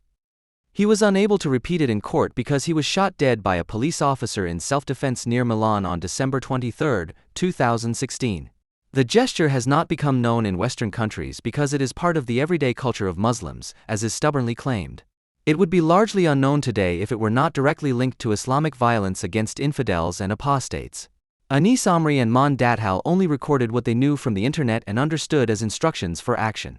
The Tawhid finger was made famous by Osama bin Laden and the activists of ISIS, in other words mass murderers who are out to recruit copycat perpetrators. It is popular with Hamas and was seen on German streets in 2016, in particular, in connection with the Salafist Lies campaign. Those who use this gesture do not simply want to express their faith or provoke a little, but to threaten, instill fear and could eventually stab themselves. The Tawhid finger, preferably in combination with a prayer mat and a pious garment, as demonstrated by Antonio Rudiger in an exemplary manner and recommended for imitation via social media, has become the unifying symbol of the Islamic counter-society in just a few years. Although it is primarily used to confront the institutions and representatives of the majority society, it is primarily aimed at those Muslim collaborators who live here in the 3rd or 4th generation, but neither go to the mosque nor vegetate in the black economy of the moral economy, but in the end even go out for a drink with Germans during Ramadan. Antonio Rudiger, who has received over 2 million likes for his Instagram appearance, is certainly not a bright spark, but he knew what he was promoting. Federal Interior Minister Nancy Faeser, on the other hand, claimed to be unaware of the gesture when she called for calm in the discussion. The index finger pointing upwards is a sign that many Muslim believers show, especially at the beginning of the fasting month of Ramadan. That is why it should not be overrated. BR 24, March 27, 2024. The statement is not only wrong, because in Germany, too, only very few Muslims show the Tawhid finger during Ramadan, but also dishonest, as it is to be feared that this gesture will soon be shown en masse, which cannot be overrated. In the same statement, Faeser admitted that the sign has been appropriated by Islamists and Salafists for several years. It can be seen as a sign of Salafist or Islamist radicalization in certain contexts if actors consciously use this ambiguity. This must be examined on a case-by-case basis. Otherwise, the gesture can be classified as unproblematic in terms of public safety. BR 24, March 27, 2024. 2 years ago, it sounded different. The Welt newspaper reported on June 17, 2022 that Nancy Faeser had ensured that several migrant youths from Berlin, who had been honored as constitutional students in her presence a few days earlier, had to return their certificates. It quickly became clear that some of the award winners were shown making gestures in the graduation photo posted online by the Ministry of the Interior that harmed all other young people and this important educational project. 2 of the young people raised their hands in the Rabia sign of the Islamist Muslim Brotherhood, which was adopted by the Turkish president in 2016, another showed the right-wing Turkish wolf salute and the 4th the extended Tawhid index finger. Yesterday we honored 150 young people as constitutional students because they participated in this educational project. Some of them showed gestures on the final photo that are completely unacceptable. We strongly condemn this, the ministry said on Twitter. In order to protect the vast majority of young people in the photo who behaved correctly, we have now deleted the photo. We will draw conclusions from this. Together with the project sponsor and the schools involved, we will withdraw the certificates awarded yesterday from the young people who made these gestures, IBID. In response to a CDU question, Faser's ministry informed the German Bundestag. Immediately after the photo became known, the recipient of the funding held several discussions with the young people, their parents, and the school environment and informed the BMI about this. In the discussions, the young people were confronted with the symbolic power of their ambiguous gestures, which can also be associated with extremist movements. They have asserted that they did not mean these gestures to be extremist, apologized for their behavior and rejected any form of extremism. The recipient of the funding sees this incident as a learning opportunity for the further work in the project. End of quote. The funding recipient is called Teach First GmbH and writes on its website about poverty, school dropouts, and equal opportunities, but not about Islam. The Teach First employees know very well that it is mainly in the increasingly numerous schools with a very high proportion of Muslim pupils that figures like the constitutional school pupils who made the completely unacceptable gestures are setting the tone. Their conflicts often begin with bullying against pupils who feel they belong to a different set of values. Issues such as self-determination, choice of clothing and religion can lead to devaluation. Not only German pupils without a migration background are affected, but also Alawi pupils, liberal Muslims, and Jews. Some of these pupils even become victims of violence, others adapt their behavior, and some convert to Islam in order to cope with everyday school life. It is alarming and shameful that school administrators and teachers sometimes do not perceive these incidents, ignore them, or are unsure how to deal with them. But be careful. This comes from the right-wing press, which presents a key witness who is considered an apostate in the Ummah. The statements quoted are from Ahmad Mansour and appeared in Focus on April 24, 2024. Nancy Faeser, who knows that he is right, talks down all complaints from parents, students, and not so few teachers who call a spade, together with carriers like Teach First, and insists, as in the case of the Tawhid finger, on individual case reviews, the result of which is regularly that the situation is assessed as unproblematic. The last word on Islam is regularly spoken by initiatives against the right, which champion a welcoming culture, diversity, and pluralism.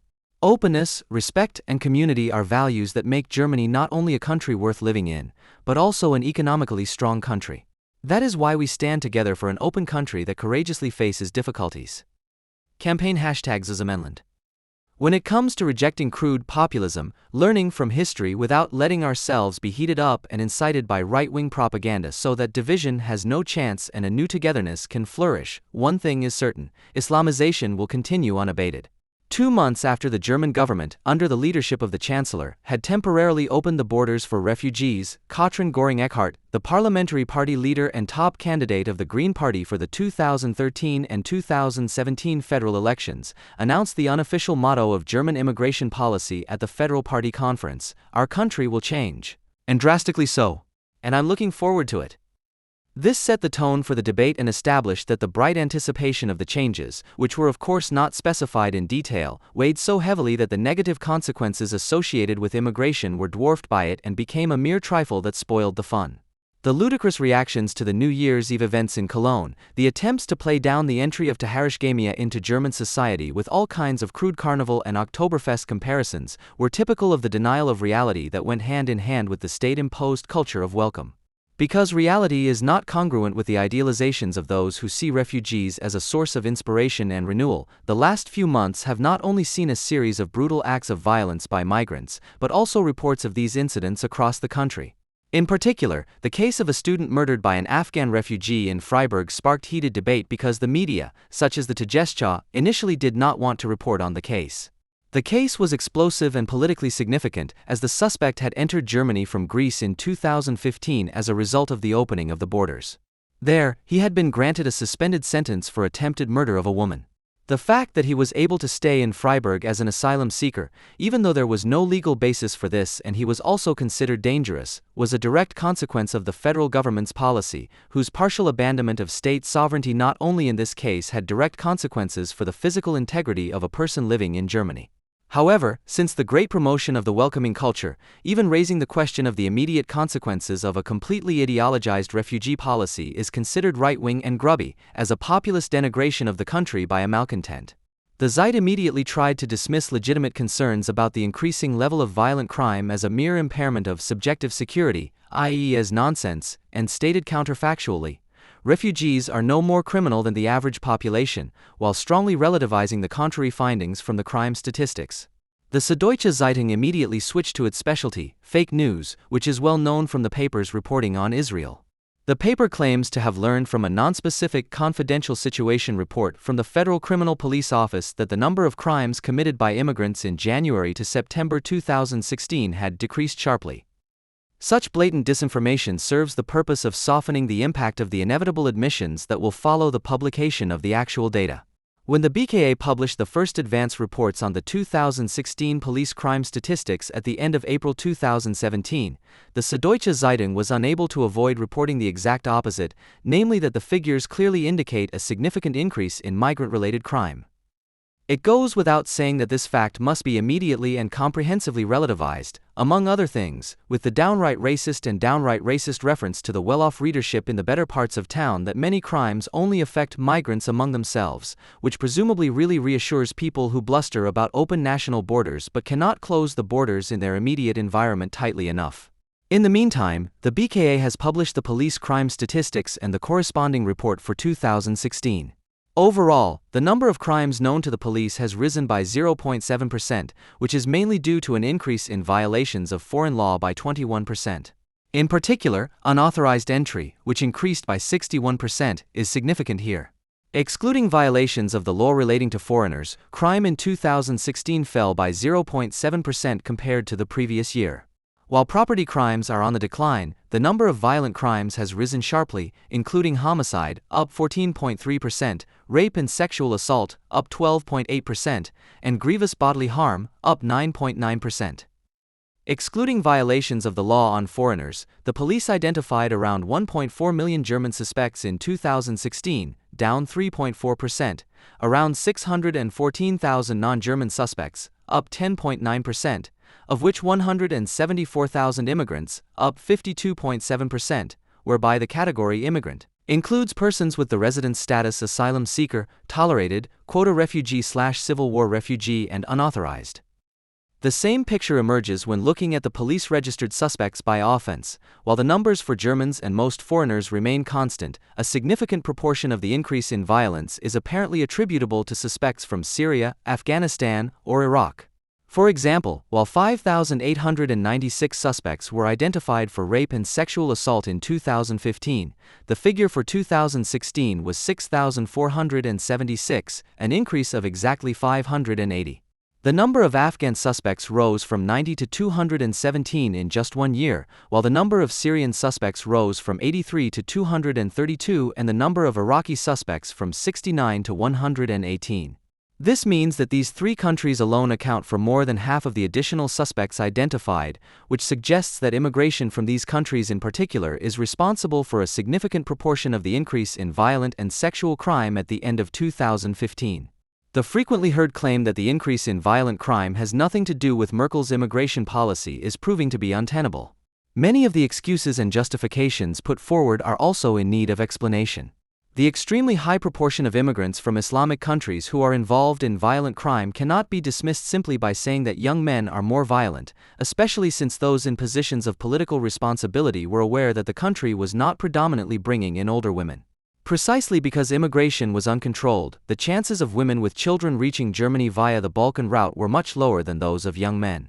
The headless approach and the lack of suitable refugee accommodation, where not only adequate care but also the possibility of private retreat is provided, also led to a disastrous situation in these very accommodations, which is likely to have drastically increased frustration and aggression among the refugees. The complete lack of privacy in these camps exposed the most vulnerable refugees, women, children, homosexuals, non-believers, etc., to the power of the stronger, who are not always in the hands of Islamic gangs. The unconditional desire to appear to the world as a good and far-sighted German corresponds with the unwillingness to take into account the Islamic socialization, in addition to the social, demographic, and other reasons for the increased probability that a refugee will commit a serious violent or sexual offense. Just how far this unwillingness goes and how negatively it affects a society's ability to actively integrate can be seen from an example from Austria. On Holocaust Memorial Day, Götz Schrage, a local politician and refugee aid worker from Vienna, reported on an exemplary incident that shows that the problems with Islamic immigration are still swept under the carpet even when it becomes clear that the joke is finally over when it comes to Jews. In the fall of 2015, at the height of the refugee crisis, a Jewish friend of his had the idea of inviting refugees to Shabbat every Friday. Schrage liked the idea and presented it to the professional interpreters at the next meeting. He describes the reactions as follows: shaking heads, icy faces. From the word Shabbat, I was no longer the kind, elderly gentleman from the Volkshilfe. We don't want the Jews. Nobody wants them here. What's the point? None of us wants to have anything to do with them. To my defiant response, nobody invited you, I asked you to translate this invitation for me. The person who had not said anything until then spoke up: we don't need to ask them, they hate Jews just as much as we do. So it was a defeat. I would have let it rest if they had been just some private idiots. But some of them were employees of aid organizations, who were also the first point of contact and thus representatives of our culture for many of the arriving refugees. That's why I took it up with the management, which was completely against my nature, and also reported it internally. That woke up and activated a lot of people. People became active, there were heated discussions. However, not with the interpreters, but with me. I had rarely had so many prominent people on the phone, and the intention was quite clear. I was to forget about it. I was not to make an issue of it under any circumstances. I was to be quiet, please. I was quiet, but that was wrong. As far as I know, none of the anti-Semitic interpreters had a conversation and all remained on duty. End of quote. At the end of his article, Schrage quite rightly expresses concern that after 18 months, the time for imparting values has almost been missed. At best, it can be expected that the refugees will learn from the majority society to hide their anti-Semitism behind anti-Zionist phrases. In countries like Germany and Austria, where Western values are met with suspicion, Islam has an especially easy time. Because refugees are not seen as people who are responsible for what they say and do, but rather as culturally bound individuals who are incapable of reason, there is also a lack of willingness to confront them with serious opposition when they go on a rampage against the West and Jews. It is telling that Germany has an integration commissioner in Aiden Ozoguz who can justifiably be considered the politically correct version of the interpreters in Schrage's panopticon of refugee helpers. She opposes a ban on child marriages, advocates universal suffrage for foreigners, calls for a sense of proportion in the prosecution of Islamists, and sees arbitrariness when the police search mosques. She opposed a key motion by the CSU, which declared war on political Islam, and accused the CSU of stirring up a general suspicion against Muslims. Aiden Ozoguz is also opposed to the Bundestag's genocide resolution on the Turkish mass murder of Armenians in 1915, because this prevents historical reappraisal in Turkey, although there can be no question of this under Erdogan. Ozoguz recently caused a stir with the statement that a specifically German culture is, beyond language, simply not identifiable. Historically, it has been regional cultures, immigration, and diversity that have shaped our history. End of quote.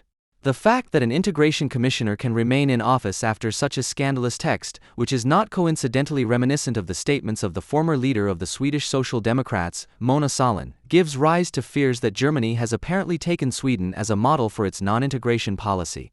The latest developments in Turkey and the results of the referendum among Turks living in Germany show only too clearly how bad the situation is with regard to integration. It is only now that people are slowly beginning to realize, albeit with great reluctance, what has been preached in German mosques for years. The journalist Konstantin Schreiber visited several mosques in Germany and documented the 13 Friday sermons he heard there, which he had translated into German. In the Sahitlik Mosque in Neukölln, for example, he was subjected to a political hate speech that sounded as if it had been ordered by Erdogan. O Lord, keep all domestic and foreign enemies who want to shake the continued existence of our religion, our state, and our nation away from us. Without a homeland, there can be no nation, and without a nation, there can be no homeland. Living with honor and dignity in freedom and carrying out religious duties is only possible by standing up for an independent homeland.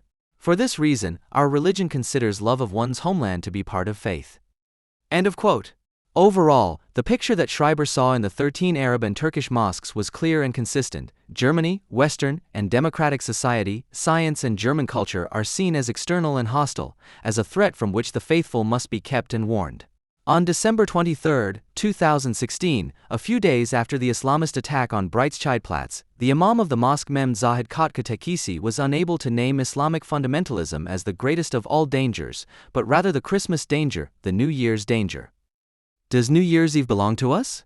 Are Christmas trees a part of us? No, they are not. Even buying sunflower seeds and celebrating New Year's Eve at home with your family is very dangerous. End of quote.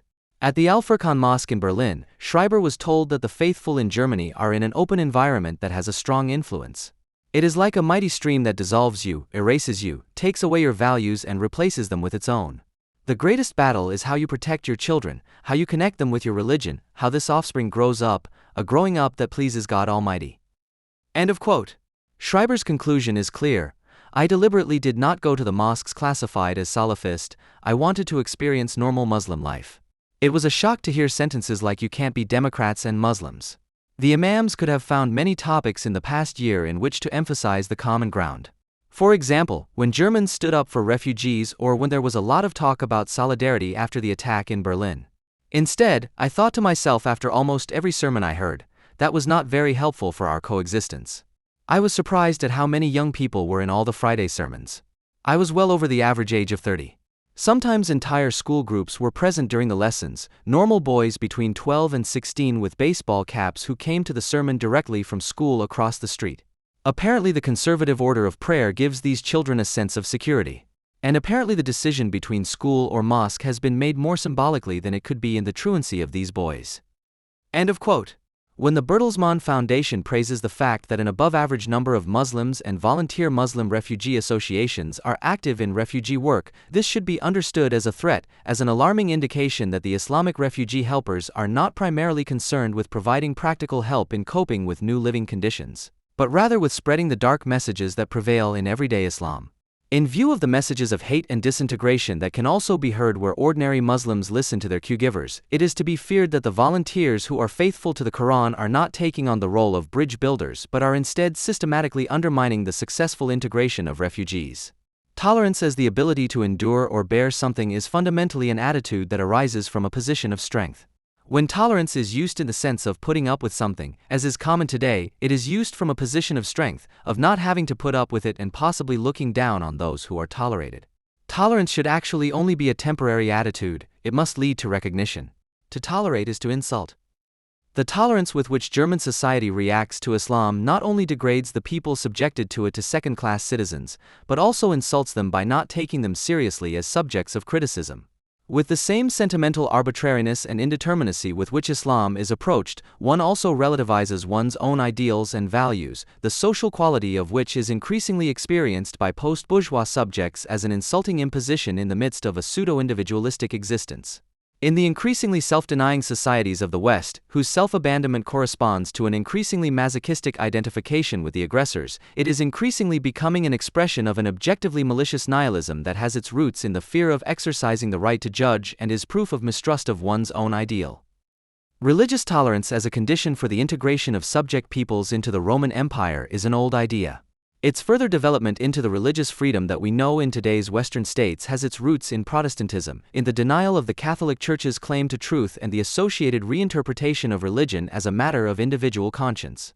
This idea, which is essentially relativistic and contradicts a general truth and reason, is as alien to a dogmatic religion like Islam as it is foreign to it. God's word, received through his prophet Muhammad, stands as an eternal truth, immovable and unwavering. It is therefore no wonder that religious freedom, as defined by the German Constitution, which declares the freedom of faith, conscience, and the freedom of religious and ideological belief to be inviolable, has no equivalent in Islam. After all, apostasy is considered a crime worthy of death under Islamic law. The state of religious tolerance was recently demonstrated in the supposedly Islamic model country of Indonesia, where the recently voted out Christian governor Tjahaja Purnama was sentenced to 2 years in prison for blasphemy. His crime: during the election campaign, he had said that the Quran did not forbid voting for a non-Muslim, anyone who believed that was being led astray. Not only in Indonesia, but also in Turkey and everywhere else where Islam comes to power, democratic rights, especially those of religious minorities or even non-believers, are trampled underfoot, in the case of Turkey with strong electoral support from mosque communities financed by the Turkish and German governments. In this context, it is a mockery that representatives of organized Islam scream constitutional breach or unconstitutional at every suggestion that could restrict their mischief in the mildest form. A self-confident tolerance, the much vaunted defensive democracy, should actually be able and willing to make life as difficult as possible for Islam, in line with the formula no tolerance for intolerance, which is used to drum up support against even the most insignificant neo-Nazi march. But in Germany and in many other Western countries, there is a lack of both the necessary awareness of the problem and the willingness to state clearly and unequivocally that Islam is not a religion like any other, and that Islamic intolerance and the hatred it spreads towards Western societies, against which a reasonably understood religious tolerance must be defended at all costs, must not be tolerated under any circumstances. This applies in particular to the fact that even small children are brainwashed into believing that girls, as vessels of sin, should wear headscarves and that they should not get involved with unbelievers. Akif Sahin reported in Zeit Online, May 10, 2017, as children, we were beaten with a stick by the imam in the mosque. Our parents expressly allowed this. Broken bones were part of the education in the mosque. We were raised to be Islamists and nationalists. There was no critical distance from parties then, and there is still none today. We learned to hate Jews and Christians. Interreligious dialogue is still largely demonized today. We were told that the Germans were unclean. German friends were frowned upon. The imams taught us that we had to flee from Allah and hell. Loving Allah was hardly an issue. An imam had an affair with his trainee and dropped her after a year. A woman was advised by the imam to endure the beatings of her husband. This would make her a better believer. End of quote. The realization that the situation in Germany and elsewhere is unacceptable and must be combated with state power is not particularly popular among people critical of Islam, regardless of their political leanings. On the one hand, this is because a predominantly anti-religious or non-religious society regards religion as religion and must remain so, and on the other hand because religious tolerance and freedom of religion have always been seen as individual rights of defense against a state-imposed religion and state intervention in religious matters, and are still regarded as such today. The possibility that Islam is using precisely these sympathetic liberal ideas against state interference and for the freedom to practice religion to undermine the very foundations of this liberal order and, as it were, to shield its own pre-social sphere of religious and family violence from any mediation, is not seriously considered at all. This is a practical critique of the state that has been reduced to a pseudo-critical rhetoric of self-determination, at the expense of those who are dependent on state protection because there is no other. Moreover, in times when the European mainstream, whether left-wing or liberal, is taking a stand against the nation-state, there is a glaring lack of the sovereignty necessary for this. Islam and the majority society are mutually dependent in their weakness. Islam loses its universal claim to power if it tolerates anything else, while the majority society cannot rely on its power of integration, but can only make do with restrictions through the back door, such as the deal with Erdogan, which is why intolerance towards dissenters is drastically increasing, albeit in different ways. For Islam critics who themselves come from an Islamic cultural background, the situation in Europe is now doubly precarious. While they are threatened with death by Islamists, they are regarded by the political mainstream as Islamophobic agitators of right-wing populism. It is almost enough to drive you to despair when, against this backdrop, people who are capable of some reasonable critical insights into Islam place the utmost importance on differentiating between criticism of Islam and hostility towards Muslims, in order to have a clinically clean demarcation criterion against right-wing Islam criticism at hand. Heiko Heinisch says in an interview, "The term Islamophobia, for which there is still no useful definition, attempts to summarize two phenomena in one term: hostility towards all Muslims and criticism of religion. It does not differentiate between resentful agitation and criticism of religion that is committed to enlightenment. Critical minds are apparently to be put in the same corner as right-wing populists, right-wing radicals, and racists." End of quote. The problem is that certain people who say things that are perfectly true about Islam are automatically accused of only wanting to stir up hatred against all Muslims. It is no longer a matter of the truth of a sentence, but of the interpretation of the intentions of the person who formulates it. Anyone who is identified as being in some way right-wing populist can say whatever they want, and even statements that are correct in terms of content are then considered to be ideologically contaminated maliciousness that has nothing to do with a truthful criticism of Islam. However, this also means that this trick, if it is recognized as a legitimate measure against the right, can be used against any critic of Islam. Anyone who wants to defend criticism of Islam would have to affirm that the expression of justified objections to Allah, Muhammad, and the heresies associated with them is not a privilege of critical minds, but mostly just the expression of banal truths that are obvious and therefore accessible to everyone, including right-wing populists, right-wing radicals, and other unsympathetic people. Instead of engaging in the task of interpreting their motives, one should defend every correct statement critical of Islam without any ifs and buts, regardless of who makes it.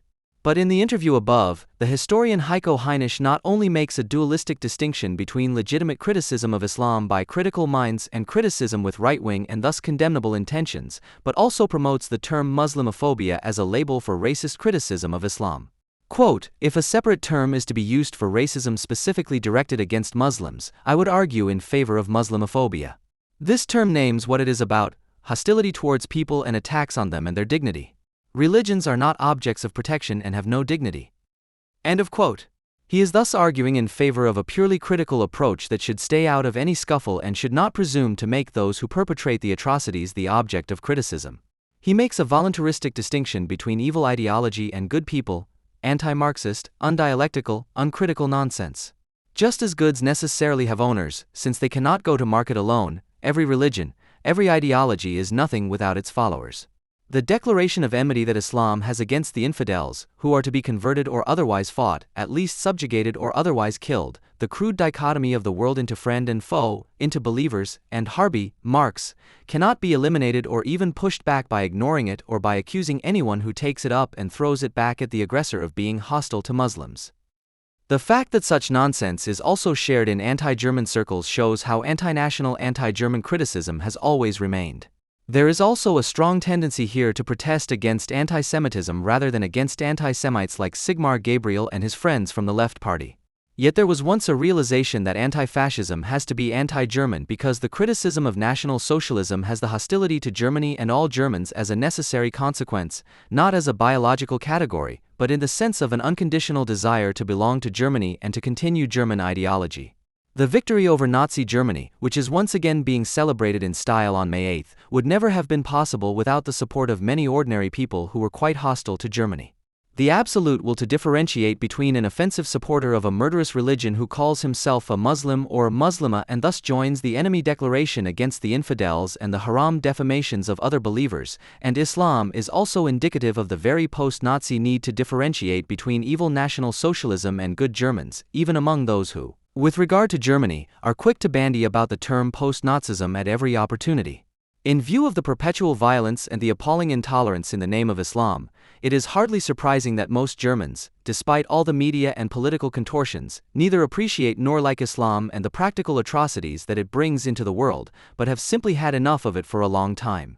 According to a survey by Infratus Dimap, 2/3 of Germans reject the statement that Islam belongs to Germany. In 2010, when former German President Wolf made this statement and hit the headlines, only 47% rejected it. In addition, 58% of those surveyed believe that the established parties are not doing enough to ensure that the concerns and reservations about radical Islam are taken seriously. Furthermore, 52% and 44% respectively fear that the influence of Islam will become too great and that Islamic immigration could change life in Germany too much. The legitimate question of why Germany has to change so drastically and why the political and media mainstream was so massively in favor of it in the course of the refugee crisis is an obvious one, but it was not asked. Not even by critics who are schooled in Port and Geisel and who normally never miss an opportunity to illuminate specifically German things. The matter was left to an American Jew. Whoever Tuvia Tenenbaum asked for the reasons behind the German welcoming culture in his report Alone Among Refugees, he always received the same answer. It is Germany's history, the Holocaust, which, depending on one's point of view, obliges or condemns the country to be particularly noble and helpful. It is apparently incompatible with the self-image of a Germany that has been atoned for to decide in a sovereign and rational manner which immigration the country needs and can cope with, and to conduct a political debate on this.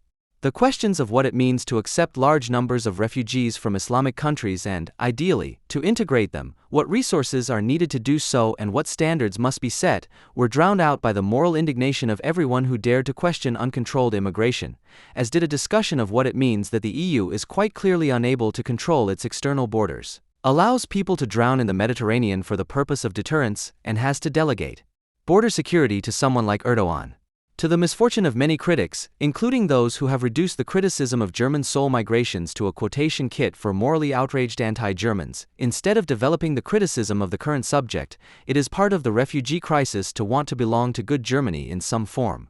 Sovereignty is the power to rule in times of emergency. For a long time, this saying by Carl Schmitt served as a peg on which to hang all kinds of critical comments about the state.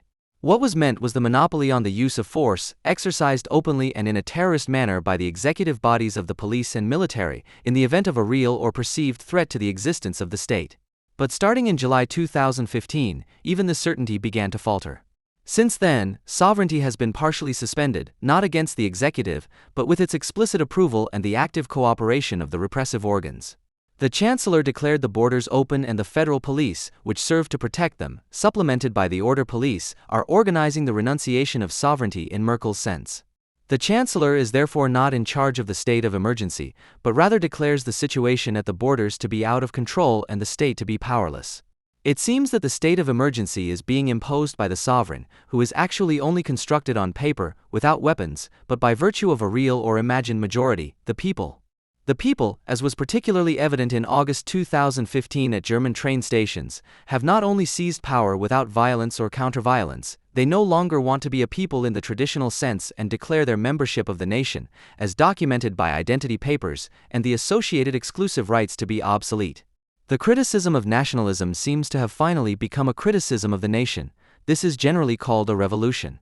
Citizens stop being ruled, reject the passive, approving role assigned to them in the institutionalized execution of the state's purpose and take the business of the retreating state machine into their own hands.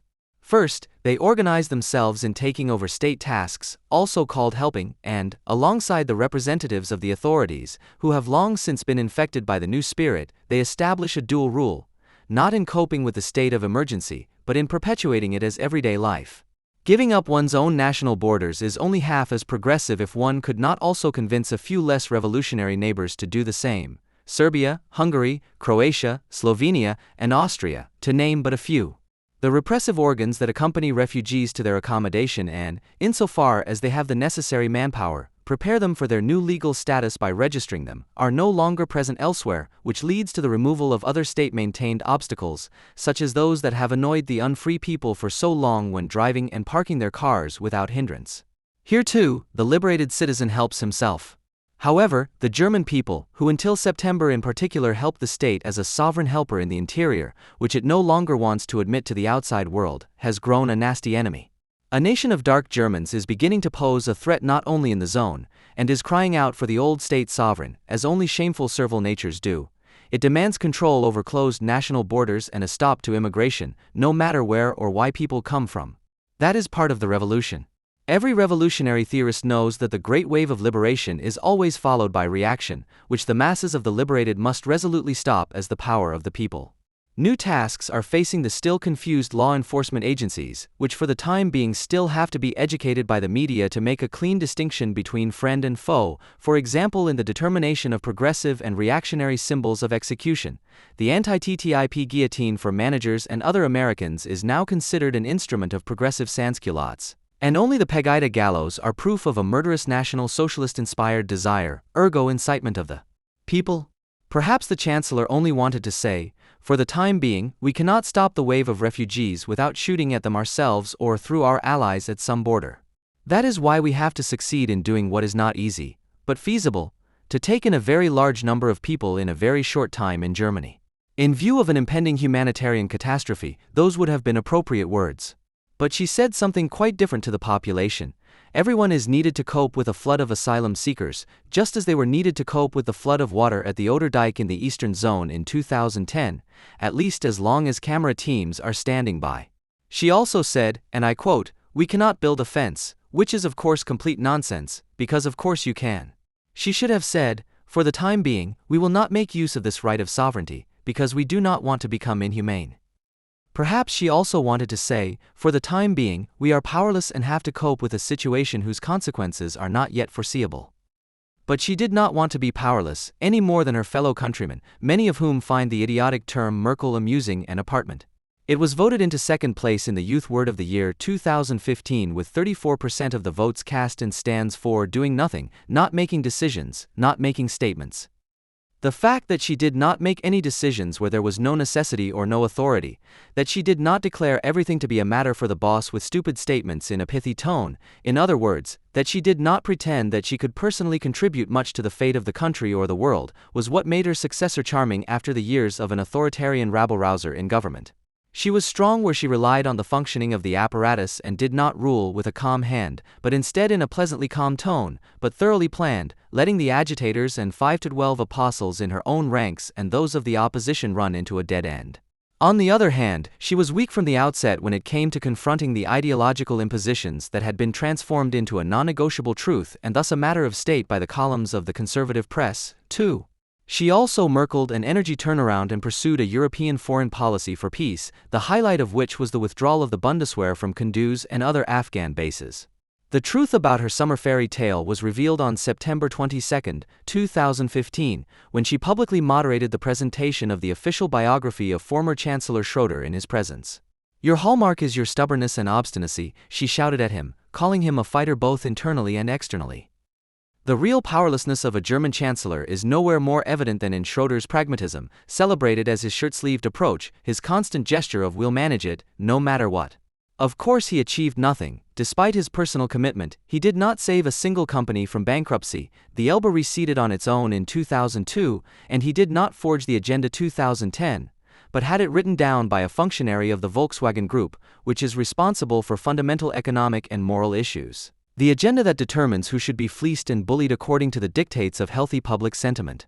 And yet the unrepentantly power-political self-will and stubbornness of failures like Schroeder is an invitation to their compatriots to vociferously articulate their authoritarian dream of the direct intervention of state power, which is of course obliged to serve the common good. The recurring resentment of supposedly bureaucratic hurdles that are supposed to protect against the voluntaristic power calculation, i.e. arbitrariness, is longed for as the promise of a state beyond institutional mediation. The woman who no longer wanted to be Merkel reached for the stars in the summer and early fall, and with her the entire public hoped. The world had set up a live ticker especially for the day of the decision, for the Nobel Peace Prize as a thank you from the world to a chancellor who was no longer just for all Germans, but at least for all Europeans as well. Experts gave her a chance because she showed moral leadership by accepting tens of thousands of refugees in Germany. Tagesspiegel, September 10, 15. Moral leadership is always invoked in the imperative tone of the savior, whose convictions to oppose is tantamount to a human flaw that no one wants to sit on. The savior does not lead a government in the traditional sense by virtue of a parliamentary majority, but rather executes destiny. Those who refuse to accept the fateful task, proclaimed by a chosen mouth, run the risk of losing everything. If we now have to apologize for showing a friendly face in emergency situations, then this is not my country, said Merkel on September 22, 2015, according to Focus, significantly after a meeting with the Austrian Chancellor Werner Faymann, who had expressed reservations. She addressed her words, which were by no means meant as an offended resignation threat, at most indirectly, to the growing number of Germans who do not want to see any or at least much fewer refugees in their country. Instead, she gave the world an arrogant speech about Germany and its claim to leadership. Merkel described the refugee crisis as one of the greatest challenges in decades. After the xenophobic riots in the small Saxon town of Heidenau, it was also about showing a certain German face, Focus September 15, 2015, to reinforce her credo borrowed from Barack Obama. I say again and again, we can do it, and we will do it. The savior who guides the people morally is always intrusively modest. The first welcome signal to the refugees, as Merkel describes it, was not given by her herself after the xenophobic riots in the Saxon town of Heidenau. Rather, it came from the people at Munich Central Station, who had welcomed the refugees with applause. False modesty is followed by a threat. If we say in the end that it was a mistake for you to welcome people at Munich Central Station, then you can see what you get out of it, then I simply do not accept it. Tagesspiegel, September 15, 2015. With that, the baton is passed to the extras of an inner execution, who are consequently not characterized as a self-celebrating conglomerate of students, social workers, teachers, local Green and SPD functionaries, etc., but as the German face. The commitment to a welcoming culture of the friendly face holds the threat for all critics of the general line to be thrown into the same drawer as the East Saxon mob. The call was made to all of them that they would see what they had to gain from it. Even the repulsive behavior of hundreds of thousands of genuine zonies, supplemented by a growing number of West German zonies, who turn every empirical truth into a lie by the way they present it, cannot change the fact that it is not so much the very large number of refugees since the summer of 2015 that needs to be explained, but rather the increase of 100,000 or more per month that has been officially announced by the state and will continue for the foreseeable future. The xenophobia that millions of real and ideological Zonies are draping as criticism of Islam does not make the disastrous mixture of religion and folk culture of the almost exclusively Sunni immigrants any more sympathetic. Both the sheer number of refugees and their culture are problems that cannot be solved by pointing to the rowdy behavior of their compatriots, who are increasingly setting fires and beating people up.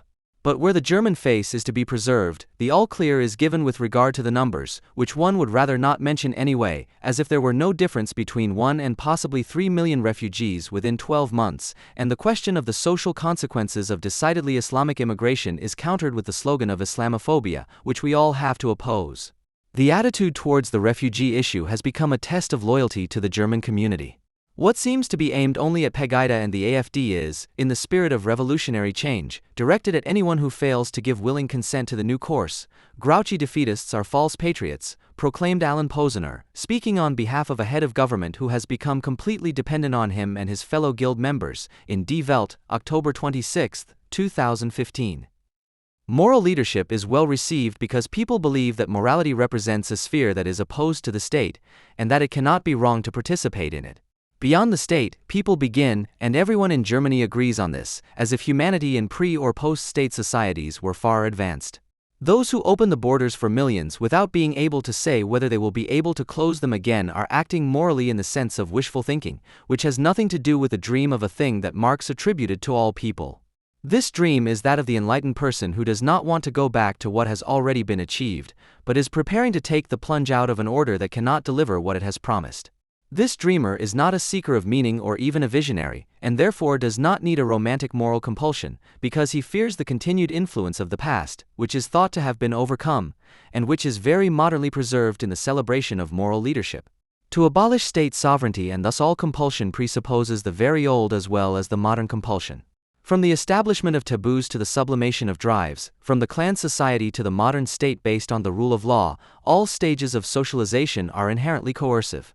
Liberation is possible and can only be achieved by people consciously dealing with themselves as historical beings, rejecting the order in which they live, which is almost exclusively conveyed through their everyday functioning and is therefore usually not questioned. He will nevertheless see himself as being obliged to it, because it is only through it that he has been able to sense the new one. The modern state-constituted order is based on extremely unreasonable premises, a closed settlement area marked by borders and a form of rule that is abstractly and generally valid within it and expressly disregards the individual. And yet the national border is not only a hostile or paranoid defense, it is also a clear indication of a boundlessness that has been overcome. The monopoly on the use of force can only develop within borders. Where there are no borders or only on paper, violence is decentralized and therefore omnipresent. The stronger will prevail in plundering and pillaging just as much as within his horde, which consists of unconditionally subjugated dependents. This boundlessness thus makes the world much smaller than orderly national borders. Where every journey means mortal danger, every stranger also poses a potential threat. In the historical and current gangland, individuals are closer together than they would like, and experience the wide world either as participants in raids or as refugees who have barely escaped with their lives and who must surrender to the protection and often enough enslavement of other gang leaders. It was only the monopolized violence that opened up the territory and thus also the horizon. Sovereignty, that is, no longer the arbitrary power of the clan leader, but the monopolized power that is hidden behind the walls of the armories and is gaining general acceptance, has freed people from the old law of their tribe and its just rulers, has infinitely increased the territory in which one can move unhindered, and at the same time has made the possibility of loneliness possible in the first place, that compelling prerequisite for the dream of a cause. Anyone who attests to the moral leadership of a democratically elected head of government who presides over a country that has largely been demystified in terms of public order is expressing their aversion to the principle of sovereignty. If this happens at the same time as the abandonment of the borders that first granted sovereignty, then the path back to the old romantic country is formulated as a hope and a goal. Not only will other moralists not be standing in line to praise her leadership qualities, which are not to be despised, such a construct cannot function according to the known rules. Merkel's questionable merit is not so much to have dismantled the state, but rather a state idea, a certain form of state, in the most moral way. She has emancipated herself from the years when she merely kept a soulless machine running, which is precisely why it provided a minimum level of protection. Merkel became a leader. In this sense, leading means doing nothing, with no responsibility whatsoever, simply letting things run their course.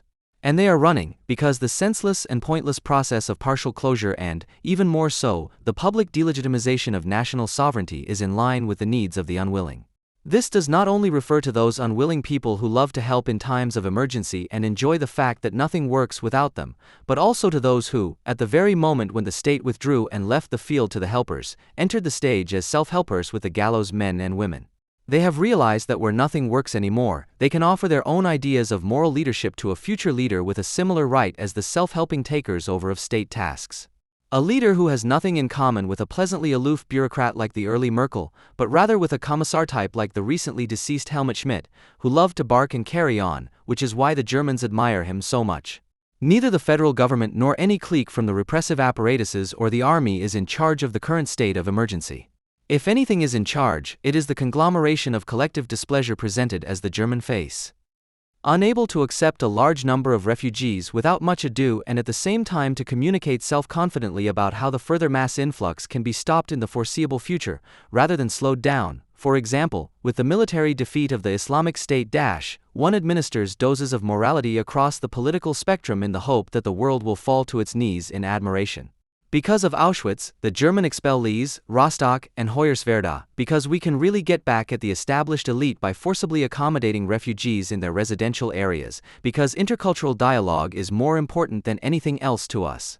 Because we don't want to be accused of anything, and for that reason alone we blackmail our partner states into accepting joint liability with a fait accompli, for 1,000 reasons that never betray self-confidence, but always only resentment, and that is why they are always flirting with disaster.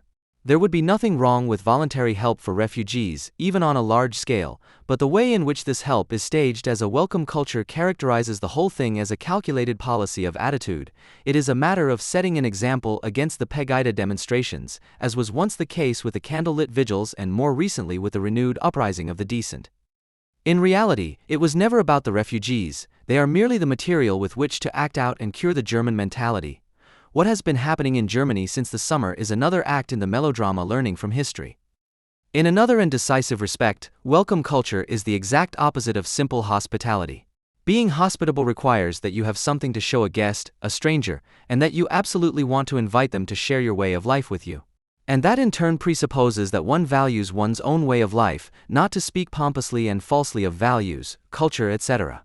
That one has a substantial view of it and is thus capable of that self-love that is the prerequisite for all generosity.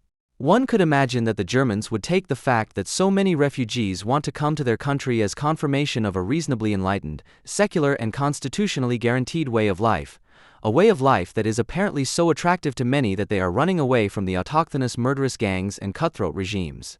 If the refugees were also treated in this way, those among them who are not fleeing from jihad but are seeking to prolong it would quickly betray themselves. But there is no question of this self-love, not even in the depraved and narrow-minded form of national pride, which would at least represent a claim, but on the contrary. There is a nagging suspicion that the refugees are the bill or the punishment for the guilt of the West or Germany, which we are now actively working off by rolling out prayer rugs instead of red carpets and serving them culturally adapted food. The Germans, with their self-staging as the world champions of the welcoming culture, are only at the forefront of European mass consciousness, which is driven by a lack of future, a weariness with civilization and self-hatred, a self-hatred that is expressed in the rampant cultural arrogance, in the indiscriminate idolization of everything that is praised as culture and which, in most cases, already mocks the simplest idea of culture. The promotion of the welcome culture therefore includes the sentence, presented as an unassailable certainty of salvation, that the mass influx of refugees will change the country. No one asks the question of why this is so urgently needed and why it should be accomplished by the current mass immigration of all things. If there were still a spark of self-confidence in Germany and in Europe in general, then at best a minority would offer the refugees the chance to play at fate in a veritable crisis, by means of their prejudice, which we always assume and which is often definitely present, in the backward and violent culture of their countries of origin. Instead, the newcomers would be told clearly what to expect in their new country, how things work here, what is expected of them and what is not. To make such provisions also means to set limits, and limits do not only mean state borders, but above all limits in daily life, no counter-regime of pious extortionists, no carnival of cultures.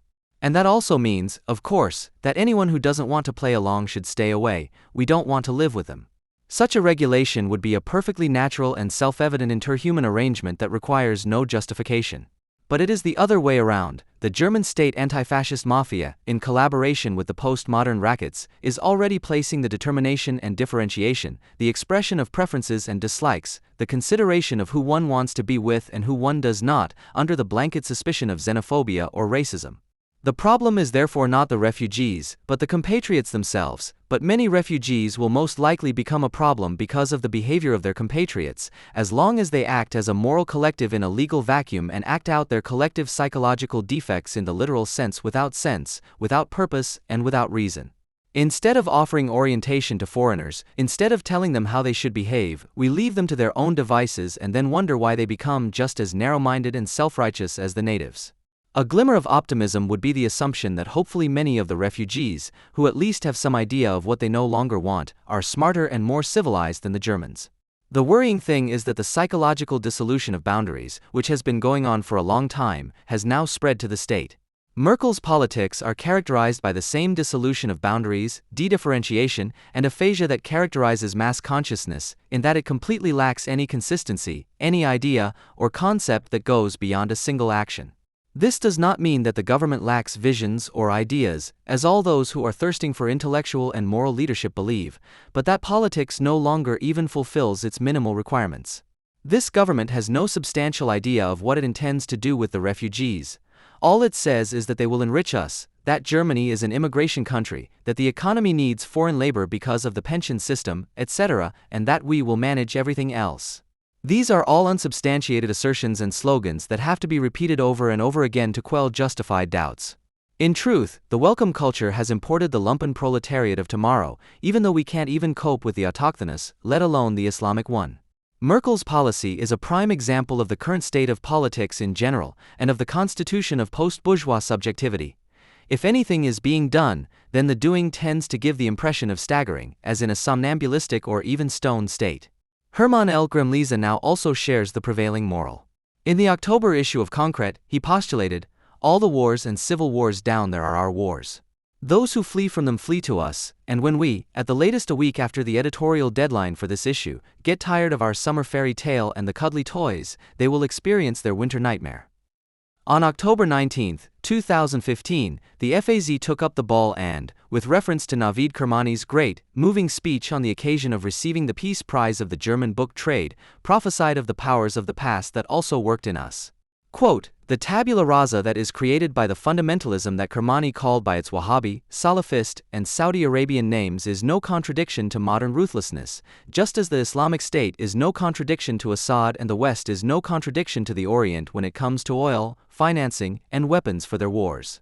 The inaccurate image of the struggle of progress with the forces of the past obscures the way in which we, the West, are involved in these wars." End of quote. The forces of the past are rumbling in both state official appeasements.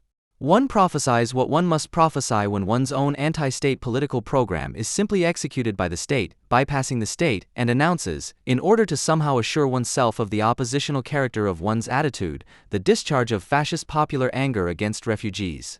The other ideologue, who is much closer to the state, explains, in line with Kermani, that the simplest truth, which is that Islam is waging a war against the West, is a lie. What remains, on the left and on the right, is our entanglement, because of which it serves us right that the refugees are coming. When the FAZ cries out, "No blood for oil," it does so with the interest of not having to become active and certainly not being reminded of something that it has never had anything to do with, the West and the sovereignty that has just been thrown overboard, which never existed in the countries of origin of the refugees. The national sovereignty that existed in Germany until August 2015 was not a set of rules made by Germans for Germany according to DIN standards, but a set of rules constructed and installed by the Western victorious powers, which worked, but had no collective, let alone friendly, German face. While the Germans were initially offended for decades by the fact that they were not allowed to make independent decisions on the crucial issue of war, the response to the granting of this last right of sovereignty since 1990 has been to insist on non-interference, especially in the areas from which the refugees today predominantly come. This non-interference always included respect for the other culture, which since Helmut Schmidt's ostentatious support for Yasser Arafat's murderous gangs has not so much been aimed at specific regimes as at understanding and promoting the peoples and their identity, and that was anti-imperialist, and therefore Islamic even where this religion is not at all widespread. Gremlies's constant warnings about the Germans' imperialist war actions were thus always perfectly compatible with the entirely peaceful establishment of Germany as the most reliable friend of the Islamic world. The warm welcome for 1 million refugees in half a year was never meant seriously, because all the helpers and well-wishers are convinced that their culture, which we respect, basically only works for them at home, far away from all Western involvements.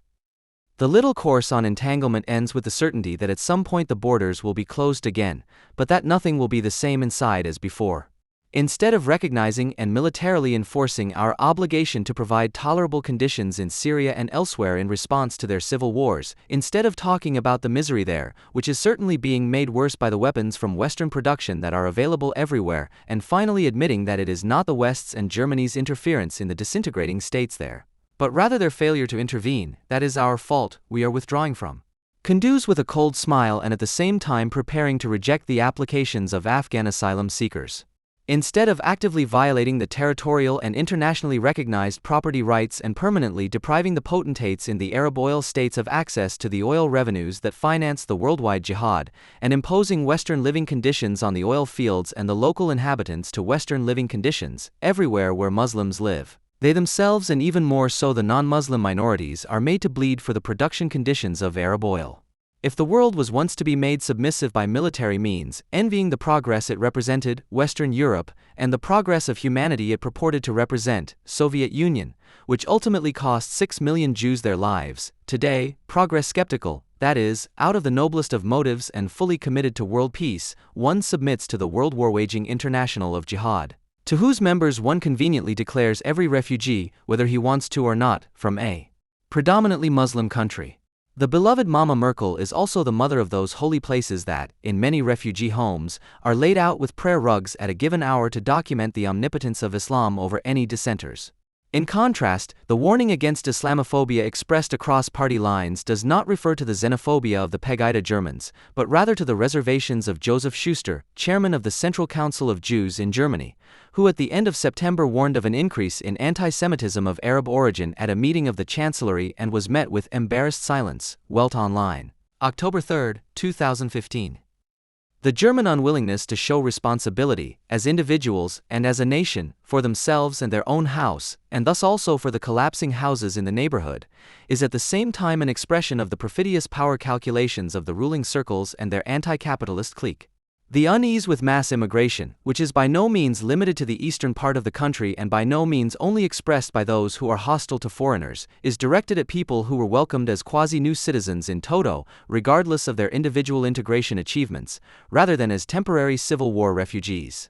Jacob Augstein has overheard some truths from the sociologist Heinz Bude. Today, we are dealing with a service proletariat that is estimated to make up 12 to 15% of the working population, or 5 to 6 million people. For these people, the refugees who are now coming to Germany in their hundreds of thousands are not just an imagined threat, but a real one, a reserve army, always ready to deliver parcels, clean floors or sell food in snack bars. According to Bude, the service proletariat is joined by the bitter, meaning people who, despite good educational qualifications and a high level of motivation, have not achieved the position of others in a comparable situation and cannot really enjoy their precarious prosperity because they know it is constantly at risk. That's another 10%. And there you have it, the fascist threat. The sociologist calls this dissatisfaction, which runs right through society, a coalition of fear, when service proletarians and precariously wealthy people join forces in a diffuse mistrust of the system, things get dicey in the country. End of quote. Jacob Augstein's application of Bude's thoroughly interesting considerations looks like this. In the era of self-optimization, these people look in the mirror and realize, there's not much to optimize. It won't get better. They have learned the standards that decide what is valuable in this society. And they know where they stand. That is the essence of our neoliberal version of democracy. It recognizes only the homo economicus in people and otherwise strips all concepts of their content. Dignity, freedom, justice, they all mean something different. Or nothing. End of quote.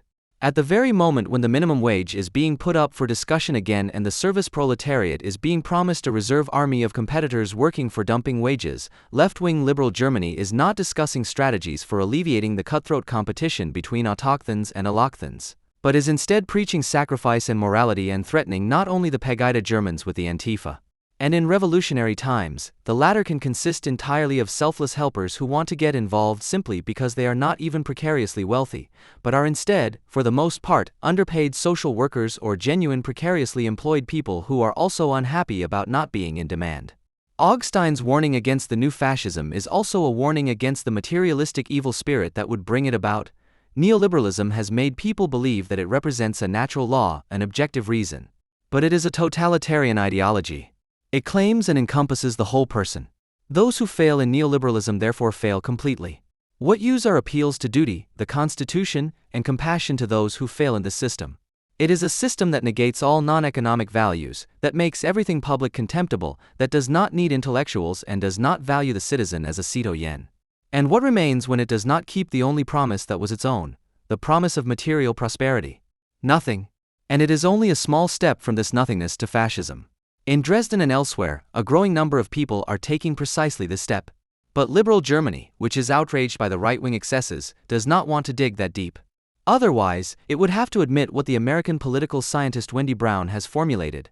The victory of neoliberalism and the weakness of both left-wing and liberal politics point to an ubiquitous, albeit unacknowledged exhaustion and despair of Western culture.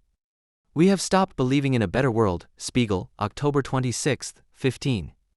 What makes liberalism, or even neoliberalism, so pleasantly different from pure morality is precisely its impossible-to-fulfill promise of material prosperity for all through their own efforts and not through the equally nurturing and caring state. Whatever objections can and must be raised against the apologists of the free and ever-freer market, they are, with their extremely reduced notion of a free society, far closer to the dream of a thing than those intellectuals who dominate the public sphere, for whom economic values, that is, the simple desire of some dishwashers to be allowed to consume a little, are nothing but a reason for scorn and paternalism. The liberal Homo economicus at least offers the prospect of a bourgeois who does not want to be bullied by intrusive poverty administrators who are not even citizens because, as free-floating ideologues, they cannot represent the dual nature of the citizen. Every labor dispute, however weakly conducted, is a testament to the Homo economicus who represents his private and thus, in the broader sense of the word, bourgeois interests. When it comes to non-economic values that one wants to bring to bear as a warning, it is not far from what Augstein only warns against with regard to Dresden's xenophobes, fascism. Where the public is in the hands of intellectuals, who in turn are recruited from the pool of embittered people who, by their own estimation, have to sell themselves short, the dictatorship of virtue, which Angela Merkel has now also begun to talk about, is not far away. The exhaustion and despair of Western culture, which Judith Butler's partner in life talks about, really does exist. Exhaustion that stems from daily life, in which people work harder than ever and the rewards for this are becoming ever weaker and more meager, is not only individually comprehensible, but also a mass phenomenon of post-Fordist society. And it is also obvious that the exhausted become desperate when, at the same time as the individual perspective in capitalism, the collective perspective of its communist overthrow also disappears. But the Butlers, who act so understandingly, have nothing less in mind. The exhaustion and despair in whose name they act are for them only an opportunity to act out their own bitterness, their own hostility to culture, and to have it acted out, namely in direct rule, whether through the sacrosanct Islam or through the dictatorship of political correctness, right down to the last pore of language and body. Thus, the question of open borders has nothing to do with social openness, as an author of the Süddeutsche Zeitung, in his unrepentant brutality and therefore particularly humanistic, explains in a way that is quite capable of consensus. The venerable moral principle ultra posse nemo obligator still applies. No one is obliged to do more than their abilities allow. We must therefore distinguish between times of average migration and dramatic phases in which huge numbers of refugees cause emergencies. Andreas Zielke, SZ, October 29, 2015. This is the prelude to the end of family reunification, possible mass deportations of Afghans, a dirty deal with Turkey and other Islamic states. This means that Carl Schmitt's dogma is back in force and the state is called upon to report back quickly and to rule over several states of emergency with complete sovereignty. However, the same author is undaunted in his plea to somehow open the borders, especially since this does not mean abolishing the nation-state. On the contrary, with Kant, the immigrant only had guest rights, which is no longer enough today. Universality has long been more than just a legal and moral principle. It exists de facto. Universality, he wants to say against Kant, consists above all in the fact that everyone can move from one place to another. Zielke does not believe in the emphasis on certain rights to freedom that are protected and actually exist in the host country and that should apply to the whole world if they prove to be reasonable. He believes that the granting of the right to hospitality should be linked to the voluntary acceptance of these rights to freedom by the newcomer. His completely unfounded statement that this is no longer enough today, which is at least enough to make the devastating point that Kant is old-fashioned, points to the introduction of the category of fate, which one only has to be free enough to accept. Referring to Habermas, Zielke explains what a permanent refugee crisis is. There are no strangers, only beyond the borders. We can only identify ourselves by perceiving ourselves as strangers among strangers through mutual perspective-taking. The universalism that has become self-reflective does not assimilate the other to the self, but rather proceeds from the premise that each is an other for the other, and wants to remain so. Habermas, this kind of unintentionally Karl Valentin-esque nonsense denounces what it apparently claims. The citizen is extinguished, who is characterized, among other things, by the fact that he is free to remain a stranger to his neighbor, colleague, etc. And the stage is set for a postmodern unperson who voluntarily adopts every irrational expression of life of any other person by taking on their perspective.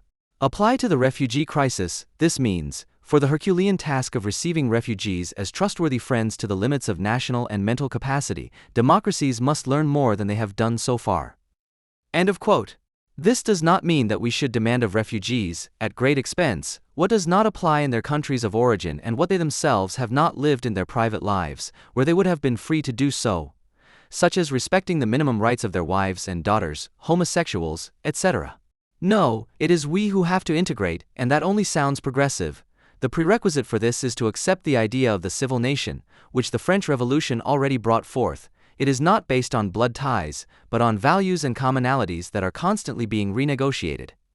End of quote. Such an idea of open borders is based on the desire for a world of closed, particularistic societies within national borders, for a law that can be adapted at any time to the values of people who, for example, uphold what is enforced in their old homeland according to the rules of Sharia law. The sovereignty towards the outside world, which the state is supposed to restore in a natural and brutal way when a majority of people, not least because of its failure, are in a state of panic and hatred, is fundamentally denied to the world within the country's borders, which is supposed to follow Habermas's theory of negotiation and not reason.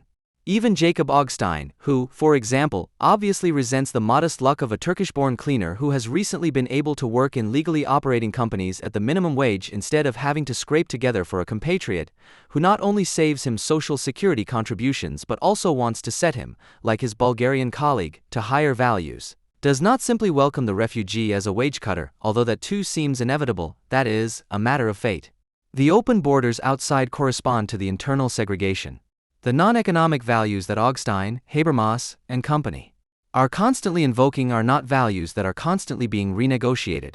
The example of the United Nations, which is so highly praised in these circles, proves how closely values and blood ties are related and that for this reason alone Israel will always be left empty-handed. When the United States, the United Nations or the People's Republic of China proclaim values, they are proclaiming their own particular virtues, which are based on blood, religion, and tradition and which, in case of doubt, are unrelentingly beaten into their subjects. These particular virtues may be mutually exclusive in individual cases, but as a whole they always hold out non-economic community values that must be defended against the imperialistic imposition of universalism. A sense of belonging based on blood ties has certainly remained a German dream, but the Germans do not usually apply it to their own rather mixed society, preferring instead to attribute it to others out of envy and fear. These others will not develop into homo economicus in the moral economy of their parallel societies, which are based on the healthy foundations of religion and race. To recognize social Darwinism of a neoliberal nature in the wars in Afghanistan and Iraq, as Habermas did in a 2008 interview with the German newspaper Die Zeit, is a German attack on the idea of sovereignty, which found expression in the wars of a revolution that, according to the Süddeutsche Zeitung, founded the civil nation and, for example, in 1796, in the newly occupied and thus also liberated northern Italy, triggered a veritable frenzy of freedom.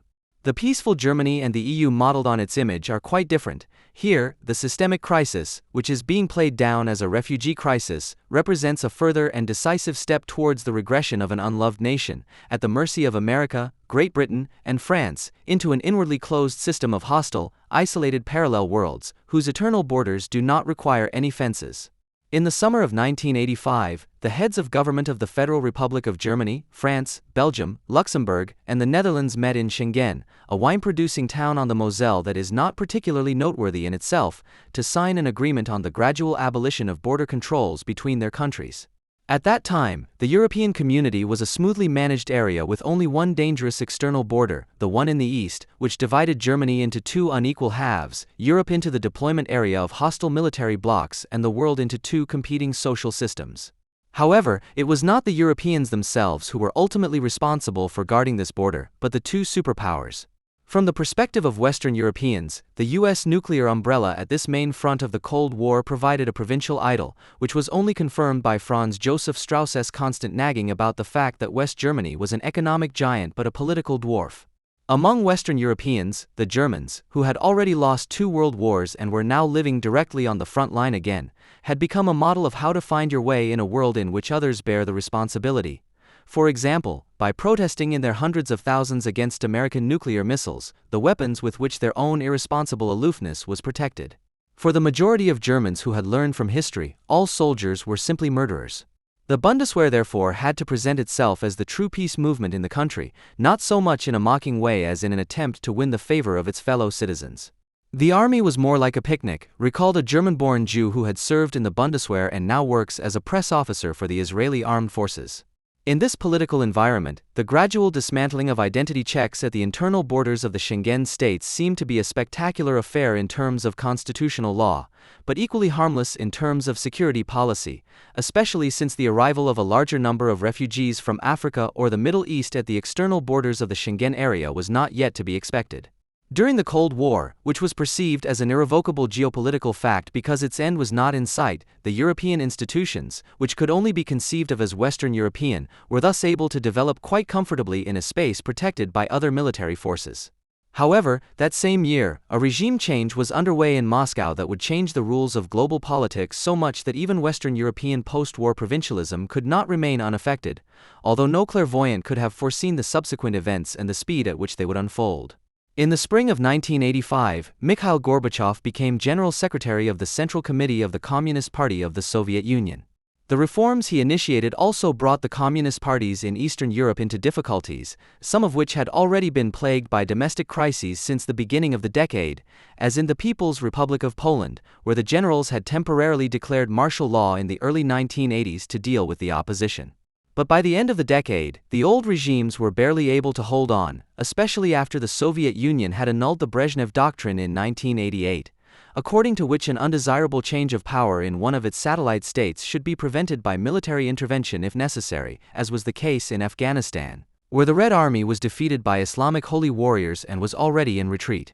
In Poland and Hungary, a change of power was already foreseeable at the beginning of 1989, but it was only the opening of the borders to the west that later brought the breakthrough. In Poland, the mass protests that started with strikes in the coal mines in late summer 1988 culminated in parliamentary elections in June 1989, in which the candidates of the Solidarity Trade Union, which led the protests, won almost all the votes. In Hungary, the Gorbachevites had taken control of the Communist Party in the fall of 1988 and had already implemented fundamental democratic reforms. In February 1989, it was decided in Budapest to dismantle the fortifications along the border between Hungary and Austria, which was secured with barbed wire and a reporting system, the Iron Curtain. In May of that year, Hungarian soldiers set to work, and in June the Austrian and Hungarian foreign ministers met with bolt cutters at one of the remaining fence sections for a photo opportunity. Those in the GDR who had access to West German television were able to follow the spectacle on their screens and draw their own conclusions, and will have felt a similar attraction to that felt by many Syrians a quarter of a century later when they saw the news of Europe's open borders. After the photo shoot, the trek of the Republic refugees slowly began to move in the GDR. In August, only a few hundred East Germans, still disguised as vacationers, streamed into the border campsites in Hungary to see what was going on. From there, the more determined ones were able to cross the border to Austria, which was no longer fortified but still guarded. The Hungarian border guards had already been forbidden to use firearms except in self-defense. A few dozen people who wanted to escape had also barricaded themselves in the German embassy in Prague. In the second half of August, Hungarian and Austrian peace activists organized a pan-European picnic on the Hungarian side of the border, a welcome opportunity for around 900 East Germans to flee to Austria. By the beginning of September, a few thousand had already set off for the west, and after Hungary officially relinquished control of the border with Austria on September 11, the number of refugees rose to over 10,000 within days. Now there was no stopping them in Prague either. The fate of those who were still stuck in the German embassy there was decided at the end of September at the United Nations General Assembly in New York during negotiations between the German and Soviet foreign ministers. The then German ambassador in Prague reported, Foreign Minister Genscher finally manages to achieve a solution to the refugee crisis with the support of Soviet Foreign Minister Shevardnadze in particular, which the GDR can, i.e. must, also agree to. In Prague, we still know nothing about all this. The number of people seeking refuge is rapidly increasing here. All the steps of the large staircase are already occupied. 2 people sleep on each step. On September 29th, our delegation in New York learns that the GDR will agree to a solution in line with Genscher's proposal on September 30th, i.e. that it must agree. The delegation flies back to Bonn that same day, arriving at 8 a.m. on September 30th and flying on to Prague at 4 p.m. Now we also learn that something is happening. I pick up the minister at the airport. At 6:30 p.m. we arrive at the embassy. We make our way to my apartment on the top floor. At 6:58 p.m. the minister steps onto the balcony of the domed hall, which is full of bunk beds.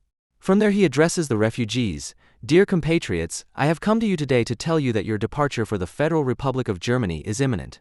The jubilation of the approximately 4,000 people in the park is indescribable.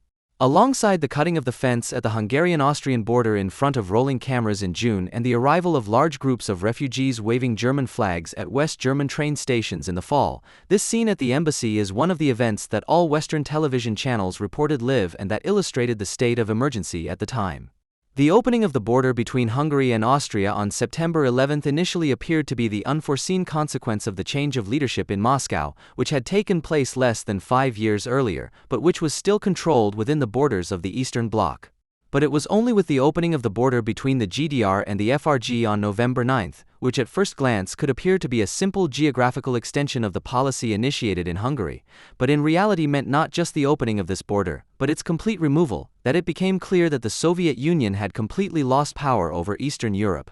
The removal of the so-called inner German border, which not only separated 2 separate states but was also the front line of the Cold War, had a completely different effect than the opening of the Hungarian-Austrian border. The escape from east to west was stopped by it, and now it was moving in the opposite direction. Because the power vacuum that had opened up could now be filled by the West without hindrance. By the end of 1989, the old regimes in Warsaw, Budapest, Prague, and Sofia had fallen one after the other. The Soseska couple, who were still resisting their fate, were executed on Christmas Day. The following year, the independence struggles in the Caucasus and the Baltic continued. The failed coup d'état by the Old Guard in Moscow on August 21 sealed the end of the Soviet Union. 2 days later, Ukraine declared its independence. The opening of the border between Hungary and Austria and the removal of the inner German border ultimately led to dozens of national states in Eastern Europe that had been dominated by the Soviet Union during the Cold War regaining their sovereignty and old borders being redrawn. Within the new borders, the social and political groups that wanted to run their state according to the Western model now dominated events in the vast majority of cases. Almost all of these states were integrated into NATO and then the European Union a few years later. In this way, the outer border of Europe, the eastern border of the West, was redrawn. But Putin's Red Army has so far been able to prevent the integration of Georgia and Ukraine. The struggle for German reunification, which began in the immediate aftermath of the fall of the Berlin Wall and which had already been achieved in practice through the currency union of July 1, 1990, before it was formally approved by the occupying powers, appeared to be the first sovereign act of Germany after the Second World War. The Germans were in an agitated mood, as if they had won the war after all, but not deserved to. They were sure that it had been their revolution, so they could be proud of it, but it could also have been a gift from foreign powers and external circumstances, for which they should have been grateful. They were not quite sure. Helmut Kohl's personal significance, at any rate, lay in the fact that he had seized the gift without false modesty. On the 20th anniversary of the fall of the Berlin Wall, he recalled, "The wall finally fell quite peacefully, without a shot being fired, without bloodshed. It was like a miracle." I like to quote Otto von Bismarck for the situation in which I found myself at the time, because there is no better image. When the mantle of God blows through history, you have to jump and hold on to it. 3 conditions must be met for this to happen. Firstly, you have to be aware that the cloak of God exists. Secondly, you have to sense the historic moment, and thirdly, you have to jump and want to hold on to it. End of quote. While the Germans were celebrating their national rebirth, the cloak of God was already blowing over the Balkans, where the Yugoslav peoples were sensing their historic moment. In October 1990, the U.S. Secret Services warned of the imminent breakup of the Federal Republic of Yugoslavia. Within a year, Yugoslavia will cease to function as a federal state and will disintegrate within 2 years. Economic reforms will not be able to stop the breakup.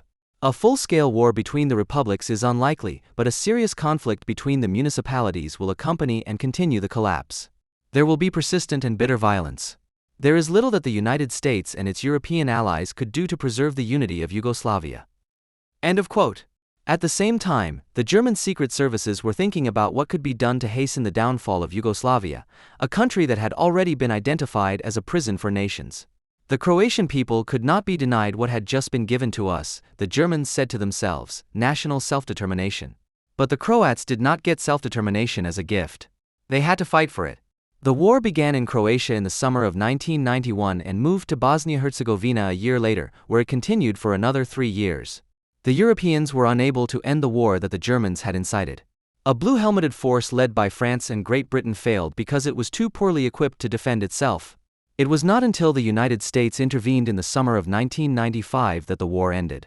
By the time the Schengen Agreement, signed 10 years earlier, came into force in the spring of 1995, Europe had been thoroughly transformed. The reunification of Germany had further exacerbated the imbalance that had already been noticeable between the productive power of the German economy and the performance of the other European states. With 80 million inhabitants, the German population now exceeded that of the previously almost equally large European nations of France, Great Britain, and Italy by a third. In parallel with their integration into NATO and the EU, the southern European states were the first to join the Schengen area in the following years, followed by some northern European, Eastern European, and Baltic states. The Balkan countries are either not or not yet fully integrated into the Schengen area. Since the Treaty of Amsterdam, which came into force in 1999, accession to the Schengen area has been part of the EU treaty. However, the EU members of the United Kingdom, Ireland, and Denmark only follow the rules of the Schengen Agreement under the reservation of national sovereignty over their respective state borders. After the wars in Croatia and Bosnia, the Europeans returned to the patient work of refining the institutions of their union as if nothing had happened. The removal of border controls in the Schengen area initially did not seem to result in any unsolvable security problems. Of course, the opening of borders should not lead to Germany being forced to adopt the more liberal drug policy of the Netherlands, but such problems were thought to be easily manageable through cross-border police cooperation, which was to be intensified in parallel with the expansion of the Schengen area. Only in the Balkans was there one problem that remained unsolved, the self-determination of the Kosovo Albanians, because only through this, German professors said, could the division of Yugoslavia into areas separated from each other by ethnicity and demarcated against each other be considered complete. When it came to that in 1999, the USA had to intervene in the Balkans once again to decide a war on European soil. The Union had once again demonstrated that it was unable to withstand a serious crisis in the territory it claimed. But since there was no further serious crisis for the time being, it was thought that there was no need to worry about it. If necessary, the Americans would come again. The Union's external border had now expanded far to the east and deep into the Balkans. In total, the EU now housed 500 million people and its economy was as large as that of the USA and China. Even the combined arms arsenal of the Union would probably have been enough to defend a world power. But world politics was not the field in which Europe was to earn its spurs. Its very first global challenge, the war against international Islamic terrorism unleashed by September 11, revealed the inability of the Union to act as a union. Initially, no NATO member state was able to withdraw from its obligations when the USA declared the attack on New York to be a case of alliance and called for the fall of the Taliban, under whose protection Al-Qaeda had planned the attack from Afghanistan. Even the Germans, who had already lost many wars and therefore of all European states were the most stubborn in believing that an aggressor could be appeased by giving him what he wants, could not help but offer the Americans their unconditional solidarity, Gerhard Schroeder, and send soldiers to Afghanistan. However, the German armed forces did not arrive in the Hindu Kush until months after the start of the war in Afghanistan, after American and British troops had already conquered Kabul. The German soldiers were stationed in the north of Afghanistan, in an area where there was no longer any fighting because it had already been conquered by the troops of the Northern Alliance, who were enemies of the Taliban, and by warlords such as Abdul Rashid Dostum. But by the second stage of the war, the Iraq War, the transatlantic solidarity of the Europeans seemed to have been almost exhausted. On closer inspection, however, it became clear that this only applied to part of the Union. Only the old Europe, Donald Rumsfeld, refused to join George W. Bush's coalition of the willing to liberate Iraq from the dictatorship of Saddam Hussein. In fact, only two EU states refused to participate, Germany and France, the two states around which the European community had been built after the Second World War and which still considered themselves to be the heart of the Union. But times had changed. While Germany and France were constructing an axis of peace with Russia to prevent the war, Great Britain and Spain demonstratively took the side of the USA. Under the leadership of Poland, they were joined by all the Eastern European and some Balkan states, three of which were already members of NATO but not yet of the EU: Poland, the Czech Republic and Hungary. The attempt to unite Europe on an anti-American ticket thus failed.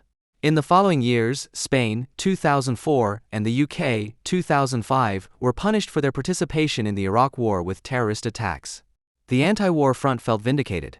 The Madrid attack had been deliberately timed to support the opposition, which had rejected Spain's participation in the Iraq War and promptly won the elections. Less than a month after his election victory, the new prime minister ordered the withdrawal of Spanish troops. That's what can happen, Gerhard Schroeder said to himself, because that was exactly what he had warned the previous government in Madrid about when he declared a week after the start of the Iraq War. You have to know what it means when colleagues have to, or want to, act in total opposition to the popular opinion. This cannot be allowed to become a permanent state of affairs, because otherwise a gulf will open up in democratic societies between the will of the people and the actions of the leadership, which at some point will no longer be able to be closed. The German head of government at the time refuted the accusation of having smeared the peace axis with anti-American sentiment with the clever formula: there is not too much America, there is too little Europe. More Europe, in the form of 100,000 soldiers, half of them from Germany and half from France, the UK alone contributed 100,000 soldiers, would probably have made the war against Al-Qaeda in Iraq, which became necessary after the fall of Saddam Hussein, easier and perhaps made a political decision for a more permanent occupation possible after the precarious pacification of the country in 2008. But the anti-war front felt vindicated not only by the terrorist attacks in the European states that had joined the coalition of the willing, but also by the additional difficulties that the war was causing the Americans. The USA had underestimated the power of Islamic terror itself and had trusted that it could win the war with a force that was too small. The subsequent troop reinforcements were able to avert a military defeat, but the original miscalculation contributed to the war becoming harder and lasting longer, until war fatigue also gripped the USA, and the Republicans, who had been in power until then, suffered a defeat in the 2008 presidential elections. The next president's campaign slogan, "Yes, we can," was not a coincidence, as it later became the battle cry of the German government. "We can do it," is the cry for help of those who do not want to stand in the way of approaching disaster with all their resolve. As with the motto of the European Union, "United in diversity," such slogans conceal the real, unbelievable belief in a world that will then submit to one's own will, which in reality is capitulation. Under this sign, Barack Obama's presidency brought together a coalition of the unwilling, which this time established a truly transatlantic alliance. For the Eastern European states, which had regained their national sovereignty 20 years earlier, this could not bode well. Lithuania and Poland, the EU states whose territories border directly on Russia, cannot defend themselves against a possible Russian attack without outside help. They know that it would be hopeless wishful thinking to rely on the help of the states of old Europe or even on the solidarity of the entire Union in the event of an emergency. Only NATO, the military alliance with the USA, can guarantee them secure national borders.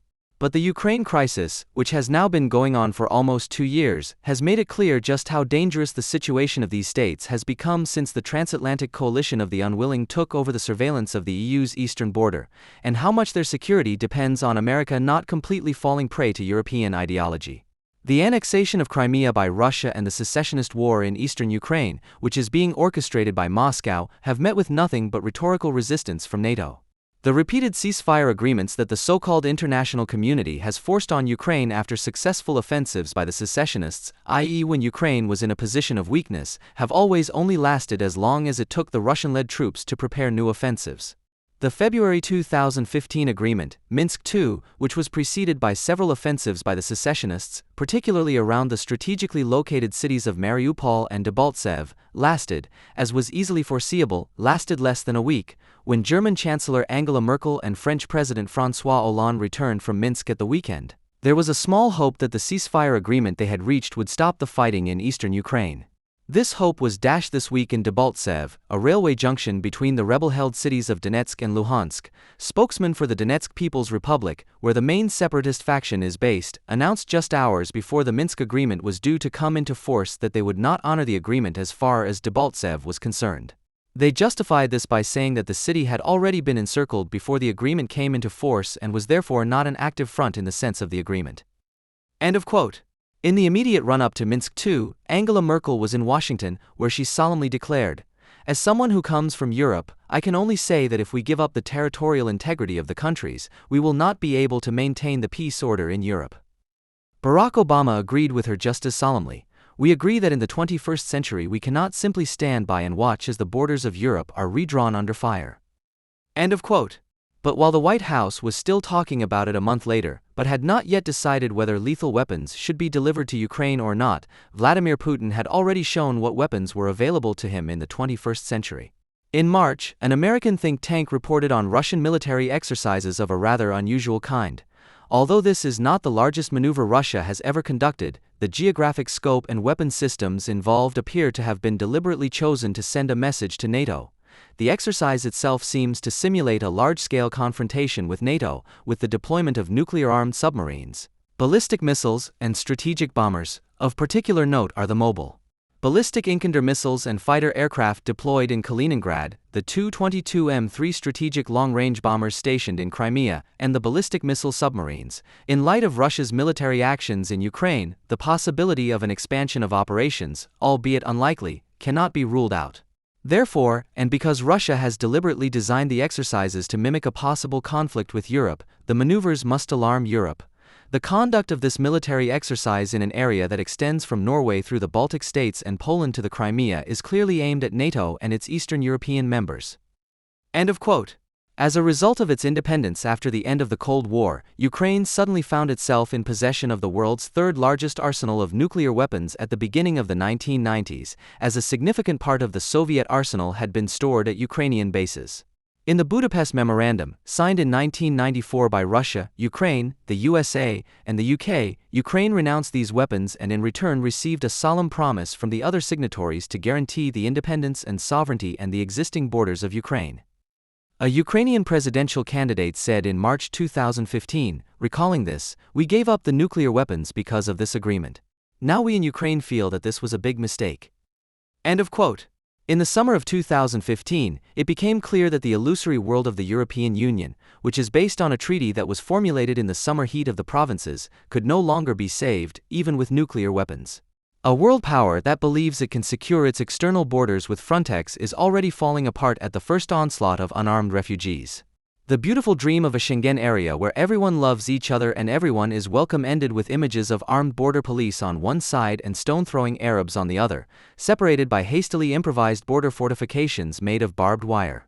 But half of Europe was still asleep. It was the nightmare of Paris that woke them up, first the grand nation. With the bombing of the IS in Syria and the deployment of the aircraft carrier Charles de Gaulle in the Mediterranean, from where attacks on IS positions in Iraq were also flown, France demonstrated that the defense of its national interests and the external borders of the Union must be considered together, and that a war against the guardians of hell, which has opened up in the immediate vicinity of Europe, has become inevitable. The declaration of a state of emergency in France and then in Brussels was ultimately the result of the realization, which had been suppressed for too long, that the enemy had long since entered the country. In the immediate aftermath of the attack, the French government ordered the closure of the country's borders and called on the other EU states to follow suit. But after 20 years of a policy of open borders, this order could hardly be implemented quickly. As we learned shortly afterwards from the Washington Post, it seemed a drastic step for a country that is part of the Schengen zone in Europe and has not carried out systematic border controls for years. But what happened then showed how fragile the continental European security concept really is. In fact, France is unable to control its own borders. Hundreds of roads lead into the country from neighboring Belgium, Italy, Germany, Switzerland, and Spain. Travelers who tried to reach France from Britain through the Eurotunnel early Saturday morning were not subjected to extensive identity or baggage checks. Confusion grew after airlines and rail companies announced that their services between France and neighboring countries would continue as usual. The border between the UK and France is likely to be more secure than others, given that the UK is not part of the Schengen area. End of quote. The closure of the borders may have the short-term purpose of cutting off the escape routes of the attackers still alive. In the longer term, it could be useful to make it more difficult for the estimated 1,200 French citizens who are currently fighting on the side of IS in Syria and Iraq to return. Ideally, they would not even try to come back to France, or they would be intercepted at the border and arrested. Not least, France, which already has the largest number of Islamic immigrants in Europe and a dangerously high proportion of such Arabs, needs secure borders now more than ever to protect itself against the influx of even more Islamic potential for violence, which is being encouraged by Germany and is no longer being controlled. However, France will not be able to win this war against terror by destroying the IS or by closing its borders alone, because the army of Islam is, as I said, already in the country. Even if France, at some point, perhaps after the next attack, no longer shies away from tackling the overdue colonization of the Benelux, no EU state could win this war if it had to fight it alone. Belgium, the UK, Sweden, and other EU states have the same problem, or will have it in the future, albeit in different forms and to different degrees. The refugee crisis will contribute to this. But it is precisely with the powerful neighbor, without whom nothing is supposed to work in the Union, that war is not easy to wage. The Germans still believe that Allah's wrath is justified and can only be combated through appeasement, and only because they also fear the wrath of their allies are they doing what is absolutely necessary so that no one can say they did nothing. First, they want to observe the spectacle, which actually seems to be none of their business, from a safe distance using reconnaissance aircraft and satellites. But the airspace over Syria and Iraq is no longer as safe as it used to be, since post-Soviet S-400 missiles are operating there. Since no serious support can be expected from the European Union, France is seeking help from Moscow. But this raises a new problem. Does the Union really want to win a war against an enemy that is attacking it from the south by allying itself with a power that is threatening its borders in the east? It will be difficult to reach agreement with Poland on such a defensive strategy. Perhaps a change of government in the USA and the solidarity of Great Britain will prevent the Eastern Europeans from falling into a new dependency on Russia. The large-scale suicide attacks in the western metropolis are followed, if their perpetrators can still be located and their sovereignty can be guaranteed to a certain extent, by the declaration of a war on terrorism. But unlike in the USA, the attacks in Europe strike at the very core of European ideology, which can be characterized as the suppression of political violence. Any reaction by the state to jihadist activities that is appropriately Western, that is, ultimately oriented towards the rule of law, can only be a break with this ideology. And it is even one of the opportunities of the current situation that the various right-wing populist movements, which are not oriented towards the rule of law but towards the racket state, are being cut off. This is indicated, for example, by the fact that the NSA scandal now, apart from German moralizers and green politicians, of course, hardly interests anyone anymore. On the other hand, Israel's measures to protect against omnipresent terrorism are arousing a new, entirely non-ideological interest and are becoming more and more understandable to Europeans. The fact that IS objectively and intentionally works in the hands of anti-democratic forces, racists, and fascists is therefore not as self-evident as Bernhard Schmid thinks. The more clearly this assumption shows itself in the reflexive nature of the displacement of violence, when the author, in view of François Hollande's special powers, already believes he has to harbor the worst fears, since the next French head of state will not be a social democrat, but probably a conservative or even an extreme right-winger. In this way, the attacks can be topped as the worst thing that could happen. But why does Hollande's pathos sound more hollow than that of George W. Bush? Not only because back then there was an immediate intervention in Afghanistan, where the leadership of Al-Qaeda had entrenched itself, and now there is only an intensification of air strikes against the IS and there is no serious talk of ground troops. The essential difference is that this half-hearted war is also serving to appease the Islamic Republic of Iran in an almost eerie way. When the US and its allies intervened in Afghanistan, Iran was hardly able to benefit from the war on terror, but now the Islamic Republic is the big beneficiary. Even the war of the coalition of the willing against the regime of Saddam Hussein would not necessarily have led to Iran profiting and expanding its sphere of influence, which could also have happened in Iraq, for example, through civil war in the wake of the Arab Spring. On the contrary, the Republic of the Mullahs would have been weakened if the US government had pursued a different, more sustainable, and more carefully conceived occupation policy. The headlong retreat and thus the abandonment of the primacy of foreign policy, with which Barack Obama wanted to cultivate his image as a peacemaker and not war and occupation per se, have created essential conditions for the emergence of IS, although they did not cause it as such, as the anti-American ideologues of all stripes never tire of claiming. However, IS is the best thing that could have happened to the power that the US still officially considers to be the biggest financier of terror, even though it has already been taken to the cleaners by it.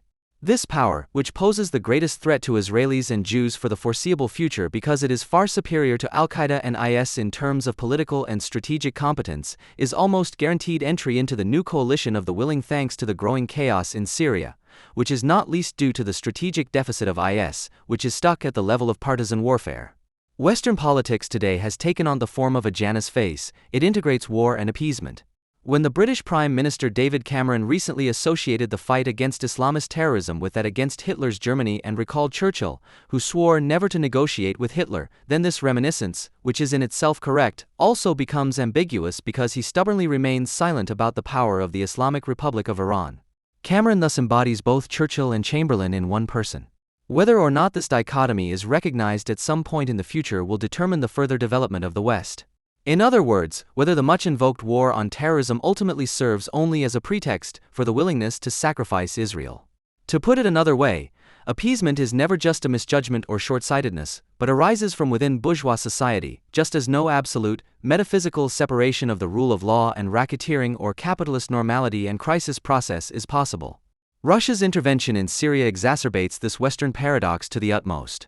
On the one hand, there is the threat of a Khamenei-Putin pact, probably the worst geopolitical constellation imaginable at the moment.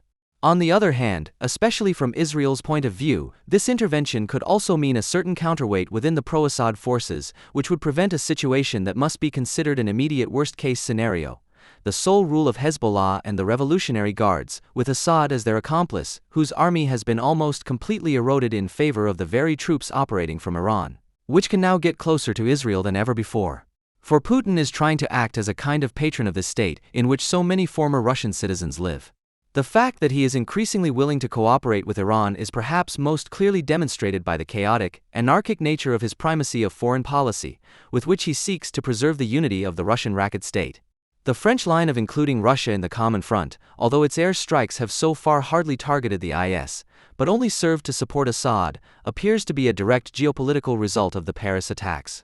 Under such conditions, Israel's foreign policy, which for good reasons is neutral in the Ukraine conflict, will be able to shed light on the darkest side on both flanks of this front. It is only the Jewish state that still makes the appeasement of the war, as it is being justified and waged here, visible, which is also an indicator of the threat it faces. And the question inevitably arises for it as to whether the West or Putin's Russia would be more willing to risk its existence in the respective situation. Geopolitics is always an expression of the internal social constellation. As far as the EU is concerned, the more it resists acknowledging the situation of Jews in its own country, the more hollow the pathos sounds after the attacks. Even after the Paris attacks in January, when the anti-Semitic nature of the attack on the kosher supermarket was emphasized by official sources and the general public, it was not long before relativization set in. In front of the National Assembly, the French Prime Minister told the touching story of how one of his closest friends, a devout Muslim, had told him in tears that he was ashamed of the murders that had been committed here in the name of Islam. The politician immediately asserted that he did not want Muslims to feel ashamed, nor Jews to have to live in fear. But the sovereign, insofar as one can still speak of such a thing in the sense of Hobbes, has only to do with the fact that citizens of his state are afraid, but not with whatever one may be ashamed of. This corresponds to the defense of not even making the anti-Semitic, anti-Zionist background of the attack on the Bataclan an issue. The preferred option would be to categorize it as one of those crazy conspiracy theories that are proliferating almost as much as they did after September 11th. But it was certainly not a conspiracy, but rather, as Andreas Benel wrote in reference to Le Point, merely a hint that anti-Zionist movements such as BDS gave the terrorist rackets the idea of targeting this particular venue. Jihad and anti-Semitism do not need a conspiracy.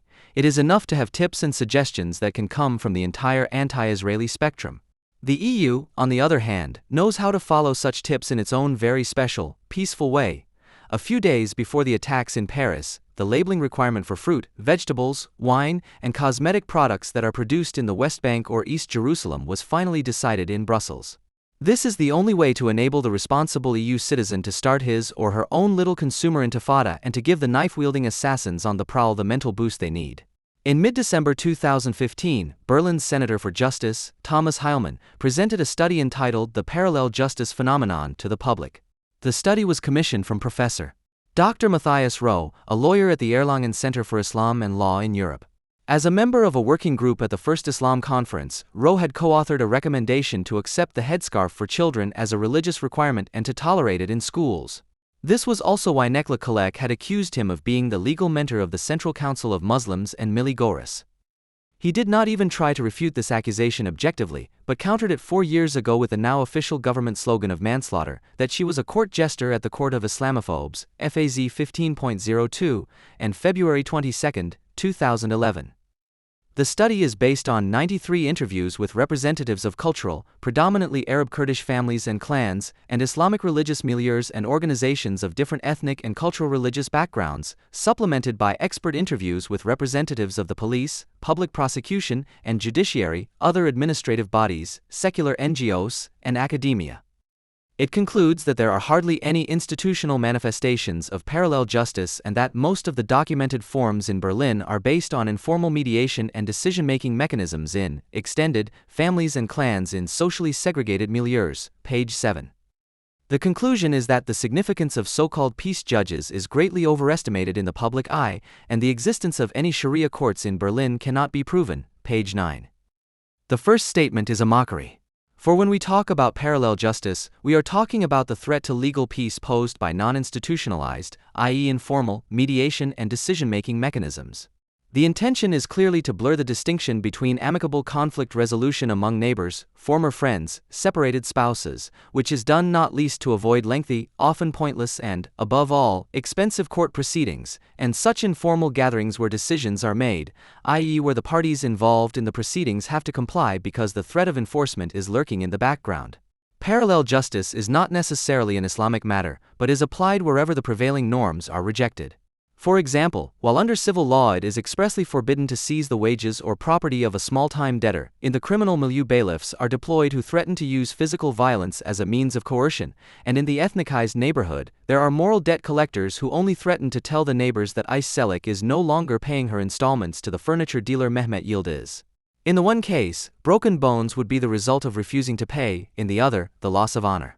The study even points out that the problems begin precisely where no institutions and formal courts are recognized. Problems in the sense of parallel justice arise when strong, often inescapable social pressure is exerted against the backdrop of patriarchal influences and a shame culture that avoids disclosing internal conflicts and does not recognize or rejects the strong role of the state as a protective instrument for the weak. Such problems are described as significant by a large number of respondents from communities, NGOs, and the state, particularly in Arab and Kurdish milieus, page 18. No reason to sound the all clear, you might think. But the Berlin Senate is apparently willing to be taken for a fool with statements like this.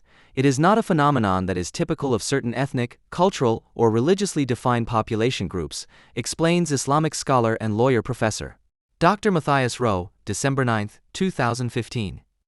The opposite is the case. It is certain culturally or religiously defined population groups with their patriarchal character and culture of shame that build up and preserve inevitable social pressure. On closer inspection, it is easy to see that in Germany, apart from decidedly Muslim communities, it is particularly the Kurds, who are also culturally influenced by Islam, and, to a lesser extent, the Roma who tend towards moral parallel justice. Non-ethnically defined gangs, Hells Angels, etc., may act in a similar way, but they do not build on an unbreakable folk culture. A look at the study Gibt es ein Parallel Justice in Deutschland? Streitbildung im Rechtsstaat und Muslimisch Traditionen. Is there a parallel justice system in Germany?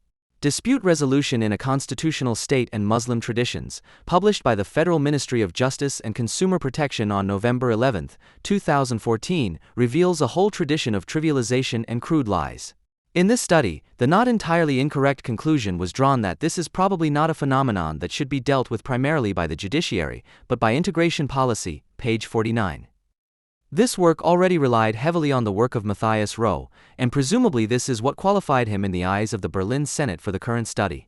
However, the study does not cite the fact that parallel justice is primarily a cultural and religious problem as the main argument for the view that it is a matter for integration policy, but rather that Sharia law does not even exist, page 14. It is admitted, albeit with the usual culturalist limitations, that cases of parallel justice occur primarily among those who were originally resident in regions with a predominantly Muslim character, page 12. However, the relativization of state law in favor of traditional patterns that is common there is not equivalent to the application of Sharia. Finally, it is important to note that there is no uniform Muslim law, page 14. Furthermore, the authors even refer to the existence of an early Islamic, secular statehood. Quote, the secular and religious authority did not merge, however, although Islam sets out a broad claim to a life pleasing to God, page 15. The all-encompassing moralization of life is simply denied, and instead it is claimed that jurisdiction has been and continues to be exclusively a state matter from the very beginning of Islam, page 16. The fact that Islam was already a literal state religion at that time, in which law and religion are inseparable and there is therefore no separate legal sphere, does not seem to have disturbed this realization. Instead, it is again stated with direct reference to Ro. Even fundamental and prominent parts of the Quran are disputed within Islam. There can therefore be no question of a uniform Islamic law that could be introduced in Germany. There are only national legal systems in Islamic countries and a number of different Islamic law schools, page 16. This is asserted despite the fact that commonalities and unifying basic structures exist precisely in the view of the relationship between law, state, and Islam, which unites the quite divided schools of law and denominations. All the lecturing is done for the sole purpose of being able to affirmatively counter Islamic behavioral anomalies. The study is basically nothing more than a justification for the long-established practice of out-of-court settlements, which would even have a positive effect due to the excessive demands on the judiciary and, in particular, the strained budgetary situation at the federal and state levels.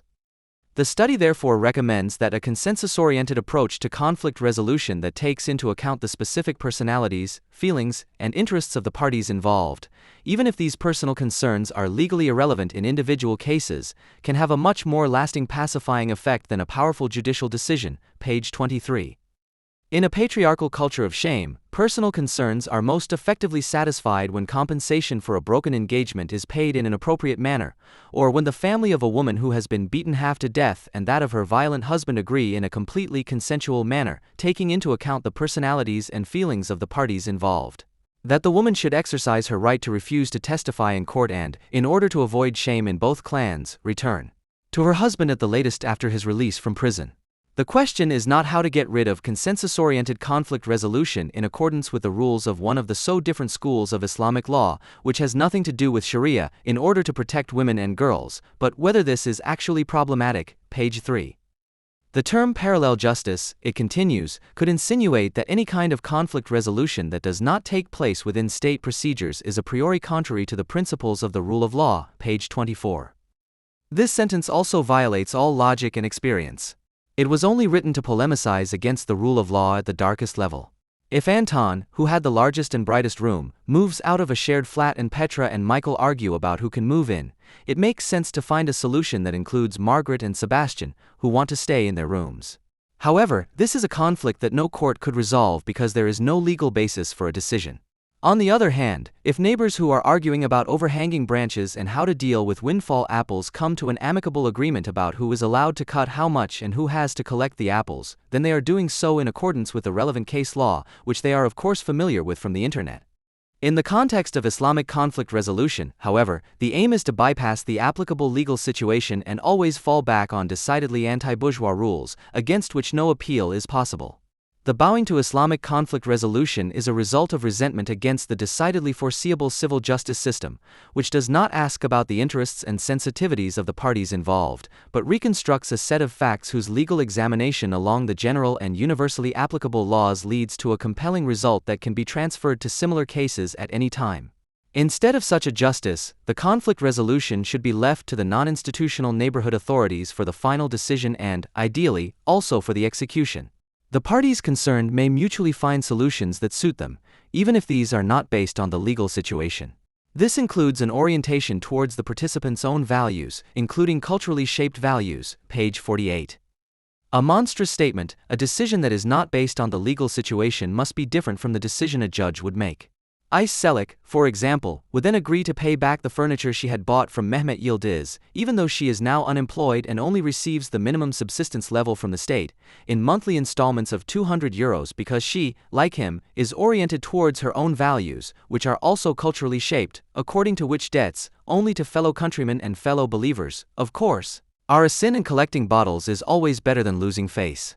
In a conflict between clans that has just claimed a victim, an amicable solution that suits them and is not based on the legal situation would result in the payment of blood money and the cover-up of a murder, thus mocking the public interest in the punishment of a serious crime.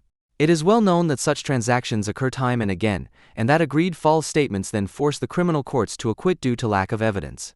In defense of the general law, it would be quite practical to insist on what was treated in the study on the phenomenon of parallel justice in only derogatory terms. More often to assume a public interest in criminal prosecution, more often to conduct an early judicial hearing, and more often to swear in witnesses, page 49. This would be the way to enforce the law. The corresponding witnesses will feel unjustly treated if their intentionally untrue statements are exposed and they have to answer for perjury in the end. Their community will also reject such a judgment with considerable moral fervor as the epitome of Western arrogance and Islamophobia, with the same triumphant justification, incidentally, which is, we do things differently here. But some would think twice if they were sworn in as a witness themselves, whether they should insist on a lie of convenience that protects a murderer. Entrusting the law to any community and thus making it a means of self-administration of misery and honor leads to double standards of justice and thus to the abolition of the rule of law. A German law professor is recommending that the Berlin Senate follow the path already taken by other Western European countries, with disastrous consequences for society, but most of all for the members of the moral communities, who are not always voluntarily exposed to such arbitrations. In times of a welcoming culture, the general law and its enforcement appear to be a luxury motivated by Eurocentrism and thus hostile to integration, especially in view of the excessive demands on the judiciary and in particular the strained budgetary situation at the federal and state levels, but also for reasons of integrating people from other cultures. The head of the Federal Anti-Discrimination Agency, Christine Lutters, used heavy artillery in an interview with the TASS on January 25, 2017, when she warned against clan liability for refugees at the entrance to clubs and discos. Clan liability was common in Germany during the Nazi era. The General Equal Treatment Act, AGG, is designed to protect against such generalizations, Lutters claimed. It is obviously nonsense that a law passed in 2006 should protect against a specifically National Socialist legal remedy that, of course, could not find its way into the Basic Law.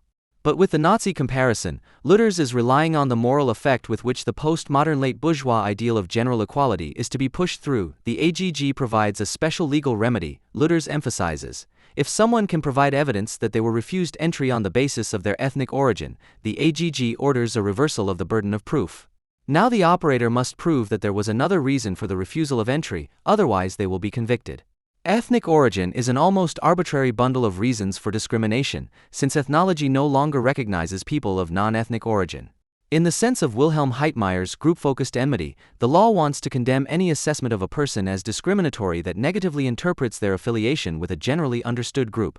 If a club owner is suspected of judging his guests in this way, he must refute the accusation by proving that guests are only refused entry on the basis of characteristics that are considered to be individual. The formal background to Lutters' considerations is the contradiction between public equality and private freedom. Every club owner has the right to refuse entry to people who, in his opinion, do not fit into his establishment. Doormen usually apply the criteria of private exclusivity discreetly and fend off unwanted guests with reasonably polite arguments. The person who is turned away should not take their exclusion personally, perhaps they would like to be welcomed another time. Humiliating potential guests through the door policy, on the other hand, is unprofessional and soon attracts a bad reputation. However, if nighttime restaurateurs absolutely want to do this, they can sort out guests according to stereotypical criteria. Like Lutters, every restaurateur can learn from history which criteria sound somewhat like Nazi and then avoid them. Lutters nevertheless suggests that superficially plausible arguments such as the club is full are easy to see through as pretexts, then a test is enough. If light-skinned people are admitted to the supposedly full club, but dark-skinned people are not, then that is a clear indication of discrimination. Like so many others, Lutters greatly overestimates the possibilities of gaining knowledge through spontaneous data collection. The deliberately calculated admission of a single person with darker skin is enough to theoretically undermine the clarity of the aforementioned evidence. The usually confusing and dynamic situation at the entrance does not become a clear case for anti-discrimination. And that is precisely why, according to the AGG, even suspicion can be enough to reverse the burden of proof, which makes the scope for administrative equality at the entrance, which is obviously dubious in principle, a problem for the clubs. Lutters graciously mentions a few positive examples that are supposed to illustrate the club's remaining freedom of decision. Anyone who behaves aggressively, is drunk or is not appropriately dressed can be refused entry 1. But how is a club supposed to prove in court that the judgments of its doormen are based only on such assessments? The only way to do this would be to keep comprehensive records of all entry checks, so that the behavior, level of intoxication and clothing of the guests refused entry could be precisely traced and compared with that of the usual guests. If the number of lawsuits with a reversal of the burden of proof due to the AGG were to increase, such an effort would ruin smaller clubs. And who would want to go to a club that documents in detail the condition in which it receives its guests every time? And it would probably be of little use to newly arrived refugees anyway. Since they are often relatively poor, they can easily be excluded for not wearing appropriate clothing. Whether the real reason for this is a desire for a certain style or perhaps just greater purchasing power, both of which the AGG allows as motivations, or whether it is really racism, cannot be proven or disproved even with full documentation. The distinction between prohibited general and permitted individual criteria is arbitrary in itself and, above all, denies restaurateurs their ability to make judgments. Ultimately, the law undermines legal certainty more than it protects it by allowing the principle of the presumption of innocence to be overturned by circumstantial evidence. The formal equality that has been an essential element of the civil order from the outset is not even the focus. Instead, the postmodern imperative of a social equality supposedly innate in all people is to be anchored in the public consciousness as a prerequisite for any debate. Since open discrimination is rarely seen in Germany, the anti-racist public eagerly seized upon a scandal that was pulled out of thin air after the disturbing events on New Year's Eve, which could be used to demonstratively fight the feared discrimination of refugees. It all started with an internal email from the left-wing alternative Freiburg club White Rabbit, which was originally only addressed to organizers and friends. In it, the club requested a meeting at the end of January to discuss its acute problems with refugees. It reported serious sexual assaults on female guests, violence against staff, and increasing theft. The situation had gotten so out of control that regular guests announced that they would avoid the club in the future. And that is why the club had already made a momentous provisional decision. On Monday, we decided that for the time being we will not let any people with only a residence permit into the White Rabbit. In the course of the email, he made it unmistakably clear that this blanket exclusion was only intended as a short-term emergency solution and that a club membership card was planned that would also be available to refugees. Before that, we will explain our principles to them, wrote the White Rabbit, and in a later statement it became clear that the club was concerned with their integration despite the annoyance. Even as a short-term emergency solution, excluding all people with a residence permit was not a good idea. For example, there was no reason at all to exclude female refugees. This could have been raised in the scheduled discussion, but the group Kunst, Spektakel and Revolution, KSNR, immediately blew all their fuses. They immediately published the internal letter on Facebook and threatened the White Rabbit with a demolition in a very left-wing way. Shortly afterwards, the Badische Zeitung newspaper got wind of the email and published an article on the increasingly restrictive door policy against refugees in Freiburg. Although, after her research, she could only quote the provisional decision of the White Rabbit as evidence, the sensational headline read, "No more access for refugees in Freiburg's clubs and discos." This is how the topic quickly made it into Europe-wide reporting. A week later, Freiburg's mayor had to answer questions on and Will's talk show. For the White Rabbit, the anti-racist shitstorm was hard to understand, since migrants were and are known to be particularly welcome in this club. A good proportion of the operators and employees have a migration background themselves, and the comparatively large number of black African guests who have only recently come to Freiburg and yet are part of the regular clientele also clearly shows this. The White Rabbit is always happy to make its premises available for events that call for solidarity with refugees and talk about the situation in their home countries. The groups that use it as a venue, such as KSNR, know this. The unfortunate decision to express a racist attitude, as the club was accused of for weeks, was completely out of touch with reality. There was no reasonable reason to question the club's explanation that it had been overwhelmed by violence and sexual assaults by newly arrived refugees and that it had therefore made a hasty decision that was not meant to be permanent. But the news of serious problems, for which refugees were clearly responsible, hit an anti-racist nerve. Because when a left-wing alternative club experiences such things, the anti-racist narrative is in danger. This is simply that migrants can never be more misogynistic or criminal than locals. Instead, sexism and crime are somehow superhistorical anthropological constants that occur with equal frequency in all ethnic groups. The debate about the not only social dynamite that the current influx of migrants from Islamic societies means therefore oscillates between two similarly idiotic poles. Due to actual, but also imagined sexual violence and crime, xenophobes conclude in the usual stupid generalization that all refugees only come to steal from long-established residents and rape women. The correct insight that these projections arise from stereotypical thinking is then twisted by anti-racism into the assertion of the social equality of all people, and every exaggerated or invented report about migrant perpetrators is used as evidence that the whole discussion about the dangers of the current wave of immigration is based solely on right-wing paranoia. Even people from the AFD see through this nonsense and, with extremely simplistic remarks like, "but it has nothing to do with anything," they repeatedly score easy goals that make anti-racists howl in outrage. But only those who have studied the works of post-structuralist master thinkers can truly believe that attacks by terrorists shouting Allahu Akbar, to which jihadist murderous gangs proudly claim responsibility, have nothing to do with Islam, and that misogyny has nothing to do with archaic ideas of gender relations. In Freiburg, accusations of racism began to mount in 2014, when nighttime attacks around the Freiburg main train station increased and a group of 30 young refugees who had come to Germany without their parents came under suspicion.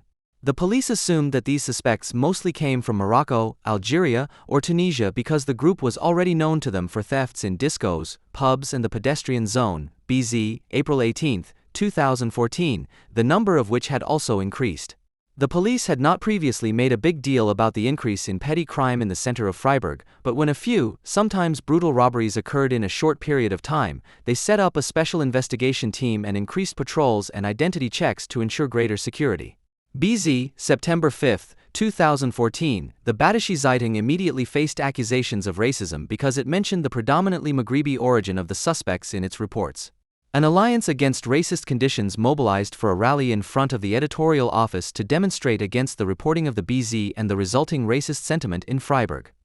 Some right-wing Wutberger and envy biters had taken up the reports about criminal refugees in comment columns and social networks, and a few bouncers with whom the refugees had had violent confrontations wanted to form a vigilante group. They provided a talking point, but ultimately did not get beyond the status of a Facebook group. As always in such cases, the police, of course, had no interest in giving up the monopoly on violence. The anti-racist alarm was unfounded and no attempt was even made to prove that the BZ had used racist argumentation patterns. The fact that migrants had been publicly suspected and right-wing talkers had referred to this should have been enough. In the end, one of the perpetrators, whom the police considered to be a ringleader, was sentenced to 6 months in a youth detention center, and others were also brought to trial. The prosecution and the increased police presence apparently had an effect, and the situation in the city center normalized for the time being. In the course of the investigations, it had become clear that the young refugees were responsible for hardly any robberies, but for many thefts. The suspicion, which had been partially refuted in the case of the robberies, was again seen as evidence of racism. And because of their increased control of young Arabs, the police were accused of practicing racial profiling. However, only the practice of frequently checking a group of people who can be recognized by external physical characteristics without any grounds for suspicion can reasonably be considered racial profiling. This is precisely what the Freiburg police did not do, since they were already familiar with the young Arabs due to the theft investigations. The initial suspicion was therefore clearly given. However, anti-discrimination would like to systematically prevent all conclusions that deviate from the ideal of equality. If the police have a particular suspicion against migrants, then that is supposed to be racist, and if the police's suspicions are partially confirmed, then their alleged racism is supposed to be solely responsible for that. The speculative uncertainty that is an integral part of all police investigations is simply always interpreted as racism. In the Freiburg debate on unaccompanied minor refugees, the Freiburg criminologist Professor Roland Heffendel put forward the theory that seeks to scientifically substantiate the anti-racist general suspicion: we find delinquency where we look. He explained to Radio Dreieckland in an interview that the increased crime rate among young refugees is an expression of a generally increased crime rate among all young people. This is normal and will subside on its own as they get older. Because of this normal criminality, focusing on a particular group of offenders will always reveal something and thus construct a particular problem through special attention. RDL, February 5, 2014. This premise of normal crime that is independent of all social influences is pure ideology. It is true that a certain predictability of crime also follows from civil equality and police-monitored public order. To call this predictability normal now reifies this result of social conditions as an innate characteristic over which society supposedly has no influence. In the same way, sexism in the refugee debate is reduced to an allegedly innate urge in all men, which is independent of the social position of women and can therefore only be criticized in general terms. From this fantastic idea of an innate social equality, the demand for the unconditional abolition of all national borders follows as a methodically consequent step. If every human being is suited to be a European citizen from the moment of conception, no state needs to guarantee equal rights and other achievements through its monopoly on the use of force. And the question of how, for example, migrants with an Islamic and misogynistic background can integrate into a still Western-oriented industrialized nation does not even arise. Even the decisive problem of universalism, that it can formulate the idea of world citizenship but cannot realize it in the context of national power, disappears in the general equality. Postmodernism fights the universalistic claim of Western origin so relentlessly precisely for this reason. Its real immanent contradiction constantly belies the postmodern pseudo-universalism of a quasi-natural social equality. But to soften bourgeois democratic sovereignty without being able to offer the prospect of a better social synthesis leads to regression. The city of Freiburg has been pursuing this seemingly naive form of immediate humanity and international brotherhood for some time now. Since 2004, Freiburg has been twinned with the Iranian city of Isfahan. Initially, an ostensibly harmless cultural exchange was intended to help people get used to each other, and the ensemble of the small theater in Marienbad in particular maintained a lively exchange with Iran, also performing in its capital Tehran. The cultural exchange program did not allow this great honor for the provincial theater to be spoiled by the fact that the mullah's watchdogs insisted that all actresses appear veiled and that no erotic contact be seen on stage. The Freiburgers were so enthusiastic about this dialogue of cultures that the pieces that had been rehearsed in this way were also performed veiled in Freiburg. Anything else would have been inconsistent, according to the reasoning. At the end of 2008, the University of Freiburg invited the former Iranian President Khatami to give a lecture on Shiite Islam, opportunities and problems. Protesting exiled Iranians called him a murderer and a fascist because Khatami, who was glorified by the university as a liberal, was responsible for the murder of numerous opponents. They were thrown out of the university hall to applause from Iranian bodyguards, as the cultural and religious dialogue was to be conducted without disruption. During the brutal suppression of the democratic protests following the Iranian presidential election in 2009, city officials repeatedly defended the partnership by saying that it was all about the people. This allowed Freiburg to get away with it almost unscathed, but it held back as long as Ahmadinejad, who was too openly aggressive for the dialogue nonsense, was in power. In addition to the cultural exchange, a few scholarships for reciprocal study visits and other small cooperative projects were organized. The two cities were slowly but surely preparing for closer cooperation, even while Iran was under pressure from sanctions aimed at dissuading it from its nuclear weapons program. This persistence paid off, so that the Lord Mayor Salomon was able to travel to Iran with a Freiburg delegation as early as October 2014. At that time, the treaties of the nuclear agreement were only just taking shape. Representatives of other industrialized nations were not even sitting in the starting blocks to initiate business with Iran. During his stay, the BZ interviewed the Lord Mayor. The interviewer asked, "Was the nuclear facility near Isfahan an issue?" And the Lord Mayor replied cryptically, "It was not an issue, the talks are open on the one hand, but there is something like a scissors in the head." He wobbled so calmly through the whole interview that it would be an understatement to describe his position as opportunistic. At the beginning of the interview, he emphasized, "You have to know that people here live in a dictatorship." At the end of the conversation, however, he was already looking forward to citizen trips from the dictatorship to Freiburg. From the outset, no thought could disturb the flirtation with the mullahs. It is only possible to speculate about what attracts the green model city to the Islamic dictatorship. The immediate divine rule of Islam seems to accommodate the widespread superstition in green circles of an esoteric spiritual order of the world. Those who believe in green election promises such as jobs with Mother Nature apparently prefer, like the mullahs, a society in which everyone has their place. At the beginning of 2015, 20,000 people gathered in Freiburg to protest against Pegida in the largest demonstration in the city's history. The city set an example against intolerance and Islamophobia, although there is an enormous understanding of Islam in Freiburg and no branch of Pegida has ever existed there. BZ, January 23, 2015. The university director Hans-Johann Sture also spoke at the event, alongside the Lord Mayor.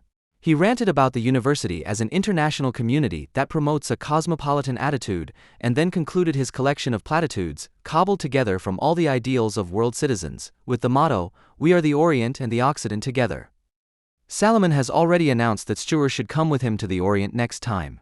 To the cosmopolitan dictatorship of Iran, where apostates, homosexuals, and adulteresses are threatened with death, where, in the first half of 2015 alone, 700 death sentences were carried out under the rule of the current moderate president.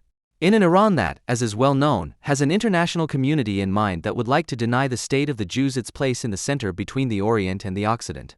Only recently, the Iranian military tested an improved missile that, as is customary there, is inscribed with the words that it should destroy Israel. In Freiburg, anti-racists have an easy time of it these days. As soon as the particular potential for violence that contemporary Islam holds in store at both the social and political level threatens to come to public attention, they can dominate the debate. At the political level, discussions about the dangers of political Islam can be nipped in the bud by paraphrasing the world peace motif. And because they are just as unwilling to discuss the threat posed by the Iranian regime as they are to discuss the acute question in Germany of how society can maintain its liberal orientation and accept immigrants in such a way that pre-bourgeois parallel societies are reduced rather than growing, anyone who talks about problems with refugees is confronted with accusations of racism. They are playing into the hands of the growing right-wing populists and are therefore themselves intellectual arsonists, according to the simple logic of the denunciation.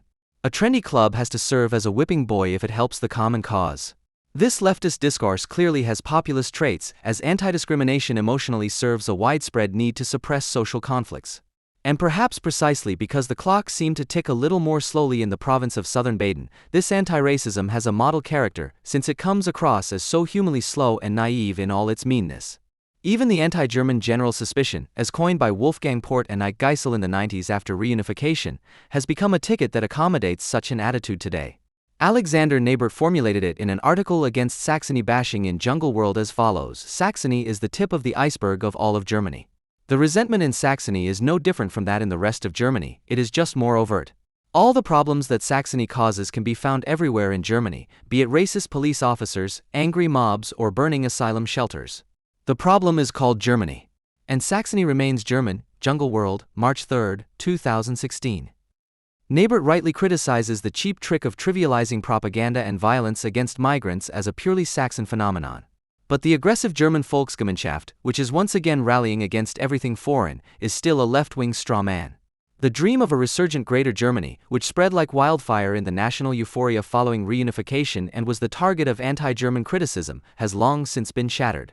The Germans have preferred to become champions in exports, football, environmental protection, and the processing of nuclear waste, and have been able to develop into a decidedly European leading nation without any serious military clout. There is currently no talk of a rightward shift across all camps. Rather, positions are polarizing between an anti-discrimination welcome culture and a strengthening right-wing populism. The AfD is benefiting from the open questions of the refugee crisis and may achieve further electoral success. However, it is difficult to imagine the next federal government being formed with its participation. Like so many right-wing parties before it, it could embarrass and wear itself out in the day-to-day politics, as it attracts above all self-promoters who will outmaneuver each other at the first opportunity. At the same time, however, it is currently the only party of any weight that officially wants to reverse the European unification process, which many Germans are skeptical about. The German government favors the ideology of international social homogeneity, as illustrated by the example of Freiburg, and is referring less and less to the national identity that has become rancid as a result of globalization. However, it does not want to give up national economic advantages and keep the EU together primarily as a source of German prosperity. To this end, it continues to orient itself on the European motto unity in diversity, which is intended to conceal the fact that the question of pan-European sovereignty has remained unresolved in the EU since its foundation. It assumes that unity is possible without a unifying element and increasingly invokes a politically understood cultural relativism that shies away from any interference in the various cultures, even on its own territory. Since this relativism is opposed by the generally valid law within the state framework, cultural differences should then at least officially no longer be given any social significance through general equalization. Culture should only appear in the plural as a colorful spectrum of a humanity that is actually already united in its innermost being, and which is merely waiting to be artificially divided by no more discrimination. And refugees are being used as a demonstration object for this pseudo-universalism. Instead, they should be encouraged to relativize their customs, which contradict the Western ideal of free manners, to the extent that they should not be considered as a benchmark for general legislation. This would be the absolute minimum standard, and the further they would move away from archaic ideas, the better it would be for them. As long as there is no agreement in Europe on this minimum standard, the acceptance of refugees is not just a humanitarian issue, but also a political one. And anyone who accuses those who do not want to accept an unlimited number of refugees of racist motives is trying to avoid the issue. In declaring that all men are created equal, the American Declaration of Independence sought to establish the right and freedom of each individual to pursue his or her own private happiness. This supposedly natural equality was already ideological, but it still aimed at equal opportunities and the equal right of each individual to the possibilities that the world offers to people. Marx held fast to this bourgeois promise of individual development, but noted that equal rights for all remain unjust precisely because people do not all have the same starting conditions and are able to develop different needs. The fact that true social justice has remained an empty promise to this day, which could only be realized if society finally strove for the free development of each individual according to their own measure, is therefore no reason to give up the claim. Those who fight against discrimination know nothing of all this. In their moral outrage at unequal treatment, they are ultimately indifferent to everyone, since they no longer expect any social or individual progress. But no one, and especially not a refugee from a decaying Islamic society, can be done justice by being universally reinforced in their current state, thus pinning them down to an alleged cultural identity and trying to cover up every conflict with an imagined universal human equality. In this country, celebrities are particularly appreciated if, beyond their professional activities, they have a tendency to strike a note in public chats that shows that the privileged person is not thinking about fame and luxury, but about the concerns of the little man.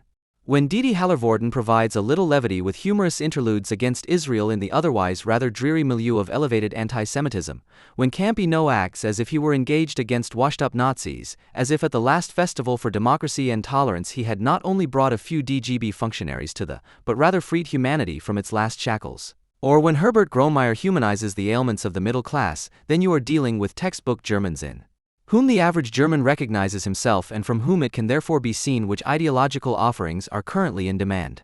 One of those who has a firm place in the first row of the celebrity league is Till Schweiger, who embodies the contemporary ideal of the daredevil with a heart in a mixture of advanced dullness and whiny aggressiveness.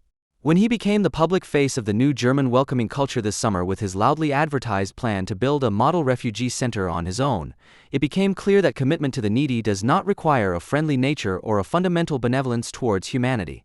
Schweiger's last socio-political engagement was to call for an internet pillory for suspected sex offenders. The same uncontrolled rage that he now displays against those who deviate from the state-imposed welcoming culture was then directed against those who did not unconditionally agree with his desire to dare a little more lynch law. When he was told that there are laws that prevent the mob from attacking enemies of the people at their whim, Schweiger grumbled, "German do-gooders make me sick." What makes him sick today are the naysayers who don't get off their asses when it comes to taking on state responsibilities in dealing with the refugee crisis. The fact that he rails against those of his fans who have a fundamental problem with foreigners with statements like "piss off" or "show your stupid face" along with an uncountable number of exclamation marks is a thoroughly entertaining side effect, but it does not change his brutal attitude. Schweiger is not the only fascism-compatible helper German on a mission of salvation.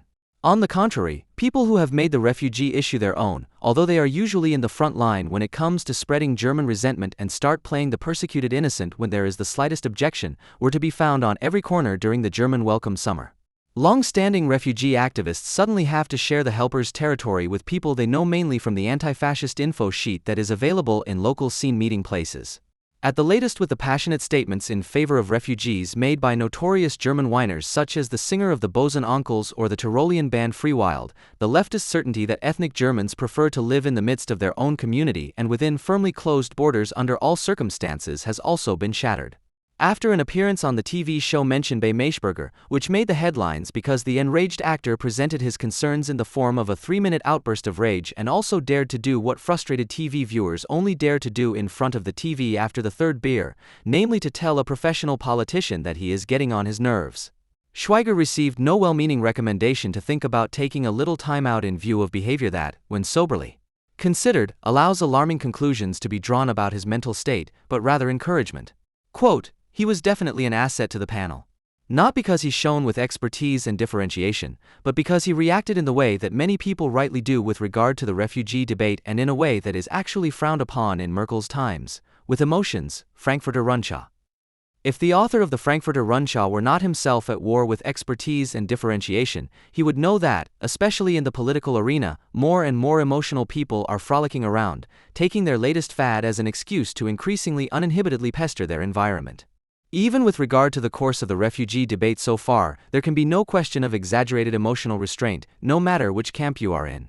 On the contrary, it is not least due to the urge for self-dramatization and moralizing hysteria that can be heard everywhere that a reasonably objective discussion of how as many people as possible can be received and integrated in a meaningful way is hardly possible. The world was also impressed by Schweiger's engagement and jumped to his side in an apodictic manner, mocking Till Schweiger is elitist contempt for the people. What is behind the affable discomfort with elitist contempt for the people, however, is the desire to get as many people as possible to swear allegiance to the slogan "We can do it." Issued by the Chancellor, Obviously, Krathi and Plethy or Till Schweiger are not meant when the citizen is called upon to be active. Before the journalistic measures to promote active civic engagement were introduced, the Chancellor had declared the state powerless and the borders open in the face of the influx of thousands of refugees. In a fit of megalomania, Merkel elevated the tasks ahead to the status of a fateful test for the whole nation. The reason why the general public was called upon to take action and take on tasks that in quieter times would have been the responsibility of the state was that the general public was called upon to take action and take on tasks that in quieter times would have been the responsibility of the state. Merkel's mantra-like slogan, "We can do it," shows how pragmatic considerations were pushed aside in favor of a missionary zeal. The creating that she intoned in 2015 with a hint of relish is the epitome of inspired action, which imbues the respective activity with higher consecration. While in the age of industrial production it initially referred to low-level manual labor, the word was ennobled by spin doctors to become a cultural battle cry. Today, anyone who paints a picture does not simply want to paint a picture, but wants to be a cultural creator. Merkel does not simply want to take in many refugees in a short time, but wants as many as possible to gather devoutly behind the slogan, "We can do it." What was lost in the frenzy of emergency happy helping and tackling was not only the concretization of what exactly should be achieved, but also the discussion about the causes of the mass flight, which was reviewed as an unforeseen natural disaster, the devastation of which should now be made the best of. In reality, Germany is partly responsible for the chaos and complete barbarization in the areas of the world where Islamic marauders are up to no good. With their top-quality ideological export, the intercultural dialogue, the Germans have been sabotaging an effective approach against authoritarian regimes and Islamic murder gangs for years. While more and more regions fall into the hands of crazed Muhammad doubles, Germany calmly presents itself as a peace-loving state. In doing so, it has been made a fool of by the representatives of the Mullah regime in Tehran for years, trades with the financiers of the jihadists and leaves no doubt that it is willing to do anything, no matter how despicable, to avert military action. Instead of finally changing tack in view of the global political situation, everything is now being done to maximize the benefits for Germany from the disaster, according to the motto, "We're making progress." The world sees Germany as a country of hope and opportunity, says the Chancellor, knowing that a country with strong moral leadership that supplies the world with peace slogans is far more highly valued than one that would be willing to enforce minimum standards of civilization by force of arms. The fact that one can hope to be able to demonstrate one's moral superiority to one's most hated national competitor by generously and noisily dishing out one's own goodness practically turns helping into a political issue that goes beyond the charitable. You don't have to be a professional politician to guess who is always meant when Germany acts particularly noble. It is enough to have the instinctive certainty of a German, which Till Schweiger, in turn, has mastered to perfection. Quote, "The Americans, our main allies, are responsible for this shit because they went into Iraq under a lie in order to consequently pursue their economic interests." End of quote. Being able to demonstrate to the rest of the world that Germany has higher priorities than economic interests seems to be one of the not-so-altruistic reasons for the Germans' sense of responsibility towards the weak and the needy, as can be read in a recently published study by the Allensbach Institute. The majority has the impression that there is no solidarity and no sense of responsibility towards the weak and needy in the USA. Accordingly, the United States is viewed critically in terms of its social structure and justice and the efforts to achieve at least a limited social balance. End of quote. The political and ideological exploitation of the refugee crisis is not limited to an image campaign in a global context. The newcomers are not only seen as walking proof of a failed U.S. policy, but also as an opportunity to whip the population, which has been hit by depression and apathy, into shape. The reorganization of immigration policy is to be given the necessary impetus by the refugees. The Germans are being prepared to expect increased competition from workers from non-EU countries who will work for a few euros less. The first refugees had not yet been properly cared for when the so-called economic leaders were already spitting into their hands. Daimler CEO Dieter Zech sees a new economic miracle on the horizon in the refugees and views the cheap labor with the necessary motivational optimism. Anyone who leaves their entire life behind is highly motivated. Possibly even more motivated than the affluent from precarious milieus, who, in addition to the miracle, are first promised a tougher fight for trash jobs, wage cuts, and a relaxation of employment protection. Daniel Cohn-Bendit and Klaus Legawi seconded this in the TAS and added a little extra by promoting a sociocultural awakening. The country, according to the authors, must be forced out of its complacency so that it can move forward. If the slogan "Germany, awake!" were not a historically contaminated taboo for left-wing leaders, it would have provided the appropriate headline for the polemic. Instead of allowing themselves to be driven into depression or into the AFD by more multiculturalism, stronger distribution conflicts, or the politicization of diaspora Islam, it is important to just loosen up and improvise as much as possible. If we succeed in combining the enormous wealth of the German people with the quasi-natural improvisation skills of exiles and migrants, it will not be prosperity or even happiness that beckons, but the social innovation of the economy, society, and politics. It is no coincidence that the desire for a completely renewed society is presented in the jargon of radical dynamization. The aim is to make a clean sweep and free oneself from the obstacles to acceleration that stand in the way of a groundless total renewal in the nation-state of a Western design, such as the ponderous but at least predictable procedural regulations of bureaucracy or the legally protected option for individuals to stay away from cultural gatherings and collective mobilizations. The reason why the refugee is so popular is because he embodies the ideal of a mobilized society for those who are tired of civilization and the nation-state. In order to get a little closer to this, it is necessary to make it clear to the locals, who have become lethargic, what is most urgently required of us: trust. Trust that the immigration process will succeed in the medium term. The motto "trust instead of reason," which also applies without restriction to every backyard gang, is issued because, instead of a concrete plan or a good idea, the mobilization as an end in itself, in short, other conditions, is the main focus. Quote, "It remains the mental difficulty even of the well-meaning and helpful to adjust to such rapid social change and to anticipate such other conditions without becoming nervous. The admirable talent for improvisation that is now emerging in a wide range of initiatives must become resistant to disappointment." End of quote. The admirable talent for improvisation, which has also been one of the buzzwords of the new world of work for several years, refers to the constant effort not to give up, even under adverse circumstances, but to seek one's way off the beaten track in a flexible, motivated, and creative way. What has so far been used to annoy hard-working entrepreneurs when they have nothing more to do is now to be generalized as a guiding principle. Quote, "We have always said, immigration will not be a walk in the park, we never promised you a rose garden. But it is always better to shape it than to suffer it. Let us seize the moment." End of quote. The lack of opposition to the current rise of such and similar, aimless visions of misery blindly affirming the rule of power is an alarming sign that everyone has resigned themselves to the hopeless bleakness of late capitalism and regard the open threats of a rancid old green and his assistant scientist as a thoroughly welcome substitute for the vanished hopes and utopias. A glance at the cultural industry's preferences reinforces the impression that today the apocalypse is far more appealing than the rose garden, which, despite all its kitsch, at least heralds something better.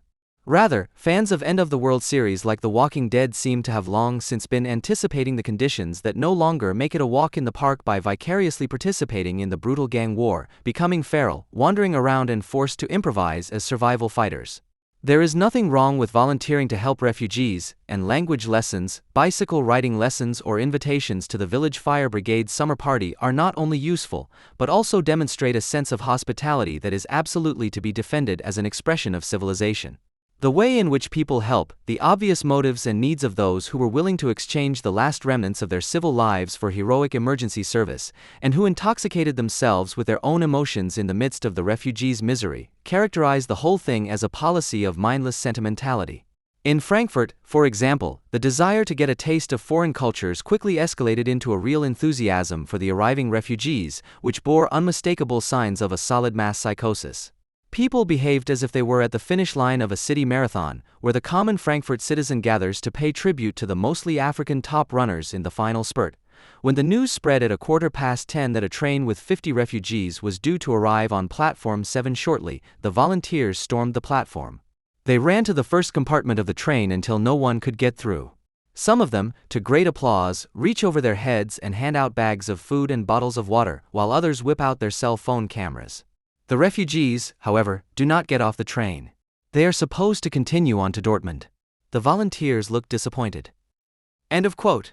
Scenes like these, which sound like a carefully composed real-life satire but really did happen, not only testify to the shamelessness of the post-bourgeois subject, torn between depression and end-of-the-world consumption on the one hand and hysteria on the other. They also testify to the sickly longing for community that was brought together here in the act of helping. Nothing but dear uncles and nice aunts who, as in a large family, cook food, distribute cuddly toys and stroke heads, while demanding gentle appreciation from Mama Merkel, as the Chancellor has already been called by those in her care. The form of helping that was observed in the course of the refugee crisis differs fundamentally from private charity, as we know it from people who get into the mood for donations just before Christmas. Those who were driven to the refugees seek to overcome loneliness, excessive demands, and fear in the everydayization of the state of emergency, in the midst of a society that they are increasingly dissatisfied with. The merging of citizens into a mobile crisis force not only relieves them of their daily misery, but also gives them the certainty of being needed. Everyone is a little savior of the state, who can do better than the real state. The more the state withdraws, the more it pushes citizens to take its place. They do so in the hope of leaving behind bureaucratic regulations and institutional routines and of confronting the despised social mediation with the talent for spontaneous crisis improvisation that is the hallmark of direct democracy. In doing so, they reproduce in voluntary public service what they have been drilled in the flexibilized world of work, being the first to arrive and the last to leave, outdoing the others. And when something goes wrong, they look for someone to blame, and in the end they burn out. Dirk Volz, a model volunteer who made it into the press because he and his partner took in 24 refugees, exemplifies the irritated tone that is obligatory when volunteers feel that the ranks are not yet closed tightly enough. Quote, "Instead of pitching in, people are whining as if there were no tomorrow. Wake up!" End of quote.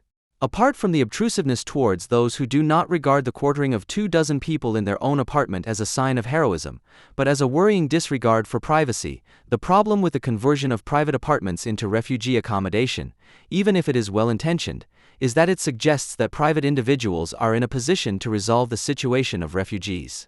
Instead of taking over the state's responsibilities and trying to do what professionals can usually do better, the state should be called upon to provide the necessary funds for accommodation that meets Western standards and to give refugees the same rights and associated obligations.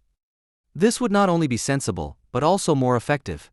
It is not uncommon for the pseudo-activism of people who are overzealous to be counterproductive. This is the conclusion reached by the Berlin Institute for Empirical Integration and Migration Research at the Humboldt University, which doubts whether the stabilization of volunteer refugee work is even desirable. In addition, the closer relationship between helpers and refugees often proves difficult once the initial euphoria has worn off. Then it can happen that someone who was wildly applauded yesterday suddenly becomes a greedy bogeyman. As a participant observer from the helper scene reports, "We are part of this new welcoming culture, which has even been described in detail in the New York Times. However, our timing is off, the mood among our friends seems to be changing." A nearby primary school invited refugees to a school festival. There was a buffet, the refugees ate and drank and left nothing for the children, which the parents did not like at all, but they did not dare to rebuke the refugees. End of quote. You don't have to imagine the psychological timing off of middle-class parents who see the last tofu patty end up in the mouth of a refugee instead of in the hand of their child to realize that it is not necessarily to the advantage of the refugees to be dependent on the buffet of such people. For unlike the attention of people who believe it is appropriate to patronize guests they have invited to dinner, the welfare of the state has the simple but decisive advantage of being anonymous and more predictable. The fact that refugees are now being invited to school festivals and that people are meticulously watching how they behave also makes it clear that they are only of interest insofar as they are defenseless and therefore provide an excellent projection surface. Like children or animals, they are the perfect victims, whose caring upbringing is enjoyed until they start to cause problems and the exaggerated affection finally turns into dislike. The truth of the refugee debate also includes the fact that the large-scale relief operation was able to take place while the rights of refugees were being dismantled. The fact that the Bundestag voted in favor of the asylum package with the majority of the governing parties, which aims to speed up deportations, restrict social benefits for refugees and provide benefits in kind instead of cash, was also intended as a calming measure for those Germans who primarily see foreigners as troublemaking intruders. The helping Germans are confronted with a growing number of chronically neglected envious people who, especially in the east of the country, give free rein to their antisocial behavior. The target of their brutal zeal is the state, which they see as betraying the people, and towards which they display a level of displeasure that resembles the psychodynamics that children develop towards their father when he has left the country with a younger woman. The fact that militants are also involved in this movement, whose hatred, masked as concern, turns into collective defensiveness and violence, especially in particularly dark areas, is also part of the German refugee crisis. Unlike in the 90s, when there was much to suggest that a majority sympathized with the mob, the pogrom-willing people who are active today are in the focus of a majority that genuinely despises them. What was once the task of the Antifa, namely to out Nazis, is no longer considered a subcultural quirk of left-wing radicals, but a civil society mission. After it became clear that, in addition to the willing German helpers, there are also enough unwilling ones who are of no use for any reviving project in the new German spirit, Bild also finally lost its nerve and went on the attack. Bild has had enough. we are putting the agitators in the pillory. Ulf Poschardt, in The Welt, was more precise in his criticism of the style of those meant, tattooed, toothless and drunk. They complain about the misery of unsuccessful integration and prove this differently than intended. Should these narrow-minded people stand for a German or even European civilization, into which a teacher from Aleppo or a skilled worker from Tirana should integrate? End of quote. The justified aversion of cosmopolitan Germans to narrow-minded people also includes the instrumentalization of the enemy image of tattooed, toothless and drunk against the refusal to get involved. The spitefulness towards the four toothless and sad figures of the NPD trier, who have become known to a wider audience through an internet advertising video, is hardly distinguishable from the common hostility towards the disabled and shows the nature of contemporary anti-fascism. Because it is immediately apparent that the unsympathetic people from Trier are not receiving their support on the basis of SGB2, but rather SGB12, they are perfect victims on whom the apparent winner German can safely vent his anger, while also gaining the certainty of being among the good guys. The fact that both the refugee-hating and refugee-loving camps are keen on pillorying is not their only common ground. On both sides, the refugee, who is primarily seen in a projective light, has the function of compensatorily maintaining the emotional balance. The helper syndrome is not least due to the desire that the foreigners, who are mostly young and come from Islamic cultural circles, should help to eliminate sluggishness and encrusted structures by putting the vitality they have demonstrated in fleeing to the service of German renewal. In this context, the enthusiasm for vitality is the flip side of the refugee-baiting a la Parinxai, who, in his obviously pathological sexual envy of the gigantomaniacal potency of migrant men, becomes completely furious at the idea that they are pumping their Muslim juice into German women. When the aforementioned Till Schweiger lets the public know, "I am an empathetic person, I want to help," it is natural to mistrust such communicative compassion. And to put Mr. Schweiger and all similarly indisposed cases on the couch, the strongest childish egoists can become the most self-sacrificing citizens. Most of the compassion enthusiasts, philanthropists, animal rights activists have developed from small sadists and animal torturers. Criticism of compassion, which Freud used as an example in his essay on War and Death to illustrate the randomness of human emotions, has a long tradition in Western philosophy. The most famous objections to pity come from Nietzsche, who denounced the sentimental and worthless trinkets of pity as a sensation that contains pleasure and gives a taste of superiority in small doses. It is not uncommon for pity to be the driving force for those who are drawn to the wretched because it offers them the power of the superior and the possibility of attracting a little attention. In Germany, in particular, pity and self-pity are sinisterly intertwined. The loud invocation of suffering, the howling sound, Adorno, of the voice, only to turn to attack the next moment, can be found in every German fighting community. Even where it is not in the service of fascism, pity in its narrowness contributes to the cementing of misery. In the dialectic of enlightenment, it is consequently criticized as sanctioning the very conditions that bring the pitiable into the world in the first place. In its particularity and contingency, it contradicts the universal claim to objectively eliminate the suffering of all. It is not the softness, but the limiting nature of pity that makes it questionable. It is always too little. What is insufficient, however, is not the annoying tone of concern of the politicizing left, but the need to let suffering speak eloquently. The sudden and indeterminate impulse, akin to compassion, that is directed against the unfortunate circumstances that cause suffering is the prerequisite for truth. The less able one is to take the perennially recurring violence personally, even if one has been spared, the less one is able to grasp the extent of the objective disaster. The criticism of compassion, the accusation that it merely contains concern for one's own salvation, is a poor abstract altruism that condemns selfish motives as impure.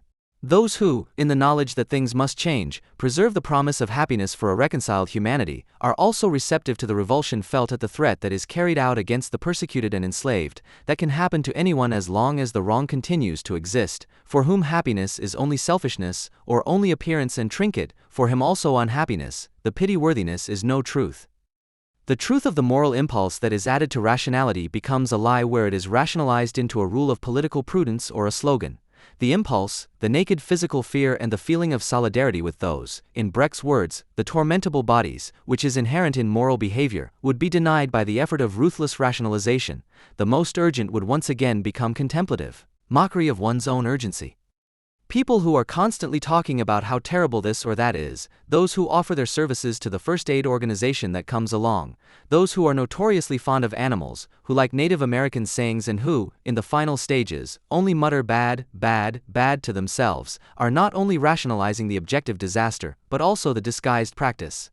They are the ones meant when today's scoffers disparage the good person, who in reality is encountered far less often than in the imagination of his opponents. Those who are critical of compassion should therefore be aware that it hardly ever occurs. For contemporary society, it is not compassion that is significant, but its contempt. The inclusion of subjective elements in the production process and the readdressing of the working subjects, which are common in the post-industrial working world, have brought about a number of new slogans of endurance. One of these is that of personal responsibility, which today inspires the better-off office individualists just as much as the job center dependents who are mocked as customers. The flip side of the opportunity to present oneself as the flagship of the world economy without being immediately laughed at is the responsibility that one has to bear in the event of defeats that are not so unlikely. Taking such things seriously not only requires the abandonment of dignity in the process of hardening oneself for those who side with the wrong society, but also the contempt for the weakness of those who lose out in the competitive order. Those who want to declare Europe a bulwark against refugees agree that naivety and sentimentality in dealing with refugees will lead the country to the abyss.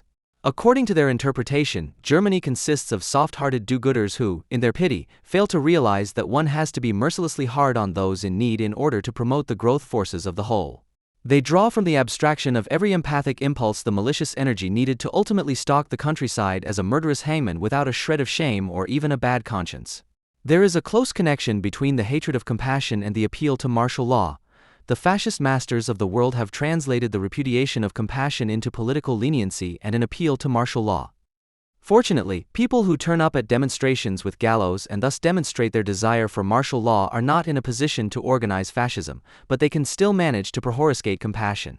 The social character that we are dealing with here, completely hardened by permanent frustration, is so deeply entrenched in hopeless tristesse that it even envies people who should arouse its pity. What's more, driven by the panic of the potentially superfluous, even the poorest refugee is seen as a co-cause of its misfortune. Compared to this callousness, which is completely indifferent to the suffering of others, even the most sentimental hippie seems like a decent contemporary. The contemporary despisers of compassion have nothing to do with the West, which they want to save with their ideology of the West, because in their comprehensive ugliness they are nothing less than the contemporary antithesis of the bourgeois individual. The ideas of the Western world that originated in Europe included the assumption that the autonomous and circumspect citizen naturally possesses the ability to communicate sensibly with his fellow citizens, which includes the ability to share in the fate and happiness of others, a claim that was not merely a waste of paper in times when the concept of humanity still had a certain appeal. A general benevolence towards humanity, a certain suppleness and sociability, as the Enlightenment philosopher Nig put it, or the control of passions were among the virtues of the citizen, which can at least be used to illustrate the utter wretchedness of post-bourgeois subjects. In the current situation, relying on pity would be foolish for the reasons mentioned. To focus on it in the criticism of the helper German is pointless for the simple reason that compassion is not the reason for his mobilization. The permanently mobilized activist citizen seems to be incapable of compassion because he no longer has the psychodynamic prerequisites for self-identification, because narcissistic libido has taken the place of the ego instances that would be responsible for mediating reciprocally structured compassion. Indications of this are the ideal-typical characteristics of contemporary subjectivity, which can also be observed in the German helpers, the inconstancy in the choice of object, the swinging back and forth between hysteria and apathy, and the tendency to turn morally clean behavior into an argument against the immoral. It was not pity but outrage that greeted the chairman of the Central Council of Jews in Germany, Joseph Schuster, when he combined his justified concern about the manifest anti-Semitism among Islamic immigrants with the demand that there be controlled access to Germany and stated that sooner or later there would be no getting around upper limits. Those who were outraged by this were not content with simply trying to refute Schuster's position with arguments. He had to be exposed as a racist in order to be removed from the discourse community in a morally clean way. And where Germans want to brand a Jew as a nationalist or racist, anti-Semitism is inevitable. Christian Lindner of the FDP, for example, did not yet complain of a poisoned well, but saw Schuster's statement as a contribution to poisoning the social climate. In the Taz, Armin Langer gave his anti-Semitic resentment a touch of German humor and joked for the thigh-slappers among the Taz readers. My suggestion would be that the Central Council of Jews rename itself the Central Council of Racist Jews. Even if one comes to different conclusions than Schuster, his statement that many of the refugees come from cultures in which hatred of Jews and intolerance are an integral part can hardly be disputed. It would only be necessary to add that these are primarily Islamic cultures. The fact that it is mainly those Germans who want nothing more than a halt to immigration and who are worried about the situation, but who can no longer say so openly, does not change the fact that the number and attitude of the predominantly Sunni Muslims among the refugees will not bring about an intercultural Ringelpietz with touching anyone other than anti-racists, not just left-wing ones, who denounce everything as racism that cannot be summed up in the formula no border, no nation, and who do not glorify every refugee as a post-national promise of happiness on two legs will have to think about how it is possible to accept hundreds of thousands of people every year without them acting as a supply of personnel for Islamic parallel societies. Even if there is hope that many of them are not the avant-garde of the authentic life that the anti-nationalists of all stripes would like to make them into, but rather people who want to live in safety, peace, and relative freedom, a life that is not possible in their countries of origin. The discussion must be held on how to permanently defy those among them who identify with the ideology and practice of Islam and carry with them the deformations that Islam has drummed into them.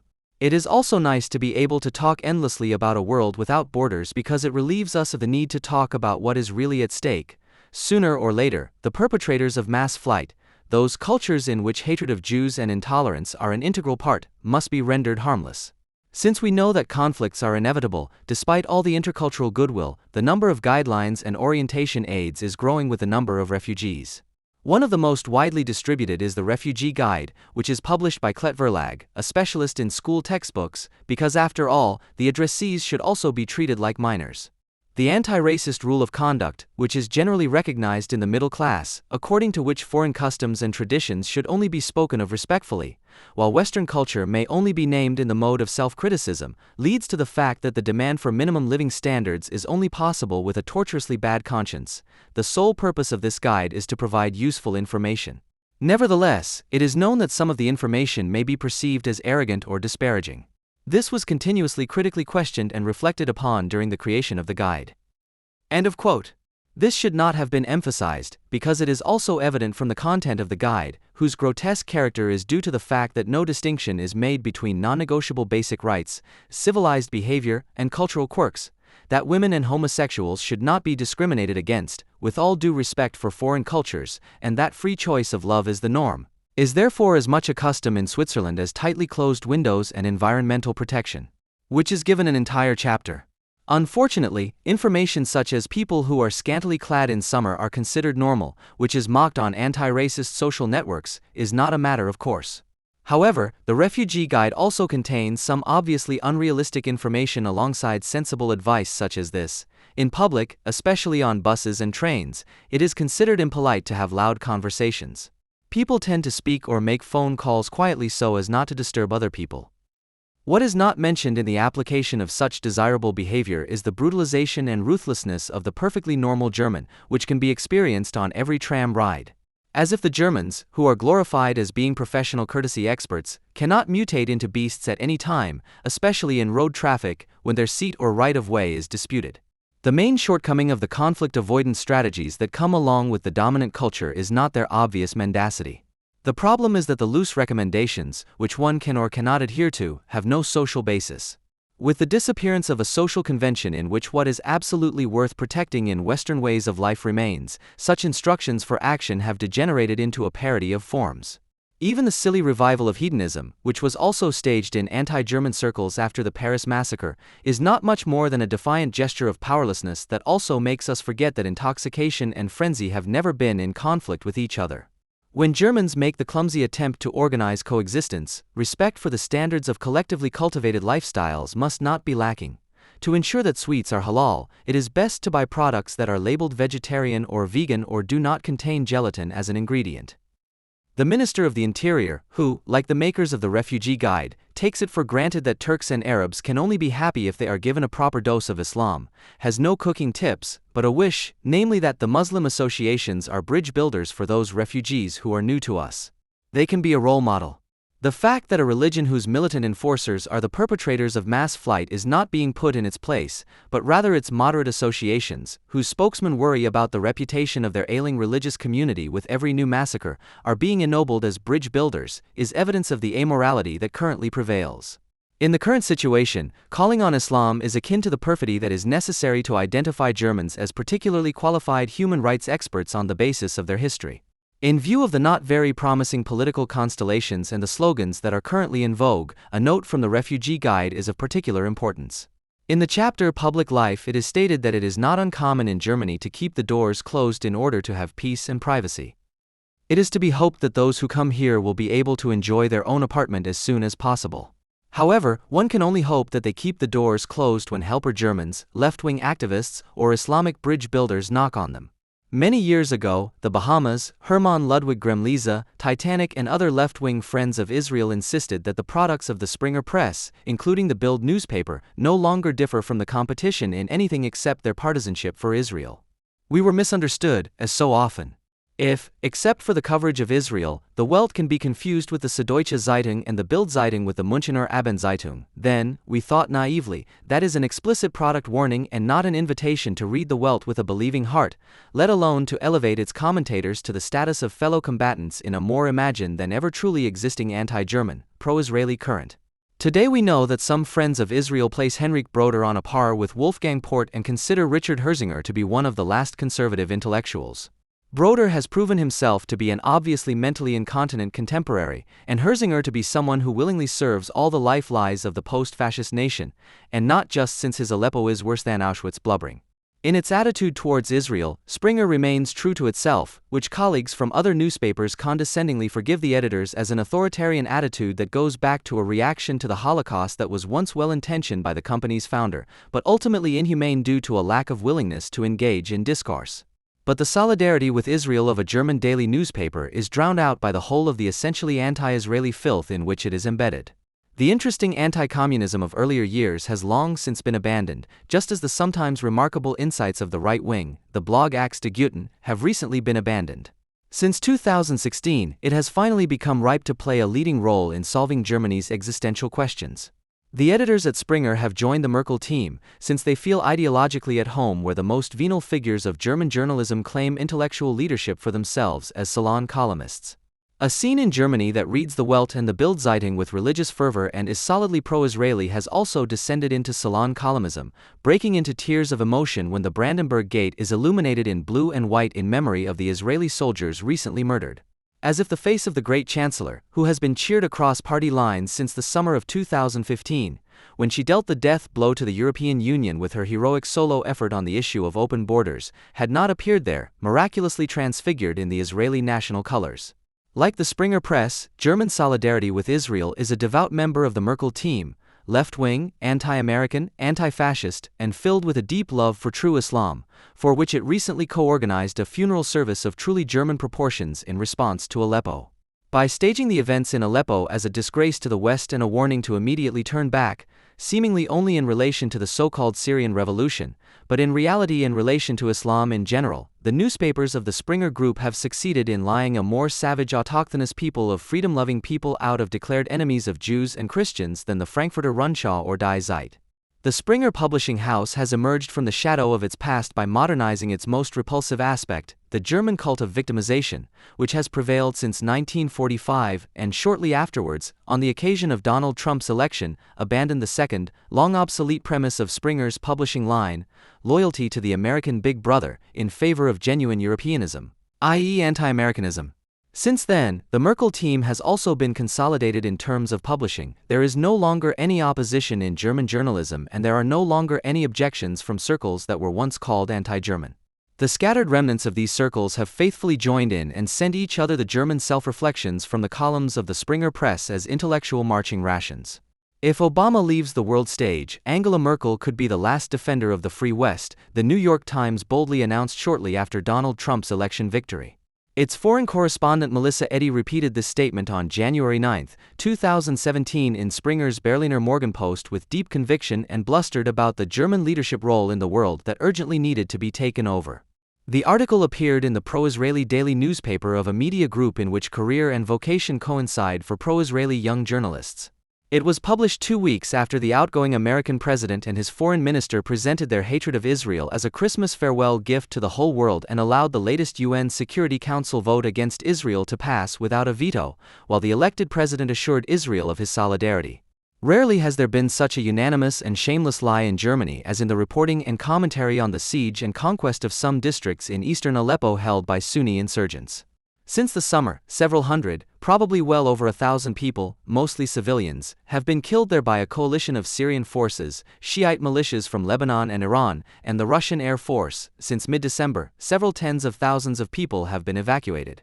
It is likely that war crimes have been committed by the victors in the sense of international law, and this cannot be justified, but this accusation was not the end of the matter. Instead, the bloodthirsty Bild writers Julian Ropke and Bjorn Stritzel conjured up the apocalypse of Aleppo as early as July 13, 2016, the downfall, and thus the announcement of the death of the majority of the approximately 300,000 besieged.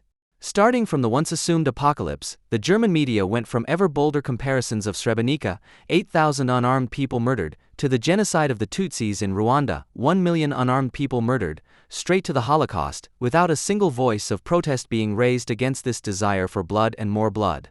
Never before has the German public been so excessively, bluntly, and brutally confronted with its own history as in the case of Aleppo, and no one noticed.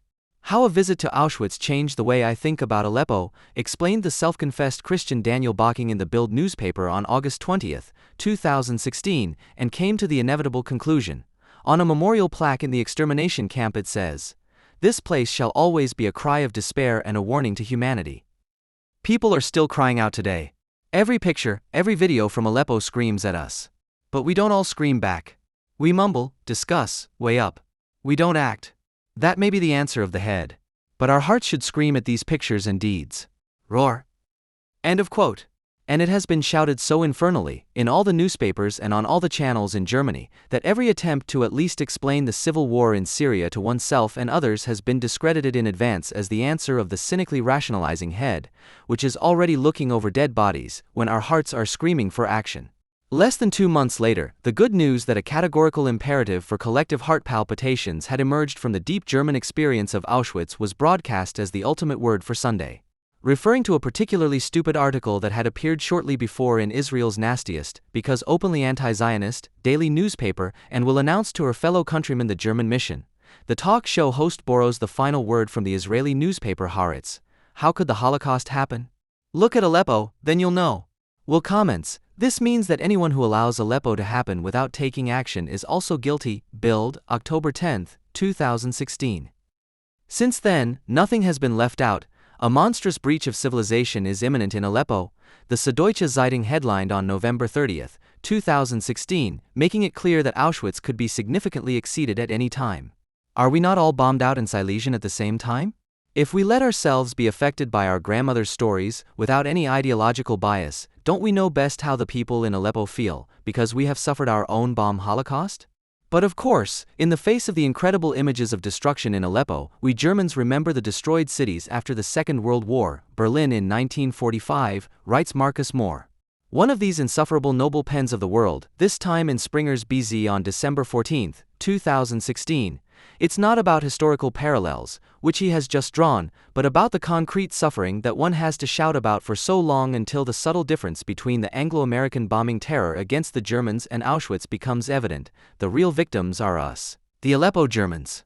The concrete suffering of the people of Hamburg during the bombing in 1943, which was quite accurately called a firestorm, was certainly considerable, and the same applies to Dresden in 1945.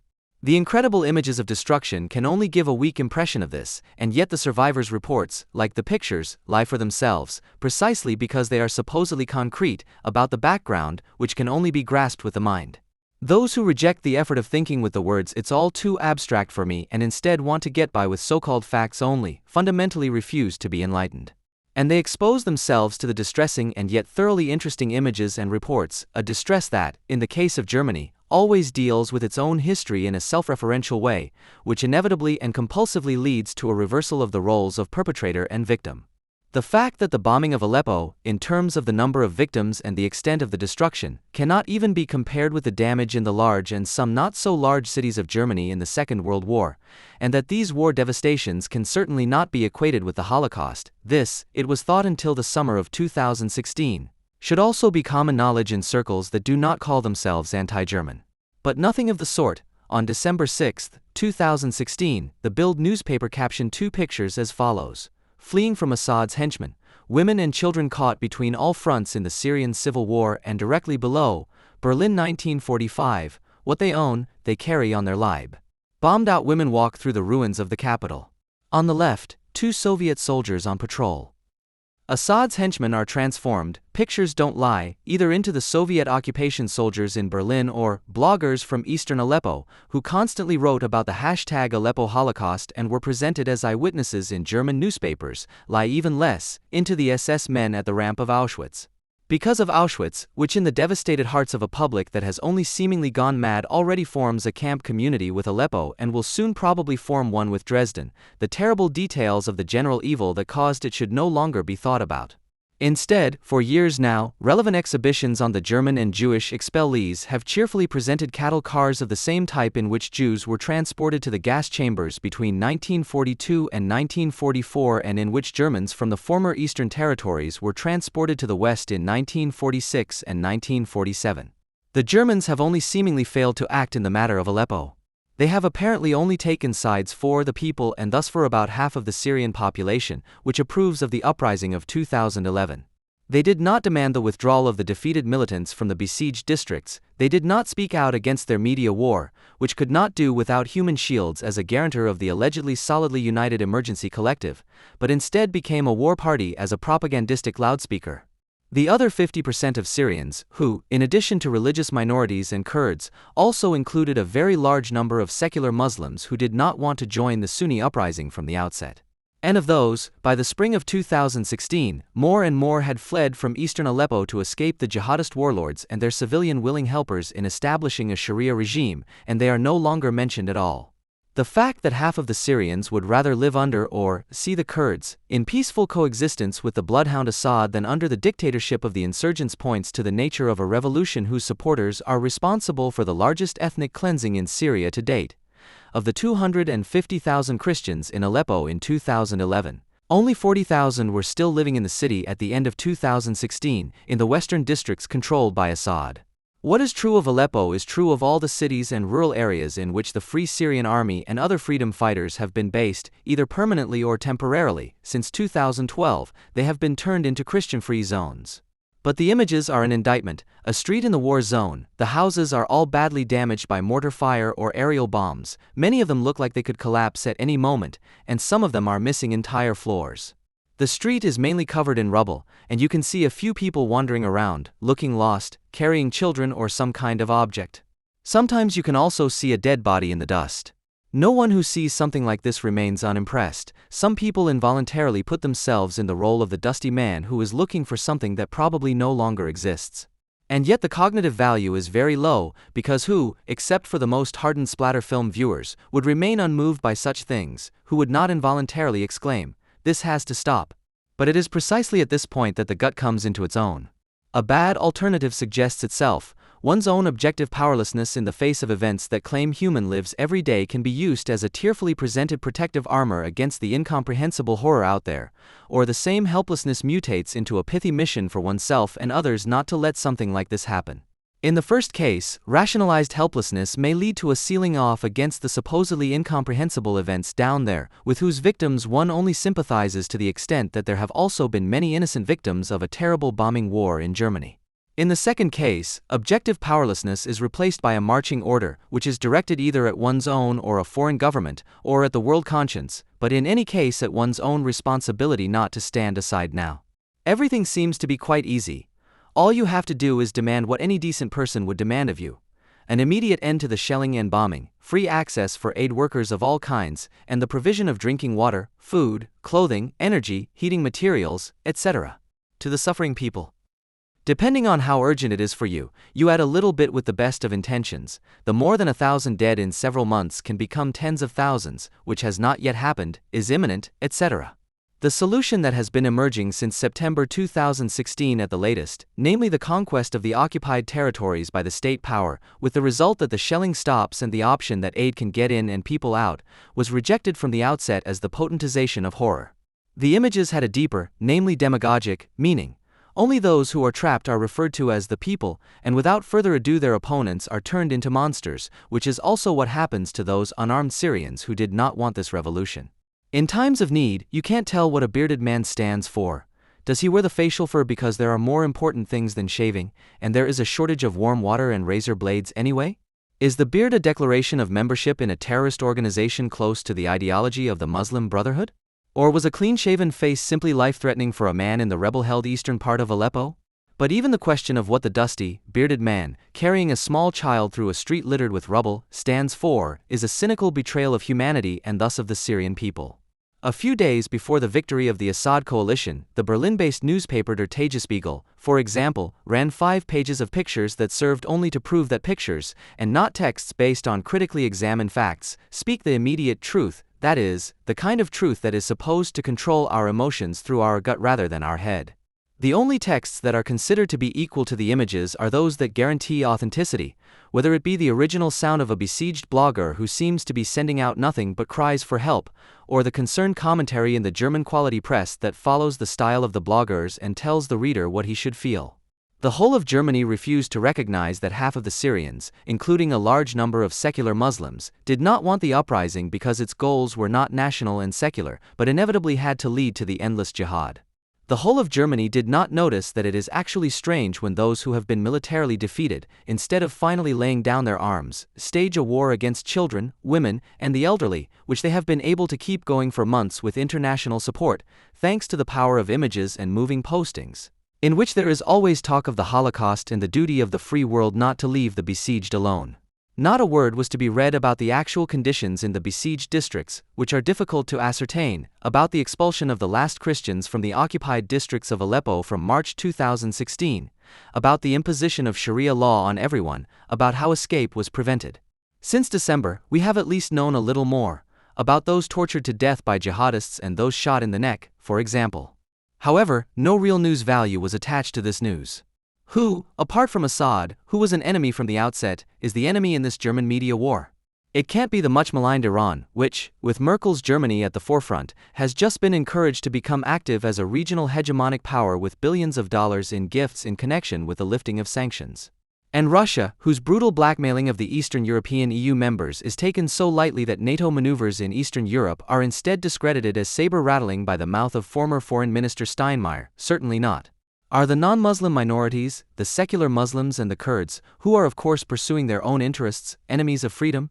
They did not want to and could not exclude themselves from a popular uprising that was a Sunni uprising committed to the ideas of the Muslim Brotherhood from the outset.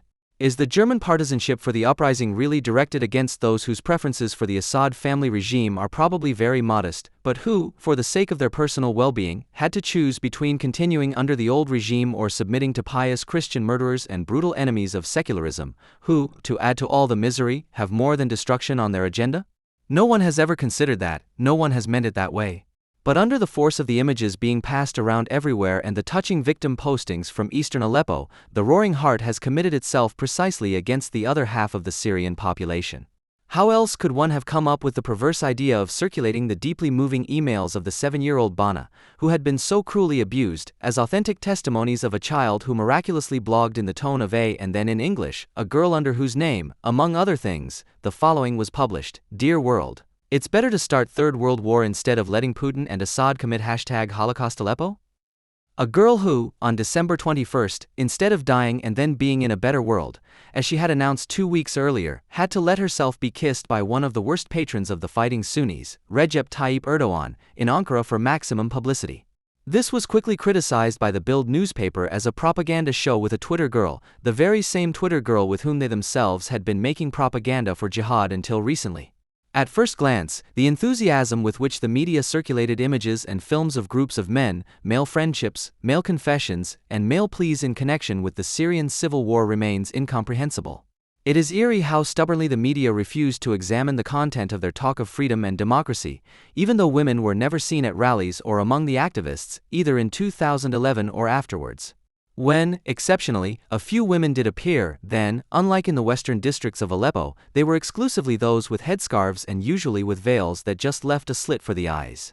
The deeply dishonest and therefore so popular documentary film from 2013, Hums, A Dream Destroyed proves, through the people involved in this propaganda piece for the Friends of Infantile Male Associations, that Germany is right at the forefront when it comes to giving disaster a friendly face. According to Wikipedia, the film is A co-production of the Syrian producers Orwa Narabia and Diana El Jaroudi of the company Proaction Film and the Berlin producers Ventana Film by Hans Robert Eisenhower with the television stations Südwestrundfunk, SWR, Arte, and the Swedish Sveriges Television, SVT.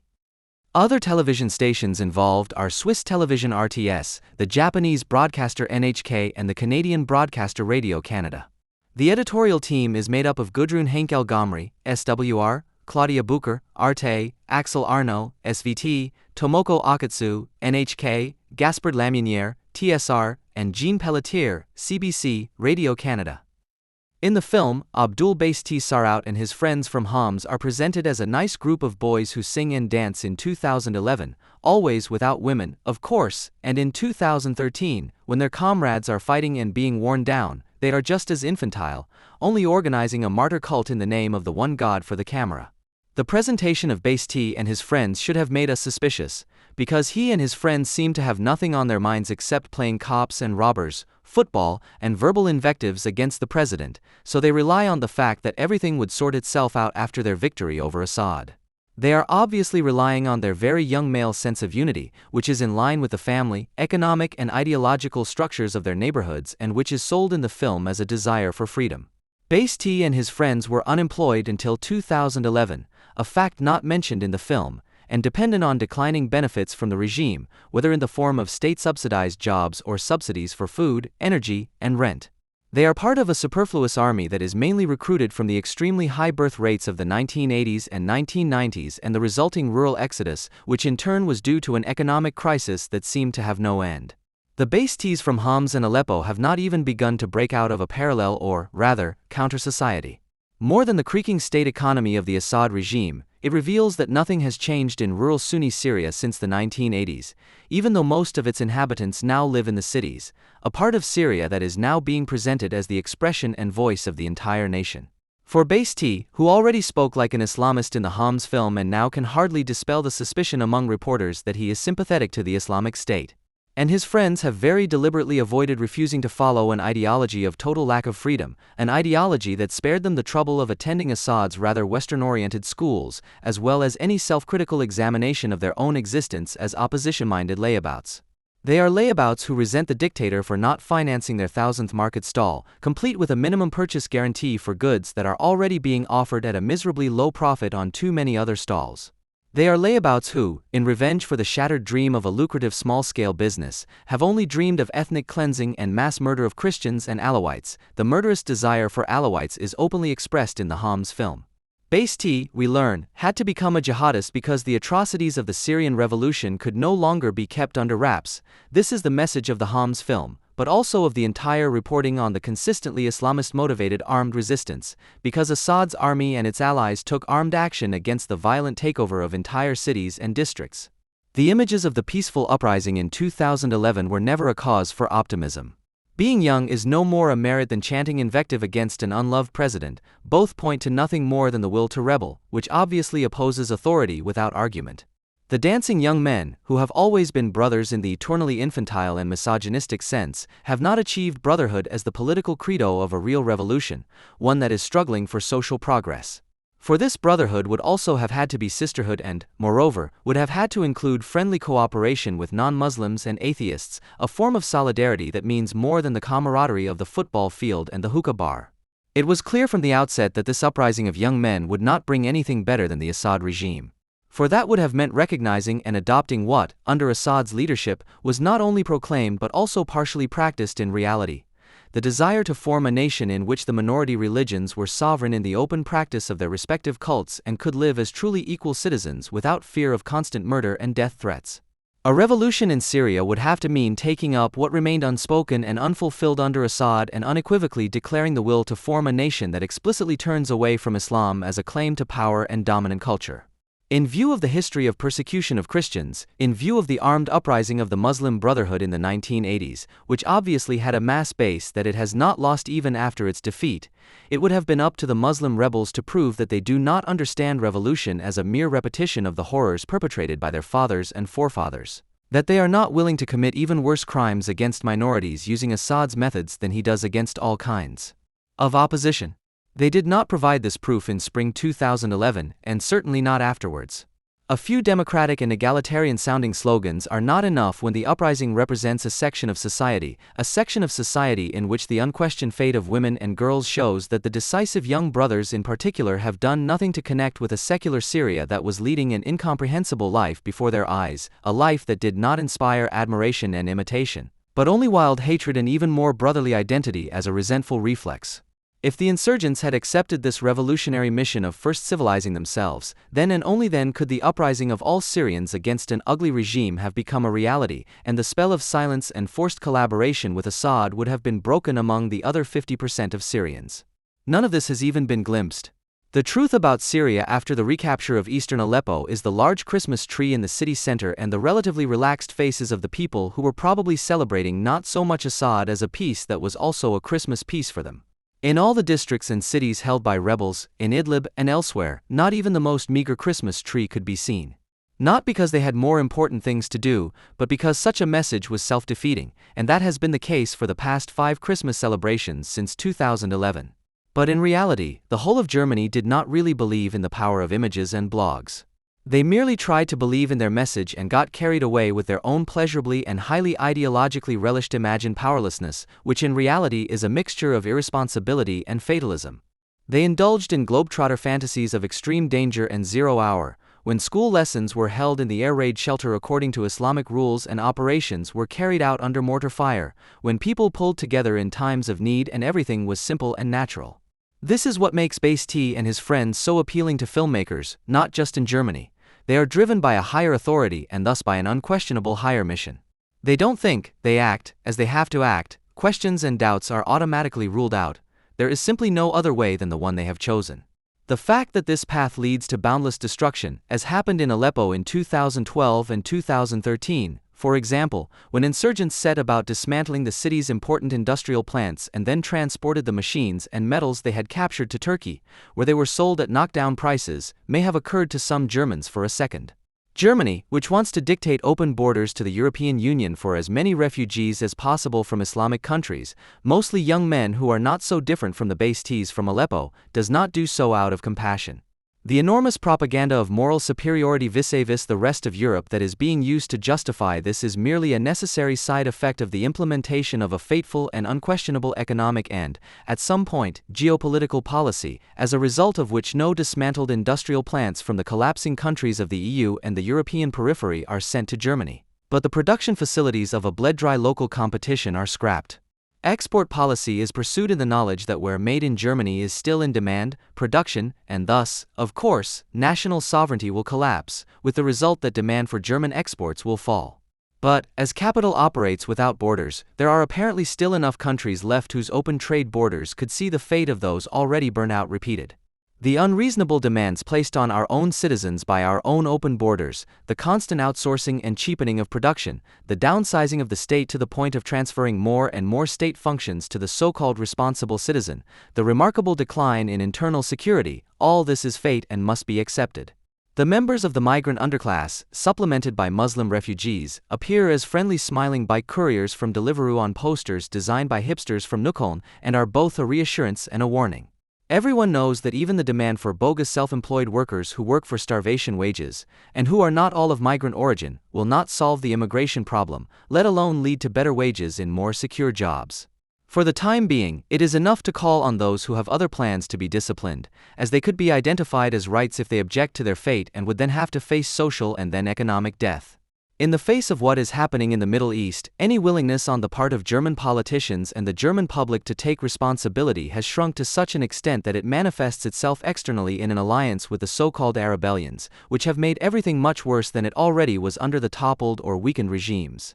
The mere thought that a self-confident, decidedly Western nation that controls its borders could do anything other than maintain a refugee industry at home or leave the weakest member countries, see Greece, of its own alliance largely alone with tens of thousands of stranded refugees seems impossible. And because the mere thought of not wanting to give fate a chance in one's own country is suspicious, it is also not possible to ensure, in other countries with alliances, a lot of money and, where necessary, weapons, that, for example, production is resumed in Aleppo and that the advantage of this reconstruction neither benefits the consolidation of Assad's secret service empire nor the Muslim Brotherhood. Instead, for very pragmatic and no less internalized reasons, a small exercise in submission to the inevitable, which they themselves had helped to bring about, was carried out. Submission to the messages coming not only from Aleppo, but also from the Sunni world community from Ankara to Riyadh, to shout and set up no-fly zones, so that all of Syria becomes ethnically and religiously pure.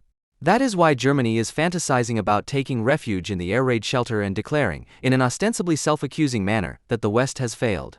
The wild anti-American tirades from politics and the media about Aleppo indicate that the alliance case in the jihad against civilization has already been made.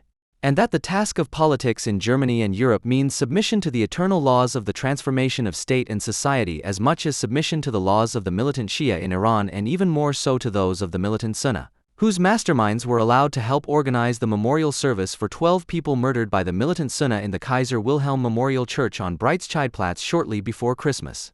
The only thing that remains of the Aleppo hysteria is what the last bloggers sent to Western reporters with reproachful intent and which was immediately hoisted onto the front page by them: "Don't forget Syria and don't forget Aleppo." Except that these quotes come from Mevlut Mert-el-Tintaz, who had garnished them with Allahu Akbar and the sentence, first in Arabic and then in Turkish, "We are those who swear allegiance to the Prophet Muhammad and to jihad." Zeit, December 20, 2016.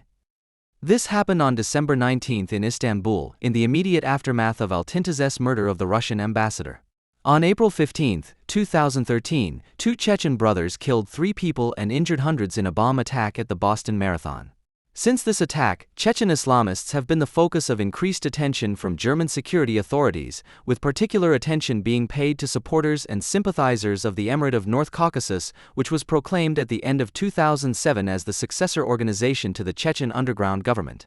The elite of the fighting unit is recruited primarily from a circle of former Quran students who were sent to Kuwait and Saudi Arabia for further training at the beginning of the 1990s under the then chairman of the Official Administration of Muslims in the North Caucasus, Ahmad Kadyrov.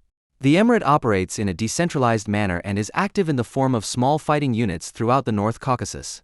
Since its foundation, it has been responsible for the most devastating attacks in Russia, such as the bomb attack on the Nevsky Express train in November 2009, the double suicide attack on the Moscow metro in March 2010, and the suicide attack at Moscow's Domodedovo airport in January 2011.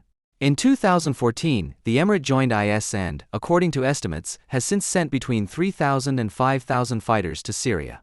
Akbarshan Skalalo, who was responsible for the attack on the St. Petersburg metro in April this year, for which IS later claimed responsibility, and which killed 14 people, also came from the North Caucasus. When the emirate was proclaimed, its founder Doka Umarov stated that the reason for completely Islamizing the Chechen struggle, which initially aimed in part for independence from Russia and aligning it with the Ummah, was that the Chechen youth could no longer be agitated for a national cause, but were instead arming themselves for jihad. In the first half of 2016, more than 5,000 citizens of the Russian Federation applied for asylum in Germany. Although ethnic affiliation is not recorded in Russian passports, Chechen human rights activists assume that more than 4,000 of these applicants come from the Russian Republic of Chechnya. Even though this group of immigrants seems negligible in quantitative terms, the Federal Office for the Protection of the Constitution has been warning for several years about the potential danger posed by Chechen Islamists in Germany, who are characterized by a particularly high level of violence and professionalism. The Brandenburg Ministry of the Interior assumes that the majority of the approximately 90 persons under observation by the Federal Office for the Protection of the Constitution are Chechens. In Thuringia, 14 Chechens are said to have operated a network to finance terrorist organizations abroad. Chechens also promoted a radical interpretation of Islam at the Berlin Fuseli Mosque, where the Breitscheidplatz attacker Anis Amri was known to frequent and which was only closed in February 2017. The methods used in their radicalization program included showing Islamic-themed splatter videos that depicted real murder scenes. As was revealed in July, a gang of around 100 Chechen moral guardians is spreading fear and terror in Berlin. The preferred targets of their violent re-education program are all Chechens who do not intend to give up the freedoms that a life in Germany has given them. Since May, a video has been circulating within the Chechen community in which a hooded man points a pistol at the camera and threatens all those who are considered apostates. Chechen women, who flirt with and marry men from other ethnic groups, and these, feminized, beings who call themselves Chechen men, we will correct them all, at every opportunity. We have sworn on the Quran. This is our message, so that you will not say that we did not warn you. May Allah bring us peace, let Him lead us to justice. End of quote. In Berlin, the Chechen guardians of morality have already given practical expression to their sinister message by brutally beating up several women and men. In November 2016, a particularly cruel execution of Chechen customs took place in Senftenberg. Rashid D., a Chechen asylum seeker, stabbed his 25-year-old wife 19 times, then threw her out of the window of their shared apartment and followed her onto the street, where he slit her throat in front of the neighbors. After his arrest, he claimed that the Quran had given him the right to kill her. He suspected his wife of having an affair, which drove him into a blood frenzy as a follower of a religion that demonizes female lust. In June 2017, Rashid D. was sentenced to 13 years in prison by the Cottbus Regional Court, but not for murder, but for manslaughter, as the judge in charge ruled that the murderous element of a low motive was not clearly present. Section 211 of the German Criminal Code states, "A person is a murderer if he kills a person with malice aforethought, for the satisfaction of his sexual drive, out of greed or for any other base motive, in an insidious or cruel manner." According to a ruling by the Federal Court of Justice on the subject of blood revenge, the determination of whether a crime was committed for base motives is to be made on the basis of local values, with the restriction that the baseness of the motives must also be subjectively recognizable for the perpetrator. The court in charge of the case of Rashid D. doubted the latter.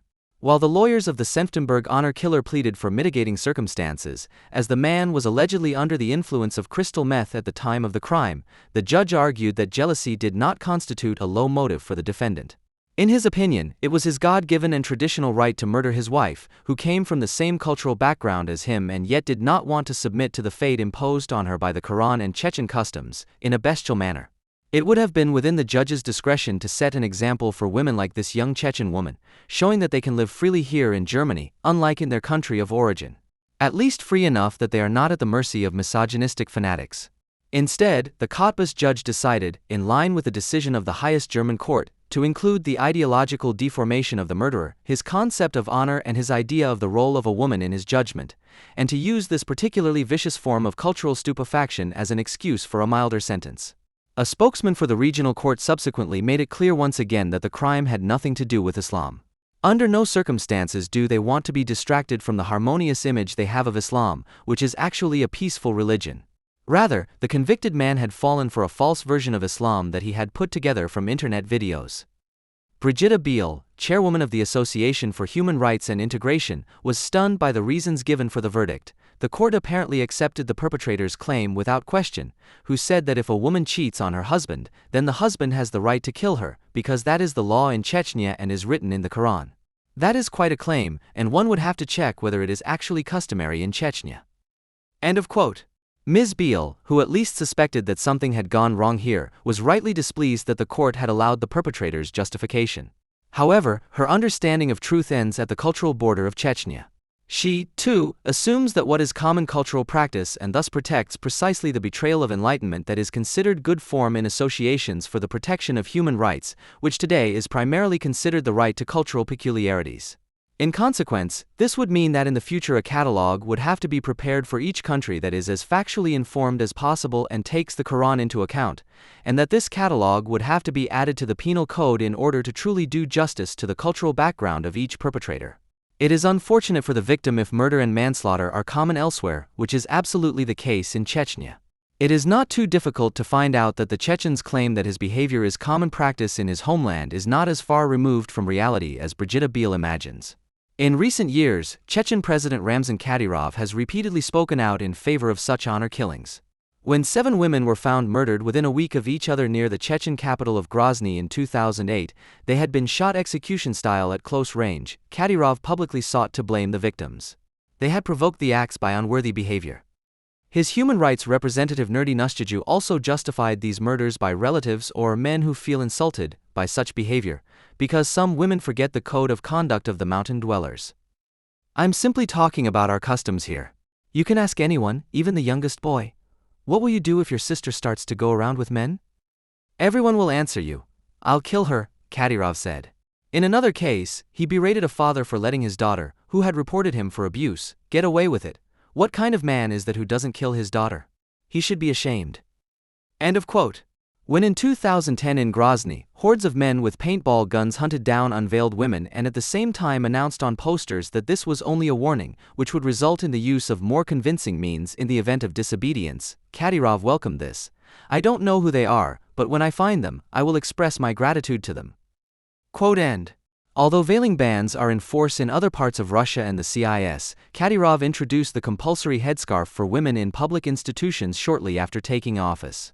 Since 2016, schoolgirls have had the right to wear headscarves in state schools, contrary to Russian federal law, which is tantamount to an order in Chechnya.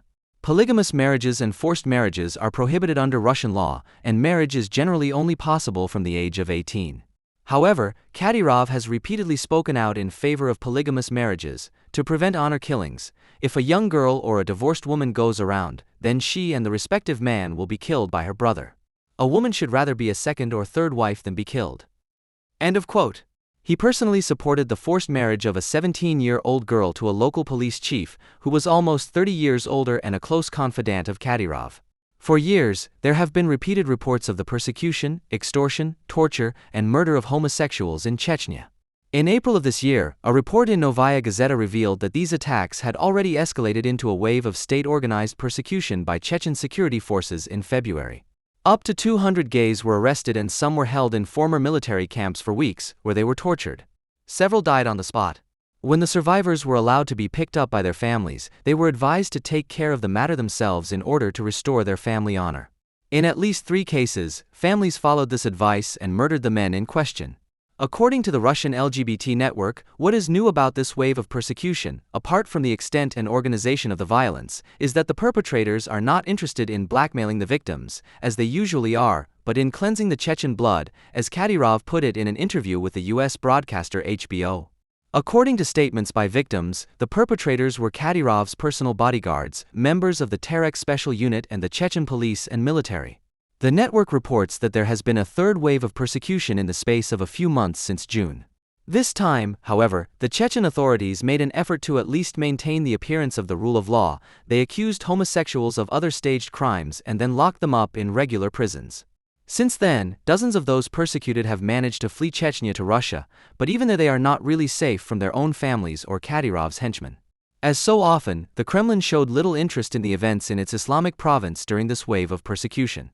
If the commentators in Germany are to be believed, the hatred of gays and the related brutality in Chechnya has a lot to do with many things, but not with Islam.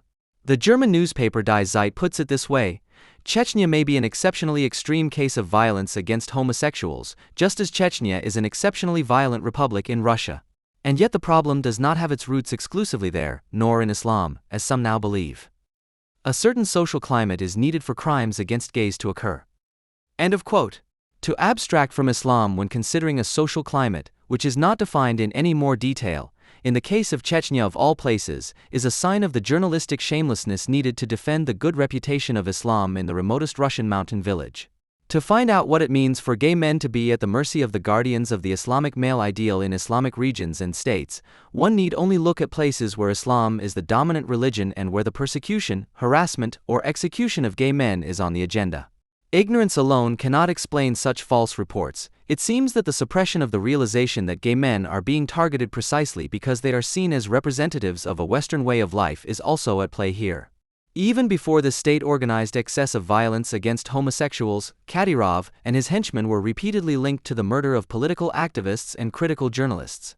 In addition to the murders of the Russian human rights activist Natalia Estemirova and the journalist Anna Politkovskaya, the murder of the Russian opposition politician and defender of the Muhammad cartoons, Boris Nemtsov, is probably the most well-known and probably the most significant of the Kadyrov regime.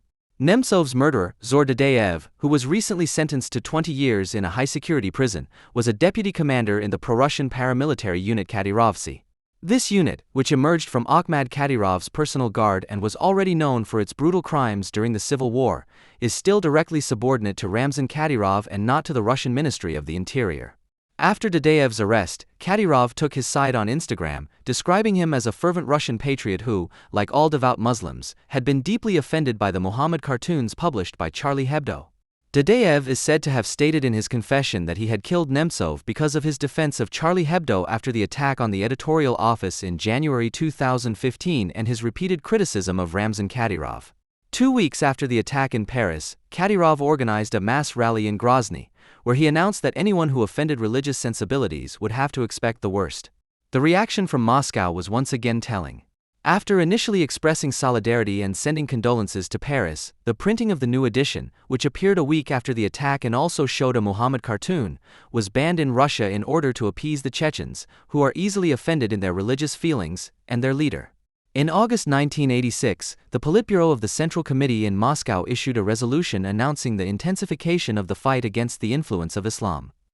The danger posed by the spread of Islam as an insurgent ideology in the North Caucasian republics was recognized. However, the decision, which was primarily aimed at unofficial Islam, which operated underground and evaded all state control, was lost in the course of the liberalization process of perestroika and was no longer able to have any effect. Since the end of the 1980s, as the immediate influence of the Soviet state waned, Islamic organizations have sprung up everywhere in the North Caucasus, pushing into the power vacuum. In 1989, it was possible for the first time in Grozny to publicly demand that the Quran should form the basis of post-Soviet society. During the collapse of the Soviet Union, former Air Force General Jakhar Dudayev took over the office of head of government in Chechnya in September 1991. He took the oath of office on the Quran and, after a controversial referendum, declared the independence of the Chechen Republic of Ichkeria from Russia. Under Dudayev, the clan system, which had been suppressed during the Soviet era, experienced a renaissance. Almost all non-Chechen inhabitants of the republic were forced to flee by means of open violence and other reprisals.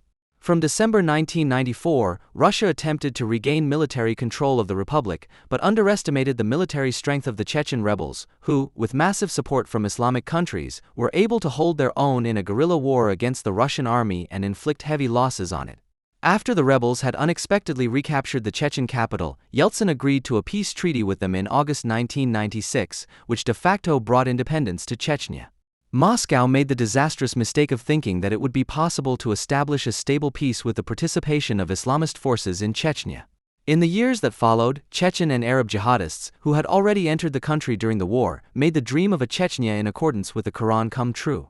Until the next war in 1999, in which Russia was able to reconquer the territory, the Sharia was in force in the North Caucasus Republic.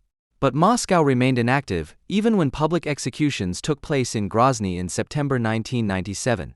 It seemed as if the Islamists no longer had to fear any consequences for their actions.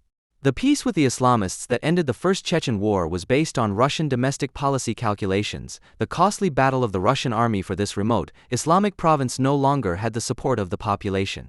Russia's withdrawal enabled the Islamists to dispose of all the civilizing achievements that Russian Soviet rule had brought to this archaic mountain province in a very short time and to lay the foundation for an Islamic regime of violence that still exists today. In August 1999, under the leadership of Amir al-Khattab, a Saudi holy warrior who had fought alongside Osama bin Laden against the Soviets in Afghanistan in the 1980s, and the Chechen Islamist Shamil Basayev, hundreds of Islamist fighters invaded the neighboring Russian Republic of Dagestan.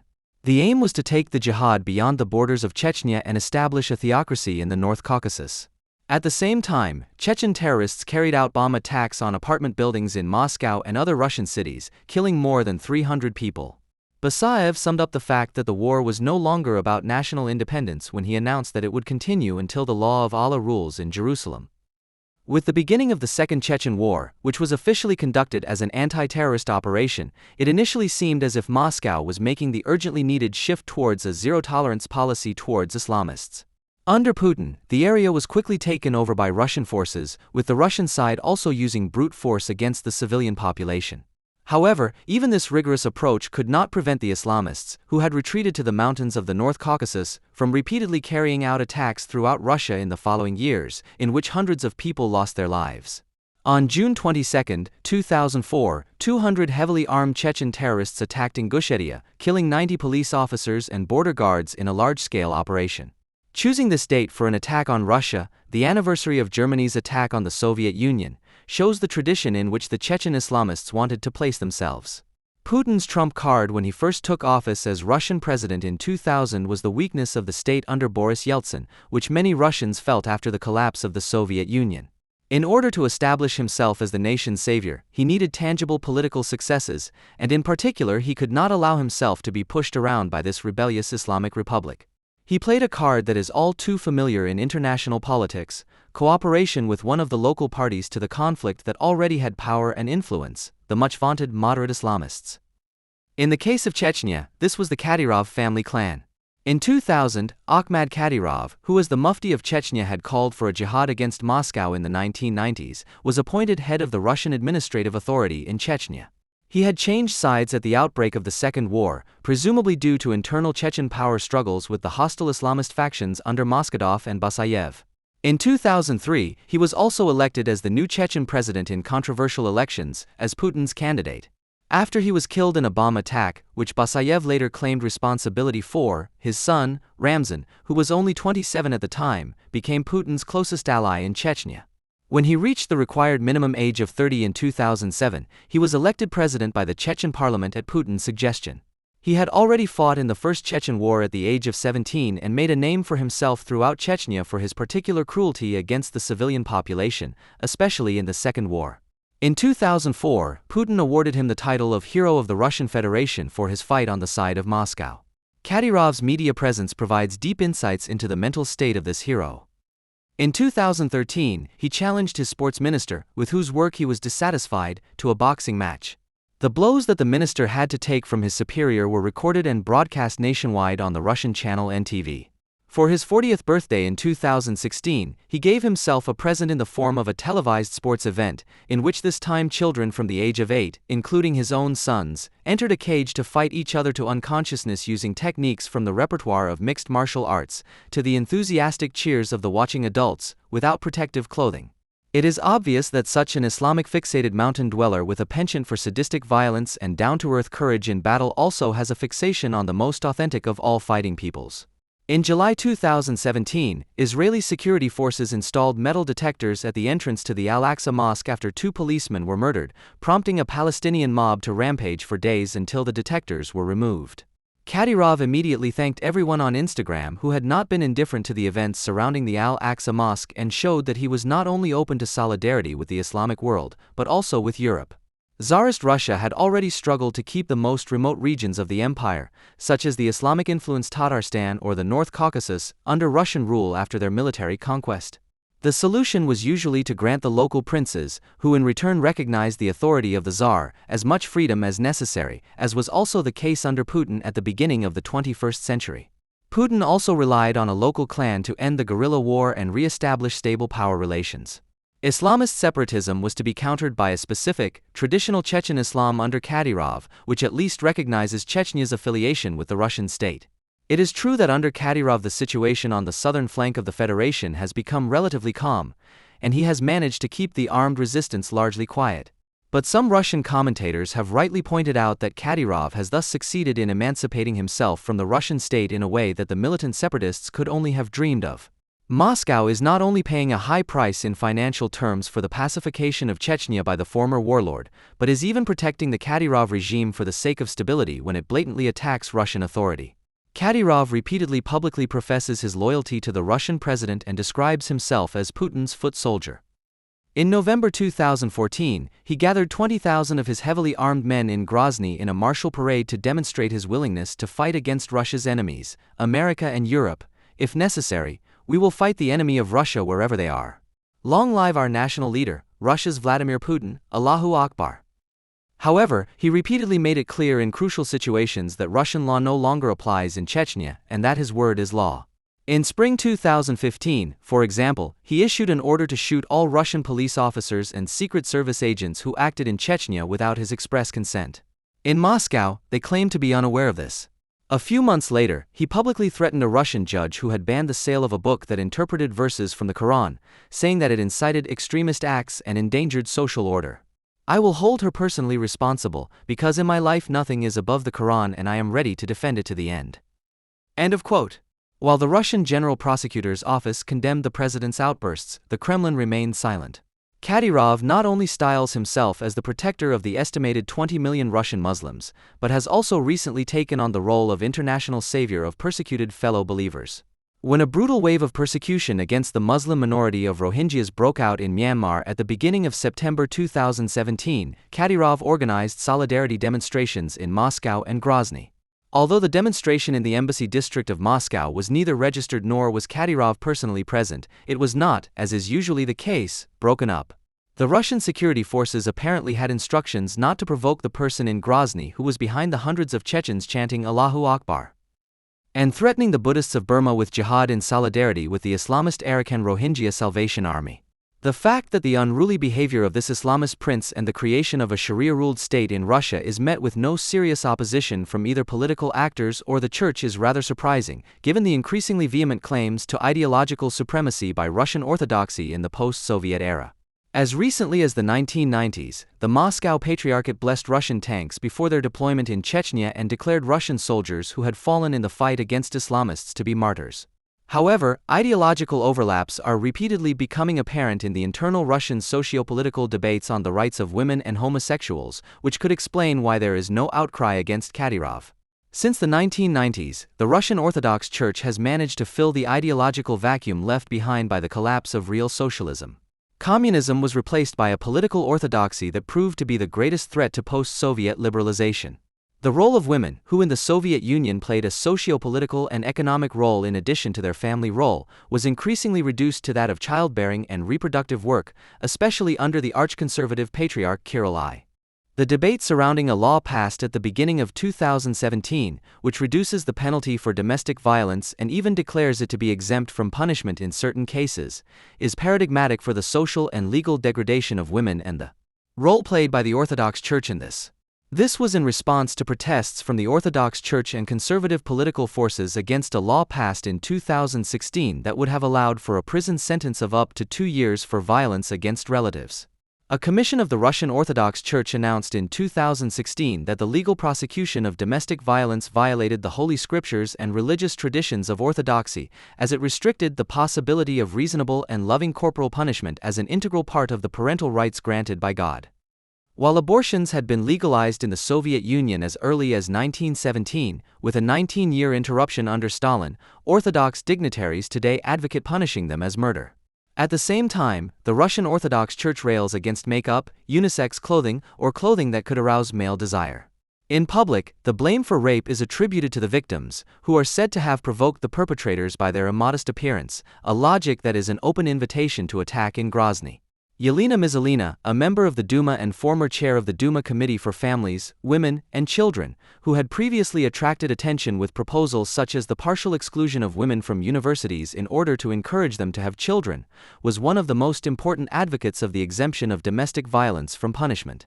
Although she is also aware that, according to estimates, around 14,000 Russian women die each year as a result of domestic violence, she argued that it is less serious to beat a woman than to sully a man's honor.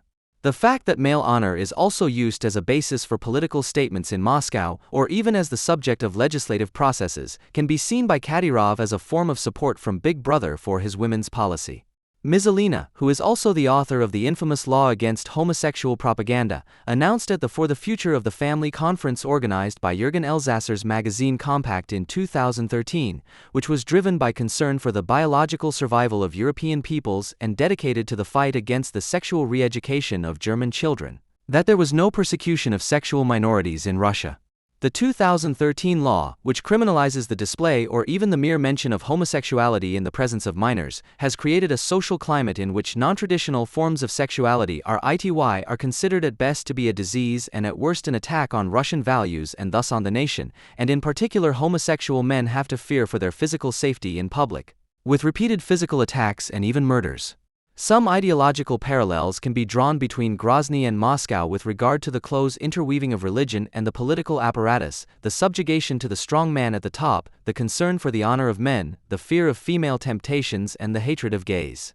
These factors could explain, quite apart from any realpolitik considerations, why the Russian public is so persistently ignorant of the situation in Chechnya and why the deprivation of rights and persecution of women and anyone who does not live out their sexuality in a manner that conforms to the ruling class does not provoke any significant protest.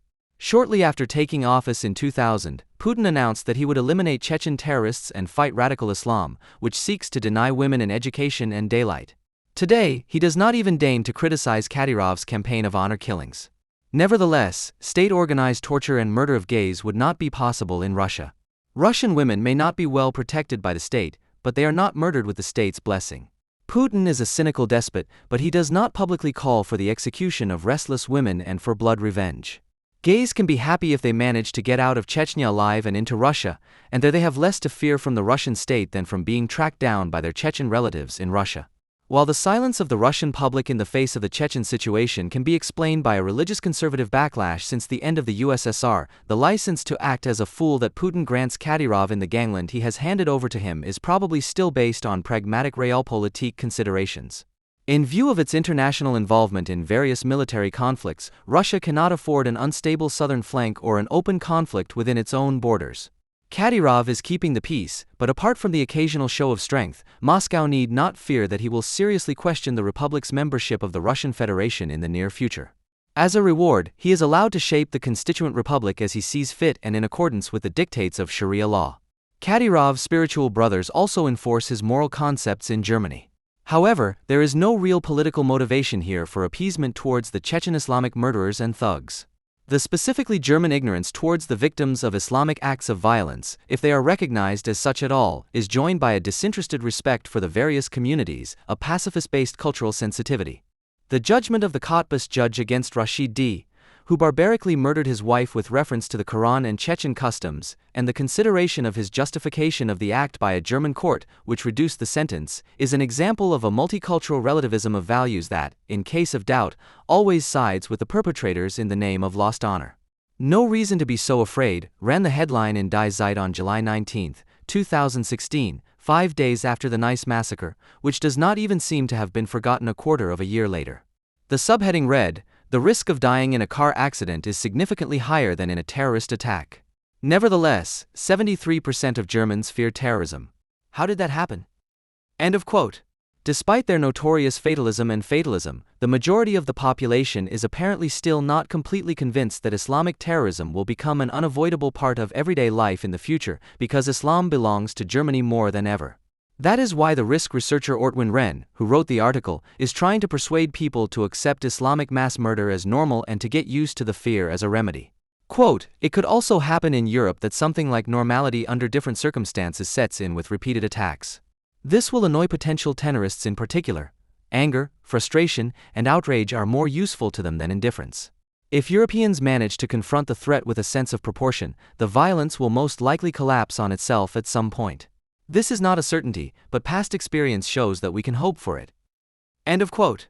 The indifference that Wren advises was celebrated by the leaders of the Catholic Church after the jihadist murder of a French priest in Normandy, also in July. The chairman of the German Bishops' Conference, Cardinal Reinhard Marx, emphasized on Tuesday in Bonn that the murder was appalling. Believers gathered in a church for worship were the victims of a terrible act of violence. This is an attempt to stir up hatred between religions. We will resist this and not join the atmosphere of hatred and violence. Marx asked for prayers for the murdered priest, for the nun who is still in danger of her life, and for the other believers who were taken hostage. Our prayers are also with the perpetrators, domradio.de, July 26, 16. Praying for the perpetrators would only have made sense if the act, which was by no means intended to stir up hatred, but was itself an expression of the violent hatred of Islamic activists towards Christianity, had not been minimized to a mere symptom of an interreligious continuum of violence. As if the last Oriental Christians were stabbing imams or European parish priests were calling for a storming of mosques and the public disparagement of the Quran. The inhabitants of Europe have long been afraid of Islam. It is a fear that is threatening to become aimless and thus dangerous, the more their leaders in politics, the media, and the churches, driven by panic, recommend indifference towards the victims. Yet the majority of Europeans would be very well able to name what, beyond their physical integrity, should be protected and against whom. While they rightly hope that their own security could be improved by interventionist and preventive activities of the state, so that, for example, the vast majority of the French agree with the state of emergency declared by a left-wing government, which the German left sees as a preliminary stage of fascist emergency legislation. There is a growing willingness to name what one does not want to give up in the face of the openly declared Islamic civil war against the West. In truth, even Islamophile Europeans do not share the moralizing of the, of course mentally ill, Muslim from the holiday apartment next door who seriously injured a mother and her 3 daughters in the French Alps with a knife because they were dressed too revealingly. They even despise them. This is also true when an alliance of teachers, parents, and overachievers in German schools declares a slut alert and recommends semi-Islamic sanctions for girls who dress too freely. Even if the re-education of girls into more functional, and therefore more adaptable, boys is certainly more of a threat than a promise, an absolute majority of Europeans agree that girls and women are not vessels of sin, from which so much fitna, or unrest, emanates for men that they have to be stuffed into a sack and neutralized. There is agreement that the so-called relationship crime of a Muslim, carried out with a kebab knife on a woman who had previously been stalked by him in the most despicable manner, should not be credited to the perpetrator as an understandable expression of his culture, and that the attempt by young men of Turkish origin to lynch the murderer, who was lying wounded and defenseless on the ground, should not be played down as a lived culture. This also applies when parts of the population, not only in the eastern part of the country, demand the death penalty for child murder and assure the media that they would take the law into their own hands if something like that were to happen to their child. Even the majority of Germans have now learned that about 10% of the population is homosexual and that attempts to re-educate or punish them would be a crime. Although many autochthonous Germans still find gay bashing quite funny, and even more Europeans reject gay marriage, which under current conditions promises as little happiness as heterosexual marriage, for unacceptable reasons. And although we are busy searching for our own identity as Germans, as men, women, gays, heterosexuals, etc., in the unacknowledged knowledge that none of this exists, we do not stand enviously, but repulsed and horrified, before the collective burps of the Muslim cultural community, which aggressively celebrates itself as a unity of ethnicity, religion, and nation. Most Europeans are not indifferent to the Islamic terror and its everyday prerequisite, the terror of virtue, but are frightened by it. They do not envy the ever-increasing number of Islamic men their uninhibited willingness to strike first, and recognize in the headscarf a counter-morality whose mixture of timidity and arrogance can easily spread, if only because the man of honor is always lurking behind the headscarf woman. A liberal sexual ethic, the ability to sublimate one's drives, love as an exclusive relationship between two free people, the prohibition of violence in the event of differences of opinion, a reserved attitude towards mass rallies, a distrust of dogmas. All of this together could be a basis for social life in threatening times, on which the majority in Europe, including in Germany, could confidently agree in order to maintain and expand the rules of civilized coexistence against the unlimited Islamic declaration of enmity. To emphasize and conceptualize such self-evident truths is the opposite of populism, because it defends the fragile, constantly threatened and by no means pre-decreed consensus of everyday behavior against the narrow-minded instincts of people and ethnic groups, the existence of which makes trust in the validity of civil law possible in the first place. Such rules of the game are indeed sedimented in rights and laws, but they do not dissolve into them. Rather, they testify to the fact that civil law has left traces in people's everyday behavior and conventions, traces that are not due to mere obedience to the sovereign, but to the experience that it is indeed better to live in this way. The furor with which even modest attempts to teach such rules of coexistence to refugees from the Islamic world are mocked and exposed to the suspicion of fascism by German opinion makers and those who consider themselves anti-German is nothing more than the ideology-critical polished-up flip side of the United German Cabaret, this real school of the nation. The value-conscious composure that has been expressed in the wake of the series of attacks in Europe in the early summer of 2016, thereby silencing the fear that deserved to be articulated, is celebrated with seemingly self-confidence against every attempt to even name the Islamic danger, unlike the hesitantly and grumpily enumerated achievements in everyday life. If we could agree on a common sense based on the civil liberties that already exist and those that still need to be realized, we could not defeat fear, but we could reflect on it and move beyond it. However, the rest of the public lacks the courage to confront the aggressor. Instead, Europeans are trying to bolster their courage by burying their heads in the sand and fervently invoking a social harmony between Muslims and the majority society that should not be disturbed at any cost. We will not allow ourselves to be divided as a society, the opinion makers proclaim after every bloodbath, although the division between the majority society and the Muslim milieu is deeper than ever, as every survey, for example the most recent one on the attitudes of Turks and Germans of Turkish origin in Germany, proves. They present themselves as collective conflict researchers and stubbornly insist on negotiation and reconciliation even where the other side has already given the marching orders. They remain peace-loving. This openly irrational approach to fear, which relies entirely on collective repression, is older than the Islamic threat and welds together very different political camps into a community. The majority of Germans agreed with the foreign minister when he condemned a NATO maneuver to protect the eastern EU states as saber-rattling in July.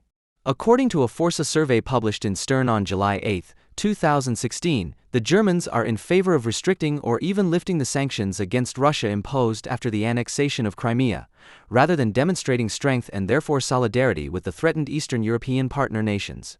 The AfD and the red-green establishment are no better when it comes to kowtowing to Russia. The respondents would react in a similar way if programs to push back the Islamization of Europe were put up for debate. The German European community of values is overcoming its fears solely by submitting to the aggressor. It is based on cowardice across all political milieus. Those who are serious about fighting the AfD and Pegida should not put them on a par with the NSDAP of 1933, as the hapless governing Mayor Müller of the SPD did on September 15, 2016, but should instead deprive them of their unique selling point, which is to be the only political force in the state that openly criticizes Islamization. The idiotic notion that criticism of Islam and xenophobia are two sides of the same right-wing extremist coin does not even apply to the majority of AfD voters. But that is not the point. The real target should be those enlightened and Western figures from politics and the media who constantly ridicule all people from the Muslim cultural sphere as second-class citizens who have no choice but to subject themselves and their families to the most brutal oppression.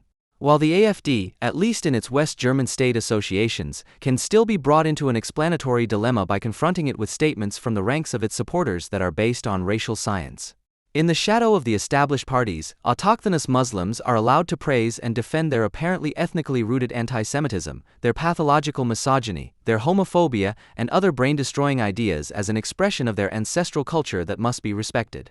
The matadors of indifference, disguised as a policy of reconciliation, are leading their ideological assault rifles with full constitutional patriotic conviction against the enemies of a freedom that has to be purely discursive, that is, indeterminate and thus defenseless, and that bows to violence or the threat of violence from the outset.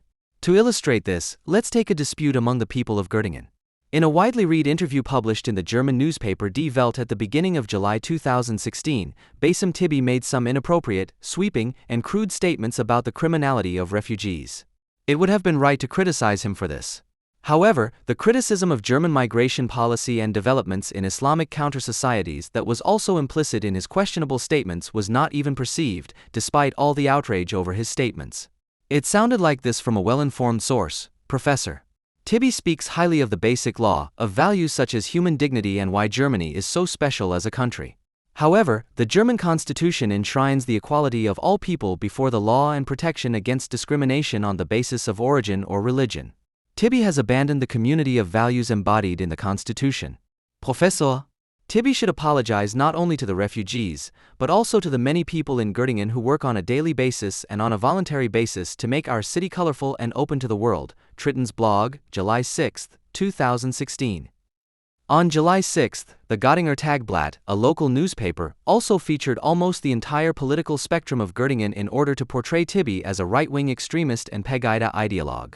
However, Tibi had not spoken out against discrimination based on origin or religion when he pointed out that more and more people of a certain origin and religion were turning against the society in which they live in a hostile manner. The community of values of the basic law is probably the most dangerous legacy of the left, which draws its power from the invocation of the Constitution to not only label anyone who does not suit them as a mob, but also to determine much more rigorously than their opponents in the 1970s who is an extremist and an enemy of the Constitution.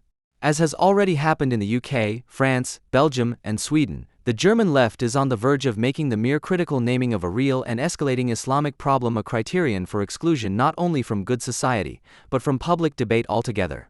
Whereas the old Federal Republic of Germany defined its enemies of the Constitution by their membership of specifically named organizations, i.e. the DKP and a few K groups, today's guardians of the Constitution have gone a decisive step further. They publicly exclude anyone who expresses their displeasure at the subjugation to Islam, because they know such a debate about the enemies of freedom must be avoided if they do not want to lose their last domain as guardians of anti-racism. And the debate does not take place because criticism of Islamization is the exception in public discussion forums. Where criticism is censored, usually in the form of anticipatory self-censorship by people who don't want to lose their jobs, the object of criticism does not disappear, as the Trittons of this world secretly hope. Rather, it reappears in a new form, as in the sometimes even honest outrage over state and political attempts to declare crimes like those in Cologne on New Year's Eve to be undone. Outrage that then begins to lead a life of its own as an authoritarian mood. Tritton, the last left-wing representative of a class party of the new middle class, which fortunately no longer follows him, is only imitating what happened in Great Britain, where the city of Bradford, and there are hundreds of Bradfords there, is synonymous with the betrayal of the left to freedom. The consequence of this, albeit belatedly, is that the Labour Party, which for decades has allowed itself to be bought off by Islamic votes in exchange for its approval of ever more Sharia towns, is now degenerating into a K-group that is soon to be no longer worth mentioning.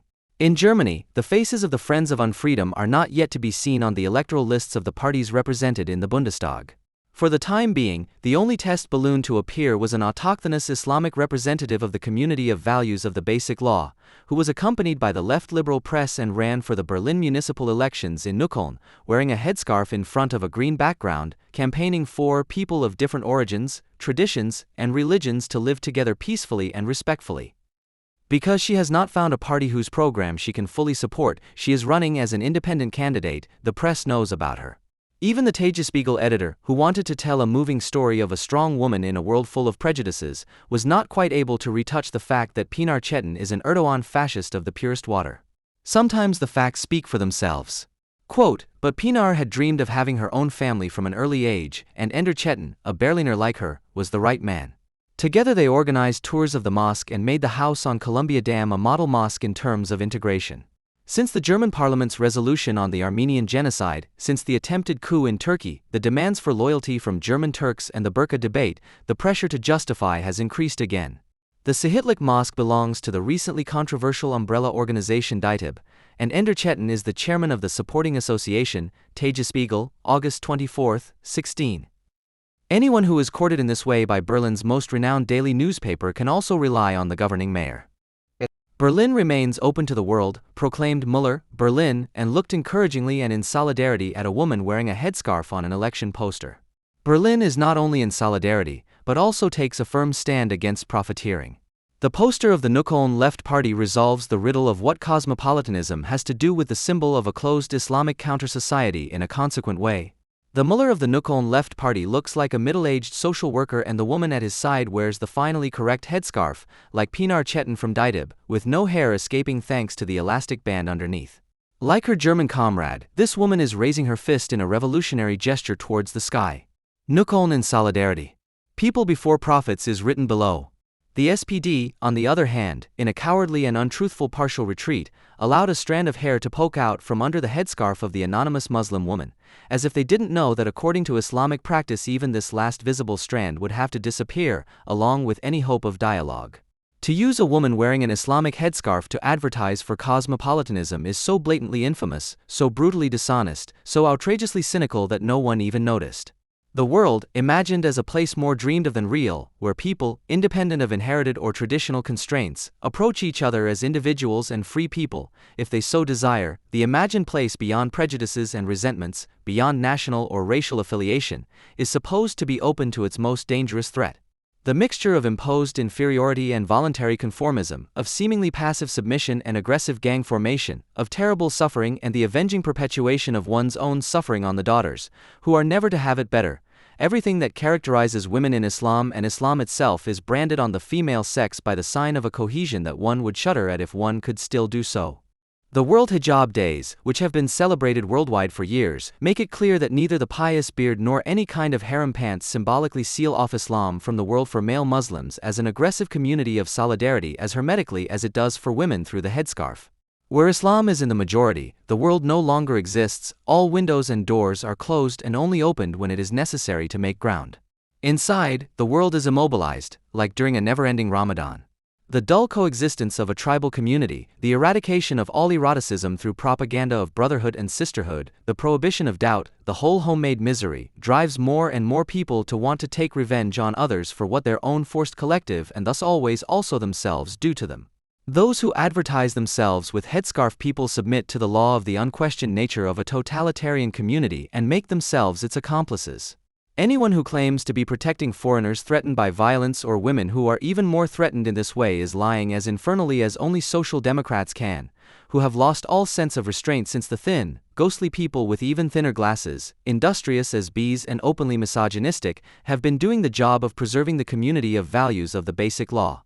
Those who truly want to help women who wear headscarves must not collude with their identity, which is rarely entirely voluntary but also rarely imposed from the outside, and certainly not advertise it as a cultural or even individual value that should be respected. Those who want to show solidarity with these women must turn against the conditions under which the subjugation symbolized and executed by the headscarf is becoming increasingly popular, despite all the guaranteed civil rights. Criticism of such conditions, of course, always implies criticism of the women themselves, who, especially in Western countries, are rarely simply forced to wear the headscarf, as the popular formula goes, but actively and self-confidently force themselves to do so.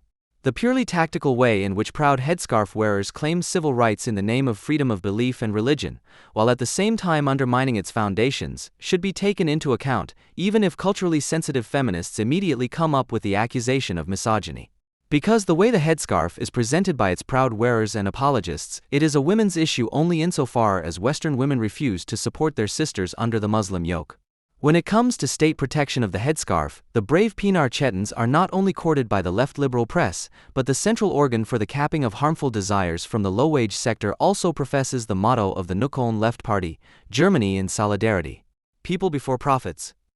The lead article in the FAZ of August 28, 16 says touchingly, "One can imagine what kind of relationship a child develops with the state when it is chased off the beach with its mother because of her head covering and her body covering and has to go back to the overheated social housing on the outskirts of the city, where France has locked away a large part of its immigrants." End of quote. It is so terrible that only a concentrated dose of German ideology can keep the French from going further astray.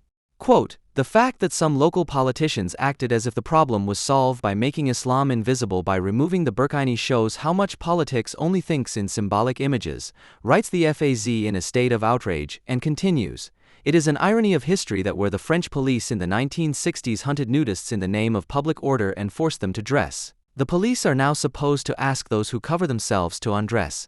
The farce returns as a tragedy, so to speak." End of quote.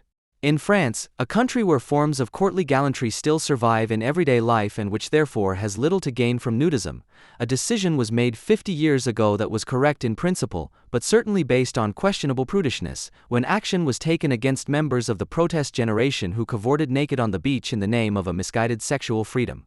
This was not a farce, but a useful action against a reclaim the beach movement whose members wanted to forcefully expose their genitals to others. The nudist movement is, by its very nature, very close to Islamic sexual morality.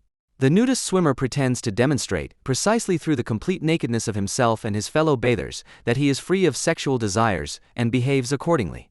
He wants neither to be a woman nor a man, but to be at one with nature, which is why he only knows brothers and sisters. Long before the nudist ban, which began in a Paris swimming pool in 1946, what is now known as the bikini had already been accepted in France, despite considerable resistance, and it has since increased bathing pleasure without the women wearing it being sexually harassed, although they want to be attractive and are perceived as such by men. But the comparison with nudists, who in France are only allowed to stay in separate bathing areas and do not harm anyone, except perhaps their children, who would like to have less tangible experiences with the nakedness of their parents, but also with that of their own, which is forced upon them, is also infamous because in the summer of 2016 in the French La Testebuc and before that in several German naturist areas of public swimming pools, young Muslim men who had entered the areas in a clothed state had sexually harassed women, in some cases threatened everyone present with the inevitable reference to the one true God, and in the case of La Testebuc even physically attacked them. Banning the burkini and the burqa from all public life would not be a merely symbolic act of resistance against the Islamization of Western states. This summer, go-ins of burkini-wearing women instigated by hate preachers on beaches that meet Western standards have become known from Tunisia and Morocco, where most French Islamists come from. These go-ins are intended to intimidate and lead to the imminent ban of bikinis and all swimsuits that still reveal a piece of leg or arm. Those who claim, against all evidence, that the state wants to strip Muslim women with a burqa ban, which is tantamount to at least symbolic rape, have no problem with the fact that in North Africa women are not supposed to dress up on the beach, but to be forcibly wrapped up. The message that is conveyed not only by burqinis, but by any Islamic headscarf that completely covers the hair, is the same insult to any woman who does not cover her hair, that she is a slut. In Islamic communities, the headscarf has long been what its proponents have always threatened it would be, a form of self-protection. Because unlike under a headscarf, a woman cannot defend herself alone against the insults, harassment, and violent attacks of men and often entire gangs of men. But in Arab countries in particular, even the headscarf is no longer enough to provide security. Here, male company, in the form of a husband or a member of the clan, is the only protection against rape. The message of the intruders into the naturist areas of swimming pools and beaches this summer was to reinforce the Islamic rape culture and to enforce it in Europe as well.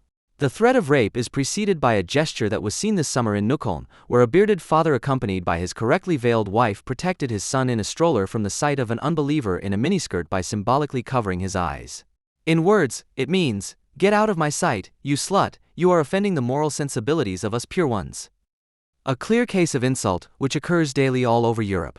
Banning the burkini would therefore be doubly useful. The measure would hit the Islamic movement where it is most active, in the initial symbolic land grab, and it would be a sign of appreciation of all women and girls, especially those with an Islamic background. A sign that could even cross borders in a very internationalist way and give hope to secular women on the beaches of the Maghreb. But in Germany, the land of nudists and eroticism haters, such encouragement is not only disparaged as an insult to an entire culture, but it is even used to take away the last hope of escape from those locked up in overheated social housing on the outskirts of town with a social romanticism borrowed from the left party. In an attempt to portray the burkini as a way for Muslim women to participate in public life, the FAZ writes, because a woman wearing a burkini will hardly come as close to other children and the idea of what life could be like as she does on the beach. End of quote. The idea that the burkini is an unmistakable sign of the mother inciting the children against impure sluts, that the children on the beach only see what they have already begun to hate, does not occur to an FAZ editor. Yet the bathing pleasure for children could be implemented in a completely egalitarian way by a school that takes its mission seriously, by taking the whole mass of children to the public swimming pool, which of course is burkini-free, without the annoying parents. From the discussions about the full-body swimsuit for Muslim schoolgirls in Germany, which was not yet called a burkini, we have long known that only compulsory education and the associated school activities are able to give Muslim girls in particular an idea of what life could be like outside of Islam. It should be remembered that girls in Germany have always been denied this experience out of cowardice in the face of threats from fathers and brothers in order to avoid social division, even in the context of earlier discussions about swimming lessons. The unique attempt to liberate women and girls in an Islamic country by forcibly removing their headscarves and full-body veils, thus helping them to get an idea of what life could be like, dates back to the last century. Anyone who looks at photos of public life in Turkey from the 1950s to the 1990s will not be able to deny that the ban on headscarves for schoolgirls and students, for all female civil servants and women employed in the public sector, has led to it becoming increasingly rare, even in small towns and often even in villages, while at the same time the proportion of women in professional life, including in skilled occupations, has been constantly increasing. But the spirit of Ataturk's reforms from the 1920s obviously has no place in the community of values embodied in the Constitution. The author of this article should apologize to Jürgen Tritton and the Frankfurt Action Group Against Public Women's Undressing, who represent this community of values, for his borrowing from an undemocratic autocrat who, as we now all know, has trampled on the dignity of his people, from Pinar Chetin of Ditib and all the good helpers of Göttingen. We can do that here is something that refugee girls in this country should also be able to say to their mothers, as they jump on their bikes without a headscarf and cycle unaccompanied from the shelter to the city. But not only are there very few women and even fewer girls among the refugees, the few who have made it here are also, in the majority, clearly subject to the authority of their father and uncle or, as underage spouses, to that of their so-called husbands. Almost all of them wear headscarves, and it is not known how many of them are ever allowed to use their bicycles alone. Even the minimal hope that the police in Germany will protect women, girls, homosexuals, or men who have renounced Islam from the assaults of Islamic men and women in the shelters would first have to be justified by the state institutions and civil aid groups by taking action against the influence of Islamic cultural gangs inside and outside the shelters at all levels.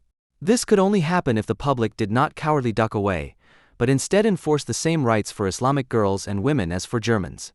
It would require actively propagating these rights, providing broad information about them and actively enforcing the offer of protection against the members of the community, who fear for the survival of their collective identity. Such a course of action, for which there are admittedly even fewer signs in Germany than in France, could then be extended to the already existing Islamic and Islamizing milieus, in which, for example, the massacre of the Armenians is considered a heroic deed.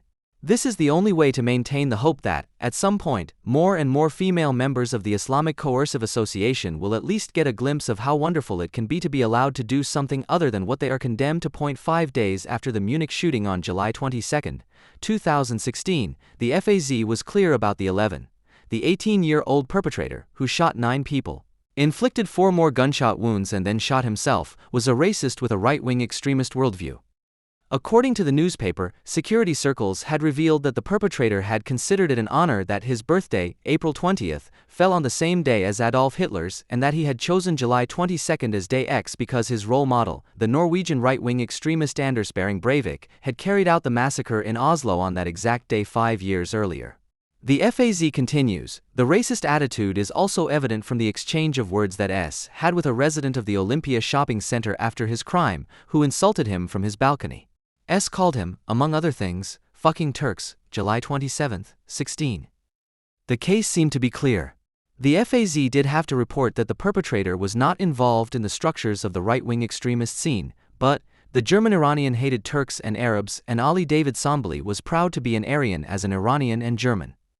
The Frankfurt editorial team knew that Sambali, whose parents came to Germany from Iran as asylum seekers in the late 1990s, was not only very interested in the Oslo massacre, but also in the Winnenden shooting spree, and had made trips to both places of horror.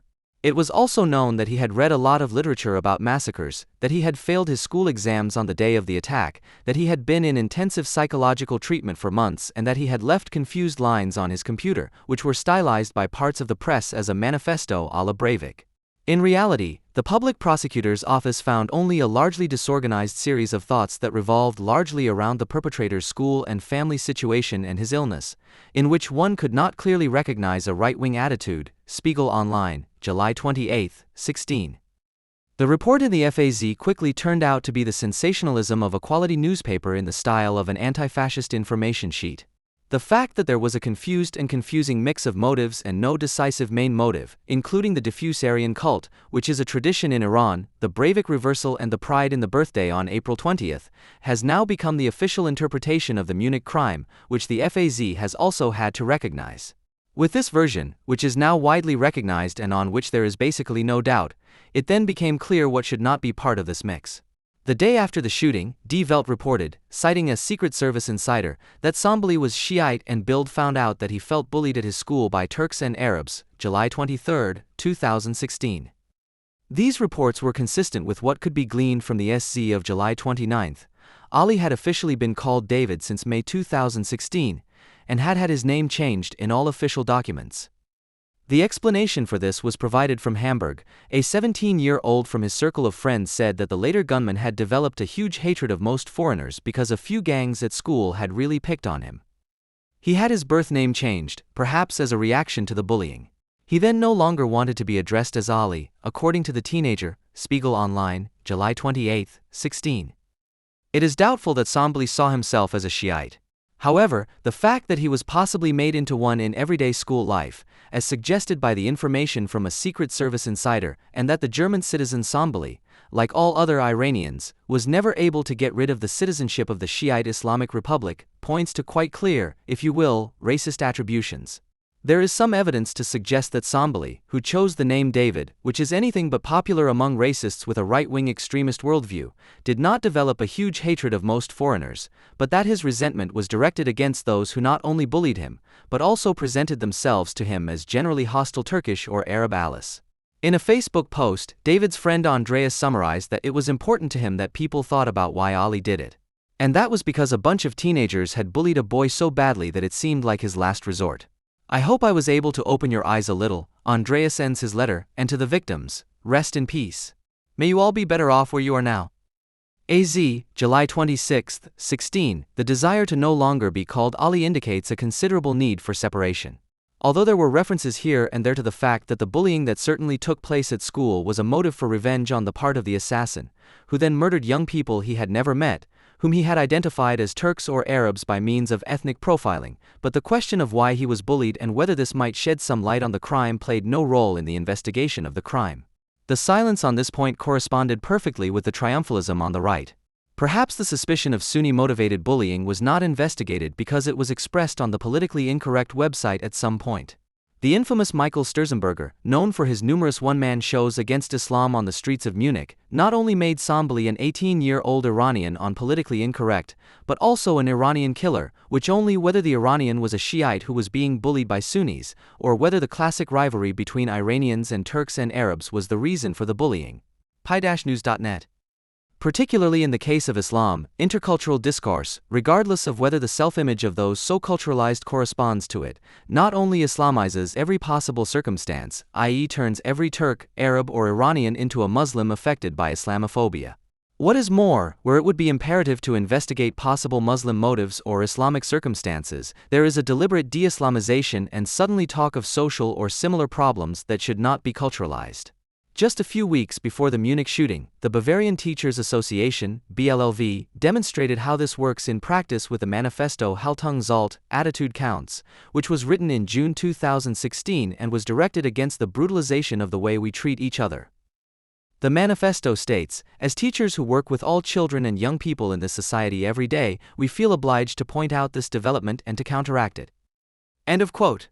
If one were to expect that this would be a truthful statement pointing out that this brutalization among children and young people has a great deal to do with Islamic culture, one would instead read, in particular, representatives of the right-wing populists and right-wing extremists contribute significantly to this brutalization of behavior. End of quote. What may be true of social networks where young and old Germans vent their spleen is untrue in the case of schools and their students. Abusive language and insults such as son of a bitch or whore, dog, fag, bastard, I'll fuck your mother, victim, bitch, or Jew are not particularly used by the children of right-wing populists and right-wing extremists, but from pupils from Islamic families, just as the formation of gangs, a prerequisite for any bullying, is increasingly taking place along ethnic and religious lines of migrant minorities who have long since formed the majority in many schools, especially those that only offer a low level of education. Those who do not belong to these groups have long since been infected by the relevant hate speech, without themselves taking action or being able to protect themselves effectively from attacks due to the lack of powerful older brothers and cousins. When asked by the FAZ not about the de-Islamization of the brutalization tendencies by the BLLV, but whether the association's representatives were also concerned about the increasing potential for verbal and physical violence from the left, the spokesperson Simone Fleischmann justified the association's approach as follows.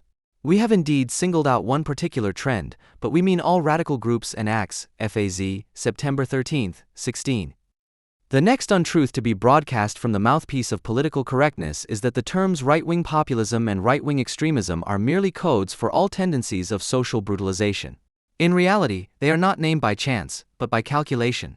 Because everyone knows, without having to say it, that bashing the representatives of right-wing populists and right-wing extremists is just as cheap and chic in Bavaria's educational circles as it is anywhere else in the influential milieus of the Federal Republic, capable of attracting a majority at any time and, not least, of creating community. If, on the other hand, one wanted to point to Islam as a problem, especially in schools, and no longer duck away, one would soon encounter the brutalization in one's own circles of colleagues, who publish manifestos for the right attitude against the right, especially for the purpose of not having to react and intervene when students are insulted in an Islamic way. In the case of Ms. Fleischmann, this leads to statements such as the following, which can only be described as a mockery in the case of the perpetrator David Sombali and his victims. The topic of bullying is unfortunately very topical, also in view of the Munich shooting. We teachers want to have the opportunity to react and intervene at an early stage when students insult each other. When bullying even leads to death, it shows how great the responsibility is, Ibid. The suspicion that the attacks on David could have been motivated by a majority Islamic, i.e. Sunni, group, is reinforced when one takes note of the empirical material on young people of Turkish origin in Germany that has recently been published and which has brought to light what is probably even more true of those of Arab origin. Quote, the mosque attendance of second and third generation immigrants of Turkish origin has declined, as has personal prayer. However, when it comes to self-assessment, more second and third generation immigrants describe themselves as deeply, very, or rather religious than those of the first generation. The researchers see this as a sign that religion has become a marker of identity, FAZ, June 16, 16. The children of the second and third generations mentioned are currently subject to compulsory education. There is little to suggest that they are less likely to have internalized what their parents have. If there is any talk of a generational conflict at all, it is only in the sense of a Salafist radicalization of these children, who are taught to accuse Shiites of apostasy and to murder them. Even if the probably Sunni-motivated bullying can never explain David Sombali's rampage, there remains the terrible suspicion that his school lacked exactly what the BLLV and others are so keen to champion and declare a panacea: intercultural competence, which might have detected in time what Sombali experienced through his classmates' specific pickings. The ideal of intercultural competence is to be able to overlook the problem that a religion that has become a marker of identity represents. Those who have made diversity, being different and identity their fetish, and therefore constantly talk about it and have to bother others with it, are in fact the ones who want to know the least about differences. For them, everything is always equally valid and of equal value, regardless of any real differences that are concealed and hushed up, and is only an expression of general differences that should be praised rather than overcome. For the former Ali and later David Sambali, this meant being labeled a German Iranian for life, even though his self-image was obviously quite different. To reduce such a person to his migration background and to throw him back, in this the anti-racist is as much in agreement with the racist as the FAZ with the Süddeutsche or the incorrect Sturzenbergers with the cadres of the DITIB and the colleagues from the BLLV. Perhaps the shooting spree would never have taken place if, instead of collectively denying him, Sambali had been encouraged to do what was obviously more important to him than being constantly defined by his origins as an Iranian, Shiite, migrant or Kanaki. Despite his Iranian roots, the attacker did not see himself as a foreigner. "I am German" can be heard on a video taken during the attack, Stern, July 23, 16. In the summer of 2018, 3 rejections of asylum applications from young homosexual refugees in Austria, which at first glance appear to be very different, attracted media attention even beyond the country's borders. In the first case, the young man from Afghanistan was not gay enough. Neither his walk, manner, nor clothing suggested homosexuality, according to the decision-maker. The decision-maker continued, "Your alleged homosexual feelings at the age of 12 cannot be understood, as this seems quite early to the authorities. In a less sexual society like Afghanistan, where there are no sexual stimuli in public through fashion and advertising, it is not very likely to be sexualized so early." Furthermore, he had had an argument with his housemates, so you have a potential for aggression that would not be expected in a homosexual. The decision-maker therefore concluded, "You are not homosexual and therefore have nothing to fear when you return to Afghanistan," quoted from Wiener Zeitung, September 15, 2018. In the second case, the decision-maker found that the 27-year-old Iraqi had behaved in an overly girlish manner, quoted from Klein Zeitung, August 22, 2018. In the third case, the authorities stated, "Since you have a smartphone, it is extremely unlikely that you will not be able to show any photos, resulting from chats, on your cell phone if you actually have contact with other men," quoted from Standard, September 7, 2018. The outrage that swept through the European media from Liberation to Spiegel naturally linked these cases to the new government in Austria. But it is not that simple, because on the one hand, such decisions have been made repeatedly throughout Europe in recent years, but they did not cause such outrage. On the other hand, homosexuality is now actually a popular reason for asylum, even for men who are not homosexual, as the example of a Ugandan man shows, who was sentenced to 4 years in prison in May 2017 for the brutal rape of a woman in Freising. In 2015, he had claimed homosexuality as a reason for asylum, but in the trial, this was changed to bisexuality and a homosexual relationship that would have led to persecution.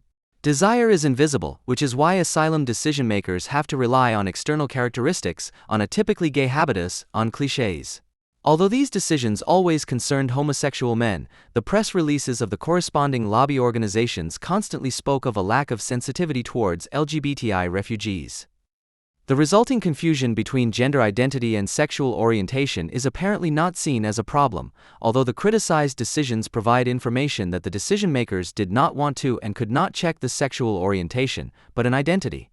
Even if the migration policy maxim that homosexuality, in order to be considered a reason for flight, must not only be asserted but also recognizable, works towards this identity thinking, it does not necessarily follow from it that the decision-makers must use culturalistic attributions of the kind that one learns in queer feminist workshops at the same time as the trivialization of Islam. Besides a reactionary gender ideology, gays are less prone to aggression. The insinuation that Islamic societies, of all places, in which the sublimation and stylization of sexual desire through fashion and advertising is proscribed, are less sexualized is striking in the statements cited, a conviction that corresponds exactly to the queer feminist defamation of sexualizing advertising in the West. It is no coincidence that the amalgam of queer anti-universalism and reactionary gender ideology is directed against men, who are only united by same-sex desire. Only those who can prove a gay identity are to be protected. Homosexuality or same-sex object choice are not sufficient. The compatibility of queer cultural relativism with an Islamophilic but xenophobic migration policy is evidenced by the fact that the new Austrian government, too, is primarily fighting those persecuted by Islam, not the Islamic persecutors. To the same extent that queer ideologues want to avoid any conceptual definition of their activities, they are dependent on declaring identity to be the sole yardstick of social discourse.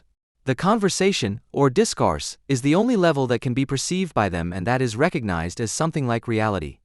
That is why the individual only comes to expression for them through his identity, his place of speech, and not through his experience or his desire. Where the material social conditions of such identity are denied, the result is also false. The empty words trans and inter only make sense if there is a binarity that can be exceeded or bridged. While queer ideologues deny not only the existence of these poles, bisexuality, but also the existence of such opposites in general, the result is nevertheless a trans-inter-gender fluid or whatever queer practice that, because of the false premises of its self-understanding, cannot do anything other than insist on the recognition of, now flexibilized and pluralized, identities. The fact that those who claim to want to dissolve dichotomies and binaries in thought and reality insist all the more stubbornly on cultural identity is not a contradiction, even if some people think that one can distinguish between good and bad post-structuralism. Rather, the prerequisite for transgressions in thinking and in gender is the assumption that there is such a thing as an identity that can be transcended, but that today this identity is determined not by race but by culture. What is more, identity has replaced race. In this understanding of trans and interculturality, trans and intergender are analogous. What is meant is the respective community and its culture, not the transsexual individual who, after a successful transformation, settles into his or her new gender and possibly conceals his or her past in the other gender, and not the child from a binational marriage who grows up bilingual and comes into contact with different traditions, just as a refugee can become a citizen in the long term, with the corresponding rights and duties, while the refugee always remains a refugee, since the refugee movement attaches to him as a permanent characteristic. The individual is kept in limbo as a member of a minority group that is treated as interchangeable, while society is declared not only unattainable but also racist, transphobic, etc., making any reconciliation or assimilation impossible. In principle, it is possible to switch from one half identity to another, possibly one that is incommensurable with the first, depending on what is currently expedient. However, this roulette can only be won if, when the interests of one victim with those of another, always in favor of the more aggressive one, in order not to be attacked by the latter as a traitor, and the most aggressive and therefore most uninhibitedly courted victim collective is Islam. The fact that Austrian asylum decision-makers also look for signs of cultural identity and belonging to a community, instead of asking about an individual's sexual orientation and its forms of expression, shows how inescapable and total the queer cultural ideology has become, which only ever sees the individual in terms of their belonging, that is, their identity with a group. The ideology of race from the 19th century lives on here, renovated in a multicultural way and therefore with one crucial difference: it is no longer skin color but the sense of belonging that provides the most reliable information about identity. Because the concept of race is frowned upon in the West due to the history of colonialism and National Socialism, it has been replaced by the concept of identity, which at least has the quality of not being based on biological characteristics such as skin color, or not only on these, but also taking into account cultural or other invisible characteristics. However, many of the characteristics that are now subsumed under cultural identity were not so long ago understood as racial characteristics. This problem is also conveyed in the translation from American English, a language in which race has a firm place. The original title of a book by Sander L. Gilman, a pioneer of gender theory, is Freud, Race, and Gender, and was not translated into German as Freud, Rasse und Geschlecht, Freud, Race, and Gender, but as Freud, Identität und Geschlecht, Freud, Identity, and Gender. The literal translation alone makes it clear that it would have been impossible to bring the book to market under the former title. The solution chosen by the publisher, author, and translator, on the other hand, sounds more familiar. At the same time, it expresses an implicit equation of race and identity, the full implications of which can only be grasped today, even though the book was published in German a quarter of a century ago. In his book, Gilman traces the close links between the emergence of psychoanalysis and the human sciences at the end of the 19th century, both in the assumptions that they share and in those from which Sigmund Freud emancipated himself with the invention of psychoanalysis. Gilman writes, the assumption that Jews were predisposed to specific illnesses, and the associated role of male Jews as doctors, promised a Jewish doctor at the turn of the century a scientific and theoretical pitfall. How could he be exposed to the risk of certain illnesses, in particular certain forms of psychopathology, and at the same time treat these illnesses? How could he, and here gender is important, be the neutral scientist that the ideas of the positivist character of science at the fin de siècle demanded, even though he was also considered to be the endangered individual? End of quote. Race was identity and identity was race. Only gradually did differentiation begin. What was crucial, however, was that racial biology was not understood as an ideology, but as an integral part of the science of man. It was common sense, and it was obsessed with the Jewish man. It was the outward similarity and not the obvious difference that attracted the scientists. The frightening aspects of masculinity were preserved in the Jew, which is why, even today, anyone who speaks of anti-Semitism can only speak of Jews. The increasingly common use of gender denies the dimension of racial anti-Semitism, which was the basis of the extermination, and contributes to trivializing anti-Semitism as a prejudice. Unlike women, who were thought of as empirical individuals, just like Jews, but as examples, Jews were not seen as a supplement, as a necessary imposition, but as the embodiment of those projected aspects of a world that had gotten out of control and threatened the integrity of the Aryan, something inherently bad. The fact that Gilman emphasizes the role and function of projection distinguishes him from other authors who place construction or deconstruction in absolute terms. Gilman also speaks of the Jew and the woman as scientific constructions, but he initially makes a sharp distinction between stereotype and subject by attempting to understand how subjects, for example Freud, have related to these constructions. However, Gilman himself is not always precise in this distinction. For example, when he writes, "The antithetical figures of the Jew and the woman came to the fore in the late 19th century, when both groups made weighty claims to the positions of power occupied by Aryan men in the field of politics." What is not immediately apparent, however, is that each of these categories asserted a different claim with regard to its relationship to the primary group in power, the Aryan men. End of quote. What is striking about this formulation is that Gilman changes perspective without naming it. First, it is the groups striving for emancipation that claim power positions, then it is categories that formulate different claims. This lack of distinction already conceals the following postmodern disaster. What appears here in the figure of Aryan men is what is today denounced as white, heterosexual, male. The subtle distinction that Gilman herself repeatedly loses sight of, between subjectivity and attribution, is also due to the subject matter, which does not always make such a distinction easy. The power relations that seem so clear to retrospective historiography may not have been so clear in reality at the time, otherwise women, and Jews in particular, would not have been able to pursue careers in this field during this period. What united women and Jews at that time was their confidence in their own abilities, which outshone those of the established. This meant that the powerful could be beaten with their own weapons, so to speak, imminently. Unlike today, these women and Jews would never have thought of complaining about the extra effort they had to make to succeed in a particular field. The incentive to not only be equal but better than others had the consequence, on the one hand, that the respective preconditions of one's own thinking and acting were not questioned but rather radicalized.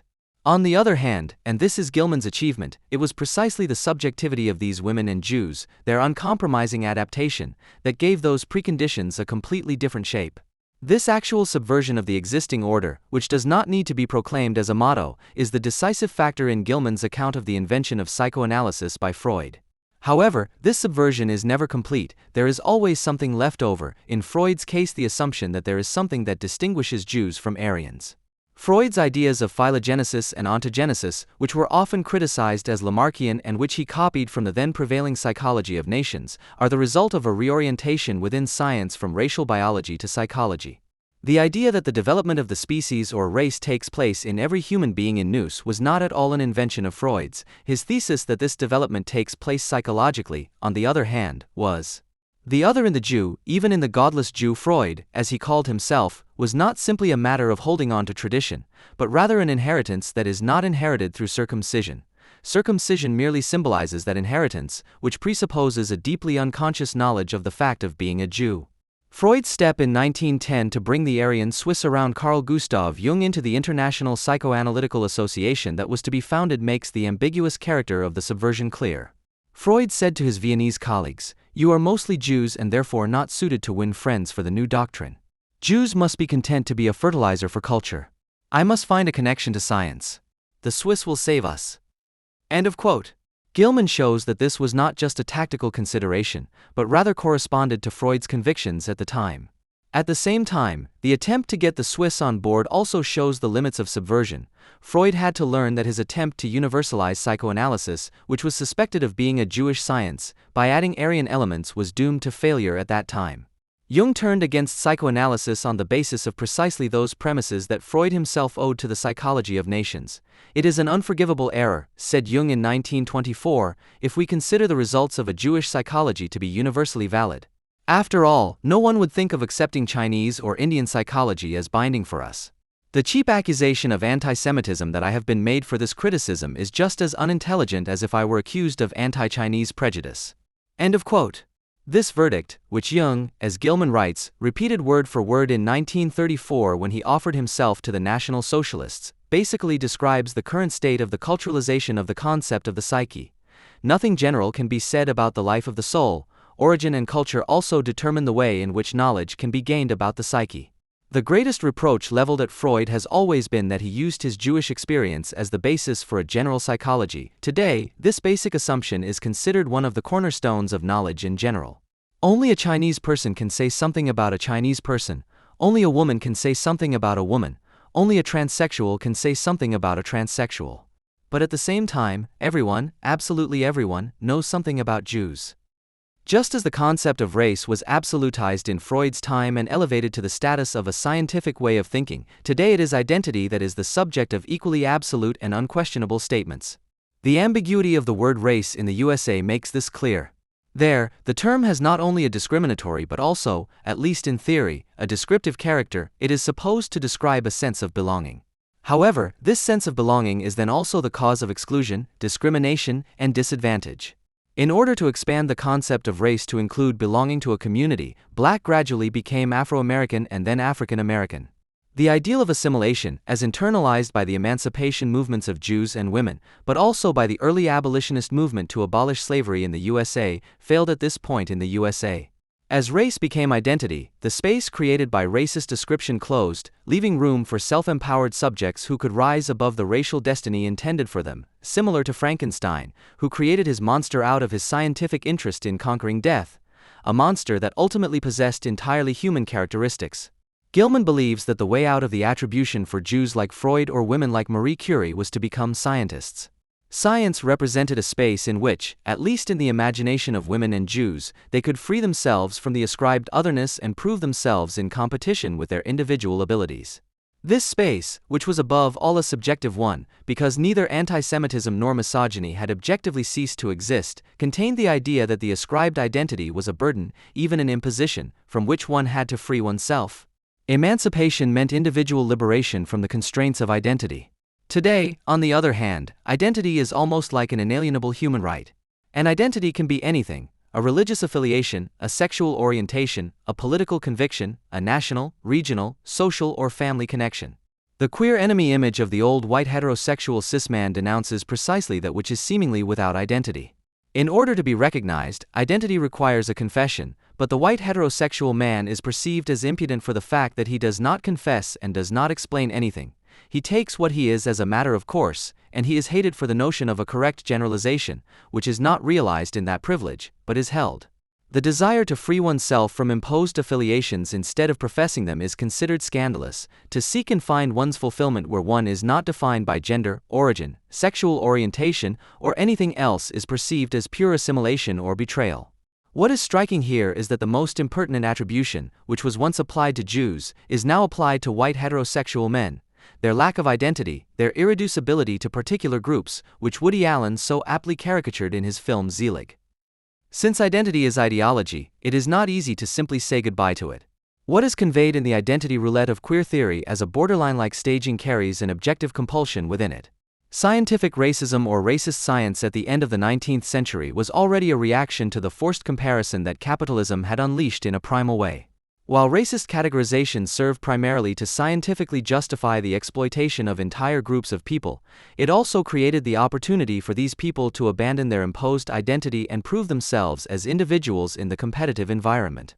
In this way, racism not only promoted but also slowed down the realization of the capitalist relationship by excluding entire groups, and in turn opened up the possibility for individuals to represent an exception to the rule through objective comparison with members of the other group.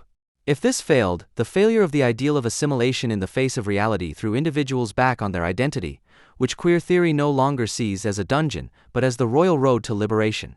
Nevertheless, the myth still persists that something progressive was once associated with queer theory. After all, it was once about an alliance of minorities who defended themselves against discrimination and persecution. This is where one would like to pick up again, as if the thread had not been cut since the objective conditions for such an alliance ceased to exist, because belonging to the majority is increasingly being seen as a shortcoming. New minority groups are constantly emerging, whereby the categorical classification of minority no longer includes the perspective of assimilation. The minorities of yesterday have become communities that have settled comfortably into their existence, which is usually not so marginal after all. Not that there is no enemy, who, with all their might, would have to be kept at bay at least, Islam and its queer, i.e. culturalized claim to power. But to do that, you have to name it and not be afraid of finding yourself in the same boat with people you would fight on other levels or at other times, or who you actually do fight. However, all groups that have taken up the cause of emancipation shy away from precisely this naming and the resulting isolation within their own community.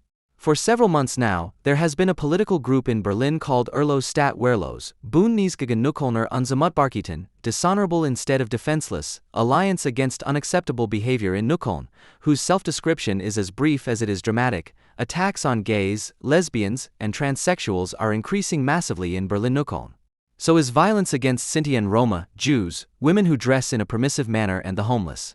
In a neighborhood that likes to present itself as open, colorful, and tolerant, people have so far preferred to remain silent about this. We don't. End of quote. The language is reminiscent of an advertising campaign by Deutsche Bahn from the 1960s, Alle reden vom Wetter were nicht, everyone talks about the weather, but not us, which was later copied by the SDS and the Green Party, among others. At first, it seems like a sympathetic statement. After all, one would assume that people want to start the fight against Islamization in Neukölln, and not where the Islamic takeover is less successful. The fact that Islam is not mentioned at all only becomes apparent on a second reading. We are so used to not mentioning the I word that it is simply read in. Even if it is not mentioned, the jargon of subjugation works perfectly.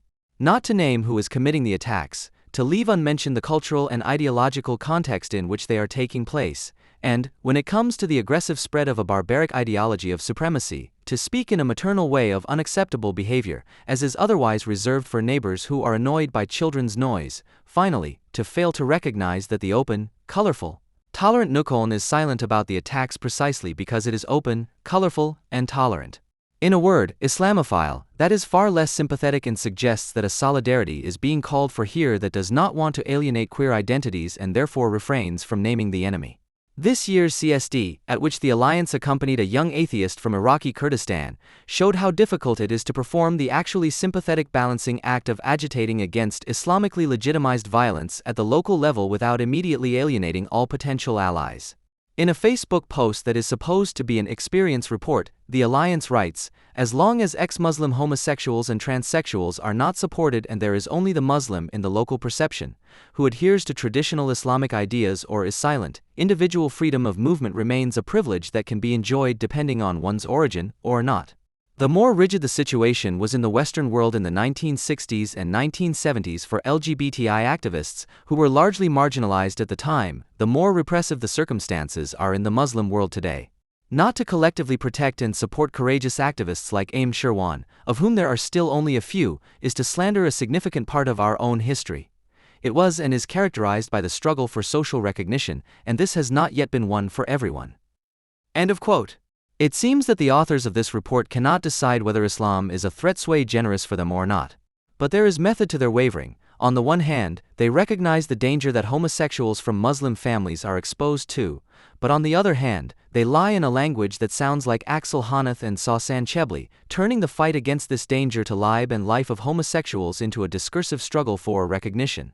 By declaring the alleged idea of the organizers of the CSD of the Muslim who adheres to traditional Islamic ideas to be the cause of the lack of individual freedom, by not wanting to see a difference between the 60s and 70s in the West and the Islamic world today, as if homosexuals in the Federal Republic of Germany had been hung from construction or thrown from buildings, and thus actually slandering the history of homosexuals in the West, not denying it, by equating it with the suffering of homosexuals in the Islamic world. As if Islamic murderous gangs were a more radical version of the CSU under Franz Joseph Strauss. In addition, the difference between the decision to no longer belong to the religion of the 9/11 attackers and sexuality, which is not based on a decision, is deliberately blurred. Homosexuality, apostasy, Islam, you can belong to it or not, you can come out or not, everything is somehow identity and therefore worthy of protection. It sounds the same when the group positions itself as indivisible, an alliance that was as certain of the support of the cultural elite of the Federal Republic of Germany from the outset as the punk concert against right-wing extremism in Chemnitz. The Berlin stopgap against the spread of the headscarf, the falsely General Neutrality Act, is defended just as falsely in general, and the superficiality of the demonstration call from Untitled is criticized just as superficially. One does not want to be associated with Islamists. At the same time, however, the alliance is already being denounced by interested queer and Islamic parties as being close to the AfD, which seems to hinder the insight that a left-wing critique of Islam is a contradiction in terms today, because you can't have the community and the individual at the same time, and instead leads to a more dogged adherence to the jargon. Basically, it's just an insinuation that we are right-wing populists. If it is enough to be against the threat, beating, or killing of people in the name of Islamic honor to be accused of right-wing populism, then this term loses all meaning. The alliance commented on the denunciation in Jungle World, December 10, 2018. A criticism of those groups that are ultimately responsible for the silence about Islamic violence is not even conceivable. Apparently, Erlos Stadt Wehrlos has learned from the mistakes of another Berlin alliance, Berlin gegen Islamismus, which held a rally on the anniversary of the attack at Breitscheidplatz, where Justice Wertmüller and Samuel Schirmbeck spoke, among others. This had been attacked before and in the immediate aftermath as racist, AfD-friendly, etc., which could perhaps have been prevented not by dutiful dissociations, but certainly by more colorful jargon. They want to practice left-wing criticism of Islam, presenting themselves as critical outsiders who denounce Islamic intolerable behavior against the resistance of the political mainstream, but at the same time showing themselves to be completely harmless through the basic Merkel-German chord: open, colorful, and tolerant. The motto of this year's CSD is a perfect fit for this endeavor: my body, my identity, my life, a single propaganda for total hopelessness. What feminists once claimed as their goal, that a woman's body, her femininity, should belong to her as part of her individual life, is being arbitrarily turned into an authoritarian dictate. Homosexuals, both men and women, are completely excluded from this motto. They have neither a homosexual body nor such an identity nor such a life. They do not have a refugee face like EoM Sherwan, which saves them the explanation of how they are unadapted, marginalized, and therefore queer. They define themselves solely by their same-sex desire, and no matter how hard they try, there is no homosexual identity. In addition to their own exculpation, the exponents of left-wing criticism of Islam are concerned with the exculpation of Islam. They desperately cling to the idea that Islam must somehow be reformable, that Allah can somehow also be gay, as Sherwan repeatedly emphasizes. If the West managed to get out of the bad 60s and 70s, or, as the less imaginative Islam belittlers say, if Christianity was able to leave the Crusades behind, then Islam should be able to do the same. Although some of those who talk like this may well have recognized for themselves that Islam cannot be reformed without a military and political defeat, they are doing a disservice to actual criticism of Islam by inventing a left-wing critique of Islam.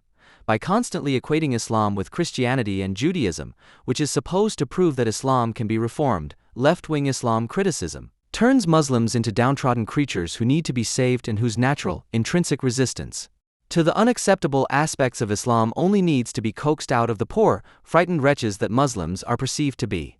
It is constantly being suggested that a revolution is imminent within the Islamic world.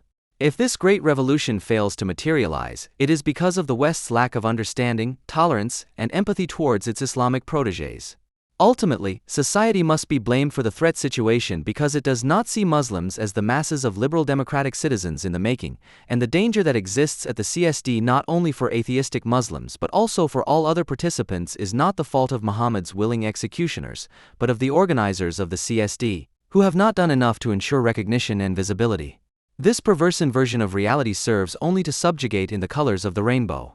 Those who cannot and do not want to present an identity are the ones who get trampled underfoot, such as those homosexual refugees who are either not gay enough or too gay.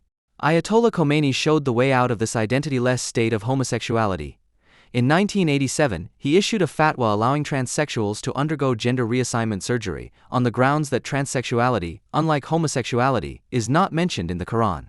Homosexuals, according to Islamic understanding, those who enjoy anal intercourse, not those who actively enjoy it, can therefore free themselves from their heresy against Allah, which represents homosexuality as same-sex desire, by undergoing gender reassignment surgery.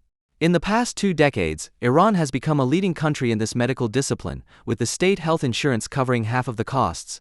Transsexuality is tolerated, especially if it serves to negate and cover up male homosexuality. According to estimates, 40 to 50% of the 20,000 officially registered Iranian transsexuals And unofficial estimates suggest rather 150,000 are in fact homosexual. The misfortune of those who take this step can hardly be put into words. Their lovers leave them because they are no longer men, their families disown them, they are forced to prostitute themselves in order to pay for the expensive treatment.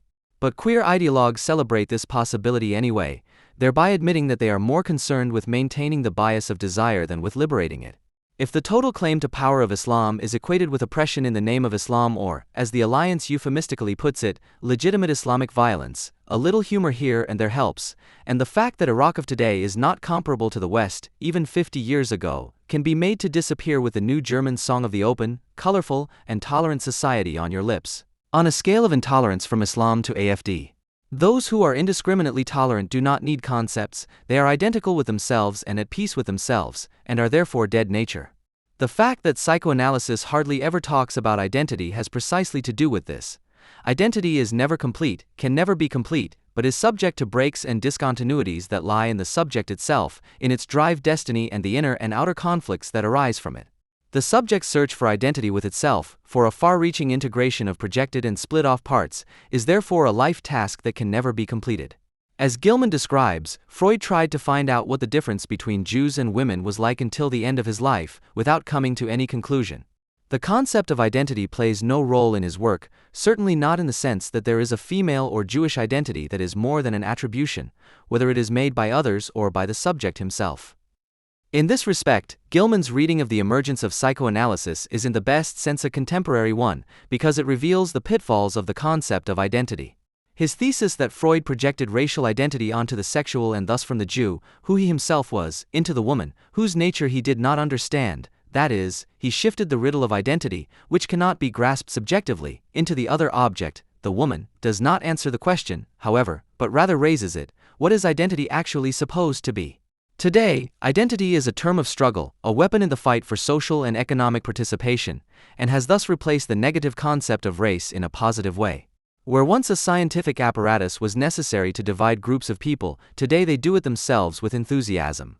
The merciless cut and thrust of competition, which apparently only offers a chance of survival in the identical gang, is conveyed in the Islamic violence with which identitarian claims to this or that status are made.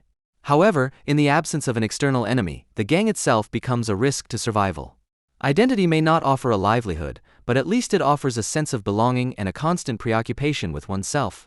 It is by no means only the weapon of the losers, rather, it is a social reaction to the omnipresent fear of losing a status that was believed to be secure. In this form, identity is the symptom of a destructive narcissism that relates both to one's own group and to oneself, also in the sense that no distinction is made between the self and the group. It is no coincidence that the concerns of the new German refugee friends resemble those of the UNRWA, the UN's Palestinian Aid Organization, which Donald Trump recently cut off from funding. There, refugee status is inherited, and assimilation is not desired from the outset. The ideology of fluid identity, whether it be transcultural or transsexual, aims to Palestinianize individuals in the West as well. In Sherwin's case, this is called Oriental diversity.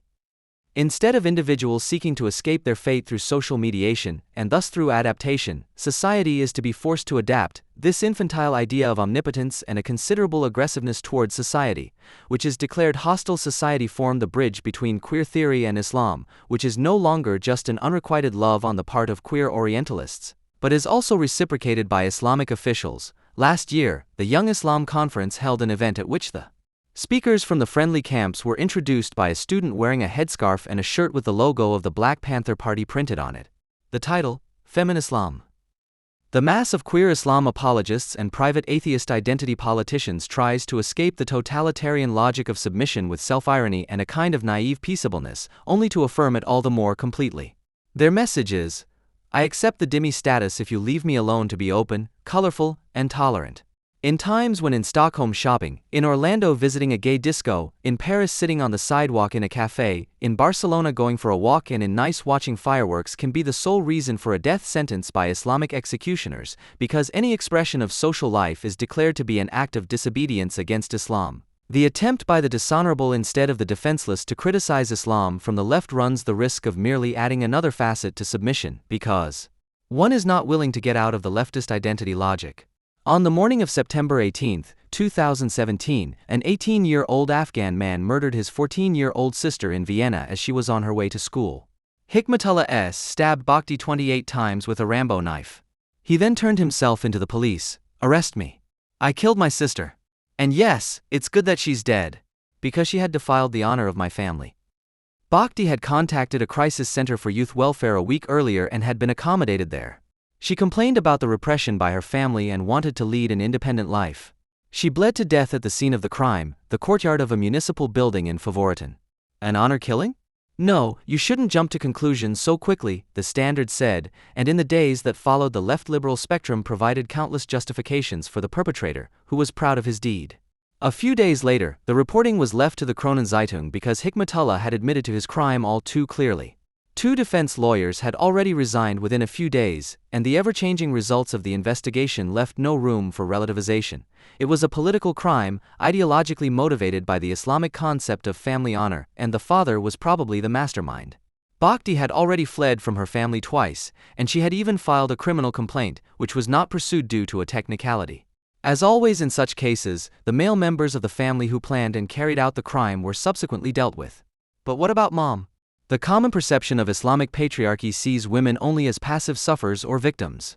The fact that girls and women from Muslim families are only noticed when they empower themselves to lead their own lives, in other words when they acquire in rudimentary form what is taken for granted by others, makes those women who do not do so appear as objects of a patriarchal claim to power from which they must be liberated if they are unable to do so themselves. Bakhti's mother, Maimona S., was reported to have said just 2 weeks after the incident that the family had already forgotten their daughter and did not want to be reminded of her. Bakhti had told the police that she had often been beaten by her father and brothers, and that her mother had watched them laughing. Bakhti was afraid. 2 of her daughters had already been forced into marriage in Pakistan. Maimona S. was therefore not just a passive victim, but an accomplice who was just as concerned about the family honor as the father and sons. It was probably no coincidence that the youngest had carried out the deed.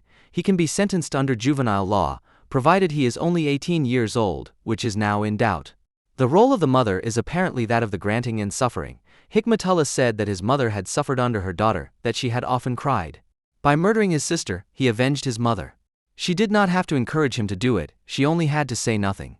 Just as she said nothing about the criminal activities of her sons, it is inconceivable that she would have pushed to send her sons to school. Hikmatullah took advantage of all the freedoms that he did not grant his sister, and always knew that his mother was on his side. It is not unlikely that he was also beaten by his father when he did something that did not please him, but a father's no, combined with the entry into the generational succession, the father's name, cannot exist where the mother's law prevails. Jacques Lacan described the paternal law, which establishes the incest taboo and thus allows the child's desire for mother and father to become a conflict in the first place, with the nom du père, which sounds like both the father's name and his no. Lacan declared this principle to be the prerequisite for all child development, although the law of the father, from which the superego develops, is not itself without preconditions. It can only establish itself if the mother establishes this law. According to Freud, the mother is the first other person whose language is incomprehensible to the child. She introduces the name of the father and thus the world of symbols. The mother's law is an archaic one, it is the law of dependence and forbidden desire. Only when the child can feel excluded from the Oedipal triangle, observing the parental couple, does the consciousness of separateness arise, which is the necessary precondition for individuation. The sons of Maimona S. were unable to develop this awareness, unlike their daughters, because their mother had to prevent the separation. After all, her sons are the substitute for her phallic desires, as Natasha Wilting has shown. The woman has given up her own phallic desires, the satisfaction of her own drives, and experiences them only as a male domain, something that one has to bow to in the case of one's own husband. Her desires can hardly be aroused and she cannot be disappointed again. Separated from the public world of men, she now lives in a world full of women and children, free from the demands of adult, manifest sexuality. If she continues to remain undemanding, she is assured of at least a material, she can end her life as a respected, albeit second-class member of society. In this sense, it could be concluded for Hikmatullah S. that the son murdered his own sister in place of his mother. The inability of many Muslim men to enter the adult world is due to their never-resolved dependence on their mothers, who themselves have no interest in breaking free. It is she who promises her sons omnipotence and a life without responsibility, and this promise is upheld just as abruptly and unbrokenly when they enter the world of men. The higher number of sexual and so-called honor-related acts of violence by young Muslim men in recent years is by no means due to the sudden freedom from patriarchal family structures that these men escaped on their way to Europe, as common explanations claim. According to these explanations, they would only have to adapt to local customs regarding the treatment of the sexes and everything would be fine. However, it is not the case that a Muslim man loses control when he sees a woman dressed in a revealing manner. Nor is the seemingly easier availability of Western women a sufficient reason for such acts. Rather, these men in Europe believe that they have rediscovered the boundlessness of the motherly paradise and thus feel legitimized to treat all other women as whores. The French psychoanalyst Janine Chaskets-Mergel has described this regressive movement of unification with the mother as an unconscious desire for unity and as a prerequisite for barbarism. It is about merging with the mother, freeing oneself from the ego in a state of intoxication, by destroying all representatives of the father, reason and the law. Unconsciously, the opening of the borders in 2015 was probably understood by many Muslim men as an invitation to unite with Mudi against reason and law. Even in the Chancellor's familiar address, misogyny and the assumption of an immense, archaic power of the mother figure are combined. Merkel had her nickname even before 2015, but it was only with the opening of the border that it became the program of a collective unconscious desire fulfillment. In her granting gesture and in her omnipresence, in the simultaneity of media self-portrayal and the intangibility of the maternal principle, she corresponds to the anti-Oedipal mother imago with which Muslim men override the law of the father. The father is defeated, the mother belongs to the sons and the sons to the mother. This unconscious fantasy is the urgrund of Islamization. The Islamic patriarchy can only exist by means of gender apartheid, and even this separation can hardly conceal the fact that this patriarchy is a castrated one. In Germany, this disposition meets what the psychoanalyst Hermann Bieland has called defective nationalism. This defective nationalism consists of an illusionary sense of merging with an idealized large body called Germany, actually a split-off aspect of an early mother imago whose narcissistic ideality makes one's own vulnerability and castration disappear, because one can disappear in the sense of identification with the feeling of greatness. The rule of the brotherhood, however, does not produce a new law as a consequence of the bad conscience about the patricide. In alliance with the mother, the law of dependence prevails. In this respect, it is also wrong to speak of political Islam, since the Islamic movement is geared towards destroying the political as a mediation between citizens and the law and establishing the ummah as a universal dependence in which the divisions created by the law are eliminated. The word ummah is derived from aum, mother, as Fethi Ben Slama, the Tunisian French child analyst, points out. His psychoanalysis of Islam has finally been published in German after many years. In his book The Super Muslim, he explains that Islamism is an anti-political utopia invented by Muslims on the basis of Islam, which is directed against the West, not without using some of its political achievements. The Super Muslim is a mass ideal that feeds on the failure of the development of an individual ego ideal, a narcissistic de-individualization. The ego ideal remained as a conceptual precursor of the superego in Freud's metapsychology because it describes the individual side of the superego that the subject strives for.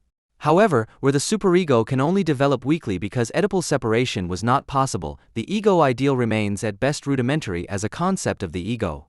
This is the reason for the failure of efforts to de-radicalize Islamists. What is possible for former Nazis, the re-establishment of an individual canon of values and an idea of how I would like to be, has failed spectacularly in recent years with Islamists. One reason for this is that Islamism is wrongly understood as a political ideology comparable to fascism or Nazism, and that Islamists are therefore seen as political perpetrators of conviction. However, as Ben Slama shows, most of them do not have a conviction in the true sense of the word. In fact, they have nothing except their destructive narcissism, which strives for de-individualization. It is precisely their fundamental rejection of reason and law that makes them inaccessible to educational measures, because these always refer to an external authority that is able to address an inner equivalent. The Protestant Church Congress, which took place in Berlin over the Ascension weekend in 2017, was one of those events that are both completely empty and very significant. In the Luther year, the EKD went all out, Modi came together with Obama, and hardly a minister was missing from the major events. While atheists and anti-fascists felt the need to point out what a lousy piece of shit this Luther was, an anti-Semite and misogynist, the Kirchentag was concerned with the really important issues.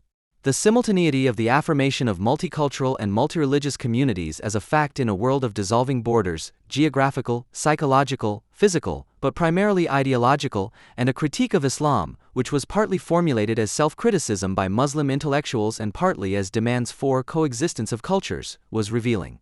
It was thanks to the Freiburg-based Islamic scholar Abdul Hakim Argi that at least some of the Kirchentag visitors experienced something of an awakening. In his lecture, he attributed radical evil in today's Islam to its widespread desire for power and destruction and said that claiming that Islam has nothing to do with violence is an expression of collective repression. The pedagogy of submission, which is propagated in numerous mosques, serves to pre-radicalize children and young people. Aourgi, who published a joint declaration of secular Muslims for a modern and enlightened Islam with Nekla Kalek and others in the fall of 2016, was outraged by his Christian audience when they pointed out the crimes of Christianity. He countered that the way in which Islam deals with this history of violence today could be of significance. It is precisely this self-criticism that is lacking in Islam. That is why Reform Muslims have nothing at all to gain from always juxtaposing Islamic horror with Christian horror. "You are not helping us with this comparison," Aourgi shouted to the audience, and received a great deal of applause. Welt, May 26, 2017, the DITIB General Secretary Bekir Alboga found himself on the defensive, because his usual phrases, "such criticism was unscientific," "to portray Islam in a bad light was dangerous and would encourage Islamophobia," no longer caught on. In addition, there were both factual and persistent questions from the knowledgeable moderator Friedman Eisler from the Protestant Central Office for Worldview Issues. After Alboga had firmly rejected the propagation of Sharia as a civil law code of conduct, Eisler described a booklet that was displayed on DITIB book tables. According to Eisler, the booklet presented Sharia rules in detail, according to which Muslim women were not allowed to decide for themselves about their marriage, but had to first obtain permission from some relatives. Alboga replied that it was not forbidden to reprint old texts. After all, even the Bible, with its glorification of violence, is reprinted. What Eisler was referring to were clichés. "Away with these stereotypes," shouted Alboga. Eisler replied, "I have now heard stereotypes from you." Strong applause for Eisler. Ibid. At the beginning of the Kirchentag, the Minister of the Interior, Thomas de Maizière, criticized the churches for providing church asylum to refugees threatened with deportation and said that the churches were leaving the issue of Islam too much to the state. However, de Maizière did not speak with either Aourgi or Hamad Abdel Samad, who also appeared at the Kirchentag, but with the Grand Sheikh of the Al-Azhar University in Cairo, the theological center of Sunni Islam, who used the same empty phrases as Alboga, but was not contradicted by the Minister of the Interior. The fact that Islam critics of different colors were able to appear at the Kirchentag at all and even found a sympathetic audience is a striking change after years of tabooing even the slightest criticism of the public mantra "this has nothing to do with Islam," as is public opposition to the officials of DITIB and the Central Council of Muslims, ZMD. Perhaps many of the Kirchentag visitors were intoxicated by the national euphoria of the welcome culture and now realize soberly that the real refugees have nothing to do with the objects of their desire. But perhaps this change only needs to be explained from the perspective of the German left, the furor with which radical left-wing and queer feminist circles have been attacking perceived and real criticism of Islam in recent months, and even more so the extent to which the rest of the left is practicing gestures of submission, correlates with the adoption of a certain selective form of criticism of Islam by the German public. The mass persecution of homosexual men in Chechnya, which in its extent and planning is reminiscent of the Rome Putsch of 1934, was indeed perceived by the German public, but in contrast to the reporting in France and Great Britain, the Islamic underpinnings of the wave of persecution were ignored. While the role of a reformed Islam in Germany is discussed more openly than in the other two countries, while the discussion in France and the UK revolves around the relationship between the political sovereign and the paternal law, and thus around the enclosing, limiting, and failing functions of the state, in Germany, under the sign of cultural coexistence, the granting and delimiting characteristics of the mother nation are praised, which has always differed from Western nation-states in precisely this tendency towards self-delimitation. Thus, the concentration camps for homosexuals in Chechnya are misunderstood in Germany as an expression of a patriarchal tribal culture. The pre-modern patriarchal society already considers the verbalization of non-heterosexual orientation as a moral offense. Taz, January 5, 2017, even the fact that during Chechnya's de facto independence from 1996 to 1999, Sharia law applied in the self-proclaimed Islamic Republic of Ichkeria cannot be put into an appropriate context. At that time, the death penalty was imposed on homosexuals. Today, homosexuality is not banned in Russia and thus also not officially in Chechnya. However, the unwritten laws of Chechen society dominate over official law. Many Chechens believe that a homosexual has no right to life. FAZ, April 17, 2017, however, the Sharia is not an unwritten law, and it is more than an opinion that is needed when 6 concentration camps are set up within a few days and hundreds of men are imprisoned and tortured, often with fatal consequences. Pre-modern societies, unwritten laws, and bizarre opinions are discussed, with Islam being mentioned in passing, but not allowed to become the center of attention. The question of whether Islam can be reformed into a religion would then be up for debate. Conversely, Islamic culture would be distinguished from Christian religion, secular society, and a secular state. But by blindly affirming the concept of culture, these 3 achievements of civilization, which set limits for religion, society, and the state in relation to the individual, are cancelled out and merged into a Western culture that is contrasted with Islamic culture, but at the same time is relativistically assigned to it as merely another. In this way, Western culture is made into what Western civilization is not, an unassailable identity from which there is no escape, neither in the intimacy of private relationships nor in public debate and criticism, which thus tends to coincide with the comprehensive claim to power of the Ummah. When one of the survivors of the London attack on June 4, 2017, shouted "Muslim cunts" in his agitation, he was immediately reprimanded in the sense of such relativization, that it had nothing to do with Islam, and that only a few minutes after several people had been stabbed like cattle. In the television coverage, the presenters apologized on behalf of the angry crowd for their abusive shouts, because they were politically incorrect. Instead of being happy that many people were braver than usual that evening thanks to alcohol consumption and that probably even fewer people had died as a result, the truth that emerged from the immediate emotion, that the murderers are despicable people and their actions are inexcusable, became a taboo-breaking act like smoking and eating ice cream during Ramadan, which cost the life of a 33-year-old Syrian refugee in Oldenburg. The London attack and the Oldenburg murder thus become a religious conflict, as the Oldenburg police called the murder, thereby declaring the victim an accomplice and the perpetrators victims. Through such self-culturalization of the West, freedom of expression and equality become fetishes like the burqa and Ramadan, and thus become the bargaining chips of a newly established cultural community. Then it will be like at the Kirchentag, your values, our values, and under this motto criticism is also possible. However, the prerequisite for criticism is the structural assimilation of the West to Islamic culture, which disempowers criticism from the outset. This is exactly what is happening when de Maizière says that the burqa does not belong to Germany, that it is part of our culture to show our faces, or worse, to show our faces. The fact that refugees who have come to Europe to be able to eat and smoke during the day during Ramadan are not safe, as long as they are mistaken for Muslims by others, while corresponding intercultural handouts call on people to refrain from eating and drinking in the face of fasting Muslims, corresponds to this assimilation to Islam, which is associated with a moral of negotiation camouflaged as criticism, and which must forbid any anger, any expression of hatred and desire for revenge, in order to feel superior. This implicitly xenophobic gesture, "you can do what you want, we will continue our monologue undeterred," provokes ever more cruel acts. The increasing number of attacks are now being dealt with in a routine manner, first the shock, then the warning not to generalize, then the condolences to the victims' relatives, then the question of the radicalization of the perpetrators. Salman Abedi, who murdered 22 people in Manchester, many of them very young and female, was known to the security authorities, as were many other perpetrators. But because, like many other mass murderers before him, he had not always strictly adhered to the Islamic lifestyle, he was not classified as dangerous. This ritualized process corresponds to a manic defense under the spell of the compulsion to repeat. Avoiding grief goes hand in hand with refusing to admit failure in the face of the threat, and is transformed into ritualized repetition, which in turn leads to habituation. Habituation is not just propagated, it is a reality. Only when habituation is broken, for example at the moment when the murderers encounter celebrating and drunken Britons who put up a fight, does it become clear how ubiquitous habituation has already become. The critics, who repeatedly and aptly point out the subjugation, cannot exempt themselves from habituation, but are nevertheless just as exposed to what is happening as everyone else. Only the individuals who go to the respective embassies after such attacks to lay flowers and pause for a moment in grief and anger, under the given circumstances, articulate the memory of a yesterday when this behavior was not yet part of everyday life.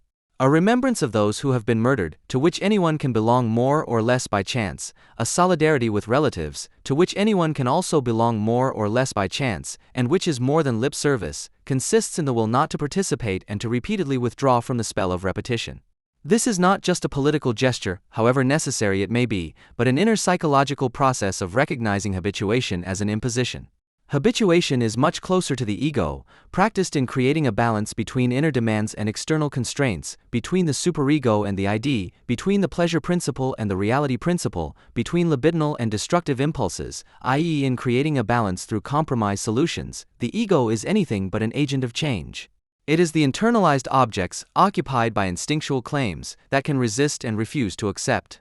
However, the ability to feel this way is tied to the consciousness of separateness, which is able to recognize and mourn the loss of the mother-child symbiosis. The ability to preserve these remnants of an outdated subjectivation process against the barbaric longing for union with Mudi will be decisive in continuing to be able to criticize the symbolic equation of culture and civilization without putting oneself on an equal footing or even giving the appearance that there is something to negotiate. Just a few hours after Omar Mateen shot 49 people and injured another 50 at the Pulse nightclub in Orlando, before being killed by a police SWAT team, it emerged that his life had been dominated by one thing: Islam. The son of Afghan immigrants was a regular at the local Islamic center in Fort Pierce, had completed 2 pilgrimages to Mecca, associated with militant Islamists, which is why he was already in the focus of the federal police, and during the massacre he professed his allegiance to IS by telephone. All this did not play a major role in the public speculation about the motives for the attack, which also began shortly after the attack. Rather, people were outraged and ruminated on the subject. On Zeit Online, a disgruntled Rika Havertz wrote, "And again, nothing will change," which she did not mean to imply that another Islamist attack will not change the almost ubiquitous appeasement. What drives her to despair is not the murderers, but the U.S. gun laws. Despite a constant stream of horror stories about victims of firearms, nothing changes in the lax gun laws in large parts of the country. And someone who knows as much as the author is consequently not irritated by the fact that Mateen, who worked in the security industry and had a firearms license, would not have been prevented from gaining access to the murder weapon even if the U.S. had listened to Havertz in time. The need to rationalize a politically motivated mass murder as a direct consequence of insufficiently strict German gun control laws is tantamount to mocking the victims by calling them gunshot victims. To deny that they were murdered in cold blood by the person who pulled the trigger is by no means an isolated lapse by a journalist who is disturbed by the constant stream of horror reports, but rather just one of many indications of the progressive decline of the prevailing power of judgment. No matter what motive is dredged up to explain the deed, the speculation is considered an enriching contribution to the investigation of the crime if it makes Islam look good. People want to continue as before at all costs, and that presupposes the suppression of the realization that the West is in a war that it did not start.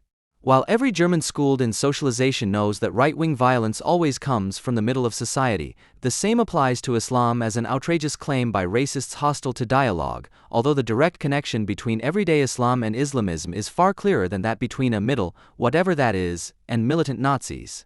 If the general American penchant for shooting was not the focus of attention after Orlando, Mateen was made out to be a lone gunman who had not murdered because of his ideological intentions, but because of a mental disorder. With diagnoses of this kind, it is persistently insinuated that it could not have been the act of an organized Islamist. As if the mental bankruptcy of an individual were not a prerequisite for shooting in the name of Allah as a committed perpetrator. Organized Islamism is apparently imagined as a sports club in which only the regularly paid monthly fee and the willingness to show up from time to time entitle one to membership. But one of the organizational strengths of IS is that a commitment to fighting the West and a willingness to sacrifice oneself are enough to be accepted into the fighting community, even as a completely withdrawn loner. And precisely because this is so obvious, people focus on the gun enthusiast or the mentally disturbed loner, as Mateen is portrayed. The advantage of this is that you can call gun nuts or psychopaths what they are without anyone in this country being bothered by it, whereas naming the real problem, which is called Islam, can sometimes lead to you being targeted by insult-prone Muslims and their notorious defenders. Where society can only be thought of as a peaceful, communicating collection of cultural and identity collectives worthy of protection, it is unacceptable that the minority of LGBT people should be targeted by another group of victims, namely Muslims. It is particularly unacceptable when the talk about Islam involves a desire to know nothing about its ideological foundations, which undoubtedly includes widespread homophobia. However, the Orlando crime scene quiz quickly agreed on one thing, leaving aside all the sophistry: that dead and over 50 injured people are an unfortunate signal in an election campaign. The Orlando attack is a tragedy because 49 innocent people lost their lives, and because it could help Donald Trump to win the White House. End of quote. Because while the unleashed Islamic violence is met with a cold shrug of the shoulders, right-wing populism is considered the real tragedy of a West that has not much more left than sheer self-hatred, which is why an Islamist massacre like the one in Orlando cannot be criticized as an attack on the Western lifestyle and the freedom of the individual, but rather equates the delusion of annihilation with legal harassment of gay couples seeking to adopt, the fact that in some areas LGBT people can only feel safe in places that have a rainbow sticker on the door is an everyday experience of homophobia. The fact that LGBT people in some neighborhoods do not dare to kiss in public is an everyday experience of homophobia. The fact that homosexual couples in Germany are not allowed to adopt children is an everyday experience of homophobia, Süddeutsche Zeitung, June 13, 2016. With the same determination with which it is claimed that life for gays in the West is still a permanent gauntlet, the incomparably more virulent and brutal hatred of gays in Islamic countries and regions is being recorded as a culturally enshrined special right that must be respected in any case. The queer community has long since understood how the rules of cultural relativism work, and after the night of the Orlando murders it displayed a servile brotherhood kitsch that suggests that the politically active part of the gay scene can no longer be expected to do more than provide a popular identity circus. After Orlando, the fight against Islamophobia and homophobia was written on the rainbow flags, and protests against the stigmatization of Muslims were held in a mixture of anticipatory obedience to the anti-racist discourse and complete identification with the attackers. The organizing team of the Frankfurt CSD held their parade shortly after Orlando under the cheap motto "Love Against the Right." Apart from the fact that this peace, love and understanding drivel gives rise to the suspicion that the demonstratively feuded right-wing enemy of the people is being treated as a cardboard cutout, because in the event of serious concern one would have to come up with something other than professed warm-heartedness. It takes a good deal of cowardice and ignorance to stage a trendy rebellion against the right-wingers in the immediate aftermath of a massacre in a club that is considered to belong to one's own scene, without at least addressing the issue of the murderers and their Islamist convictions out of solidarity with the victims, which in many parts of the world is the reason why more and more gays have to fear for their lives. The situation in the American scene is not much better. In the Gay Star News, a Sister Anna wearing a rainbow-colored headscarf and presenting herself as a bisexual Muslim called for the two marginalized communities, the queers and the Muslims, to use the mass murder as an opportunity to forge a solid connection. It is entirely conceivable that Sister Anna will become the new style icon of the global left. As a veiled cross between supposedly marginalized communities, she undoubtedly has what it takes. Shortly after Orlando, a number of journalists also got into the mood for love, rummaging through a few hundred years of Islamic literary history and discovering nothing but sensual pleasure. If you browse through Islamic literature from 850 to 1850, that is, what is called classical, you will find a lively series of texts dealing with eroticism and sex. What the author found while browsing is supposed to prove that today's Islamic hatred of gays has nothing to do with the true Islam. In Spiegel, too, the history of the Orient was summarily declared a permanent state of homophilia and the Orient a pre-modern paradise of pleasure. For centuries, Islamic societies from Andalusia to India have been tolerant of homosexuals. The homophobia that is now commonplace in the Islamic world is a modern phenomenon and only arose under the influence of the European colonial masters. End of quote. The renewed enthusiasm for the Orient in the wake of Orlando is not new. Most Muslim cultures have an indifferent, if not even admiring attitude towards homosexuality, and Islam in general has a positive attitude towards gay sexuality, wrote the gay historian and Yale professor John Boswell as early as 1980. The evidence for this is the classical Arabic poetry, which is characterized by illustrating gays and their sexuality with respect or loose acceptance. The permissiveness in poetry corresponds to the practice of traditional Muslim societies, where male prostitution was as common as the love affairs of numerous Islamic rulers, scholars, or other dignitaries with young men or boys.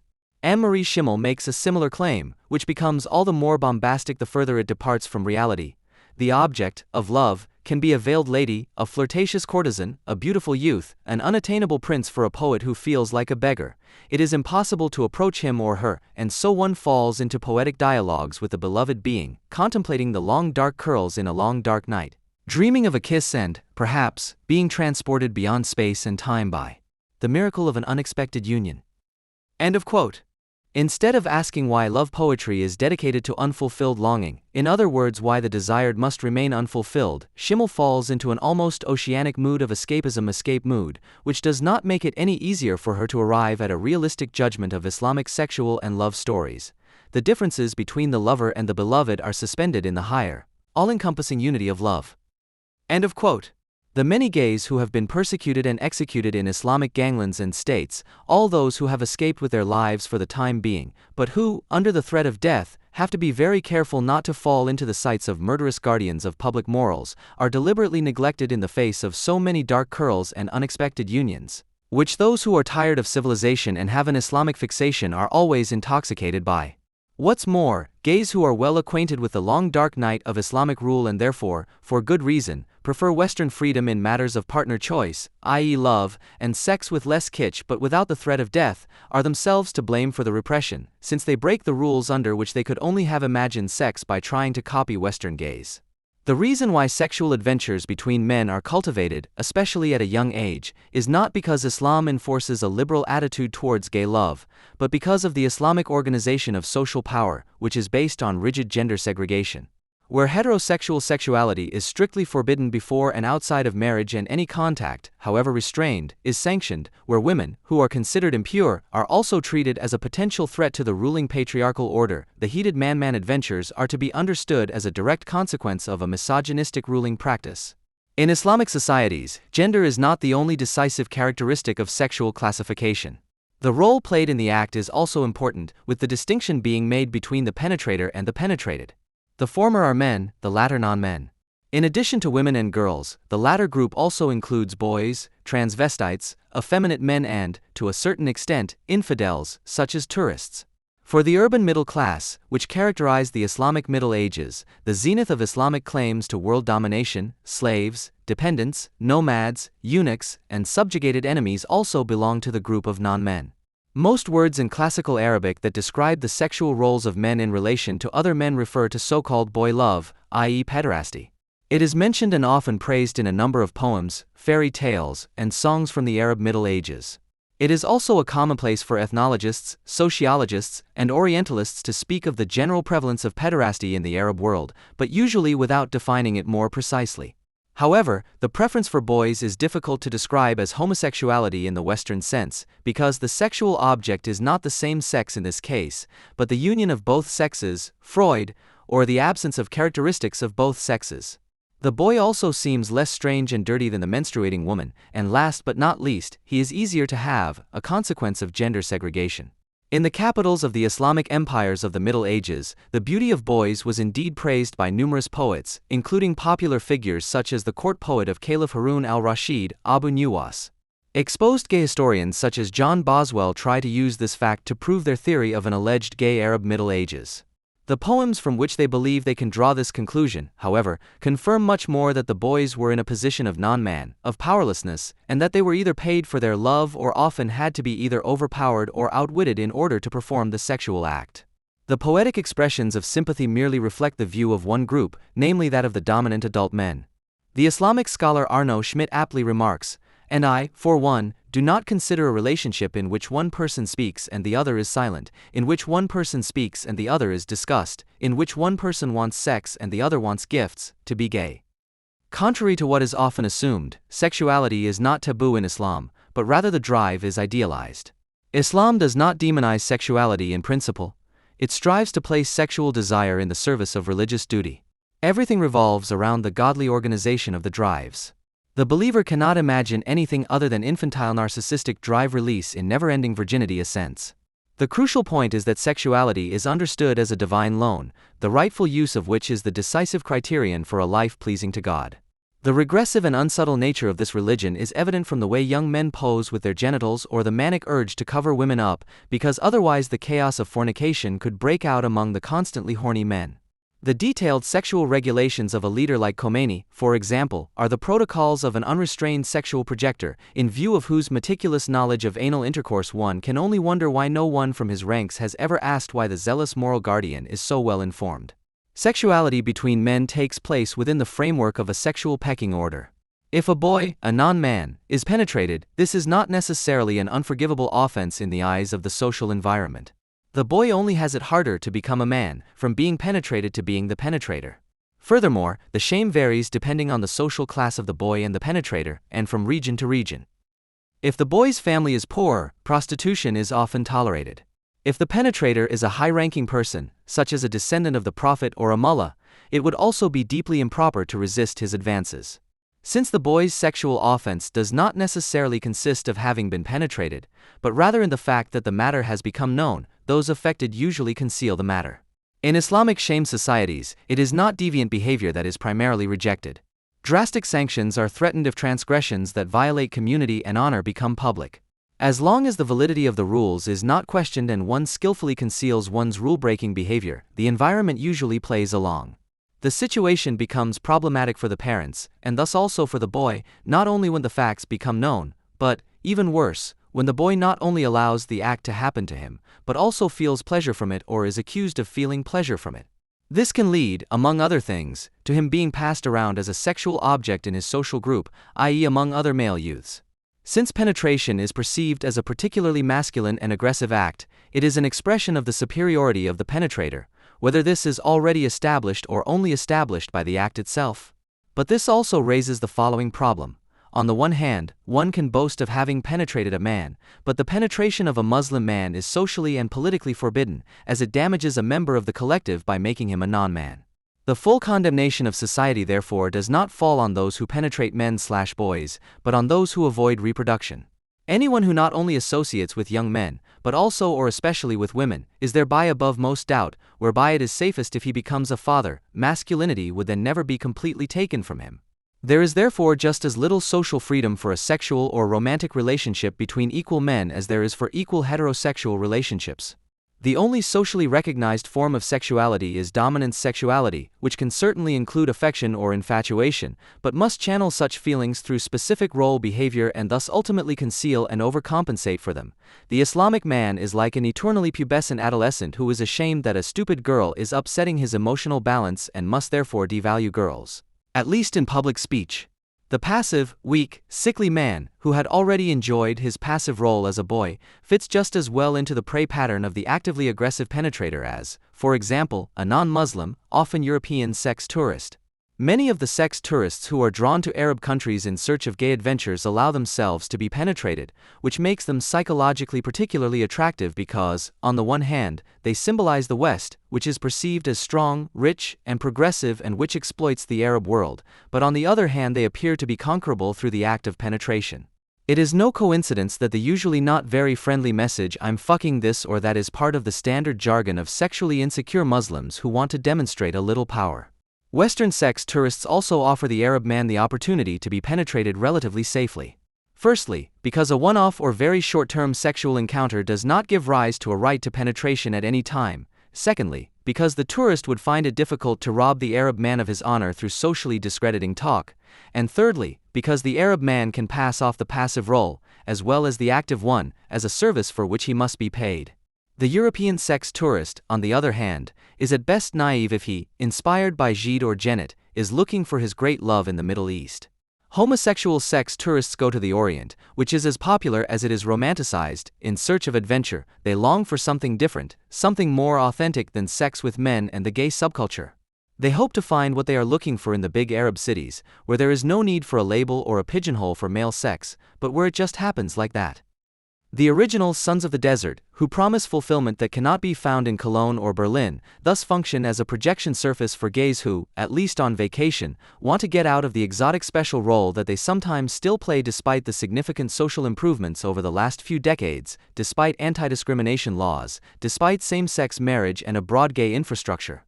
There is no question of the disappearance of resentment against homosexuals in Western countries either. The justified unease of gays about this situation was taken by a number of commentators as an opportunity to turn Omar Mateen into a prototype of the gay self-hater. In an article for the Taz, Jan Feddersen also comes to the conclusion that Omar Mateen became a murderer because his coming out in a repressive environment had failed. Mateen was indeed a regular guest at Pulse, a gay bar, where he sought closer contact with men and clicked through the corresponding nude pictures. Whether his trips to the gay scene were motivated by hidden desires or by the intention of scouting out his future victims cannot be said with certainty. What is certain is that the subject matter particularly preoccupied him.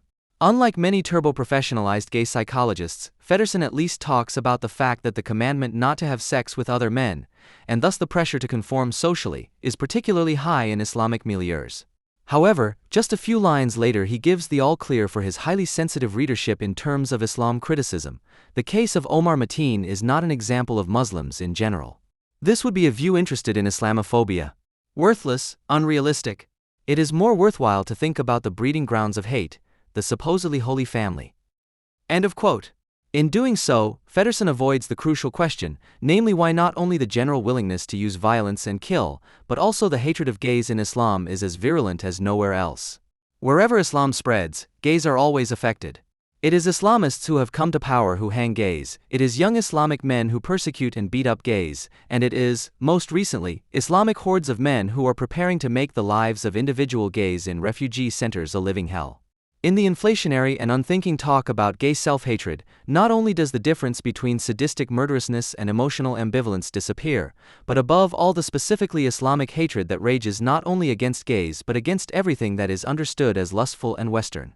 The hatred of gays is based on a specifically anti-Western ideology, a connection that must remain unrecognized as long as one limits oneself to conjuring up a general gay self-hatred and, beyond that, to playing down the infantile pathological relationship of Islam to sexuality with the usual dose of equidistance in a manner compatible with the mass opinion.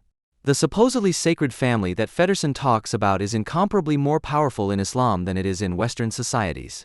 Wherever Islamic rackets have stepped in to regulate everyday life and offer the underprivileged a way out of their misery, the Islamic family plays a decisive role. While the traditional family in the West has largely lost its authority and thus also its terror for adolescence, which is not least also reflected in the desperate attempts of Homeland fans to revitalize the idea of the cozy home, and the respective legal guardians function as permanently worried servants of their children, the patriarchally structured Islamic family, which works for the Islamic rackets, is more effective than ever as a training ground.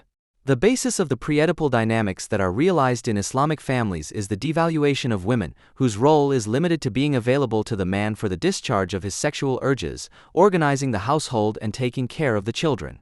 As compensation for her ruined life, she is granted the power of command over the offspring. Accordingly, the primary caregivers of the Islamic boy are almost exclusively female. The prince pampered by his mother is the pride and joy of the phallocentric family. What may appear to be loving care for the boy's well-being is in reality only the religiously preformed exercise of a ridiculous and religiously charged mother's kitsch, which at the same time offers the mother the opportunity to compensate for her humiliation as a subject by narcissistically instrumentalizing the boy.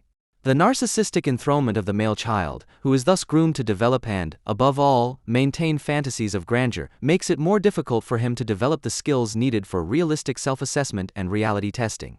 The fact that the boy is idolized for no reason, that is, not because of his developmental abilities but because of his gender, becomes a deep insult to his chronic omnipotence fantasies at the latest when he encounters rules and requirements that do not see him as my wonder of the world on two legs.